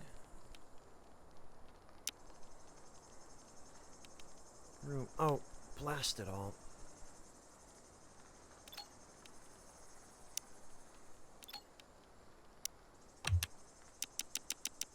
I think I was supposed to build a room.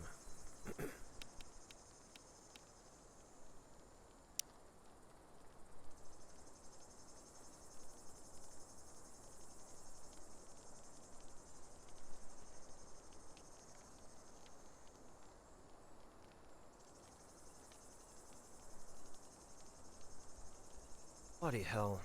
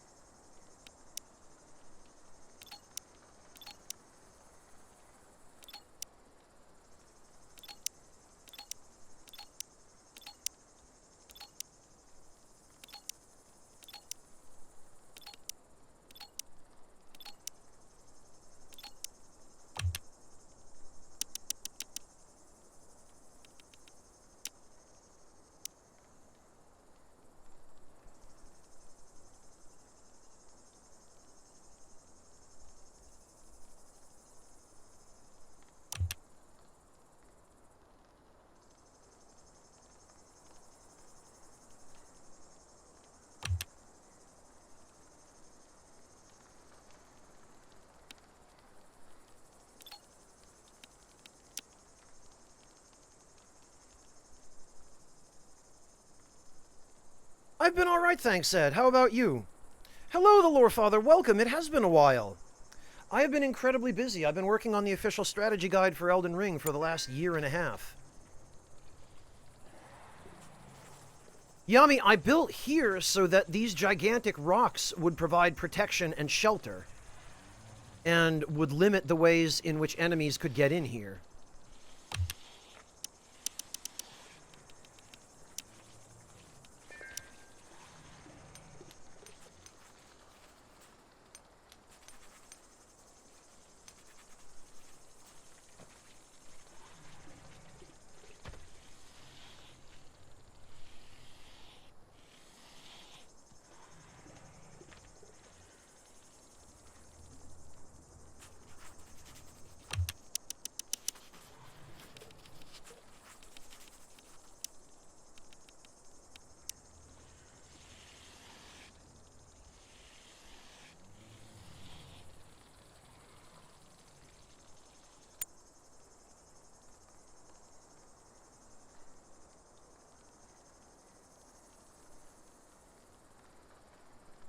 How the...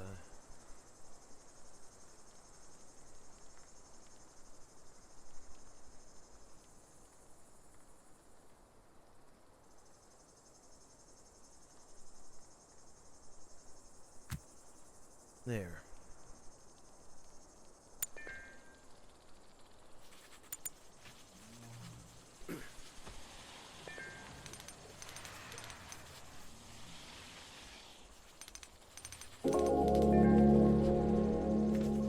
Okay, winemaking.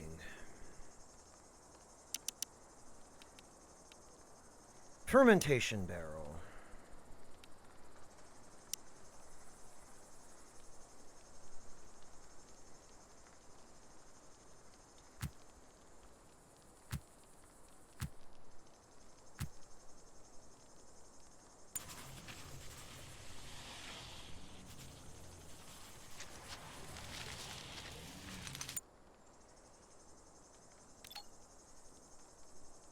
And we need these done right now.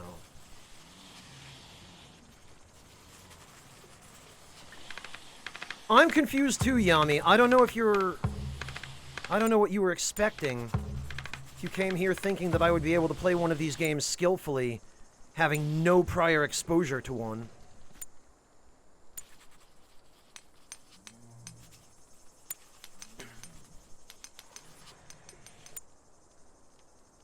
Okay, fermentation barrel. Ferment.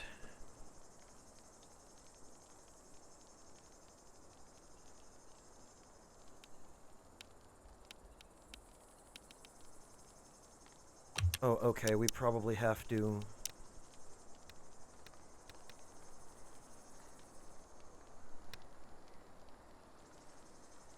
Antibiotics production.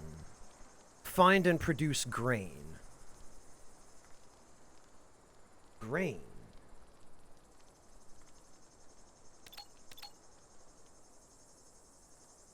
I saw some plants that looked like grain.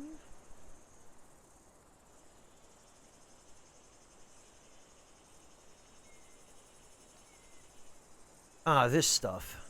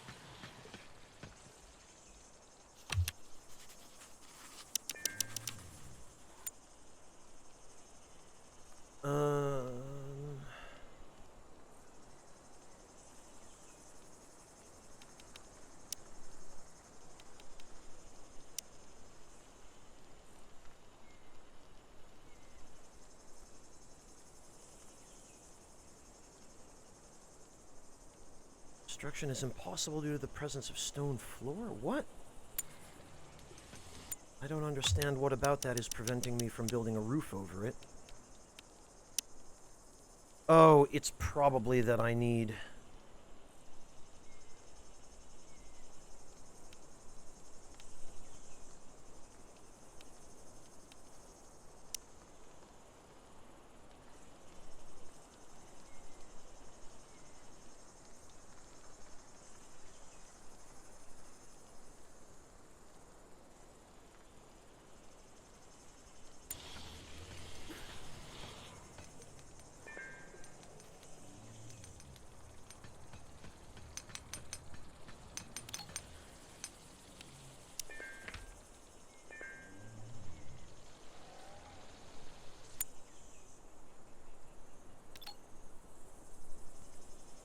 I need him to do is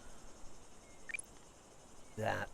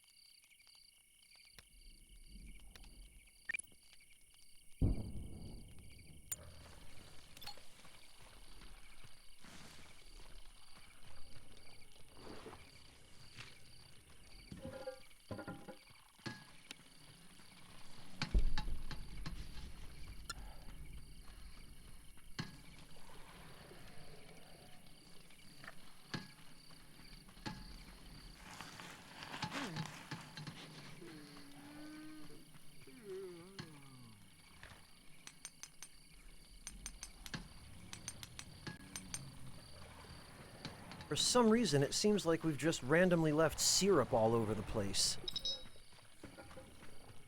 Risk of meltdown? Really?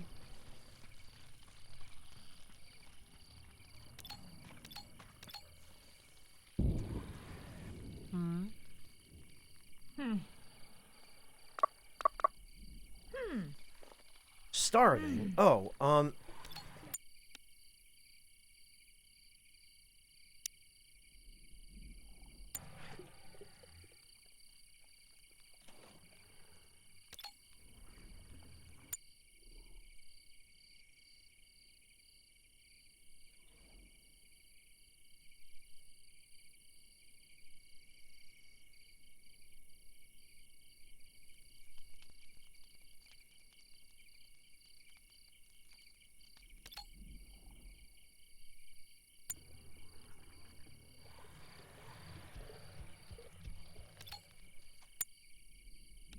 I have no idea.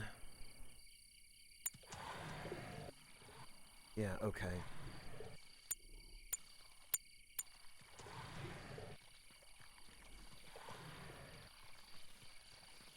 Smash Kebab, it has had a very high learning curve, and I have been struggling to figure out priorities, but I think I'm getting it. I'm probably not going to do too well this time around. When reached construction 6, cool.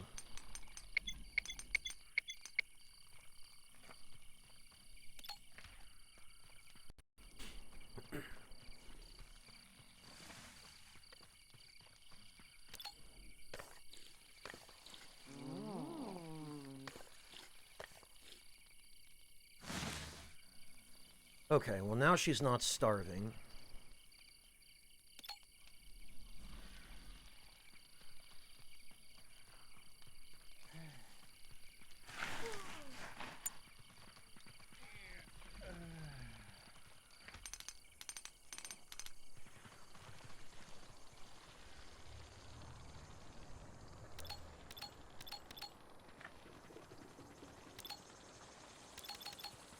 Okay.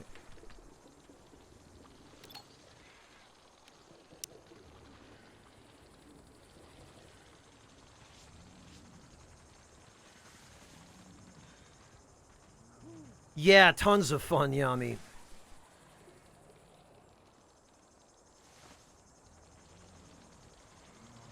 I'll let you know, Yami. Thank you.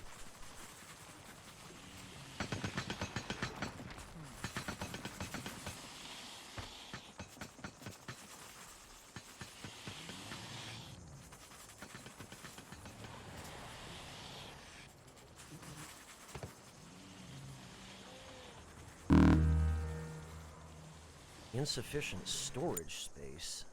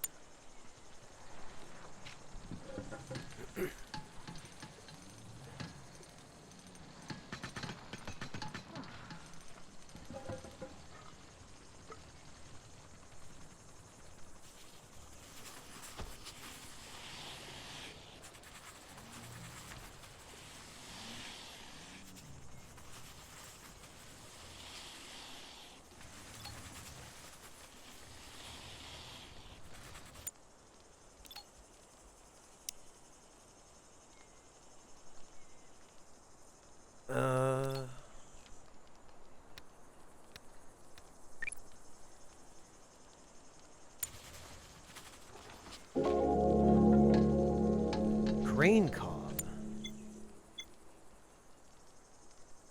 Yes, okay. Grain. Great. Grows quickly, but is soil sensitive and yields a small harvest. Okay. Food, crops, grain cob.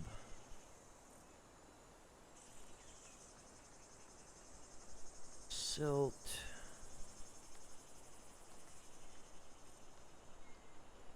Clay. Silt. We don't have too much to work with here.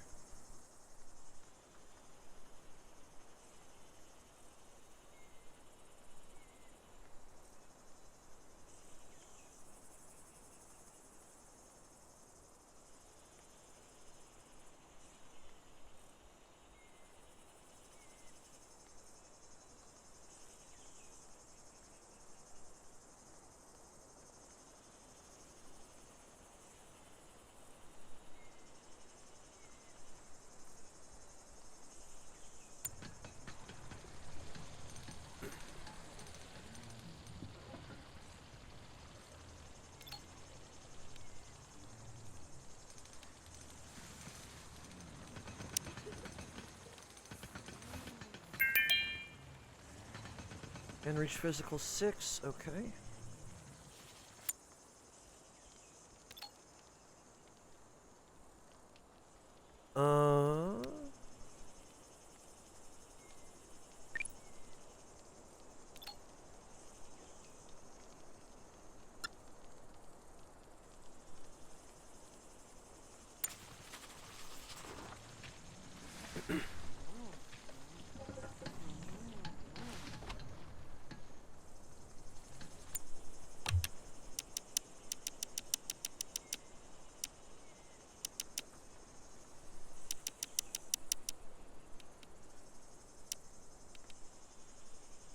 Alright, I feel like we should probably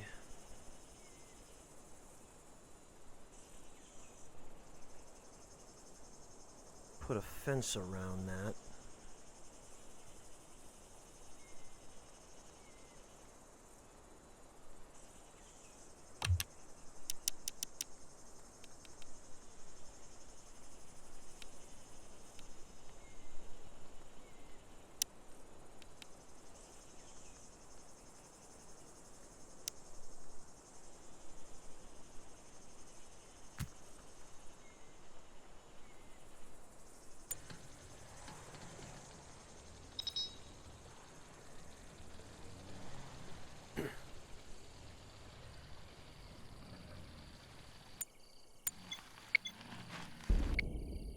A good discovery. The seeds of the tall leafy plant cluster together in a cob and seem edible. Thus, I'm going to call it grain cob. It will be useful in many ways. Cooked, pressed into oil, distilled into sweet syrup or moonshine, even used in the production of antibiotics. Such a simple thing, yet so vital for survival.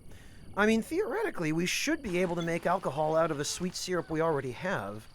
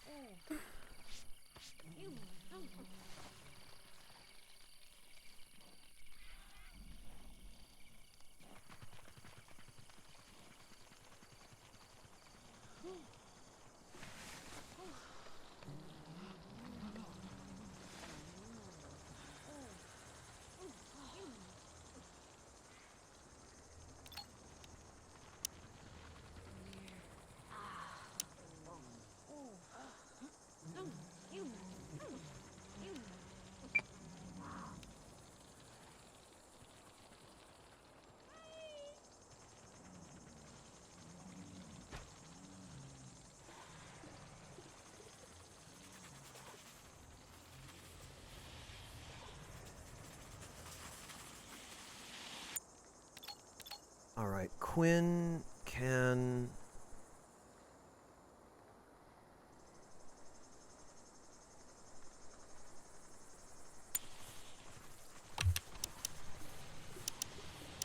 Right, we should add something for leisure.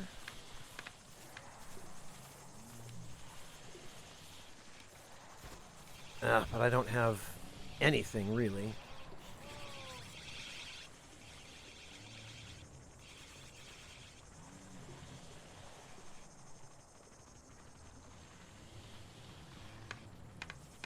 Good, alright.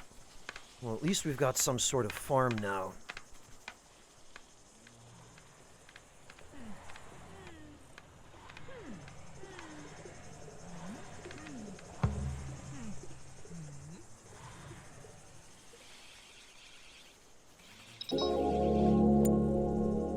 Risk of meltdown. Quinn. Ravenously hungry.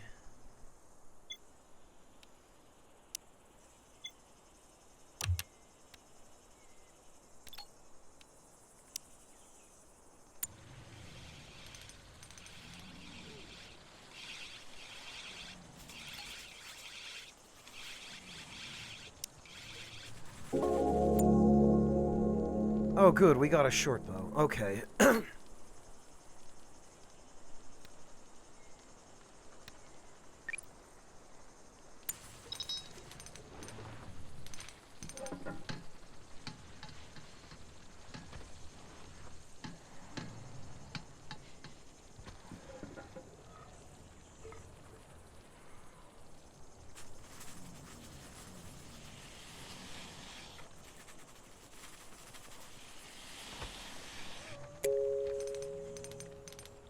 Insufficient materials. This plant blooms beautifully big flowers which go through remarkable metamorphosis, forming fibrous white balls. Believe they are very similar to cotton and can be used in the production of cloth, so cloth blossom seems like a fitting name. Not armed and will use their tools if drafted for combat. Okay.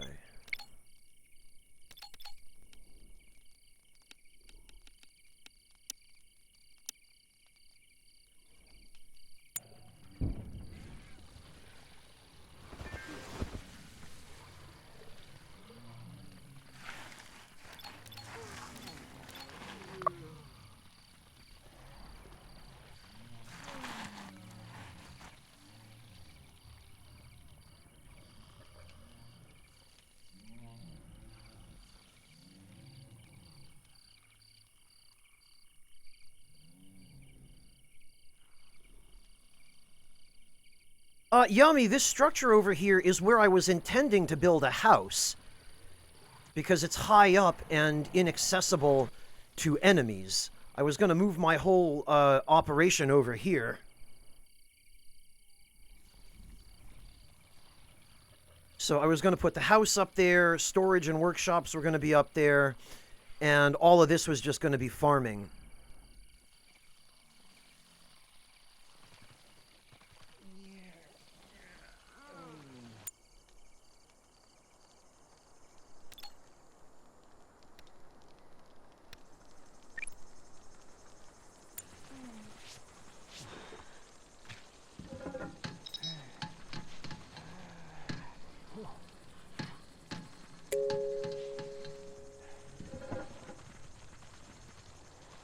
Okay, Quinn needed food.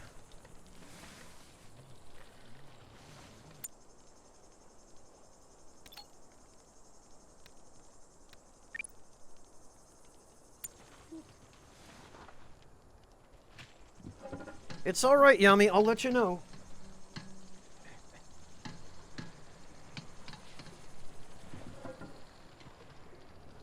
Oh, the higher the foundation, the higher the cost. Okay, that I didn't realize.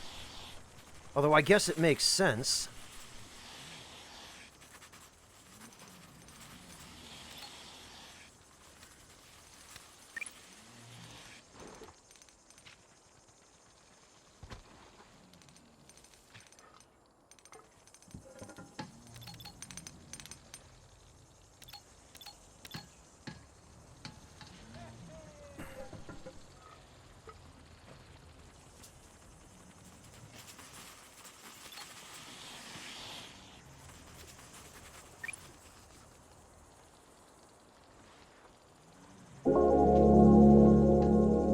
Smoke leaf. Tea boiling.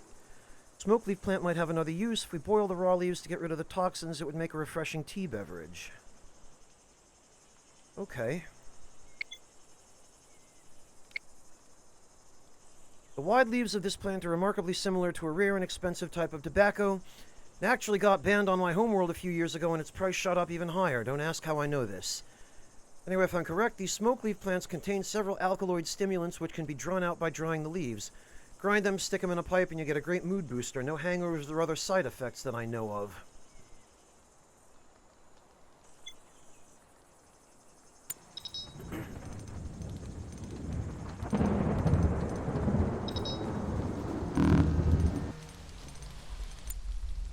Oh great, a heat wave. A heat wave and a thunderstorm.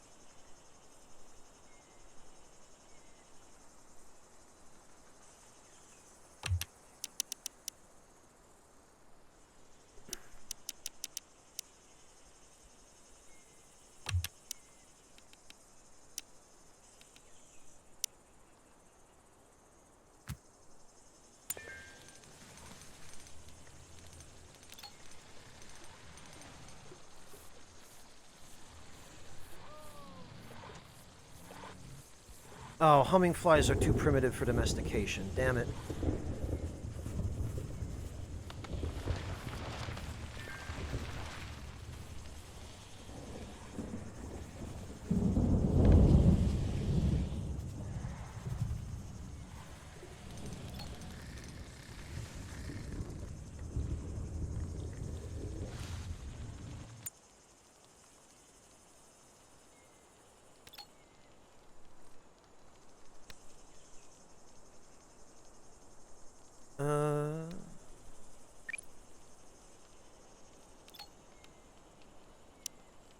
Recipes, grain porridge, veggie soup.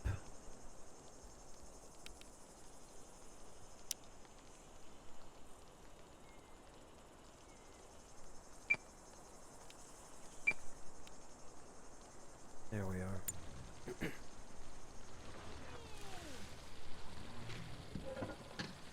Yeah, lucky for me, Yami.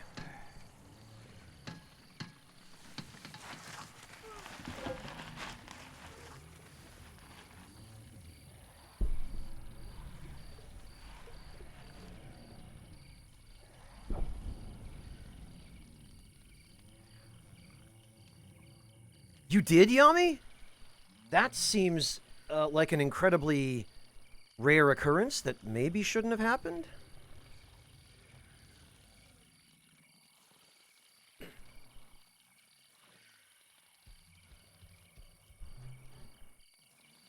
He didn't die, he just got back up and went about his business. Well, sometimes you do.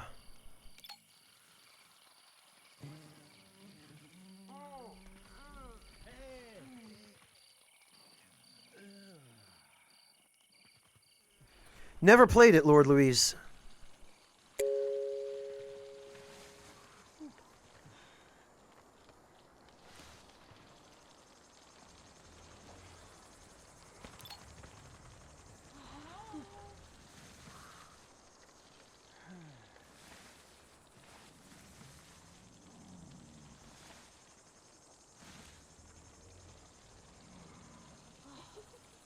If it happen again, he'll draw. Oh, okay, Yami. So you can withstand one hit. Gotcha.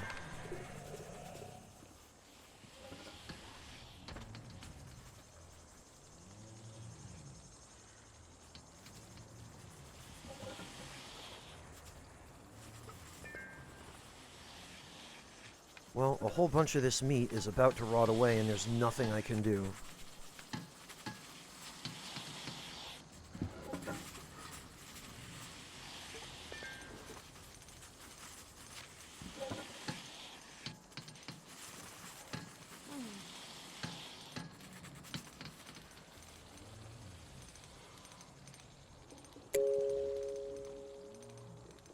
Krista is idling. We can't have that.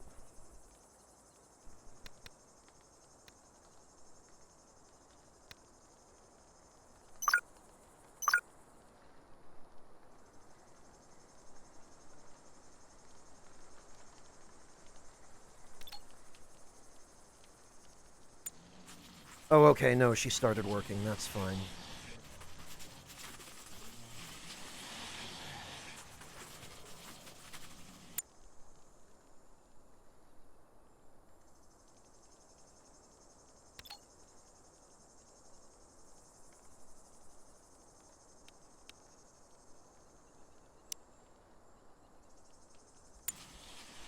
Alright, well, let's see if we can cut those into anything at all useful.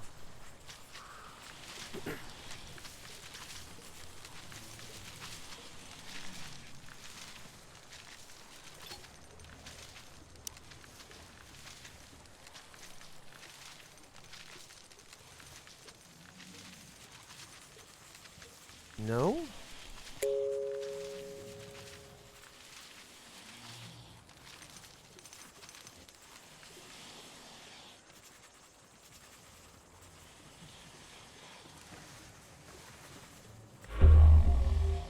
Great.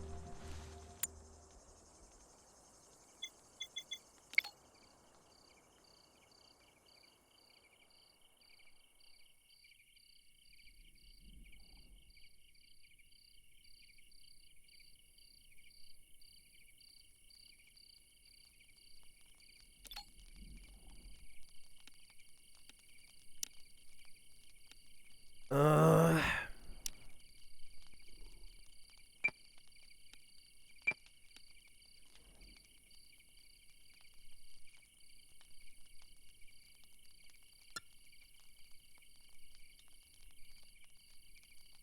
Not enough resources?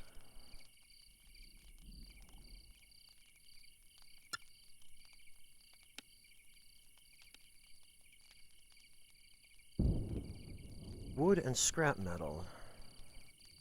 Oh, we don't have any wood. Okay.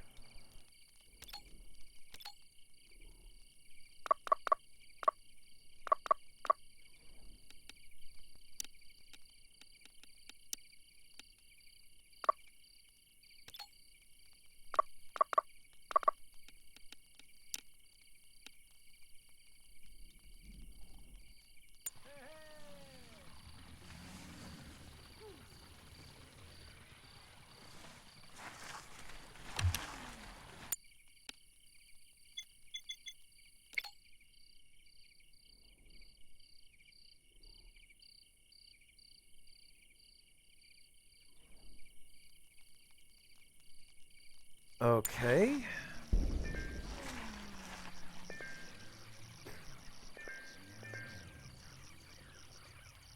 Oh, no. Some of them are piecing out. Okay.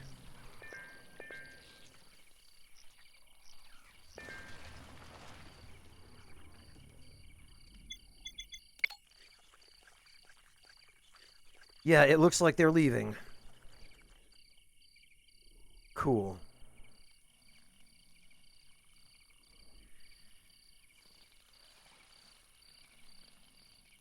Well, finally we catch a break.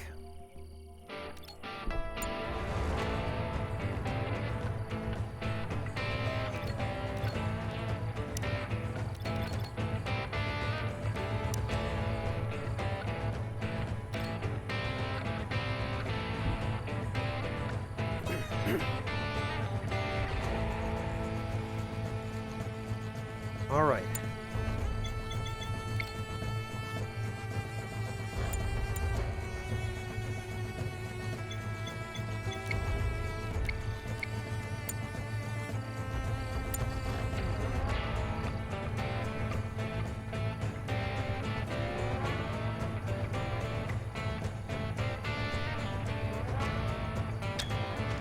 There we go.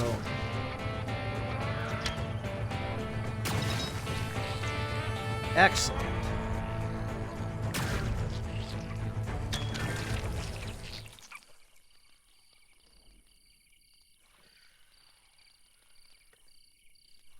Well, that didn't end up being terrible.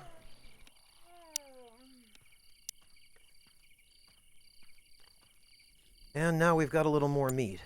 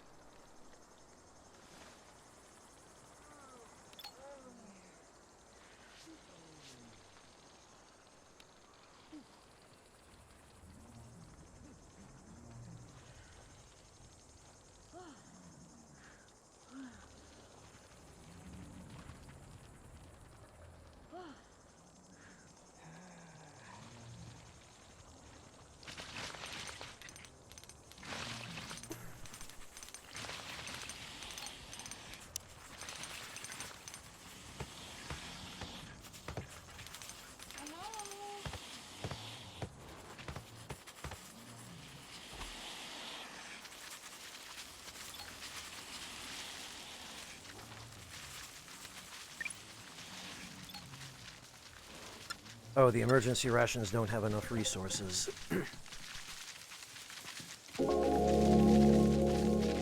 Oh, good, we got wine.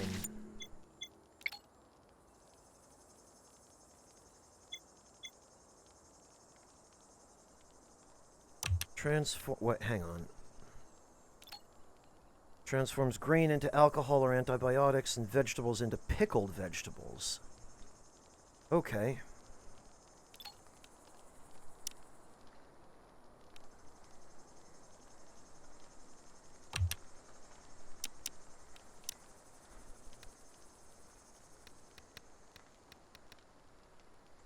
Antibiotics.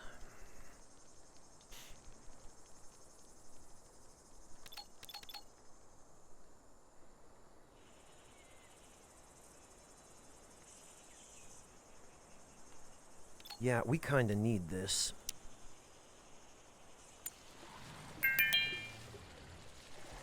Quinn reached 5 physical, great.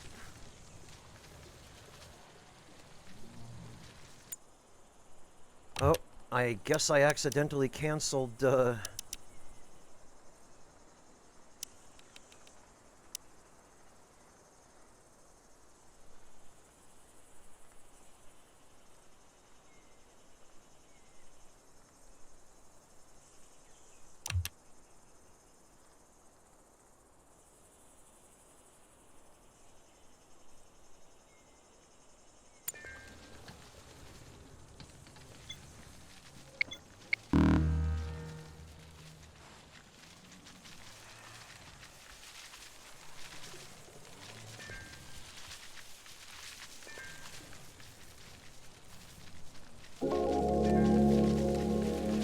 ore prospecting, awesome.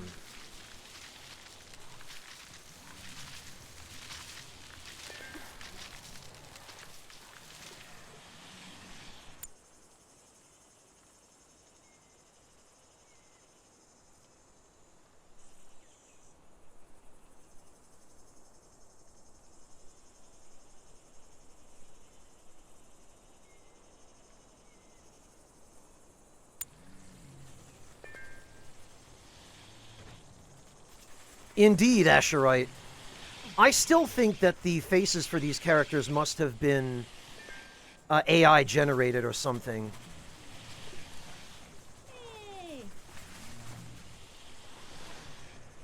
Oh, well, they all get some wine. Morale is a little better.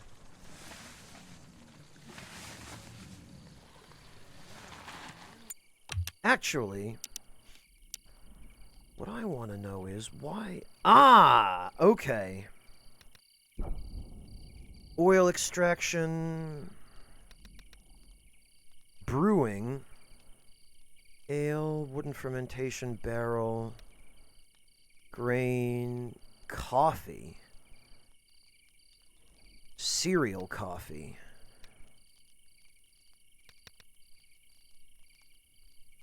Hey, Log. No, I don't think so.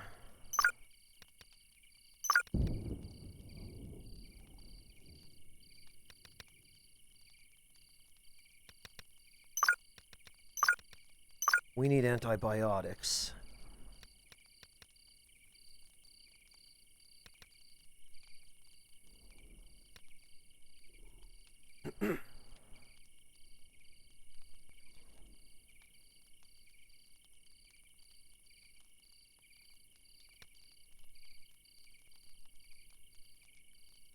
Cereal coffee is not as good a stimulant as common coffee, but does restore some energy, improve consciousness movement.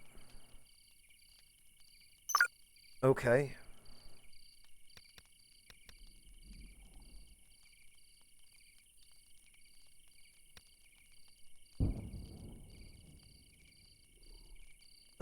Extracting oil from grain by applying brute force to it.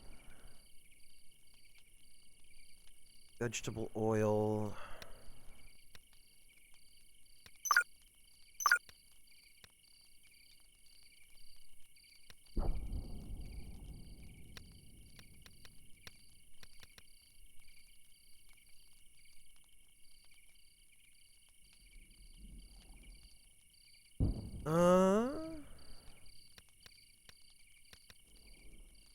And cloth, probably.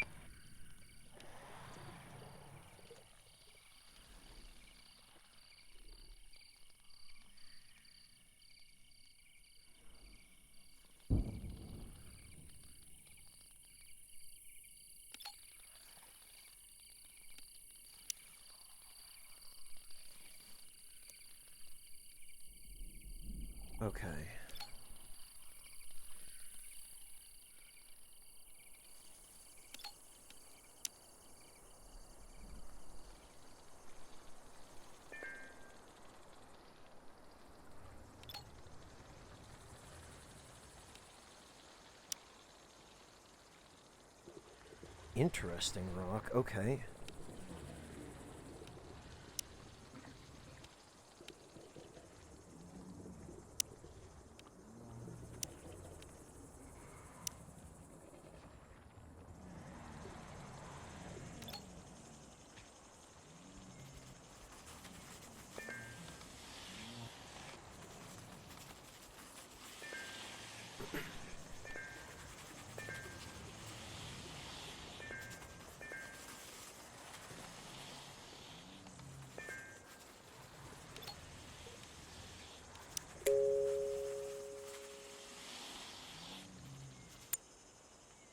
Rita is idling.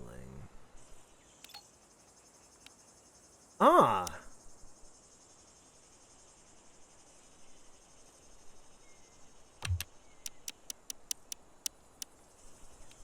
Animal shed, animal spot.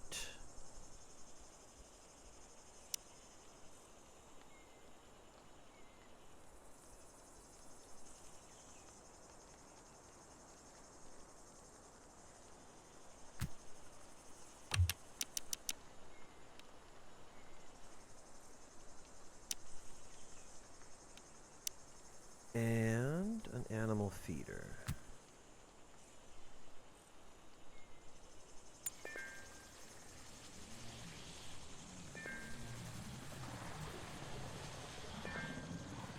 Yeah, because we could really stand to have one of these things.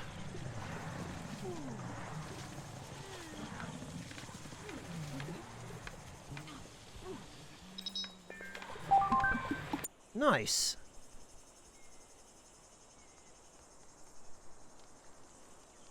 Okay.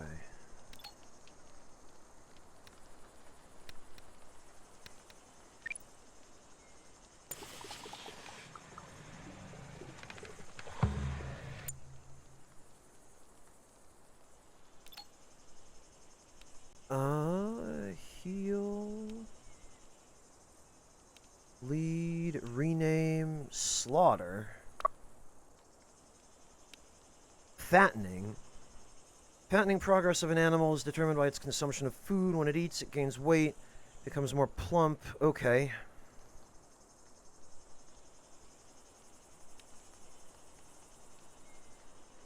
Oh, it's large. Okay.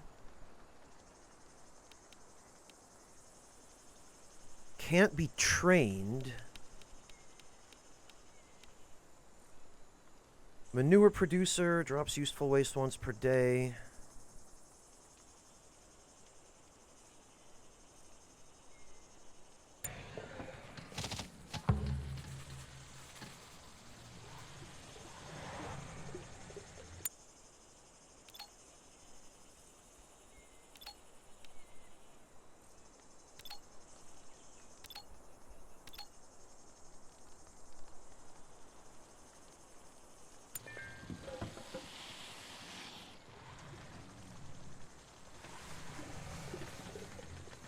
Okay, well now they're not hungry.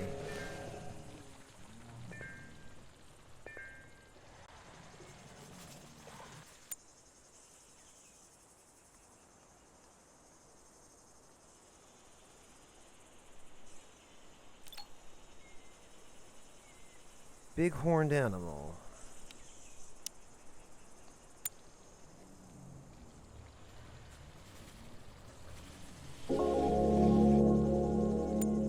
Excellent antibiotics production. Okay.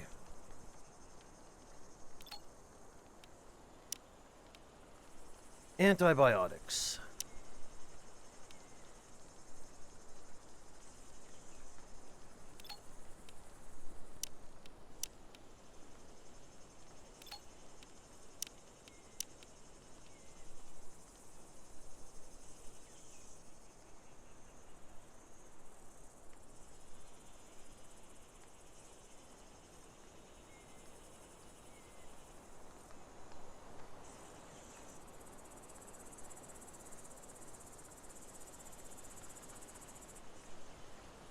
Okay.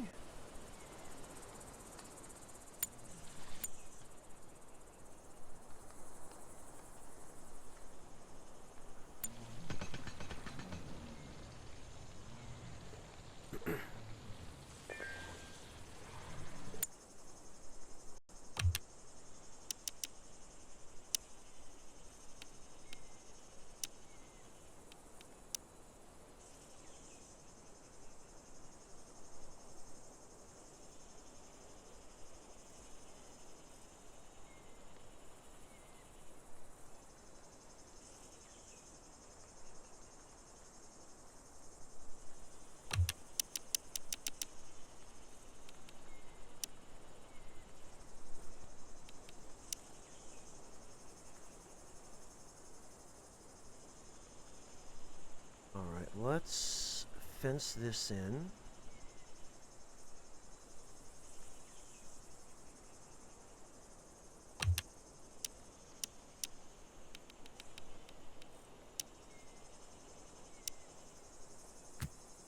There we go. How far along are these crops?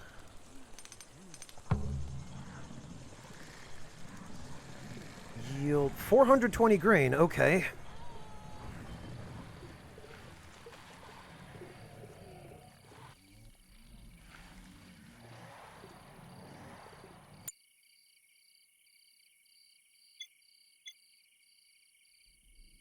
Now to order survivors to lead the animal, train or play with it. Antibiotics production. Oh, the chopping block turns wood into sticks. Okay.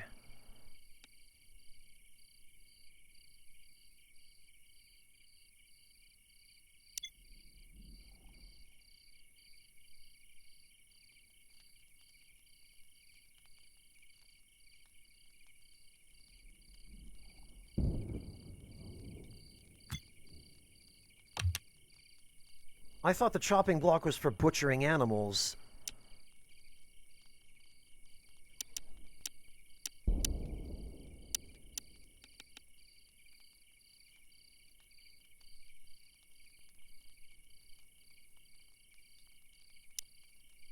Because normally a chopping block... Yeah, exactly, Clint.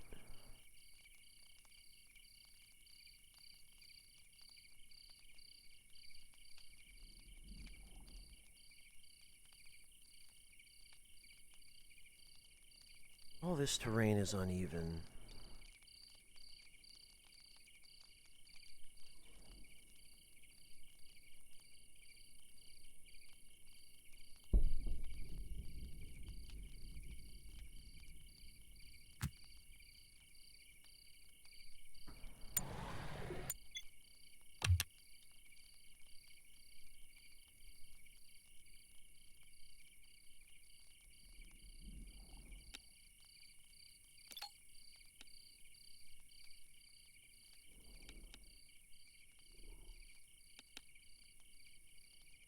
Feeding rack for domesticated animals. The raw food inside decay according to the environmental conditions, but animals do not mind eating almost rotten food. Animal food. Slop.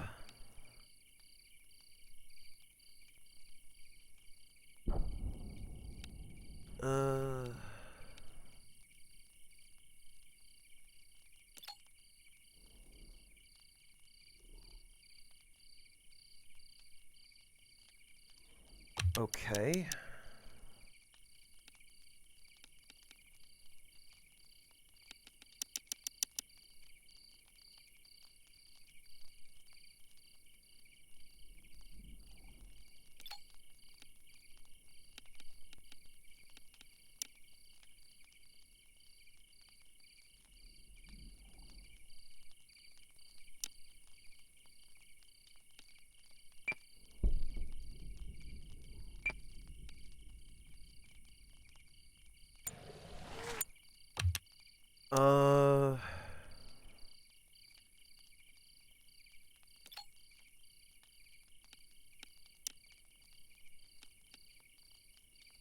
Slop. One will eat it as a last resort.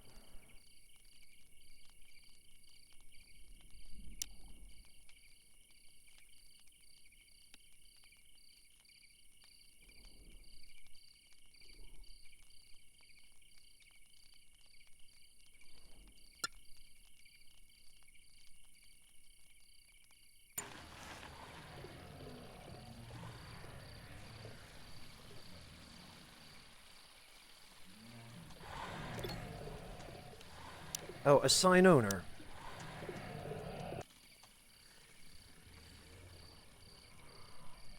Okay, didn't know you had to do that.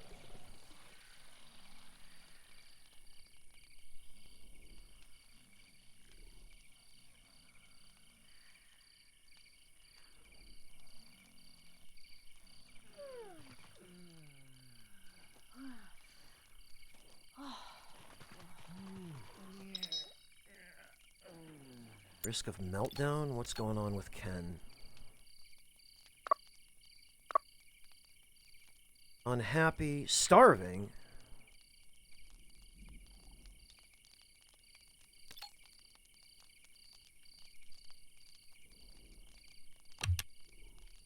Okay, hang on.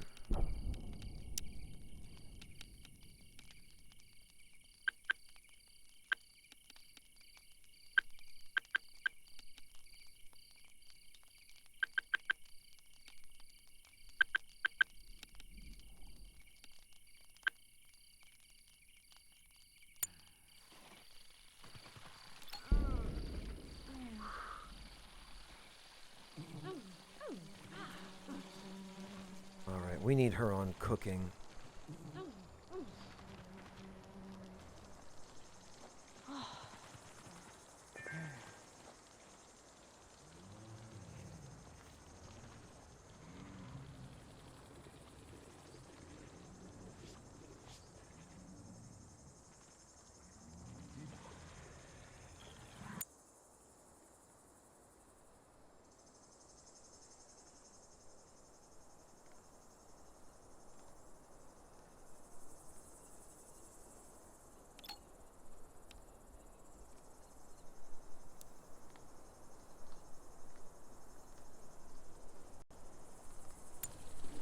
Yami, I don't think I have a meal for Syrup.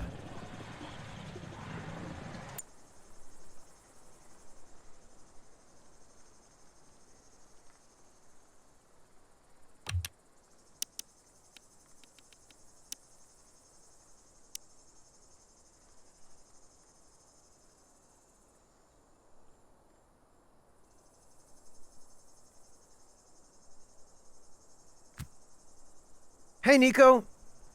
Couldn't tell you properly.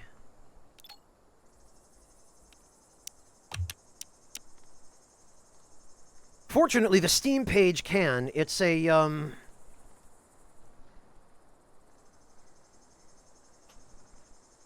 It's a space survival simulator.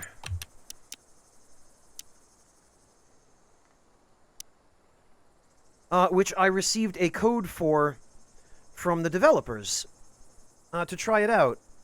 Yeah, Yami described it well enough. I guess it's 3D RimWorld. I've never played RimWorld, so I don't know.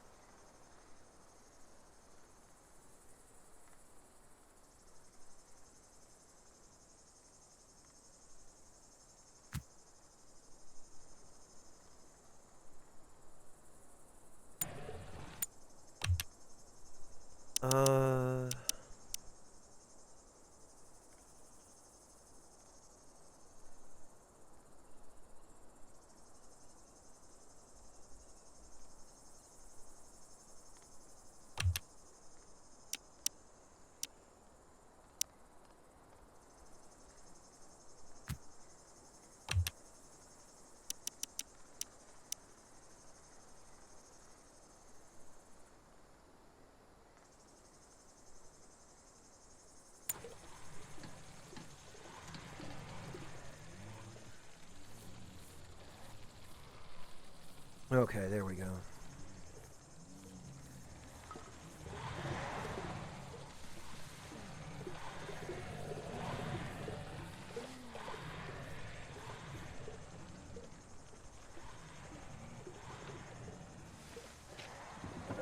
Yeah, I feel like we're doing okay on research for now.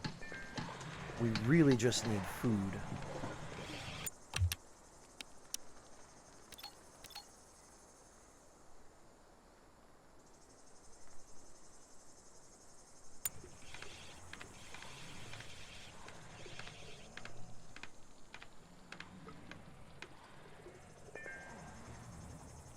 Okay, good. Well, he's got food now.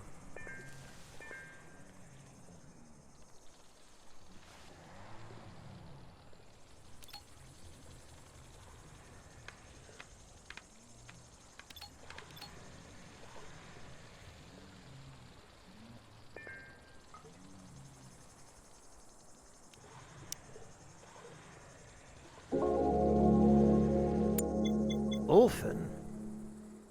Usually passive, small oh, okay. The Ulf were large animals who lived on my planet before we humans caused their extinction. I hope that the gentle giant here will have a better fate, so I named it Ulfin. My hopes may be in vain, though, because this herbivore animal is relatively easy to hunt down, and butchering it will probably yield a lot of meat and skins essential to survival. Maybe it could be domesticated and protected. Okay. Well...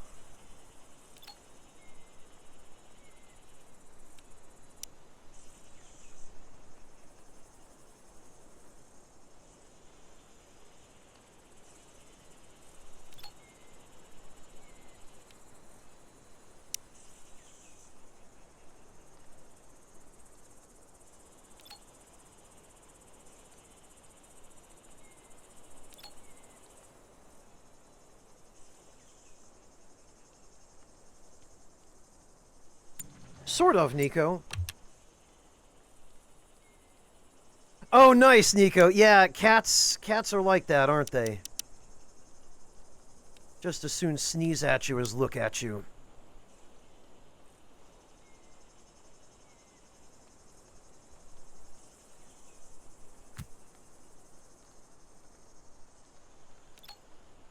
Oh, okay. I'm glad we can put that there.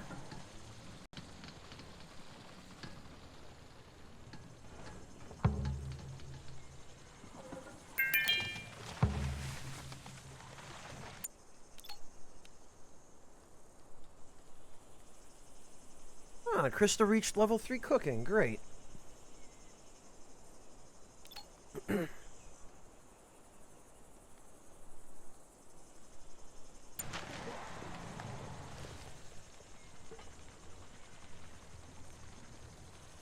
Yeah, ain't that always the way?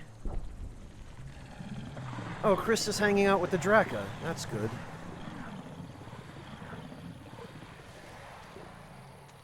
Watched an animal, happiness plus 10. Perfect.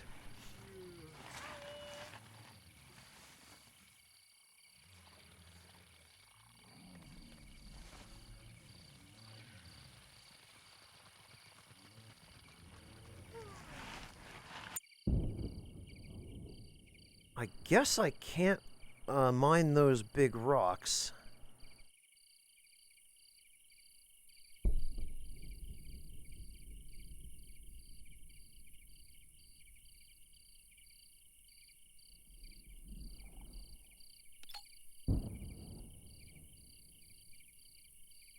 Interesting rock.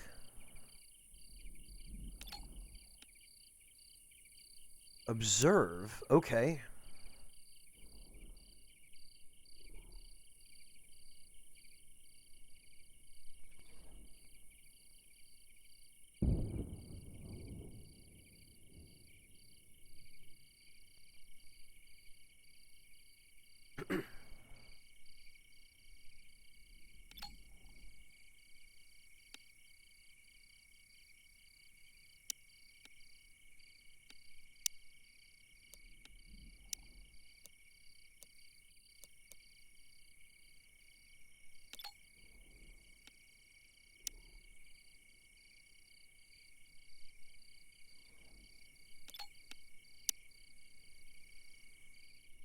And actually, scavenge those.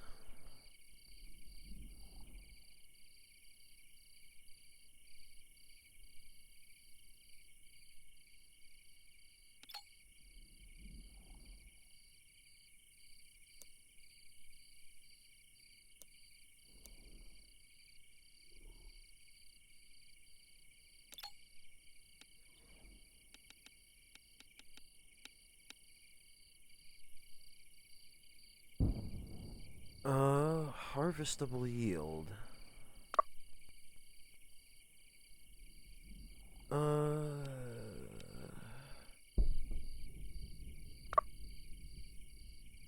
Time to harvest 6 days? Harvesting destroys the plant.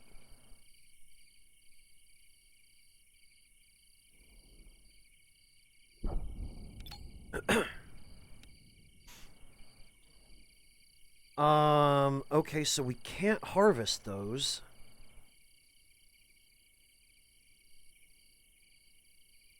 Yeah, Zanzibar, I'm pretty sure they're AI generated.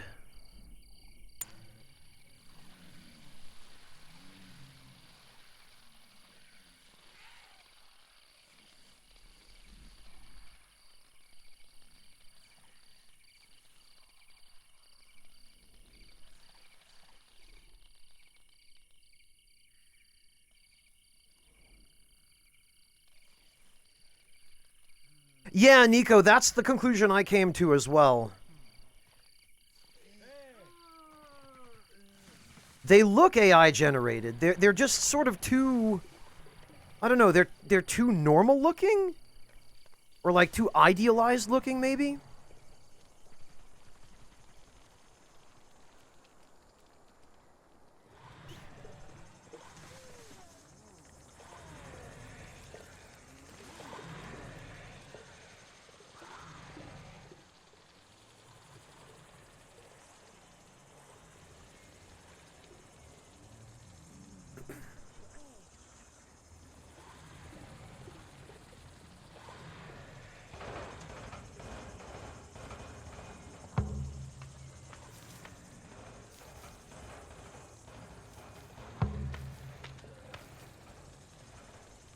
Okay, there we go.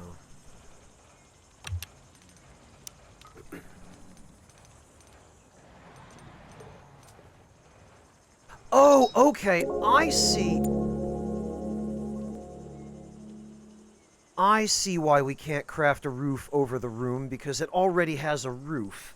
Silly me. Alright, what's up with Krista? Few fun things to do, disturbed sleep.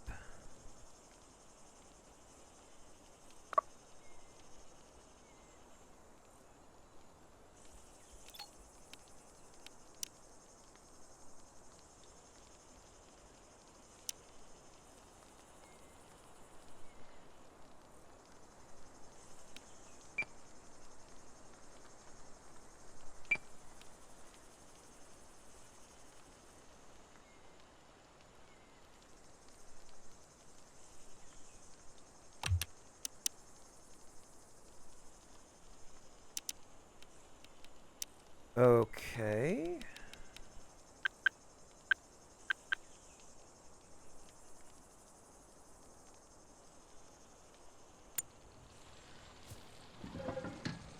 Maybe she will be happier if she gets to do some research.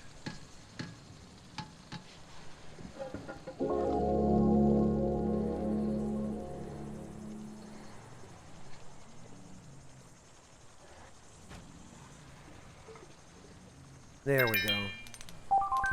Rita reached farming level 7 and tamed successful. Excellent. And I think we're going to need another one of these.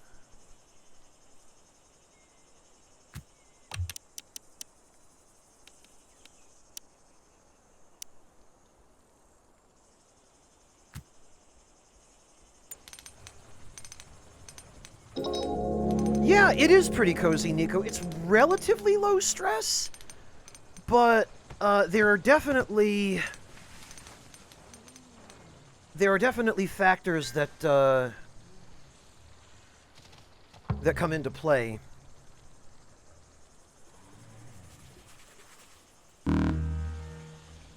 Oh, good, a heat wave.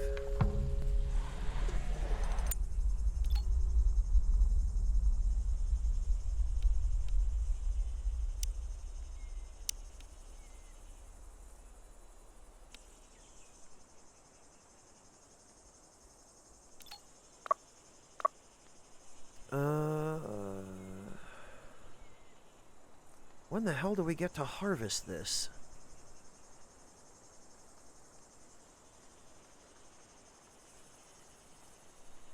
Grows quickly, but soil sensitive.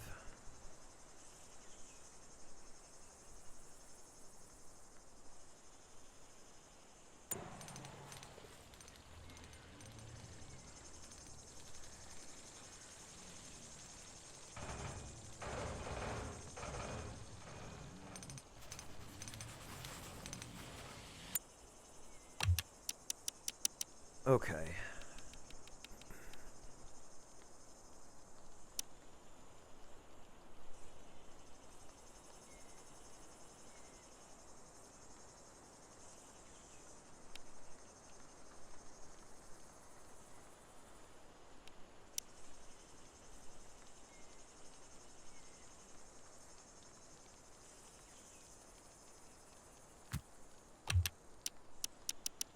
And once again, I forgot.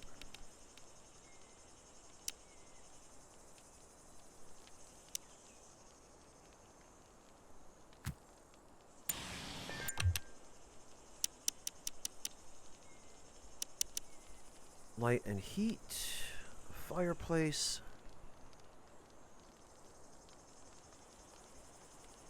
Smelt metals, right.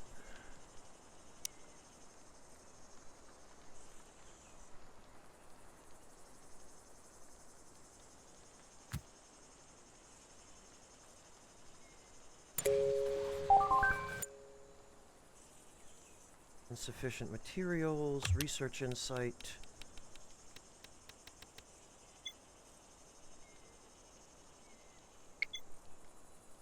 Acquired enough practical experience to increase their farming level. Tamed a couple of those. Metal refinement.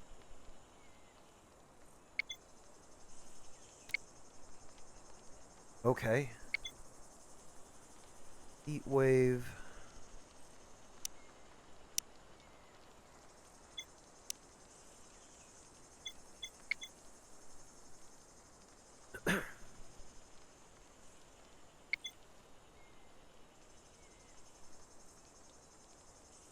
Yes, Nico, it is multi-platform. It is,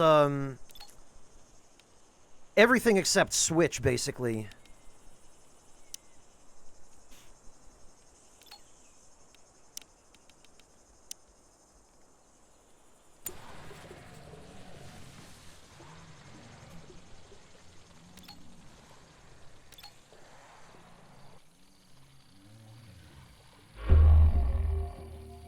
Great.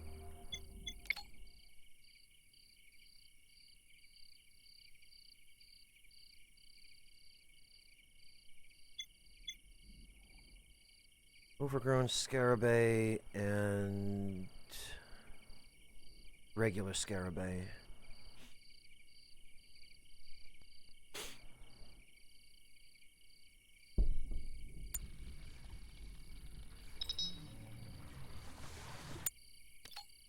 Risk of meltdown? What's going on with him? Fun things to do are lacking and it's dark. Okay.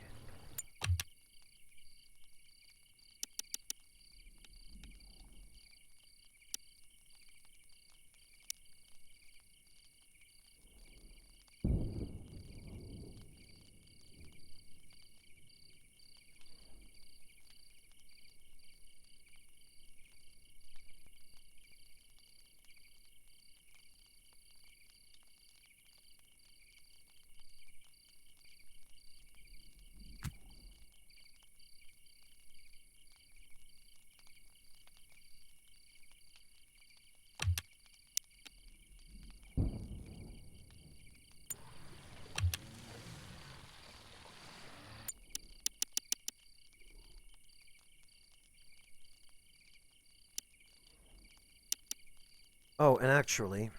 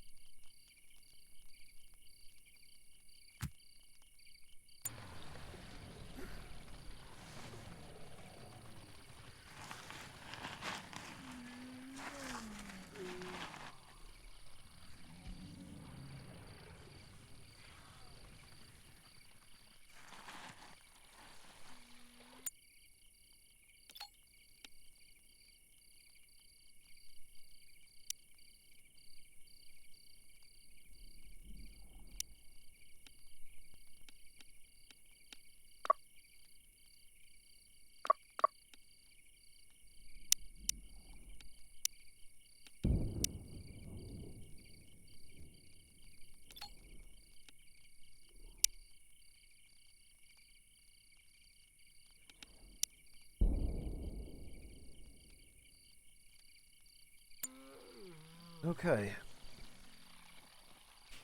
Yeah, I had a feeling, Nico. It's probably the mechs. That's one of the things that convinced me.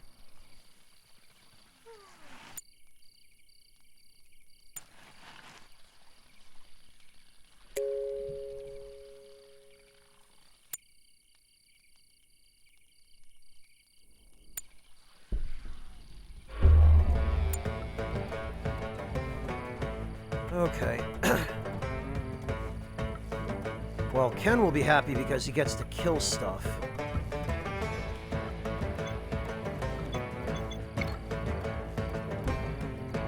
These guys...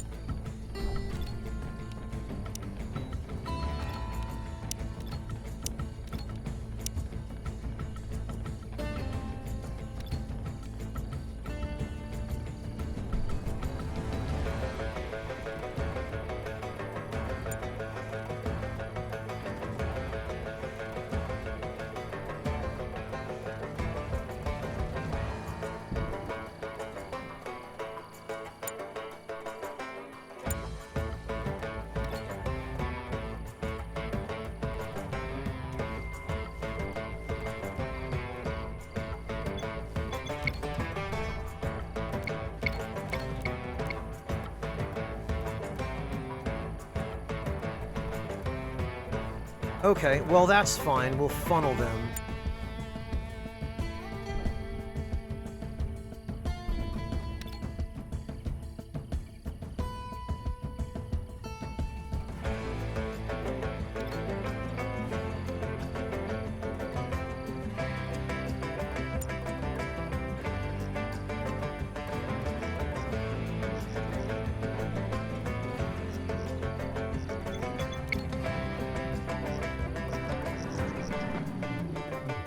Ah.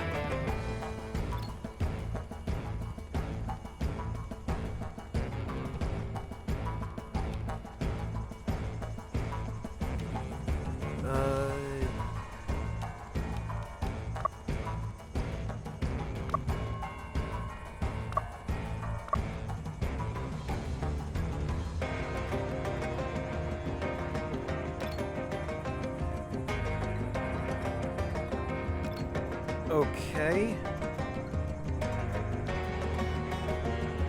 Didn't occur to me that the animals would get attacked.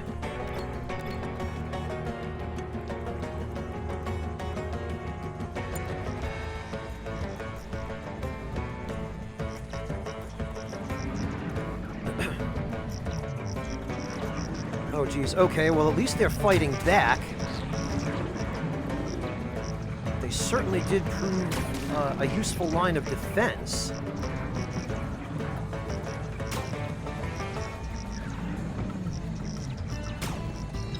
Actually, the animals that I put out here are destroying these beetles.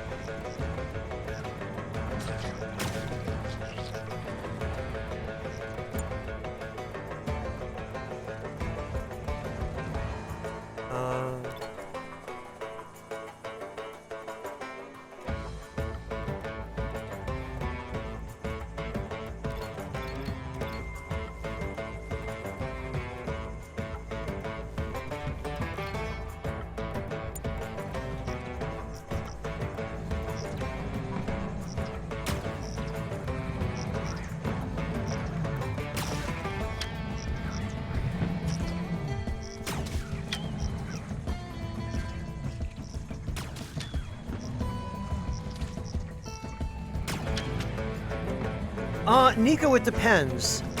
If you cut trees down, they don't grow back, but if you harvest stuff, sometimes it will.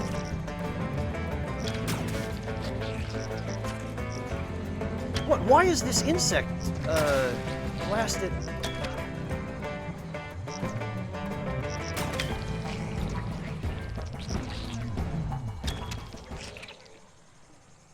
Sheesh.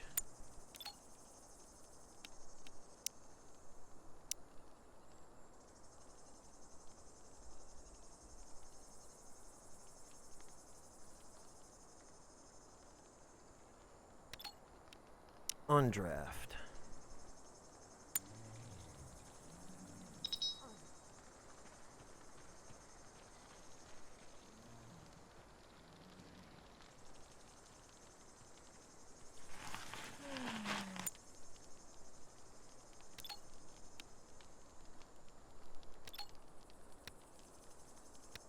Heal self.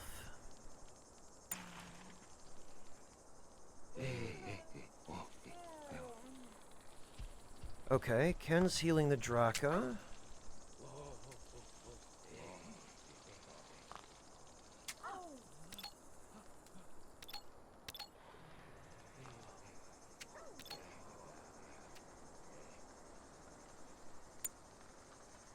Can have Quinn heal.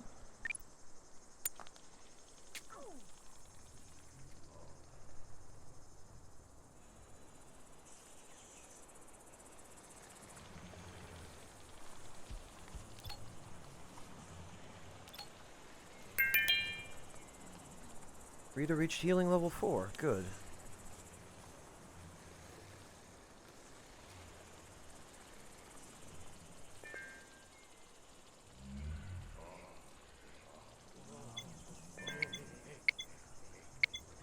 Quinn reached healing level 2.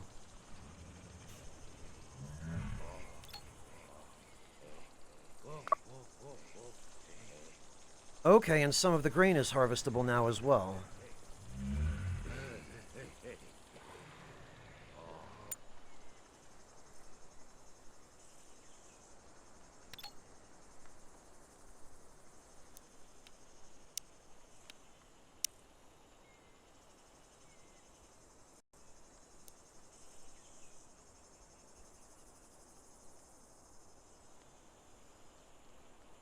What?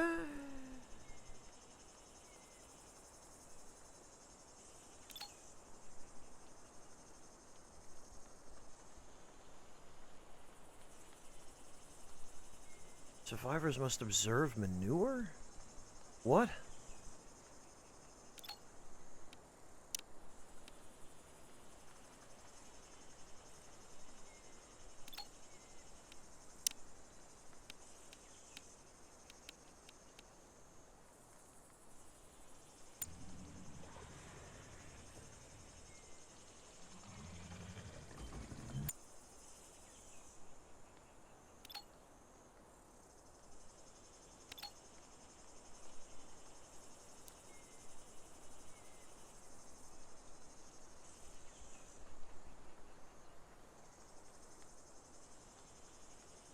I don't see it anywhere.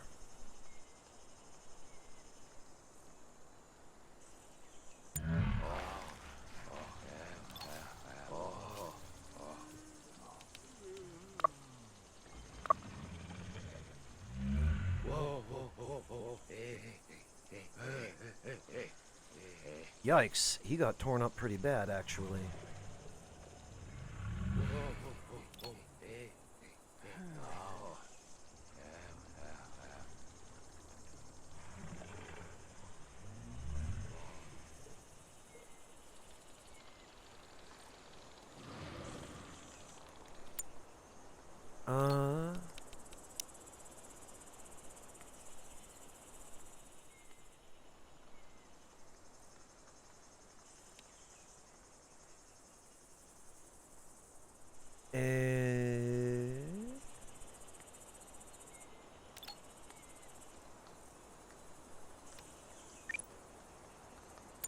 There we go, and then I'll have her lead it, since she's going back anyway. Quinn reached healing level 3.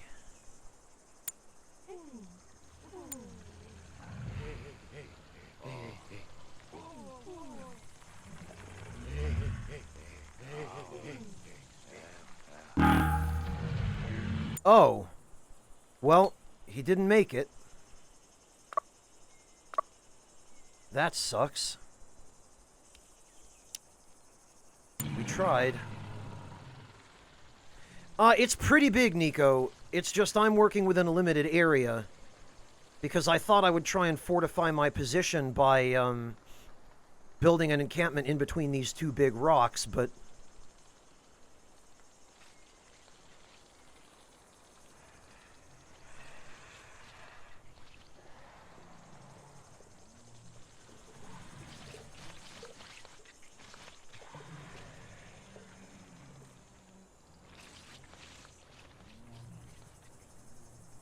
it ended up that I didn't exactly consider... Hey, Waltz Queen, welcome! Good to see you. Thank you for stopping by. No humans have died yet, Waltz Queen. We've killed a whole lot of, insects.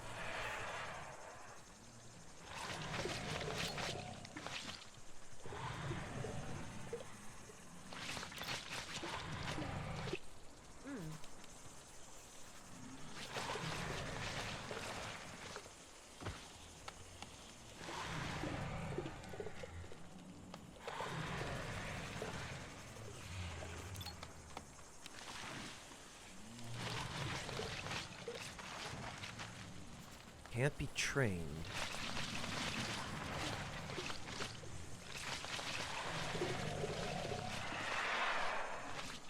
What was that?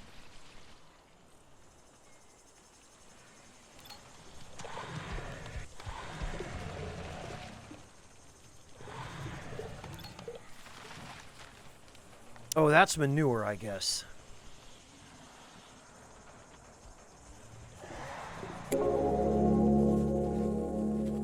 Synthetic textiles.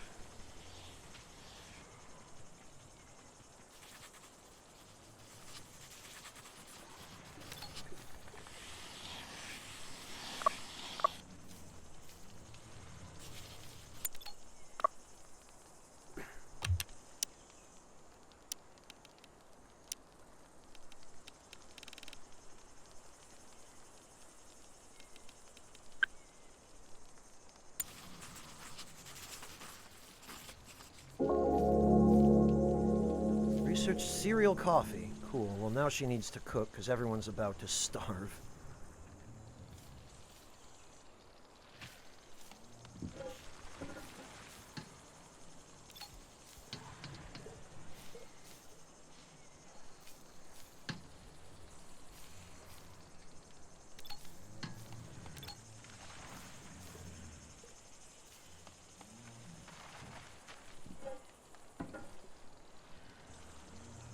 Missing resources? What are we missing? Oh, we need sticks.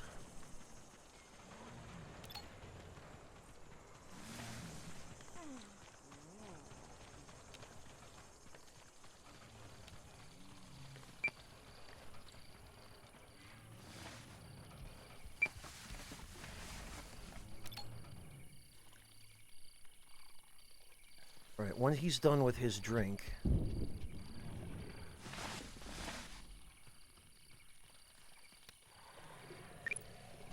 we need him to make some sticks.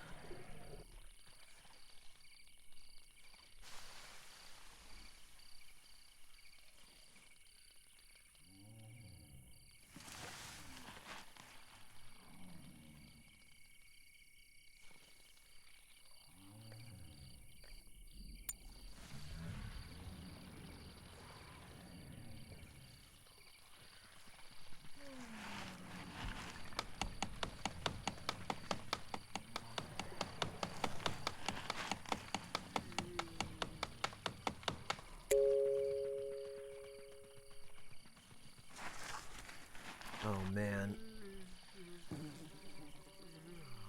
Those sticks are gonna take forever.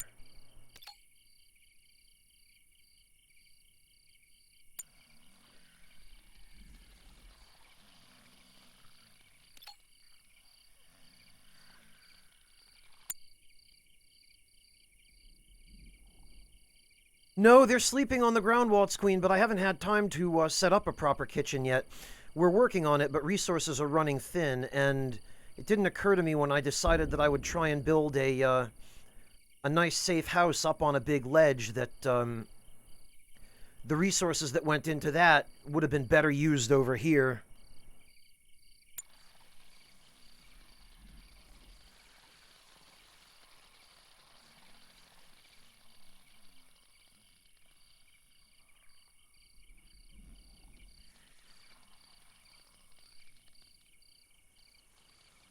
Yeah, Nico, I was building a platform to put, Let's explore? Researching long-distance travel will allow you to build a hot air balloon and send survivors to explore faraway points of interest. Each expedition will require liquid fuel and some food. You could discover resources, help a fellow crash lander, or get tangled in some weird adventure. Oh, okay.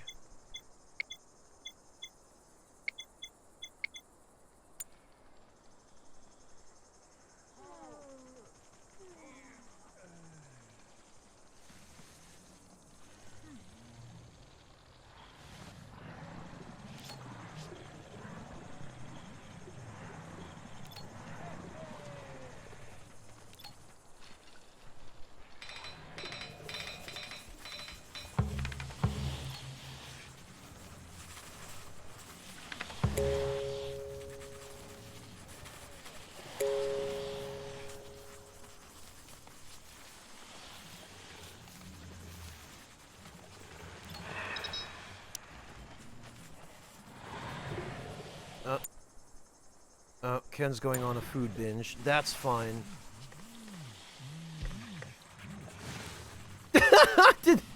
Did this creature just eat Ken's lunch out from under him?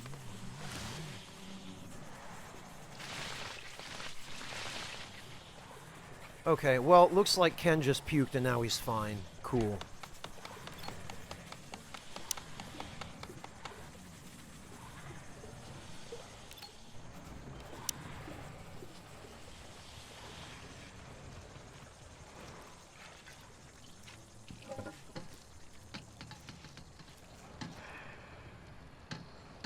Good, well now we're getting some antibiotics.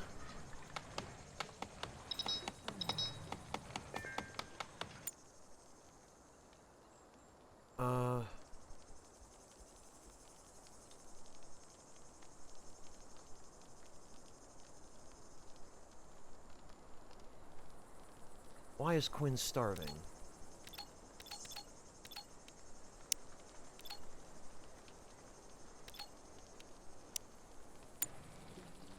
Oh, he's starving because I had him assigned to something.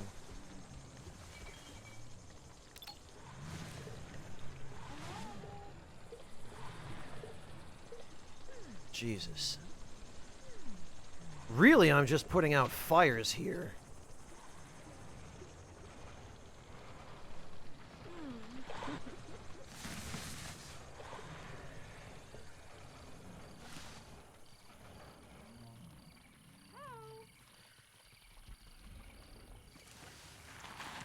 Very slowly, Yami.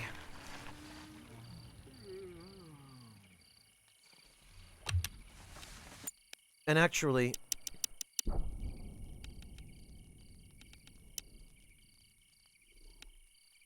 Stone bed, that seems nightmarish.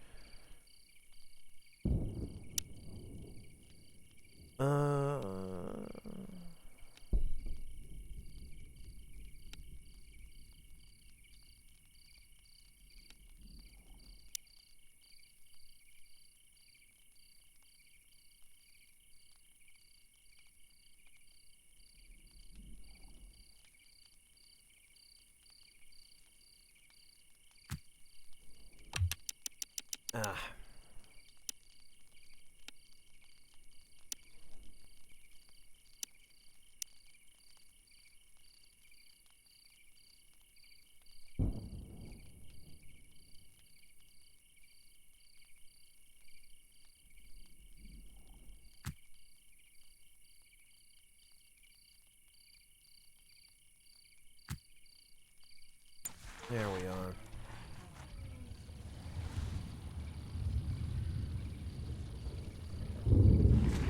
Nice, Clint. Darkest Dungeon 2 still, huh?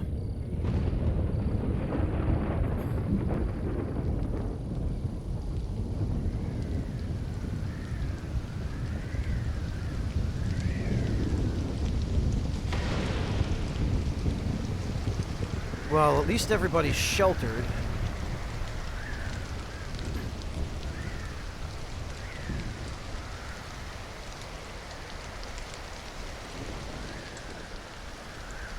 Why are people not using the stockpiles then? There we go. Okay, we got some antibiotics.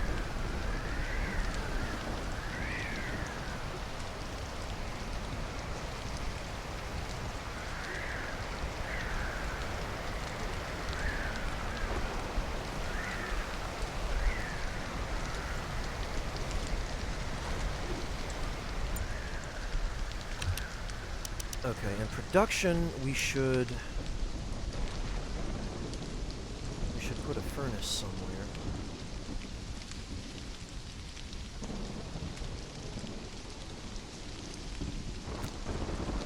There we go.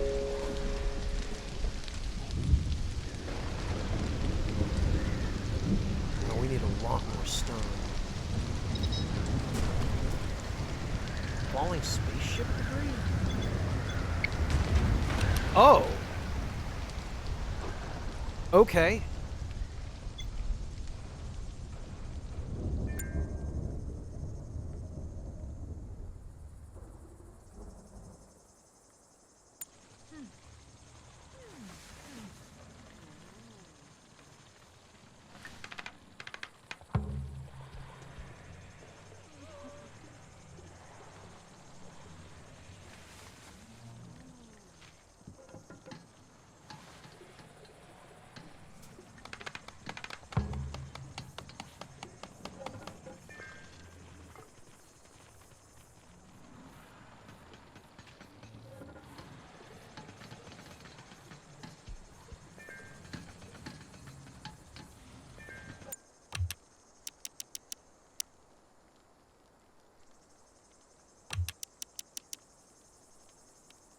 Shelves.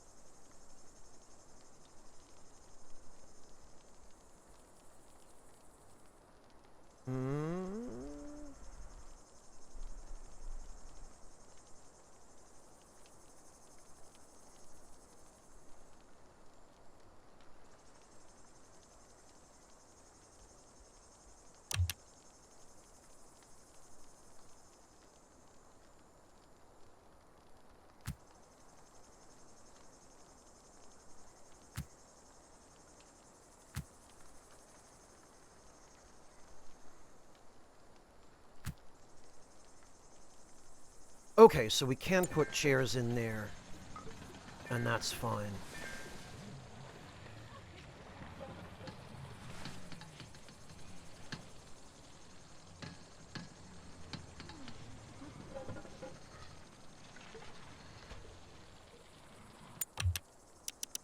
And actually...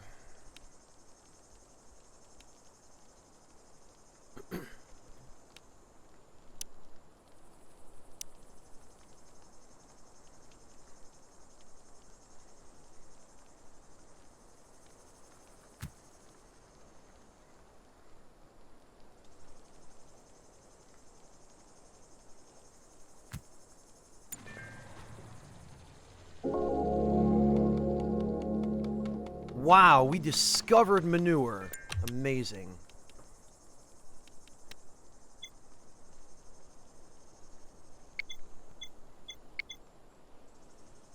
More orbital junk is falling or has already fallen to the ground from orbit. It could be scavenged. Okay.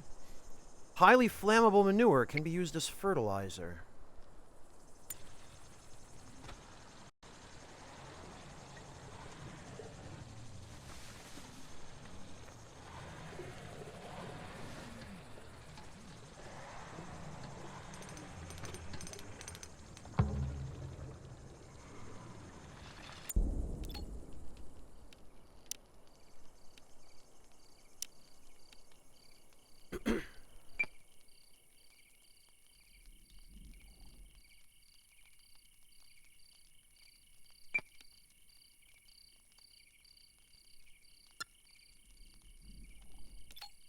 All right.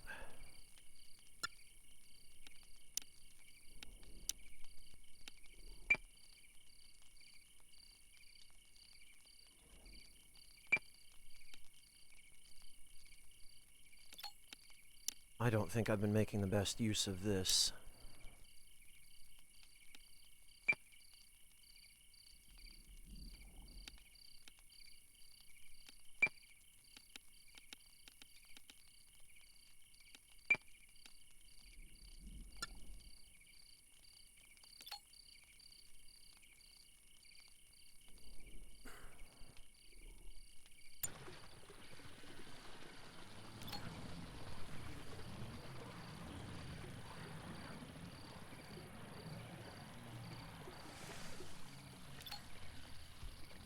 And actually, bandages.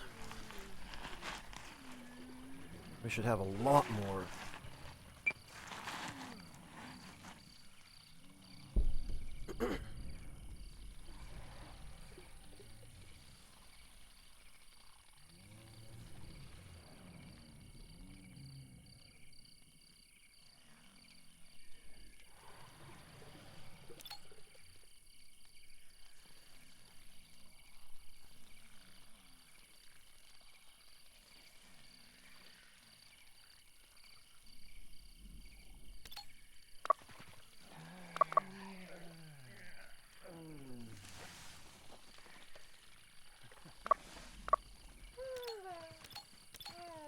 Oh, everyone's good now that they have food.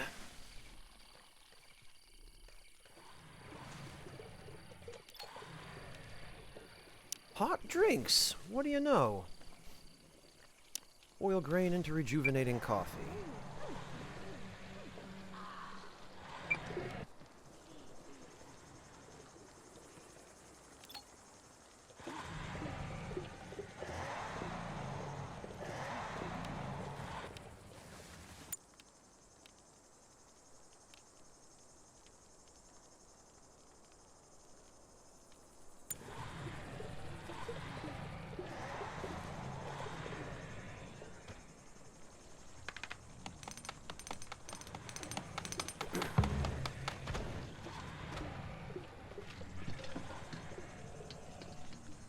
Okay, we are short on wood, we are short on stone.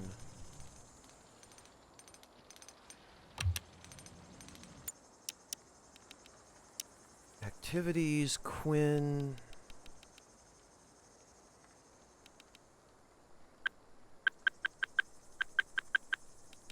Two.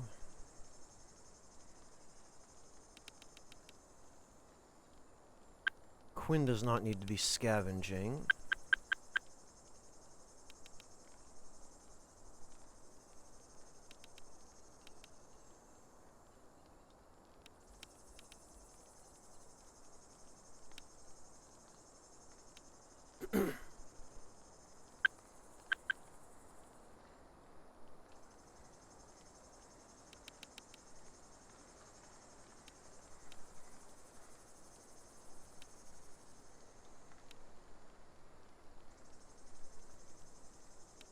Well, I guess it helps that he can, but we need him mining right now.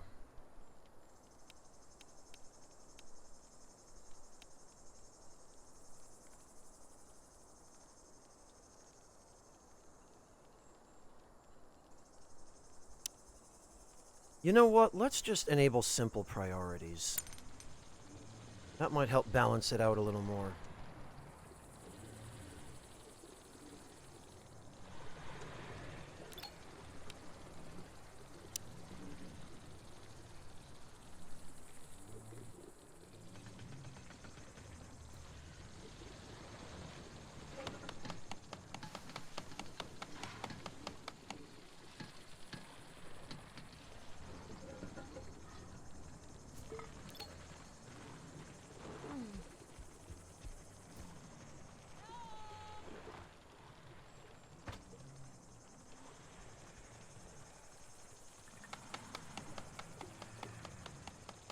Yeah, for some reason, they just left the stockpile a mess.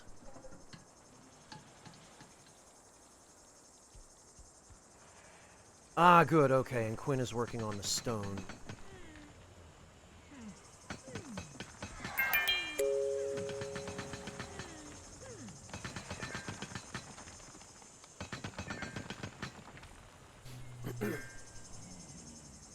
Yeah, okay. We're getting there.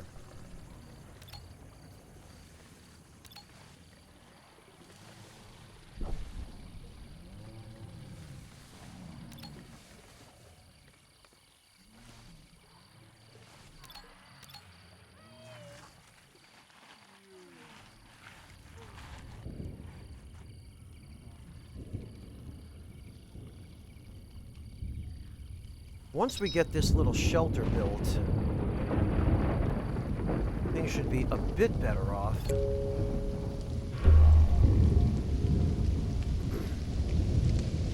Not going to assign owners to those beds until there's actually a roof.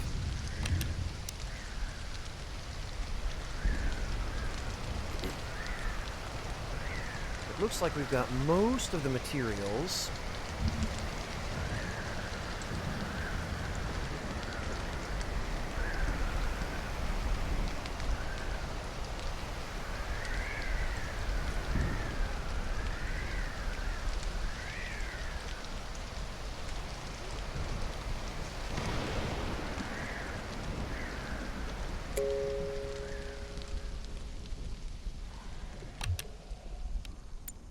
Okay. Aggressive animals.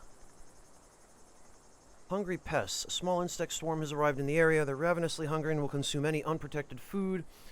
Carcasses in the harvest of crops.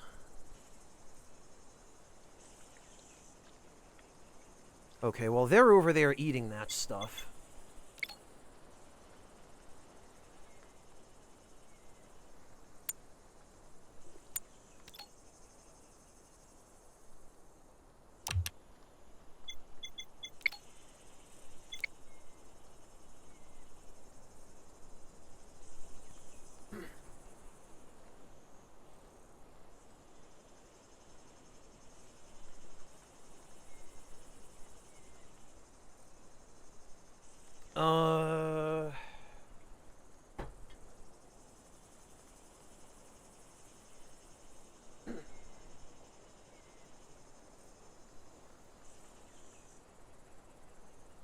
So they're probably going to... Well, we might be able to lure them in from this way. None of the rest of this stuff is food crops, though.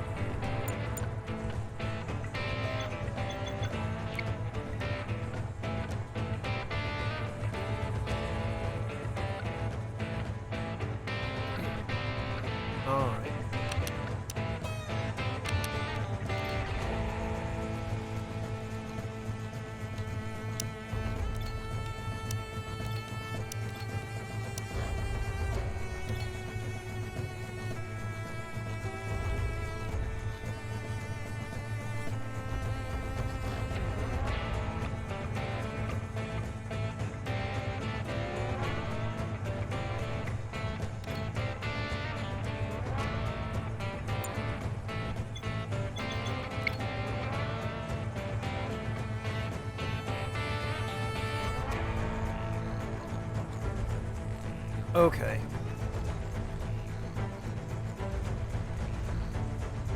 They are coming this way, good.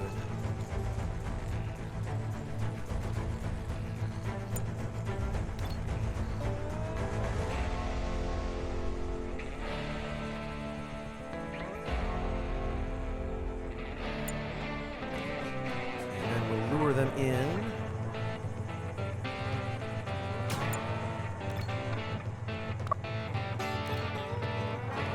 She hates combat. Okay, well, we'll have to undraft her.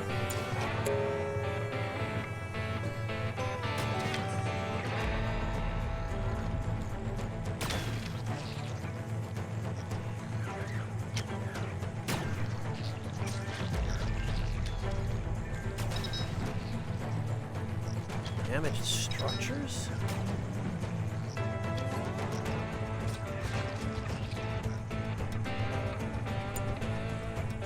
You know what?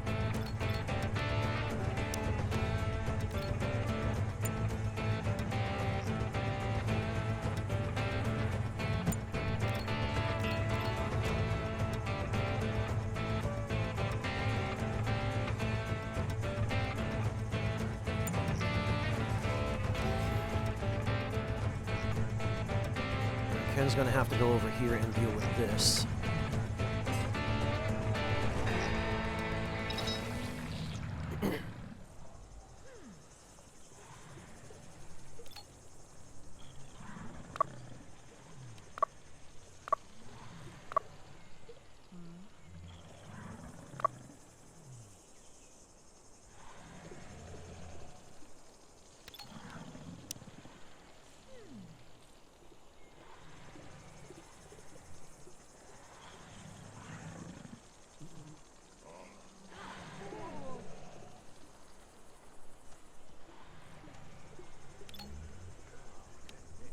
Butcher them, butcher them.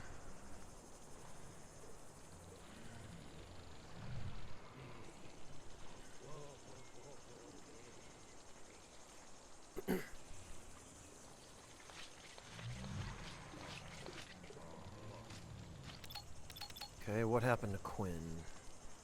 Bored by combat. Alright. Well, he's fine now, I guess. Ken reached healing level 5.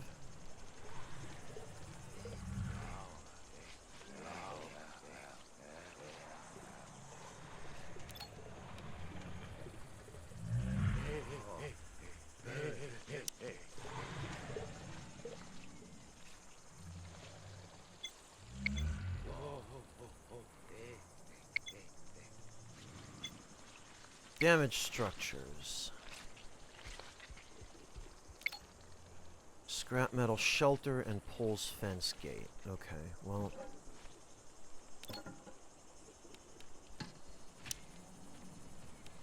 Designate this structure for repairing. And there we go.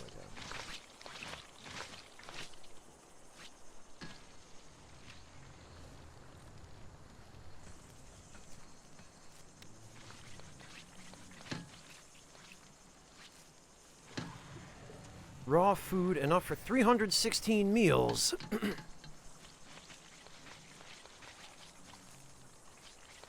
Sweet syrup. The hell do we even use the sweet syrup? I bet it's for cooking.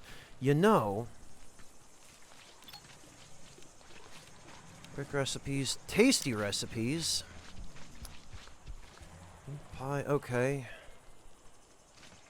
Oh, oils and fats.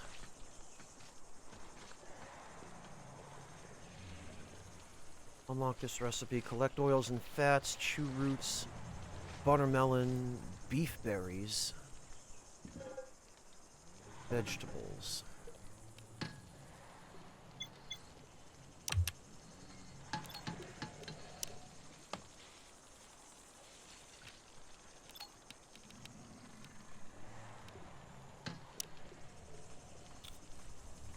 Oh! Okay. Top quality red meat steaks with alcohol.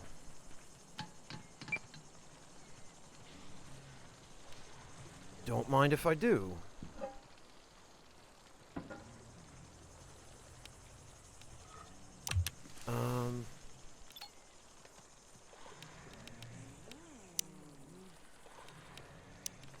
Some of these are easier to make than, okay, raw red meat, alcoholic beverages.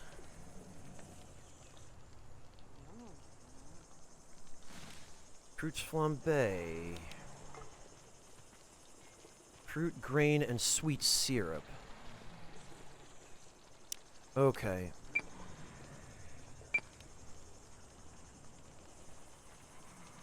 What are we missing?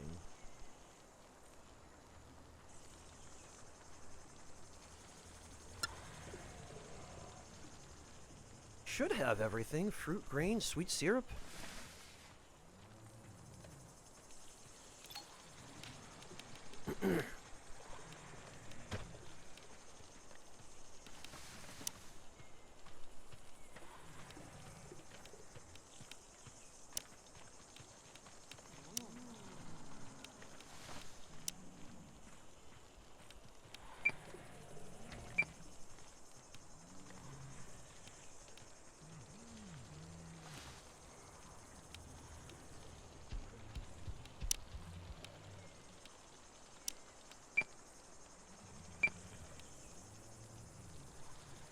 No one has cooking 5. Aha.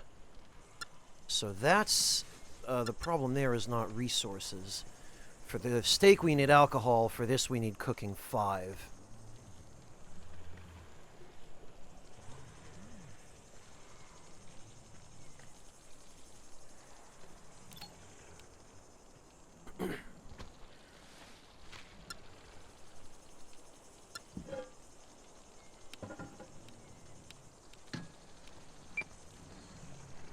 Times 1, there we go.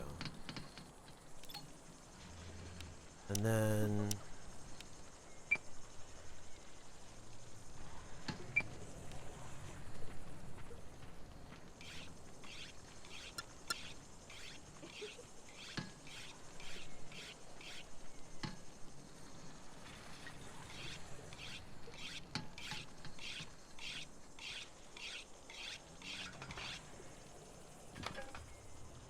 Ah, Rita's resetting all the traps. Good.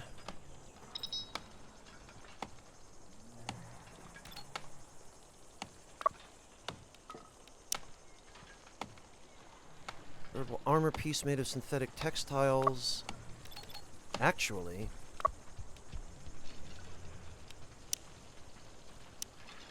Quinn should have that.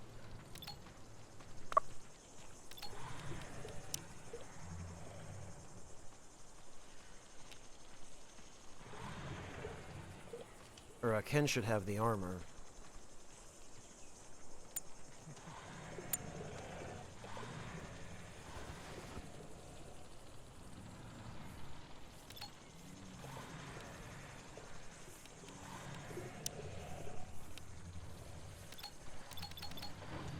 Quinn should have the spaceship jacket.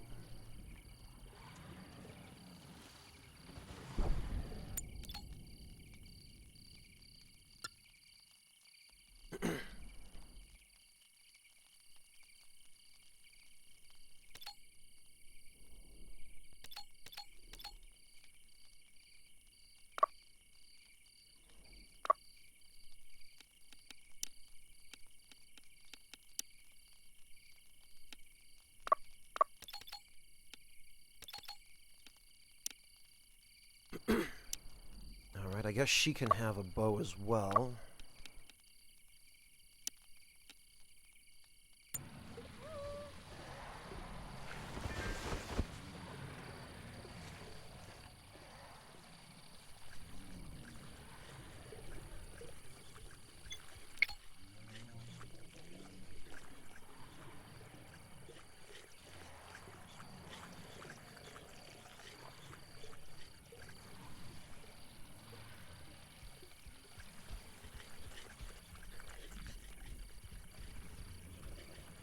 Those starving scarabaei are pretty worrying.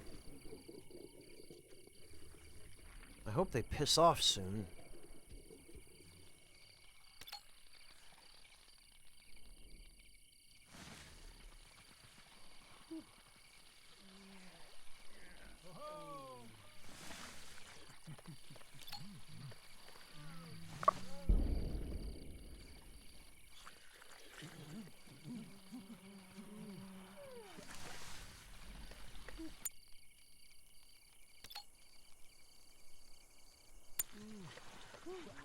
Once Ken is done eating...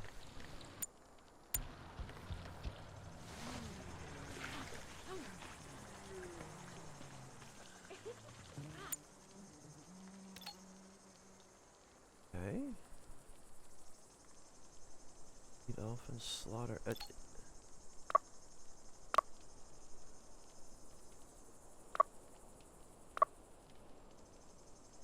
Bitten off flesh. Treatment requires bandages. Okay. Quinn.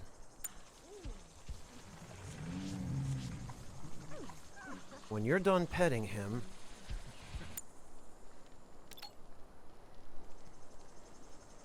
you are going to craft some bandages. Yeah, Yami, it's because the tutorials took so long. Oh, the hungry pest pieced out. Good.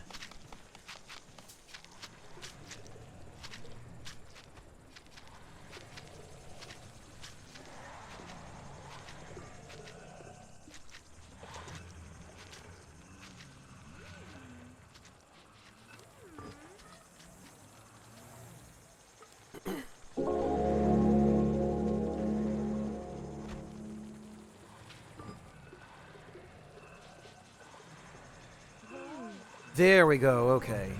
Now we're taking care of him.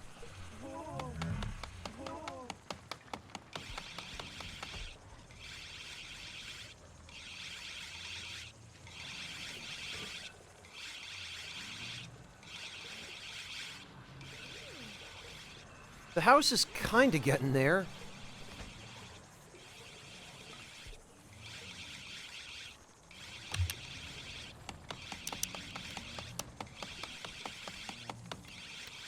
Oh, we can research electric grids now, and flamethrowers. And first aid kits.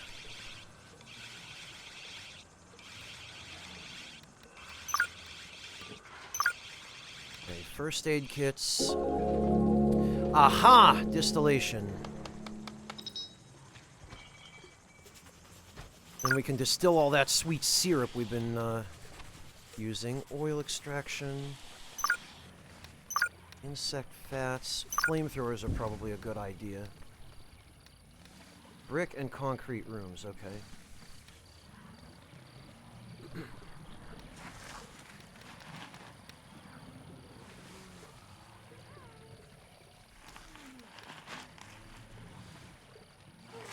And electric grids.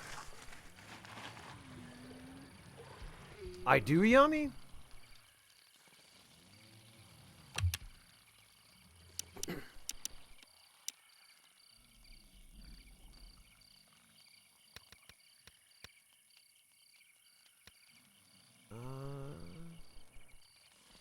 Lightning rods.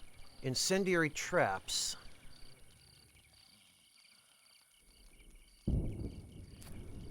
Landmines, tailoring. Tailoring would be really handy because we are going to run out of clothes soon.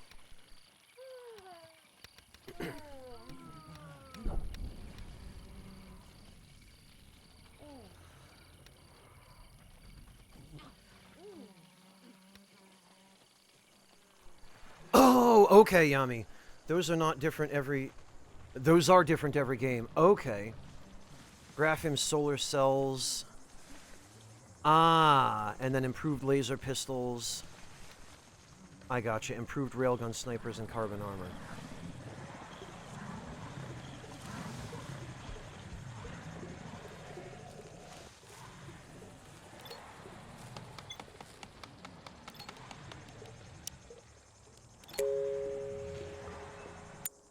Old equipment. Clothes and weapons lose their integrity over time, and during combat they become unusable and get destroyed, leaving your survivors vulnerable. Clothes can be crafted on a tailor bench. Yeah, okay.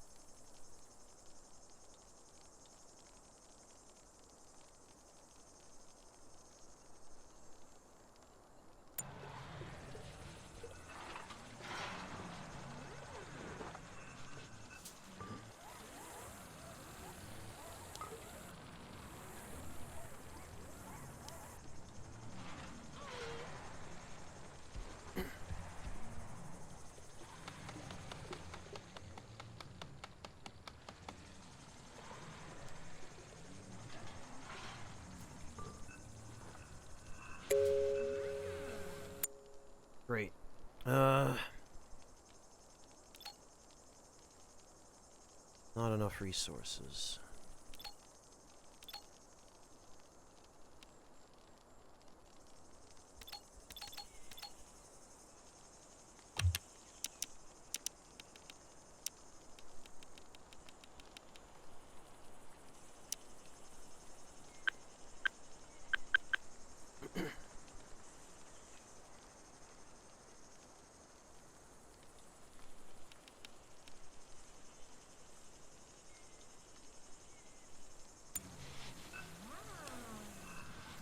Okay, well, we really need that research.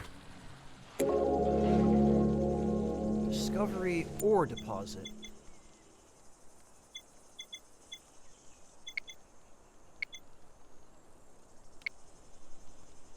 Interesting rock holds some metal ore which could be mined and smelted.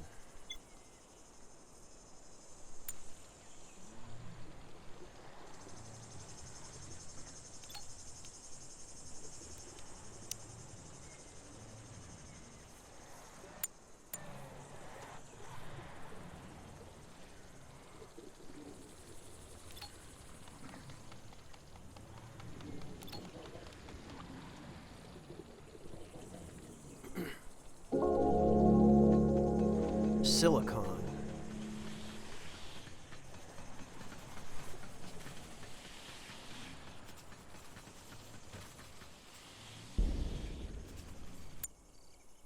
Okay, who else is assigned to cooking?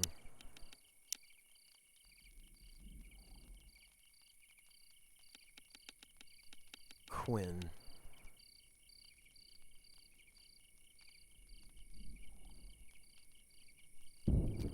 Oh, Krista has been assigned when incapable.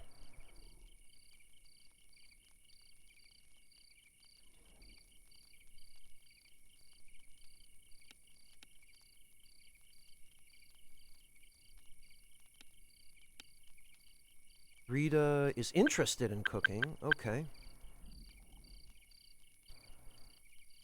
Oh yeah, that was craft. Thank you. Yes, okay. Krista's level 3. Rita is interested, so actually I should just not have Krista doing it at all.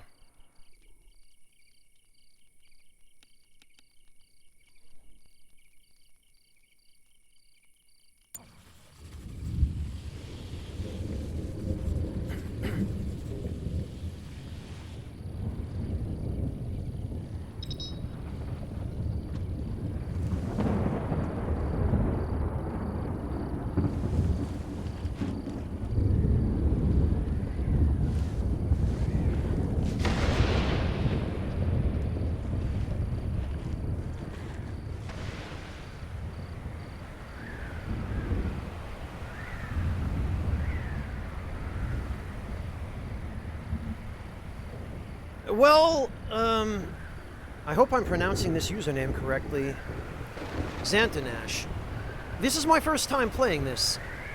I was given a code for it by the developers, or rather on the bounty board on Twitch, which is kind of, I guess, indirectly through the developers. And I'm still figuring things out. I set up my camp in this giant rock formation thinking that it would be well protected and that it would make it more difficult for enemies to get in, and it would minimize the amount of walls I'd have to build around it. But I didn't really prioritize my buildings very well in the beginning, and I had planned on building a house up here where it was out of reach of hostile creatures, and then ended up not having enough materials to finish a basic shelter in here. So lessons have been learned, but not without a cost.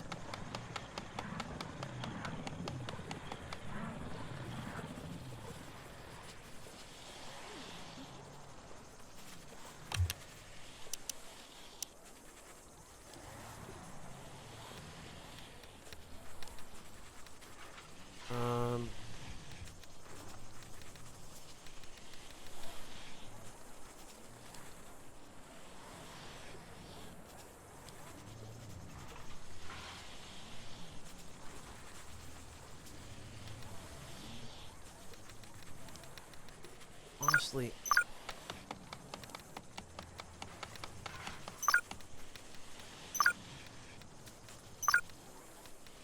first aid kits are handy, but what I really need is some clothes.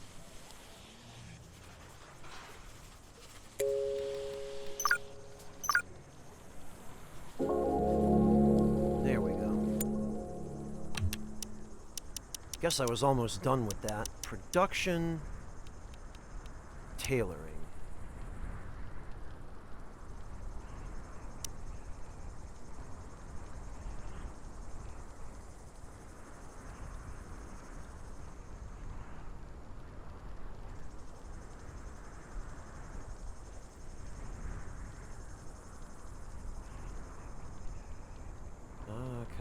there? No. Guess I'll have to go there.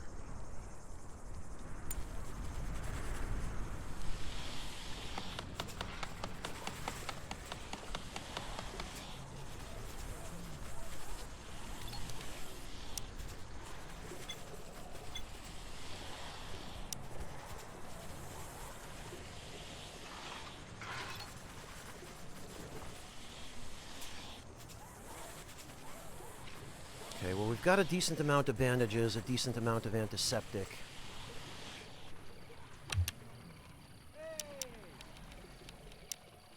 Quinn really needs to be on construction now.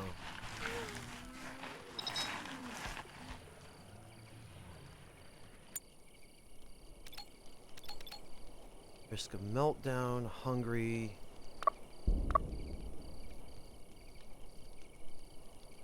Okay.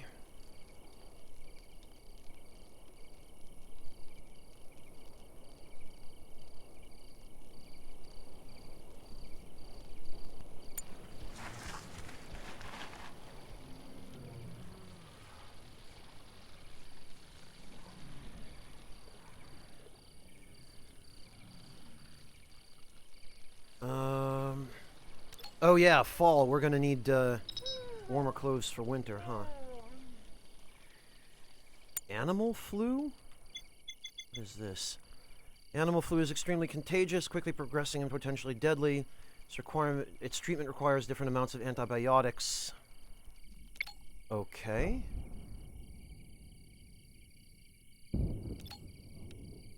Heal. Oh, good, okay.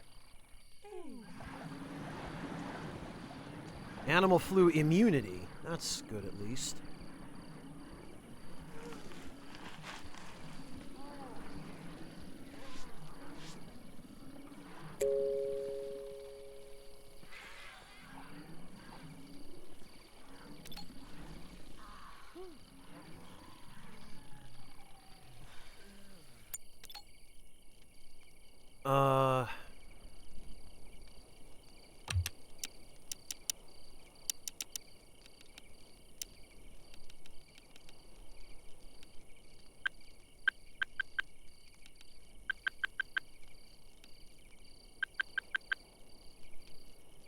Okay, I think we need Rita to cook something.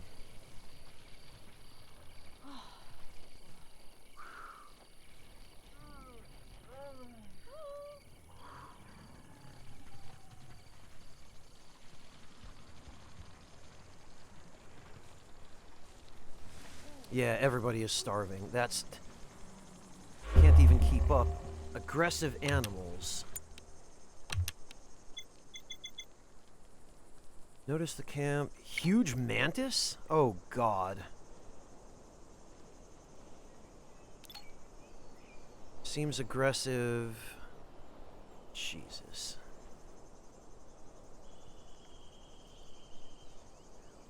Where are these coming from?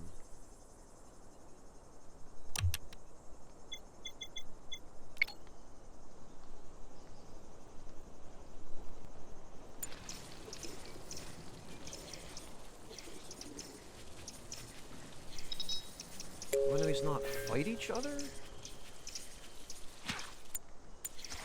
Oh, it looks like they do.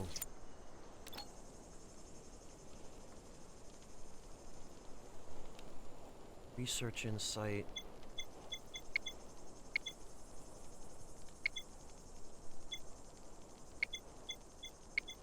Okay.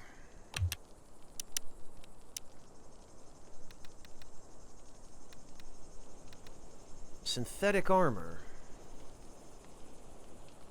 That sounds like a really good idea.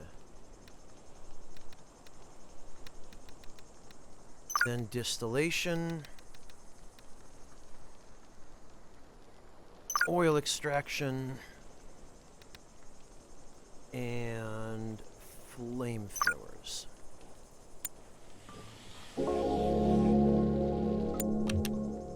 Okay. And then Insect fats.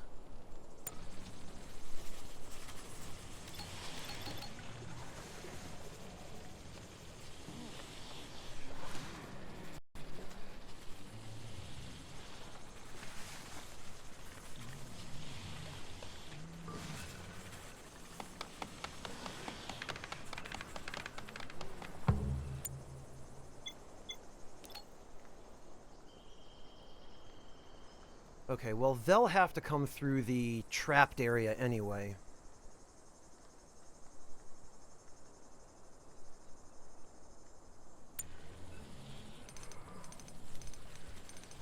Yeah, Xantanash, I did realize what the question mark meant, but... Oh, okay. It's been a little overwhelming figuring out which to prioritize first, and at the moment, I've got my hands full just shoring up the camp and making sure people aren't miserable. Once people are less miserable, then I'll worry about exploration. Because I don't really have the resources to support that yet.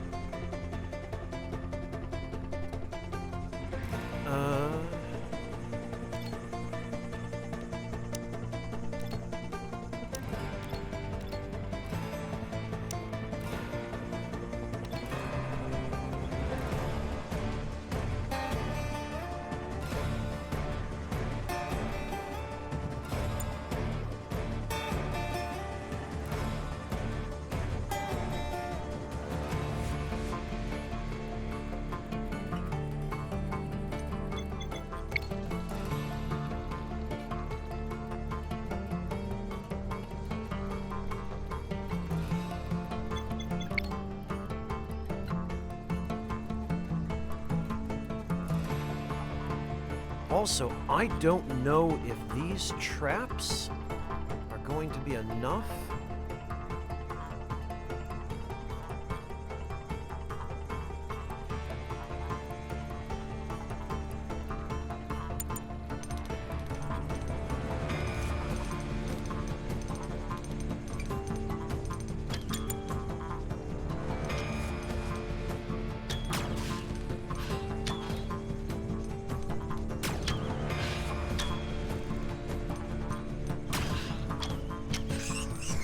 Okay. They might be enough.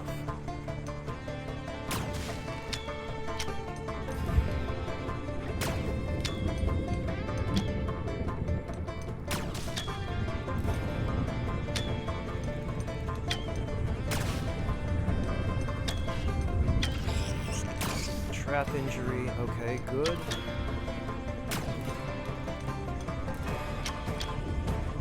Jesus, I would hate to have to actually fight these things. These look really dangerous.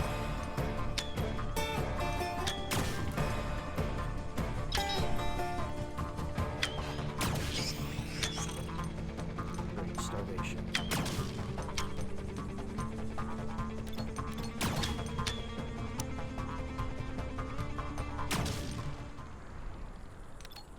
Undraft everyone. Sheesh.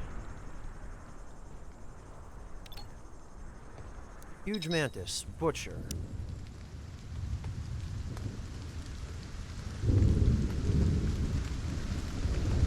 I don't think I'm doing very well, Yami. Ugh.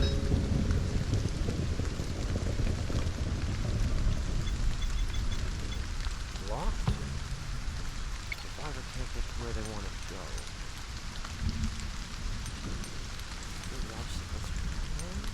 Oh, right. How the heck did that happen?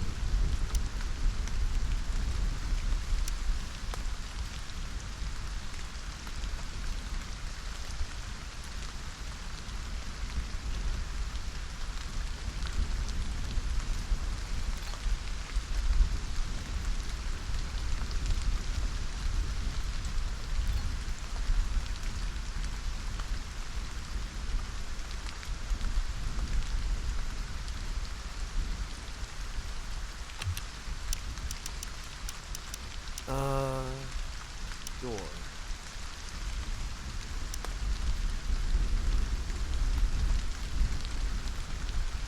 Oh, God.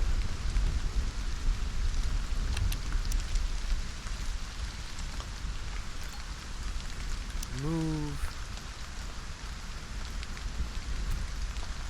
There.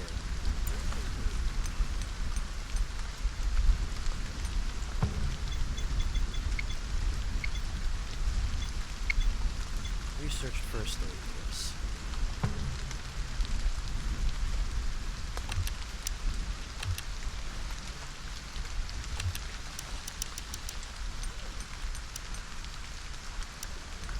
How the hell did I not have a door there? I could have sworn I did.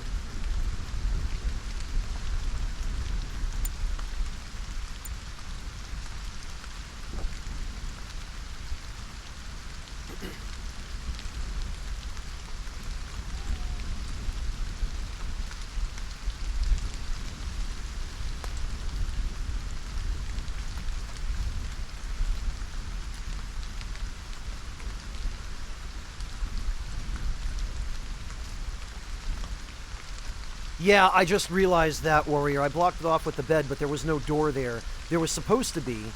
I think originally there was, but I might have,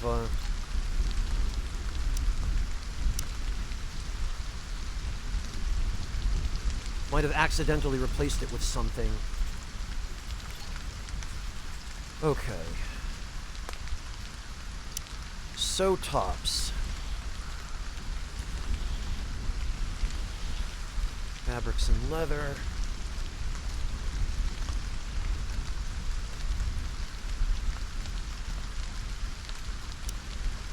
Okay, until 4.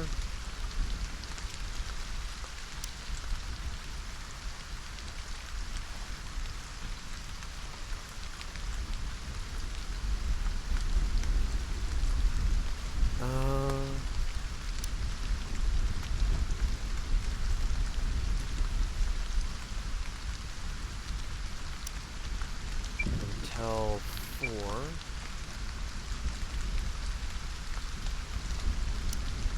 And until 4.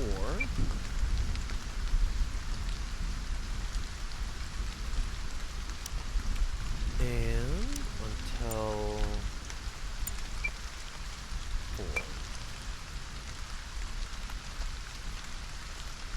So that'll at least ensure that everyone is clothed.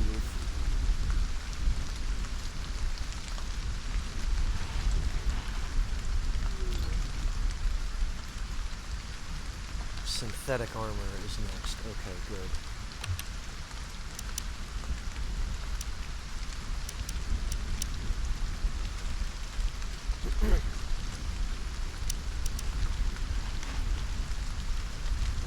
Heat air vent. Open creates airflow, which greatly stimulates heat exchange. Okay. Leisure. Goodness knows we could really use that.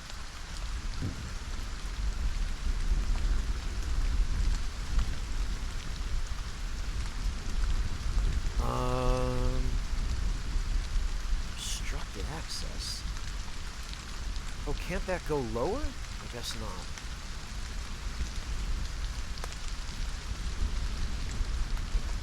Guess it can go there?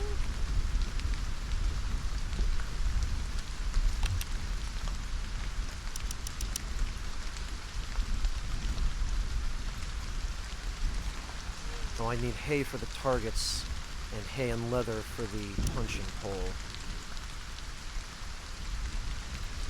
Oh, look at that! It is a real room. Okay. Well, in that case...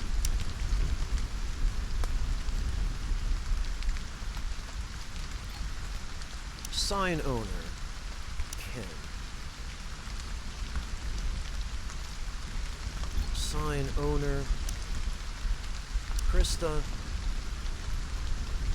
Sign owner. Quinn.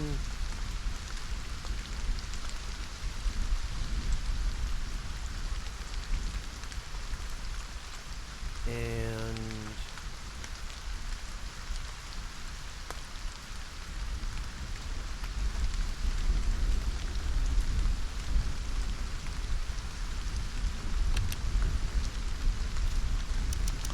We need a fourth one. Fabrics. That's not going to work.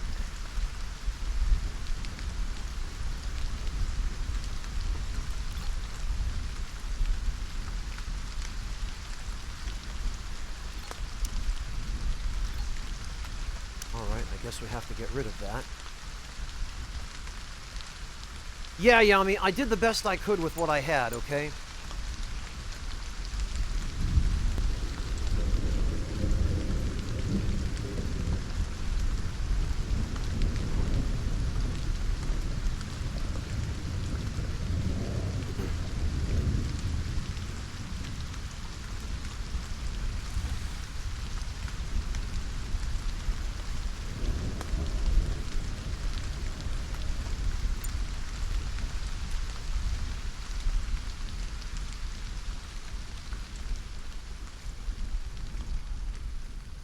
Didn't exactly have the resources to rectify my earlier mistakes of priority.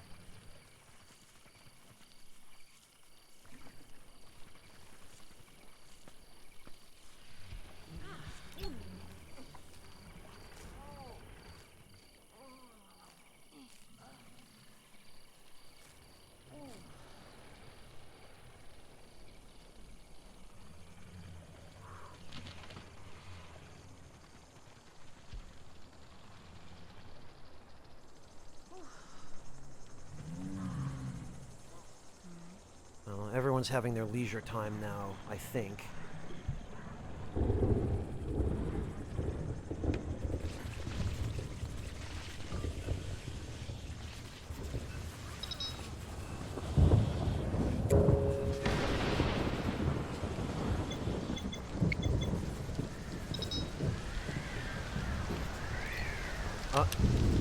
Okay. Hungry, disturbed, and annoyed. Soaked and annoyed. Understandable.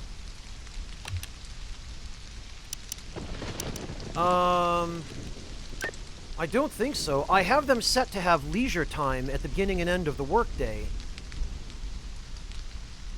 But everything is filled.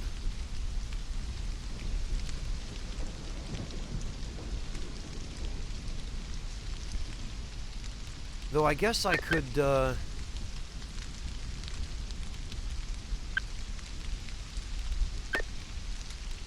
cut back an hour of sleep and add a little more work.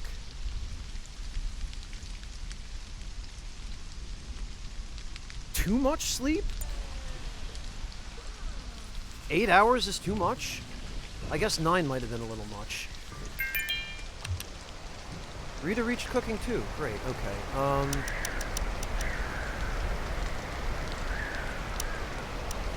Bed, fabrics, obstructed access. Still? Blocking access. You know what?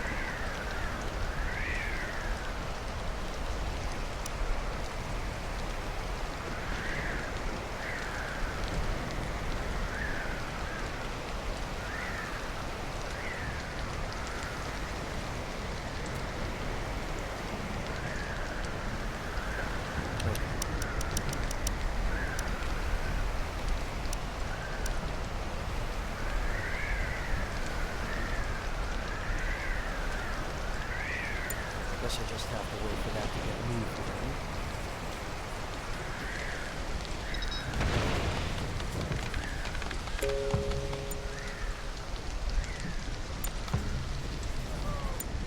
Okay.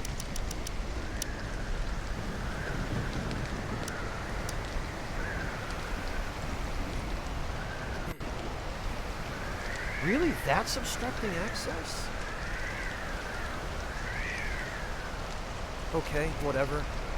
That'll do for now.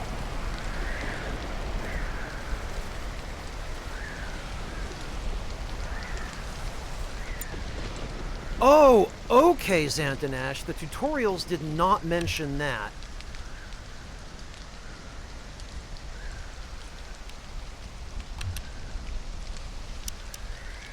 Alright, I guess I'll try that.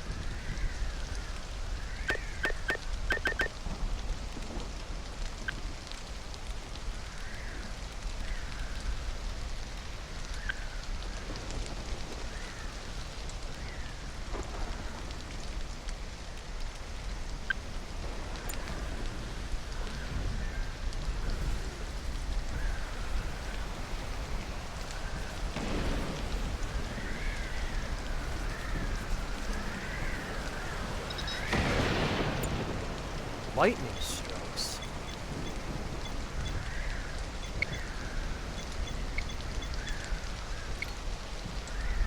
Oh, okay. Those don't matter for the time being. Learn how to protect your base and survivors from lightning strikes. I can guess how that works. That's, lightning rods, probably. I should really...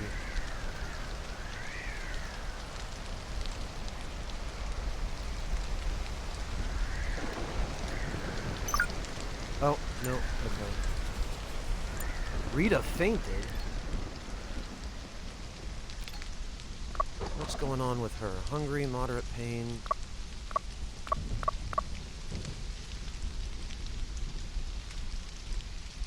Consciousness, why is she...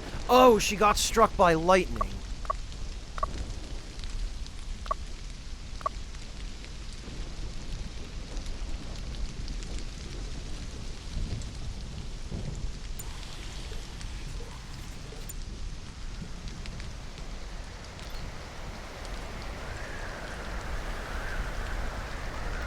Carry Rita to safety.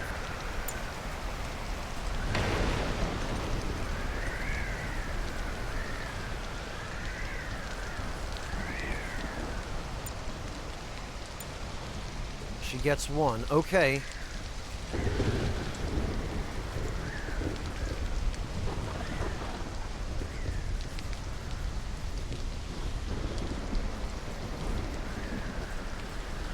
Lightning injury. Ah.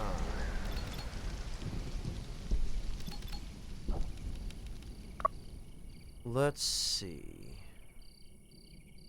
Lightning injury. Temporary neural and muscle damage caused by a lightning strike could become permanent if the patient gets electrocuted again. So, Yami, I think what this is saying is that if they get... Yeah. The question is this a permanent condition? Like, is this lightning injury a permanent condition? Does it go away?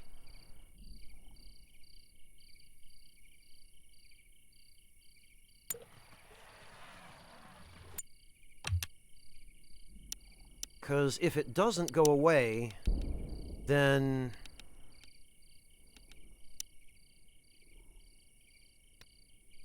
Ah.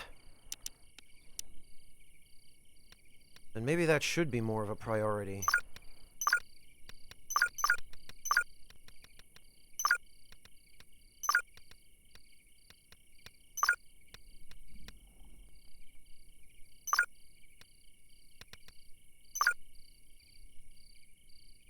Your dude had it for a couple of seasons? Okay, then it's probably permanent. In which case, yeah. Don't want to risk that again.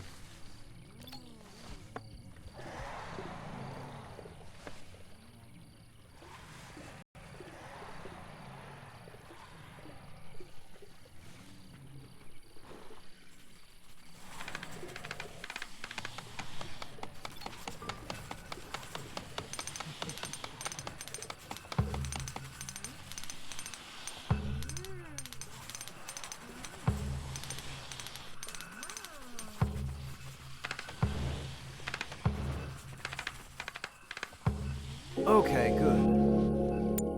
Research lightning rods. Lightning rod.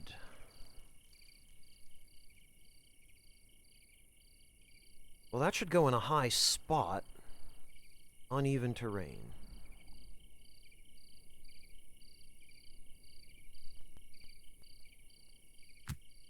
Okay, I guess that'll go there.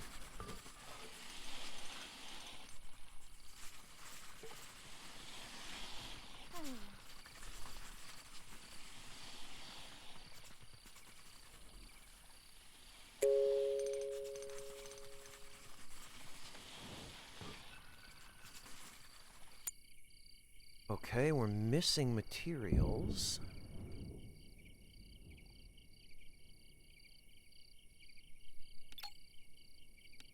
Guess we'll just have to mine those out. It's a little further than I'd like, but we're out of rocks close by.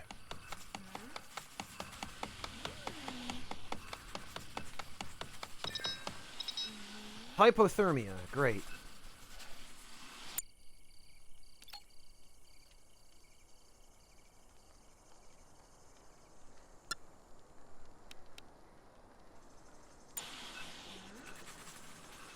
Well, we have plenty of sticks.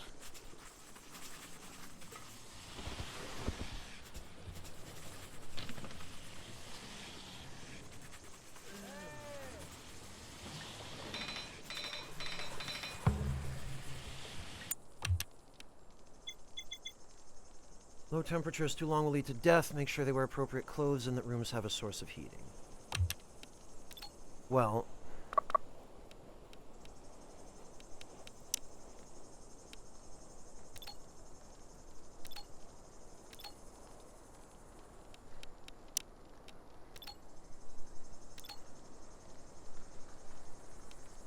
who has hypothermia?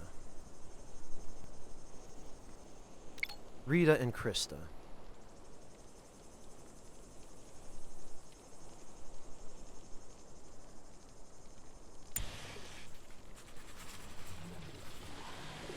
Man, we really need those last little bits of wall there.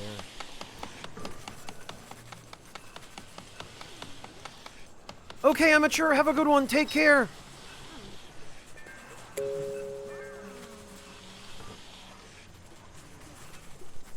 You'd think that standing near sources of flame would help warm people up.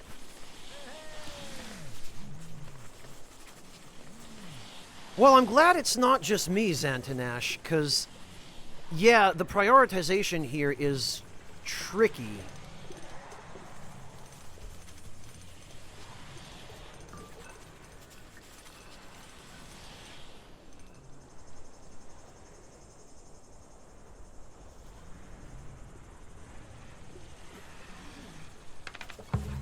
There we go. Close. Close. Okay. This... Quinn, Krista, Ken, assign owner, Rita.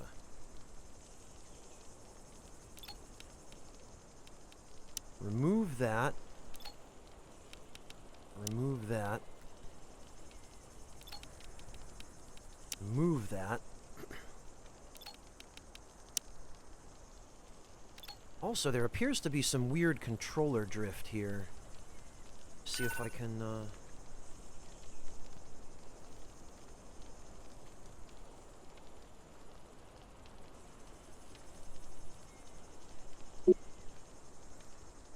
Okay. Deconstruct. Xantanash, the foundations were supposed to be where I was going to build a house. I was going to build rooms up here and turn it into a building that I had hoped would be inaccessible to enemies, where I could safely keep my supplies and house my survivors.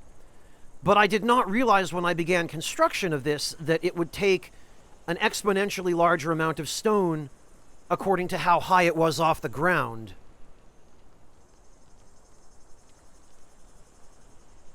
Had I realized that a little earlier, I would not have wasted all of those resources. I would have just started building a larger house here.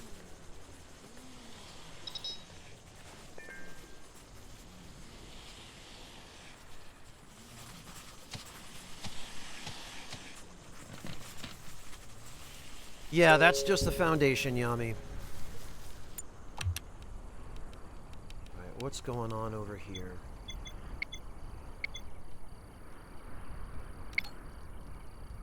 Hungry, tired, unrelaxed.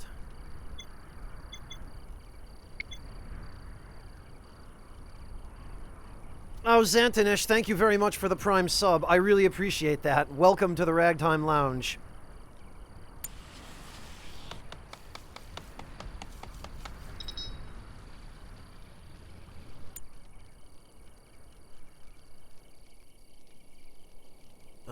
Ravenously hungry. Do we not have...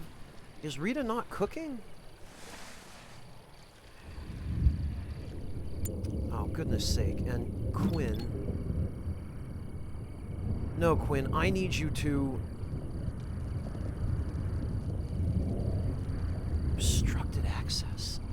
Oh god, no wonder.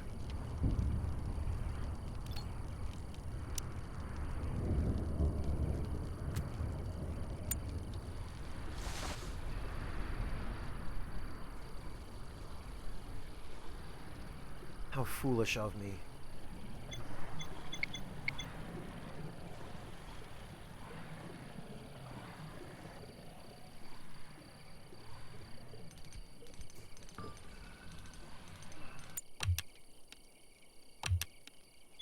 Ah.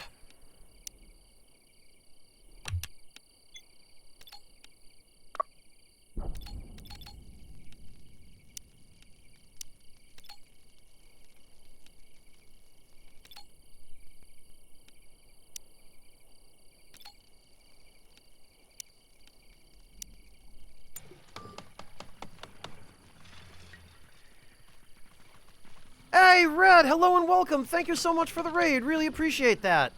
How are you doing? I'm gonna have to pause this. Hang on.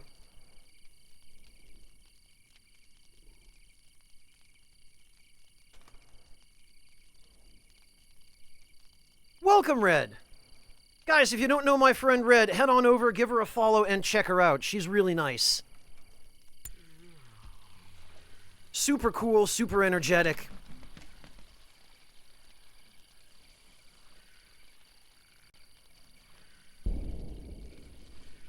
How you doing, Red? I hope you're well.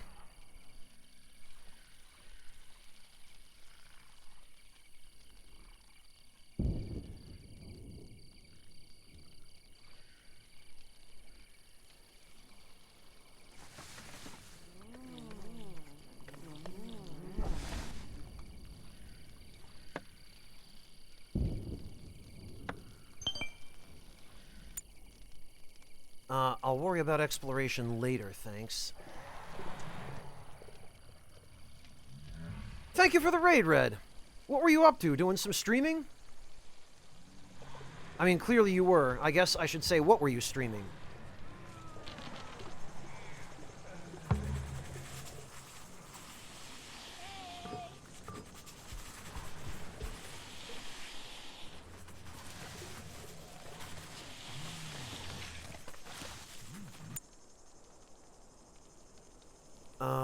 Quinn, friend, I need you... Oh, already doing it. Okay. Synthetic armor. Cool.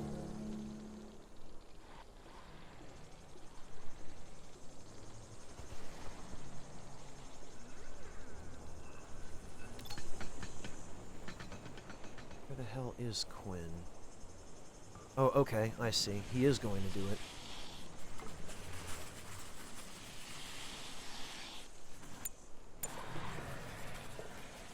Once Rita is done eating...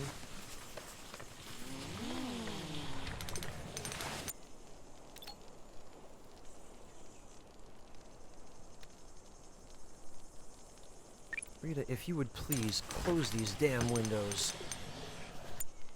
Perfect. Okay, now we can move that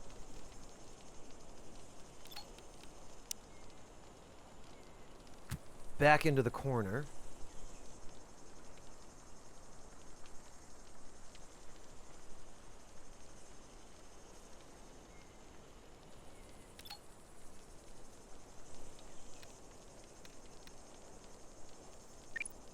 There.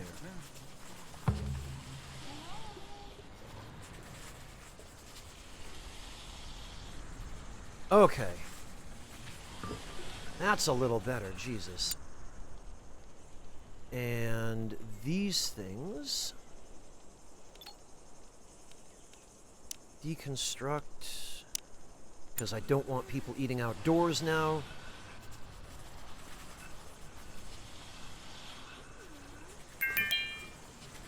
Can reach physical 7, alright. Great.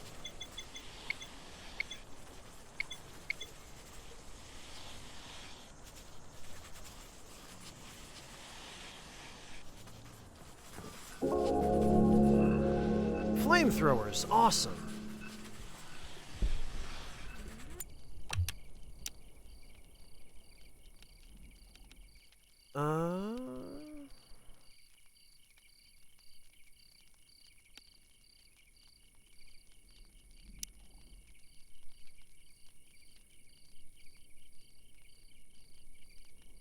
Uneven terrain, great.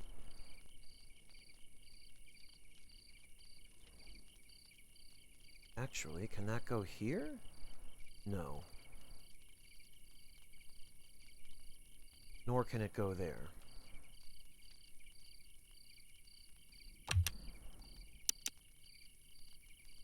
I wonder...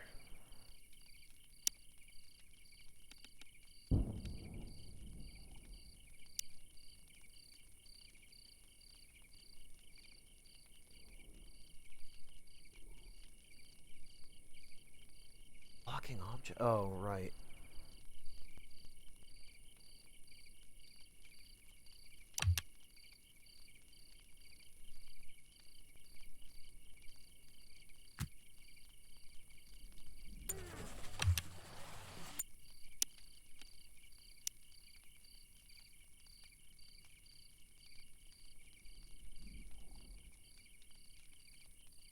Blocking objects? Goodness sake, okay.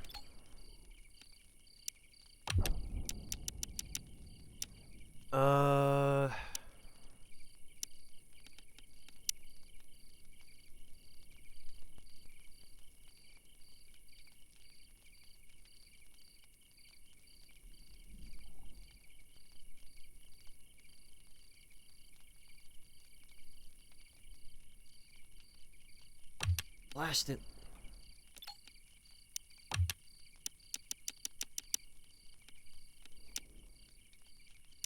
Okay.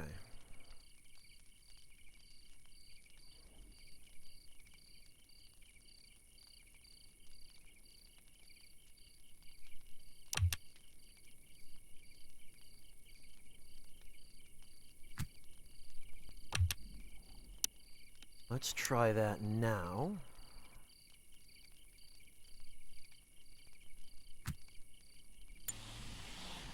And see if that works.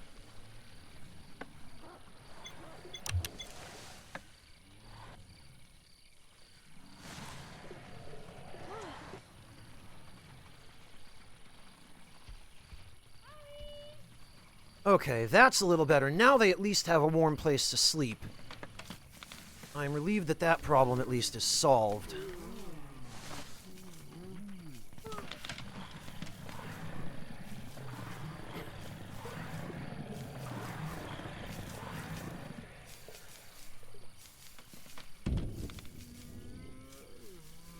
Cramped room? Oh, come on.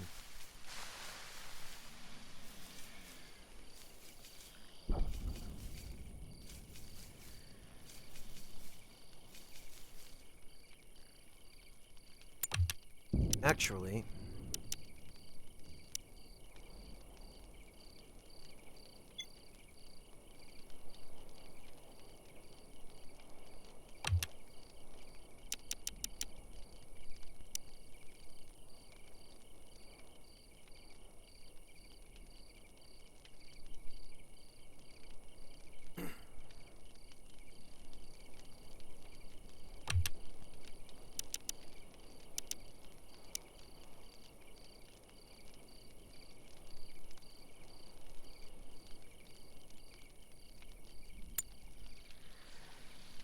Okay, well, that'll give us a little more stockpile.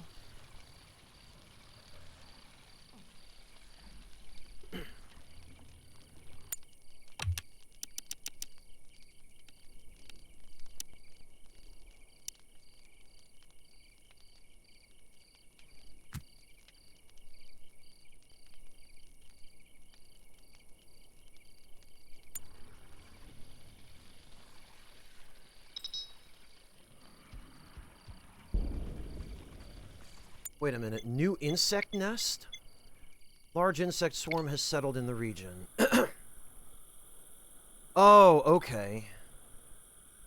So we could destroy these.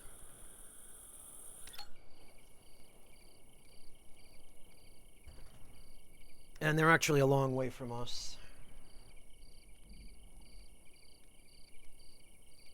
So that should probably be fine.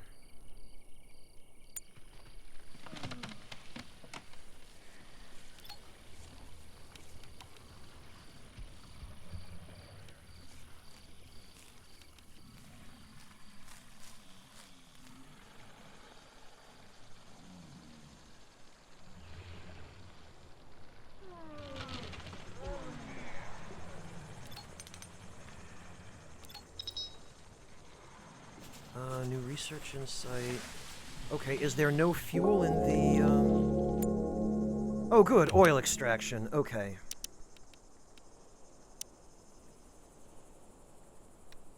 So, what are we looking at? Distillation. Long distance travel. Okay, that might be helpful. Electric grids, definitely. Insect fats. And brewing.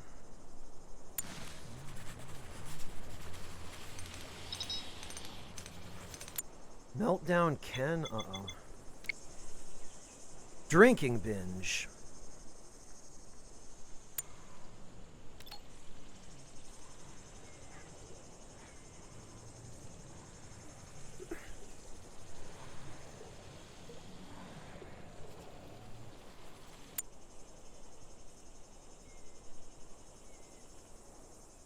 Trying to calm down Ken. Well, now constructing stairs.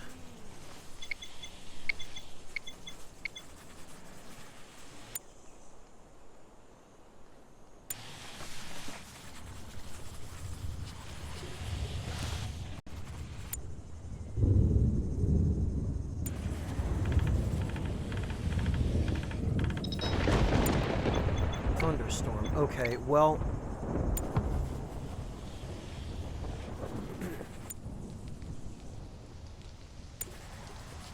At least we're protected from lightning now. Yeah, okay.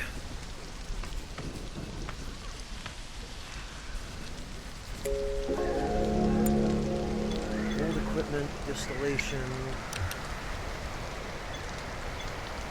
You can't expect to replicate perfect lab conditions here. It's entirely possible to build a simple distillation vice, use it to produce various refined substances.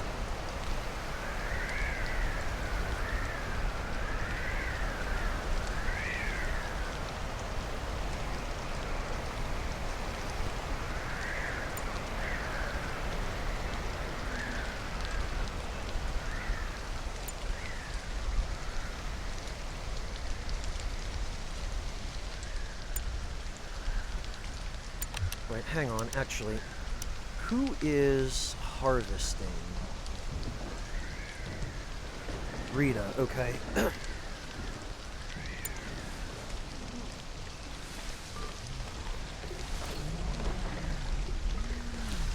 Alright, Ken's fine now. He had some booze and now all's good.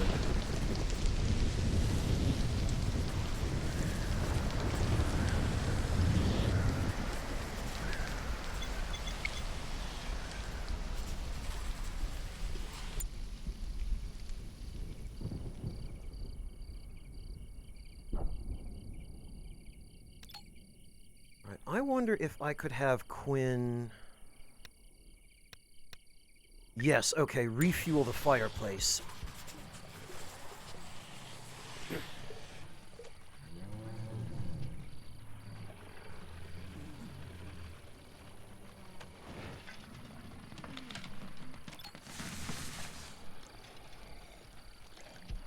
Yeah, there we go, because we need that warmth.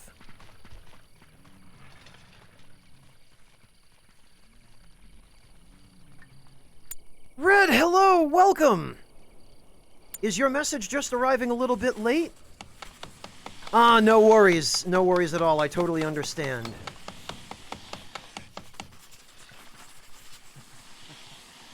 Thank you so much for the raid, Red. It's so good to see you.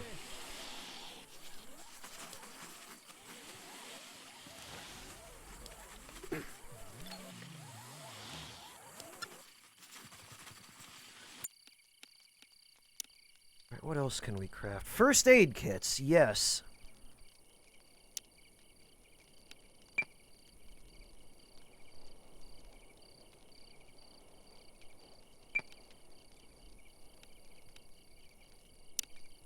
And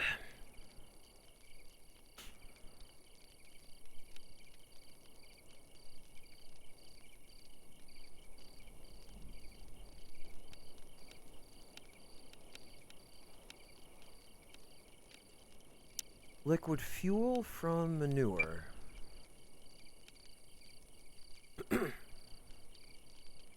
It's good to see you as well. Thank you, Red. Things are going alright so far. This is my first time playing this game, and I'm still learning how everything works, so I haven't been doing too well to start off with, but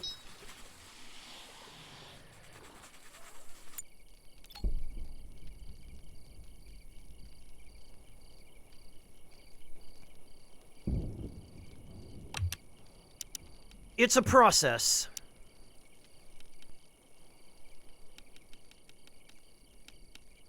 Taylor.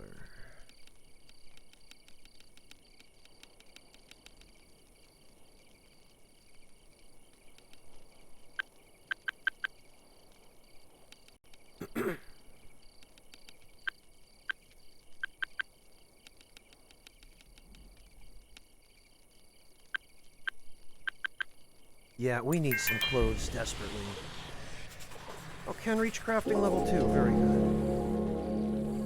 And we researched long distance travel.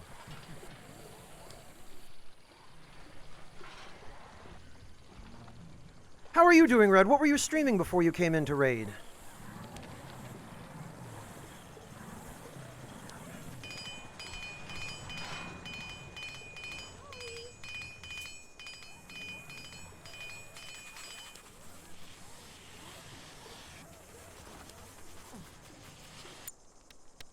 Right, how are we doing on food? 304 meals, okay.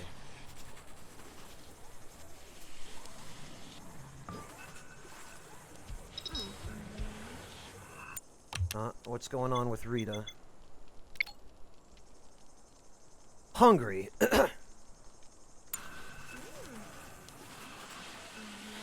Well, she'll be able to eat soon, jeez. Ah, FF14 and Monster Hunter. Excellent, Red. I hope you had good streams.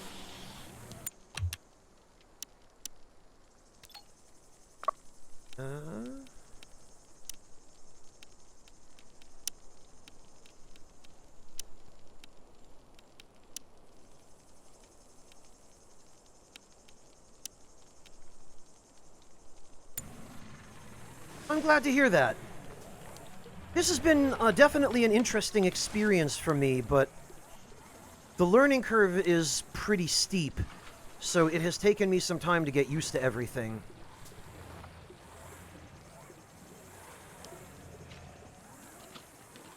Hey Magnus, welcome! Ah, awesome. Yeah, everything's better with friends, Red.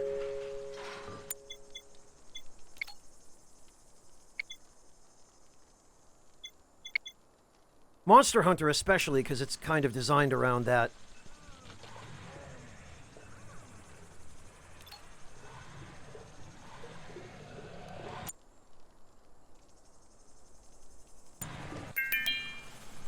Ah, Rita reached cooking level 3. Great. Gotcha, Magnus.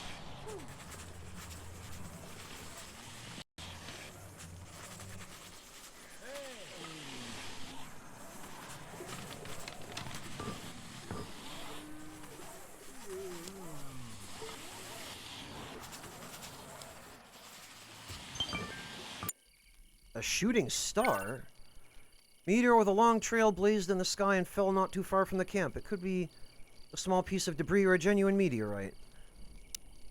Okay.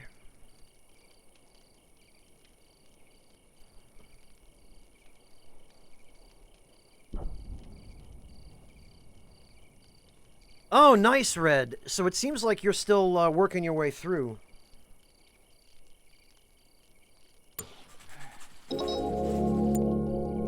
Electric grids.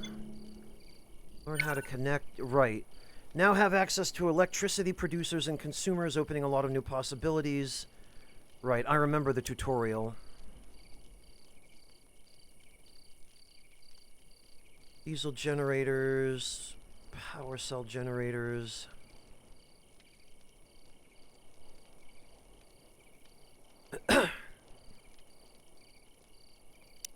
Right. Okay, I remember all this stuff.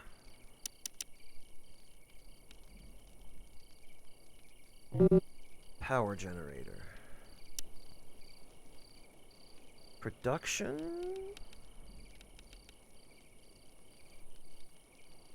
Electric cook stove. Heater.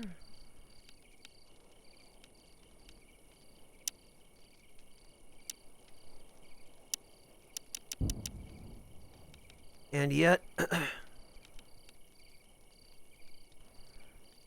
Oh, okay. I have to research that separately. Solar panels, wind turbines.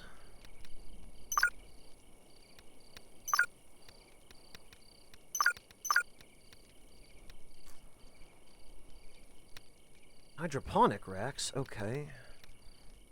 Energy storage. Advanced research desk.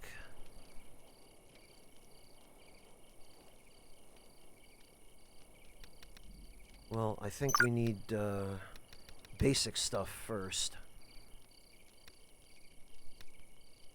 Sensor devices, electronics crafting. Yeah. Well, Red, it's certainly a better addiction than FF11 ever was for me. I can't deal with MMOs anymore. I just don't have the time for them.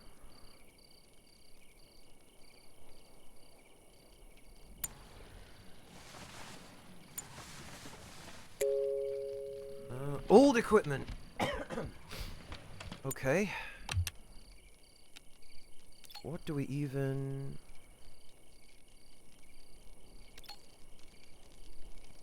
Okay.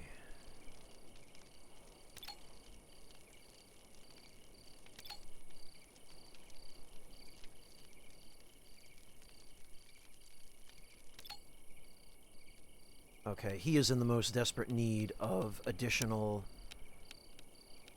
protection. Heat tolerance, yeah, we need cold tolerance now.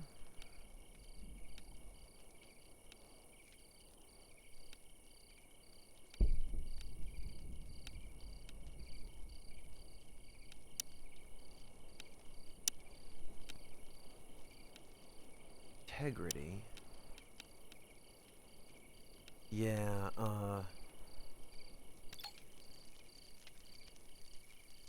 Oh, awesome, Magnus.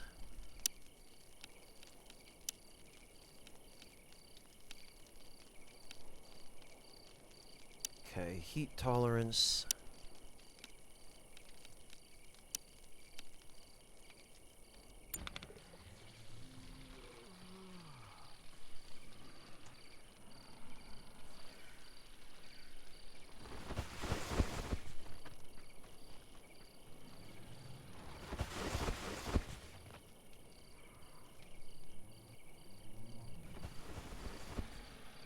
Indoor temperature is 17. All right.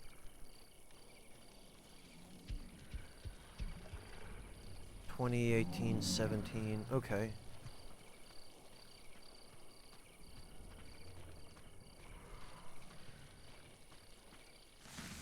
Okay, and it drops a little when they open doors, but that's fine.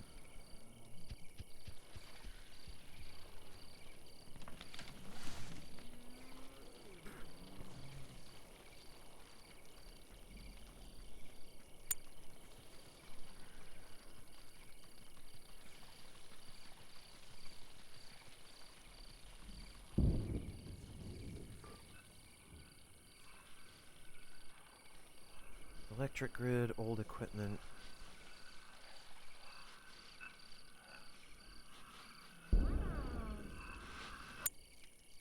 Alright, what do we have?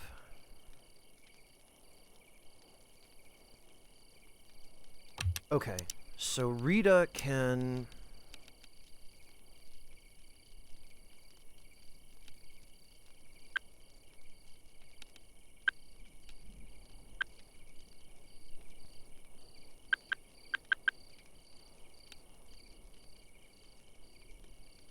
harvest, ranch, and plant.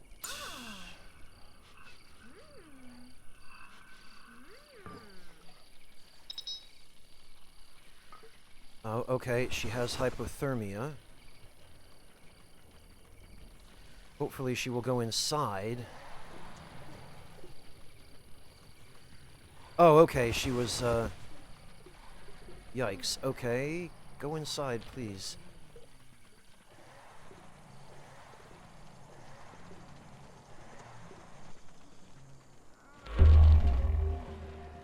Oh, God. Aggressive animals. Scarabée and overgrown scarabée. Well, that's great.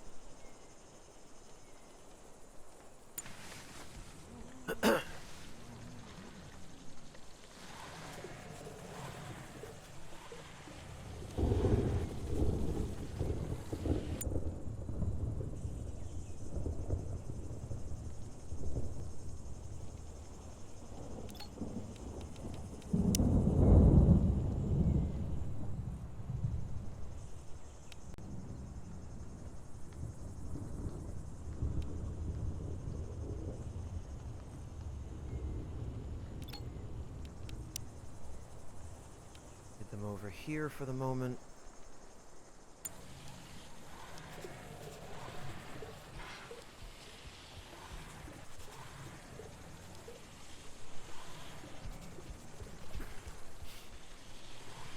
Get them out of the way of those,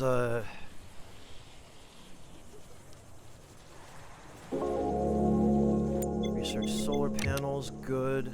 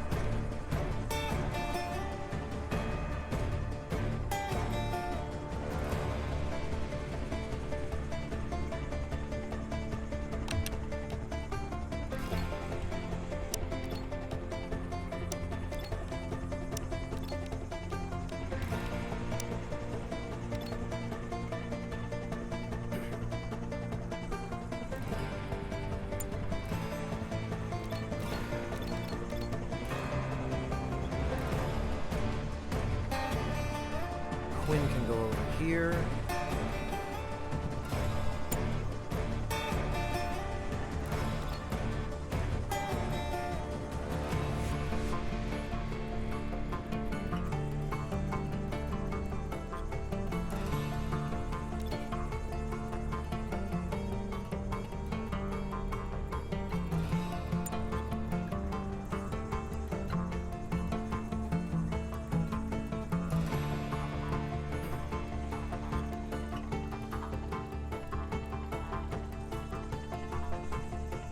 Ah.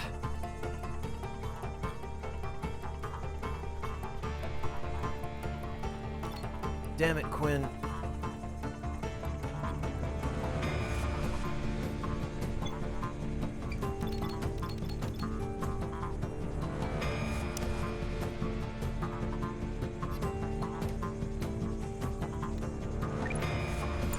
Feed drug. Oh.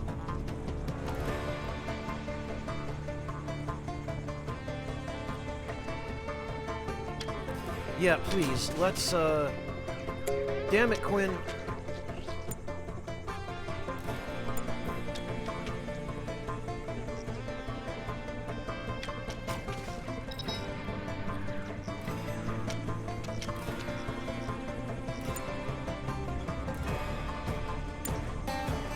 Okay, well, Quinn's inside.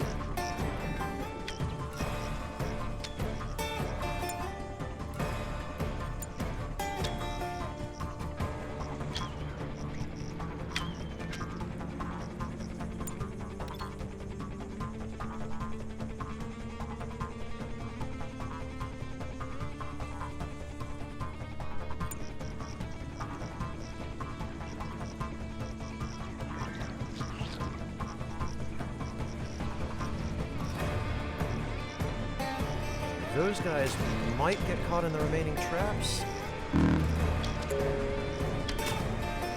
Destroyed structures, great.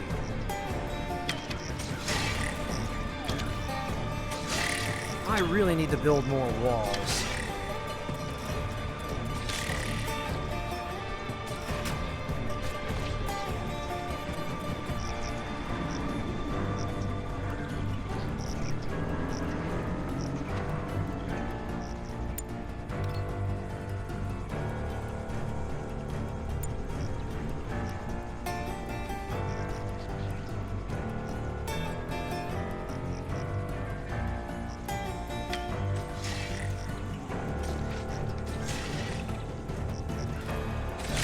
Kinda tough to see what's going on here.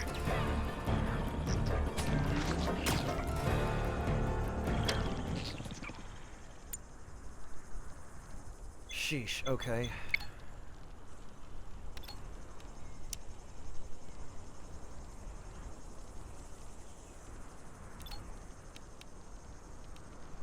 Reconstruct. Repair.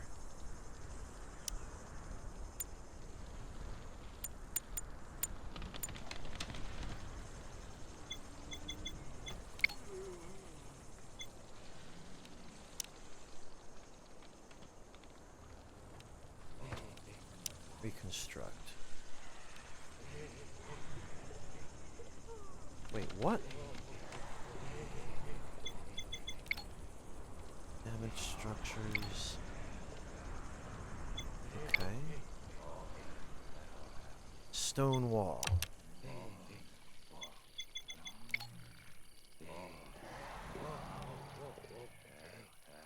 Reconstruct.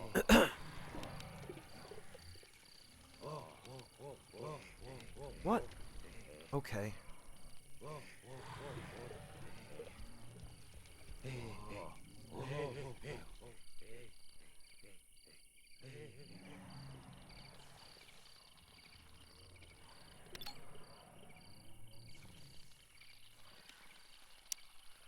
Oops. Scarabée.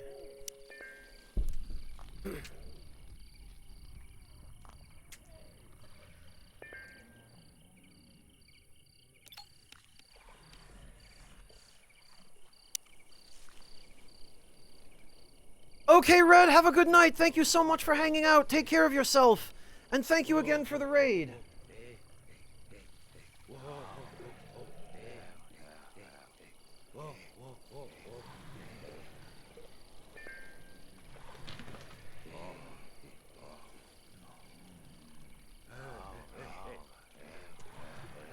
And actually...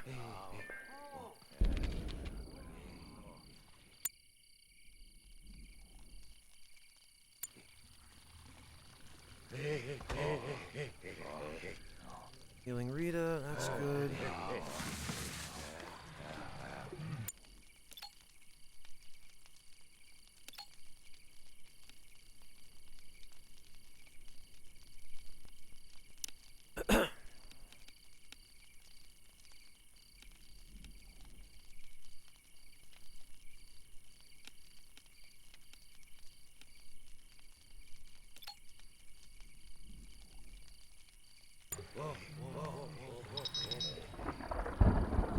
Risk of meltdown.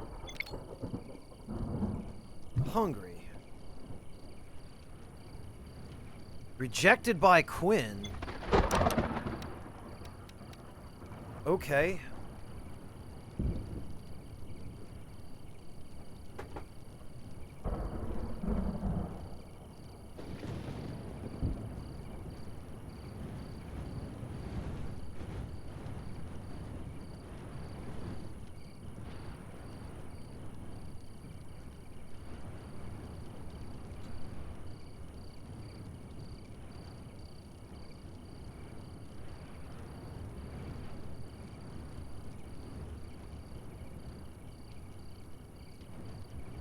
Actually, guys, I'm realizing how late it is.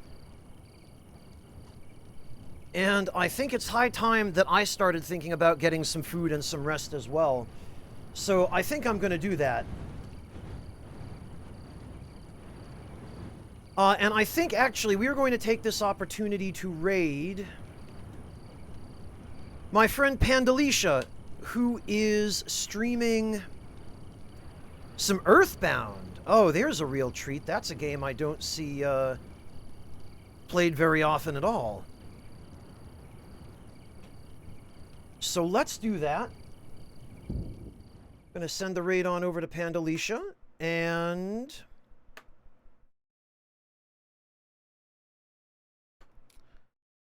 we'll call it for the day. Guys, stick around for the raid. Pandalicia is really sweet. She's really nice, and she has 2 adorable little schnoofy dogs. And she's just lots of fun to hang out with. So thank you all very much for joining me, and I don't know if I'm going to stream tomorrow. I might need to do some cooking. But if I do stream, I will send an announcement as always, and in the meantime, I will catch you all soon. Thank you very much for all the support today. Thank you for all the love, all the gift subs, all the throne gifts, and everything, and I will catch you all next time. Take care, everyone.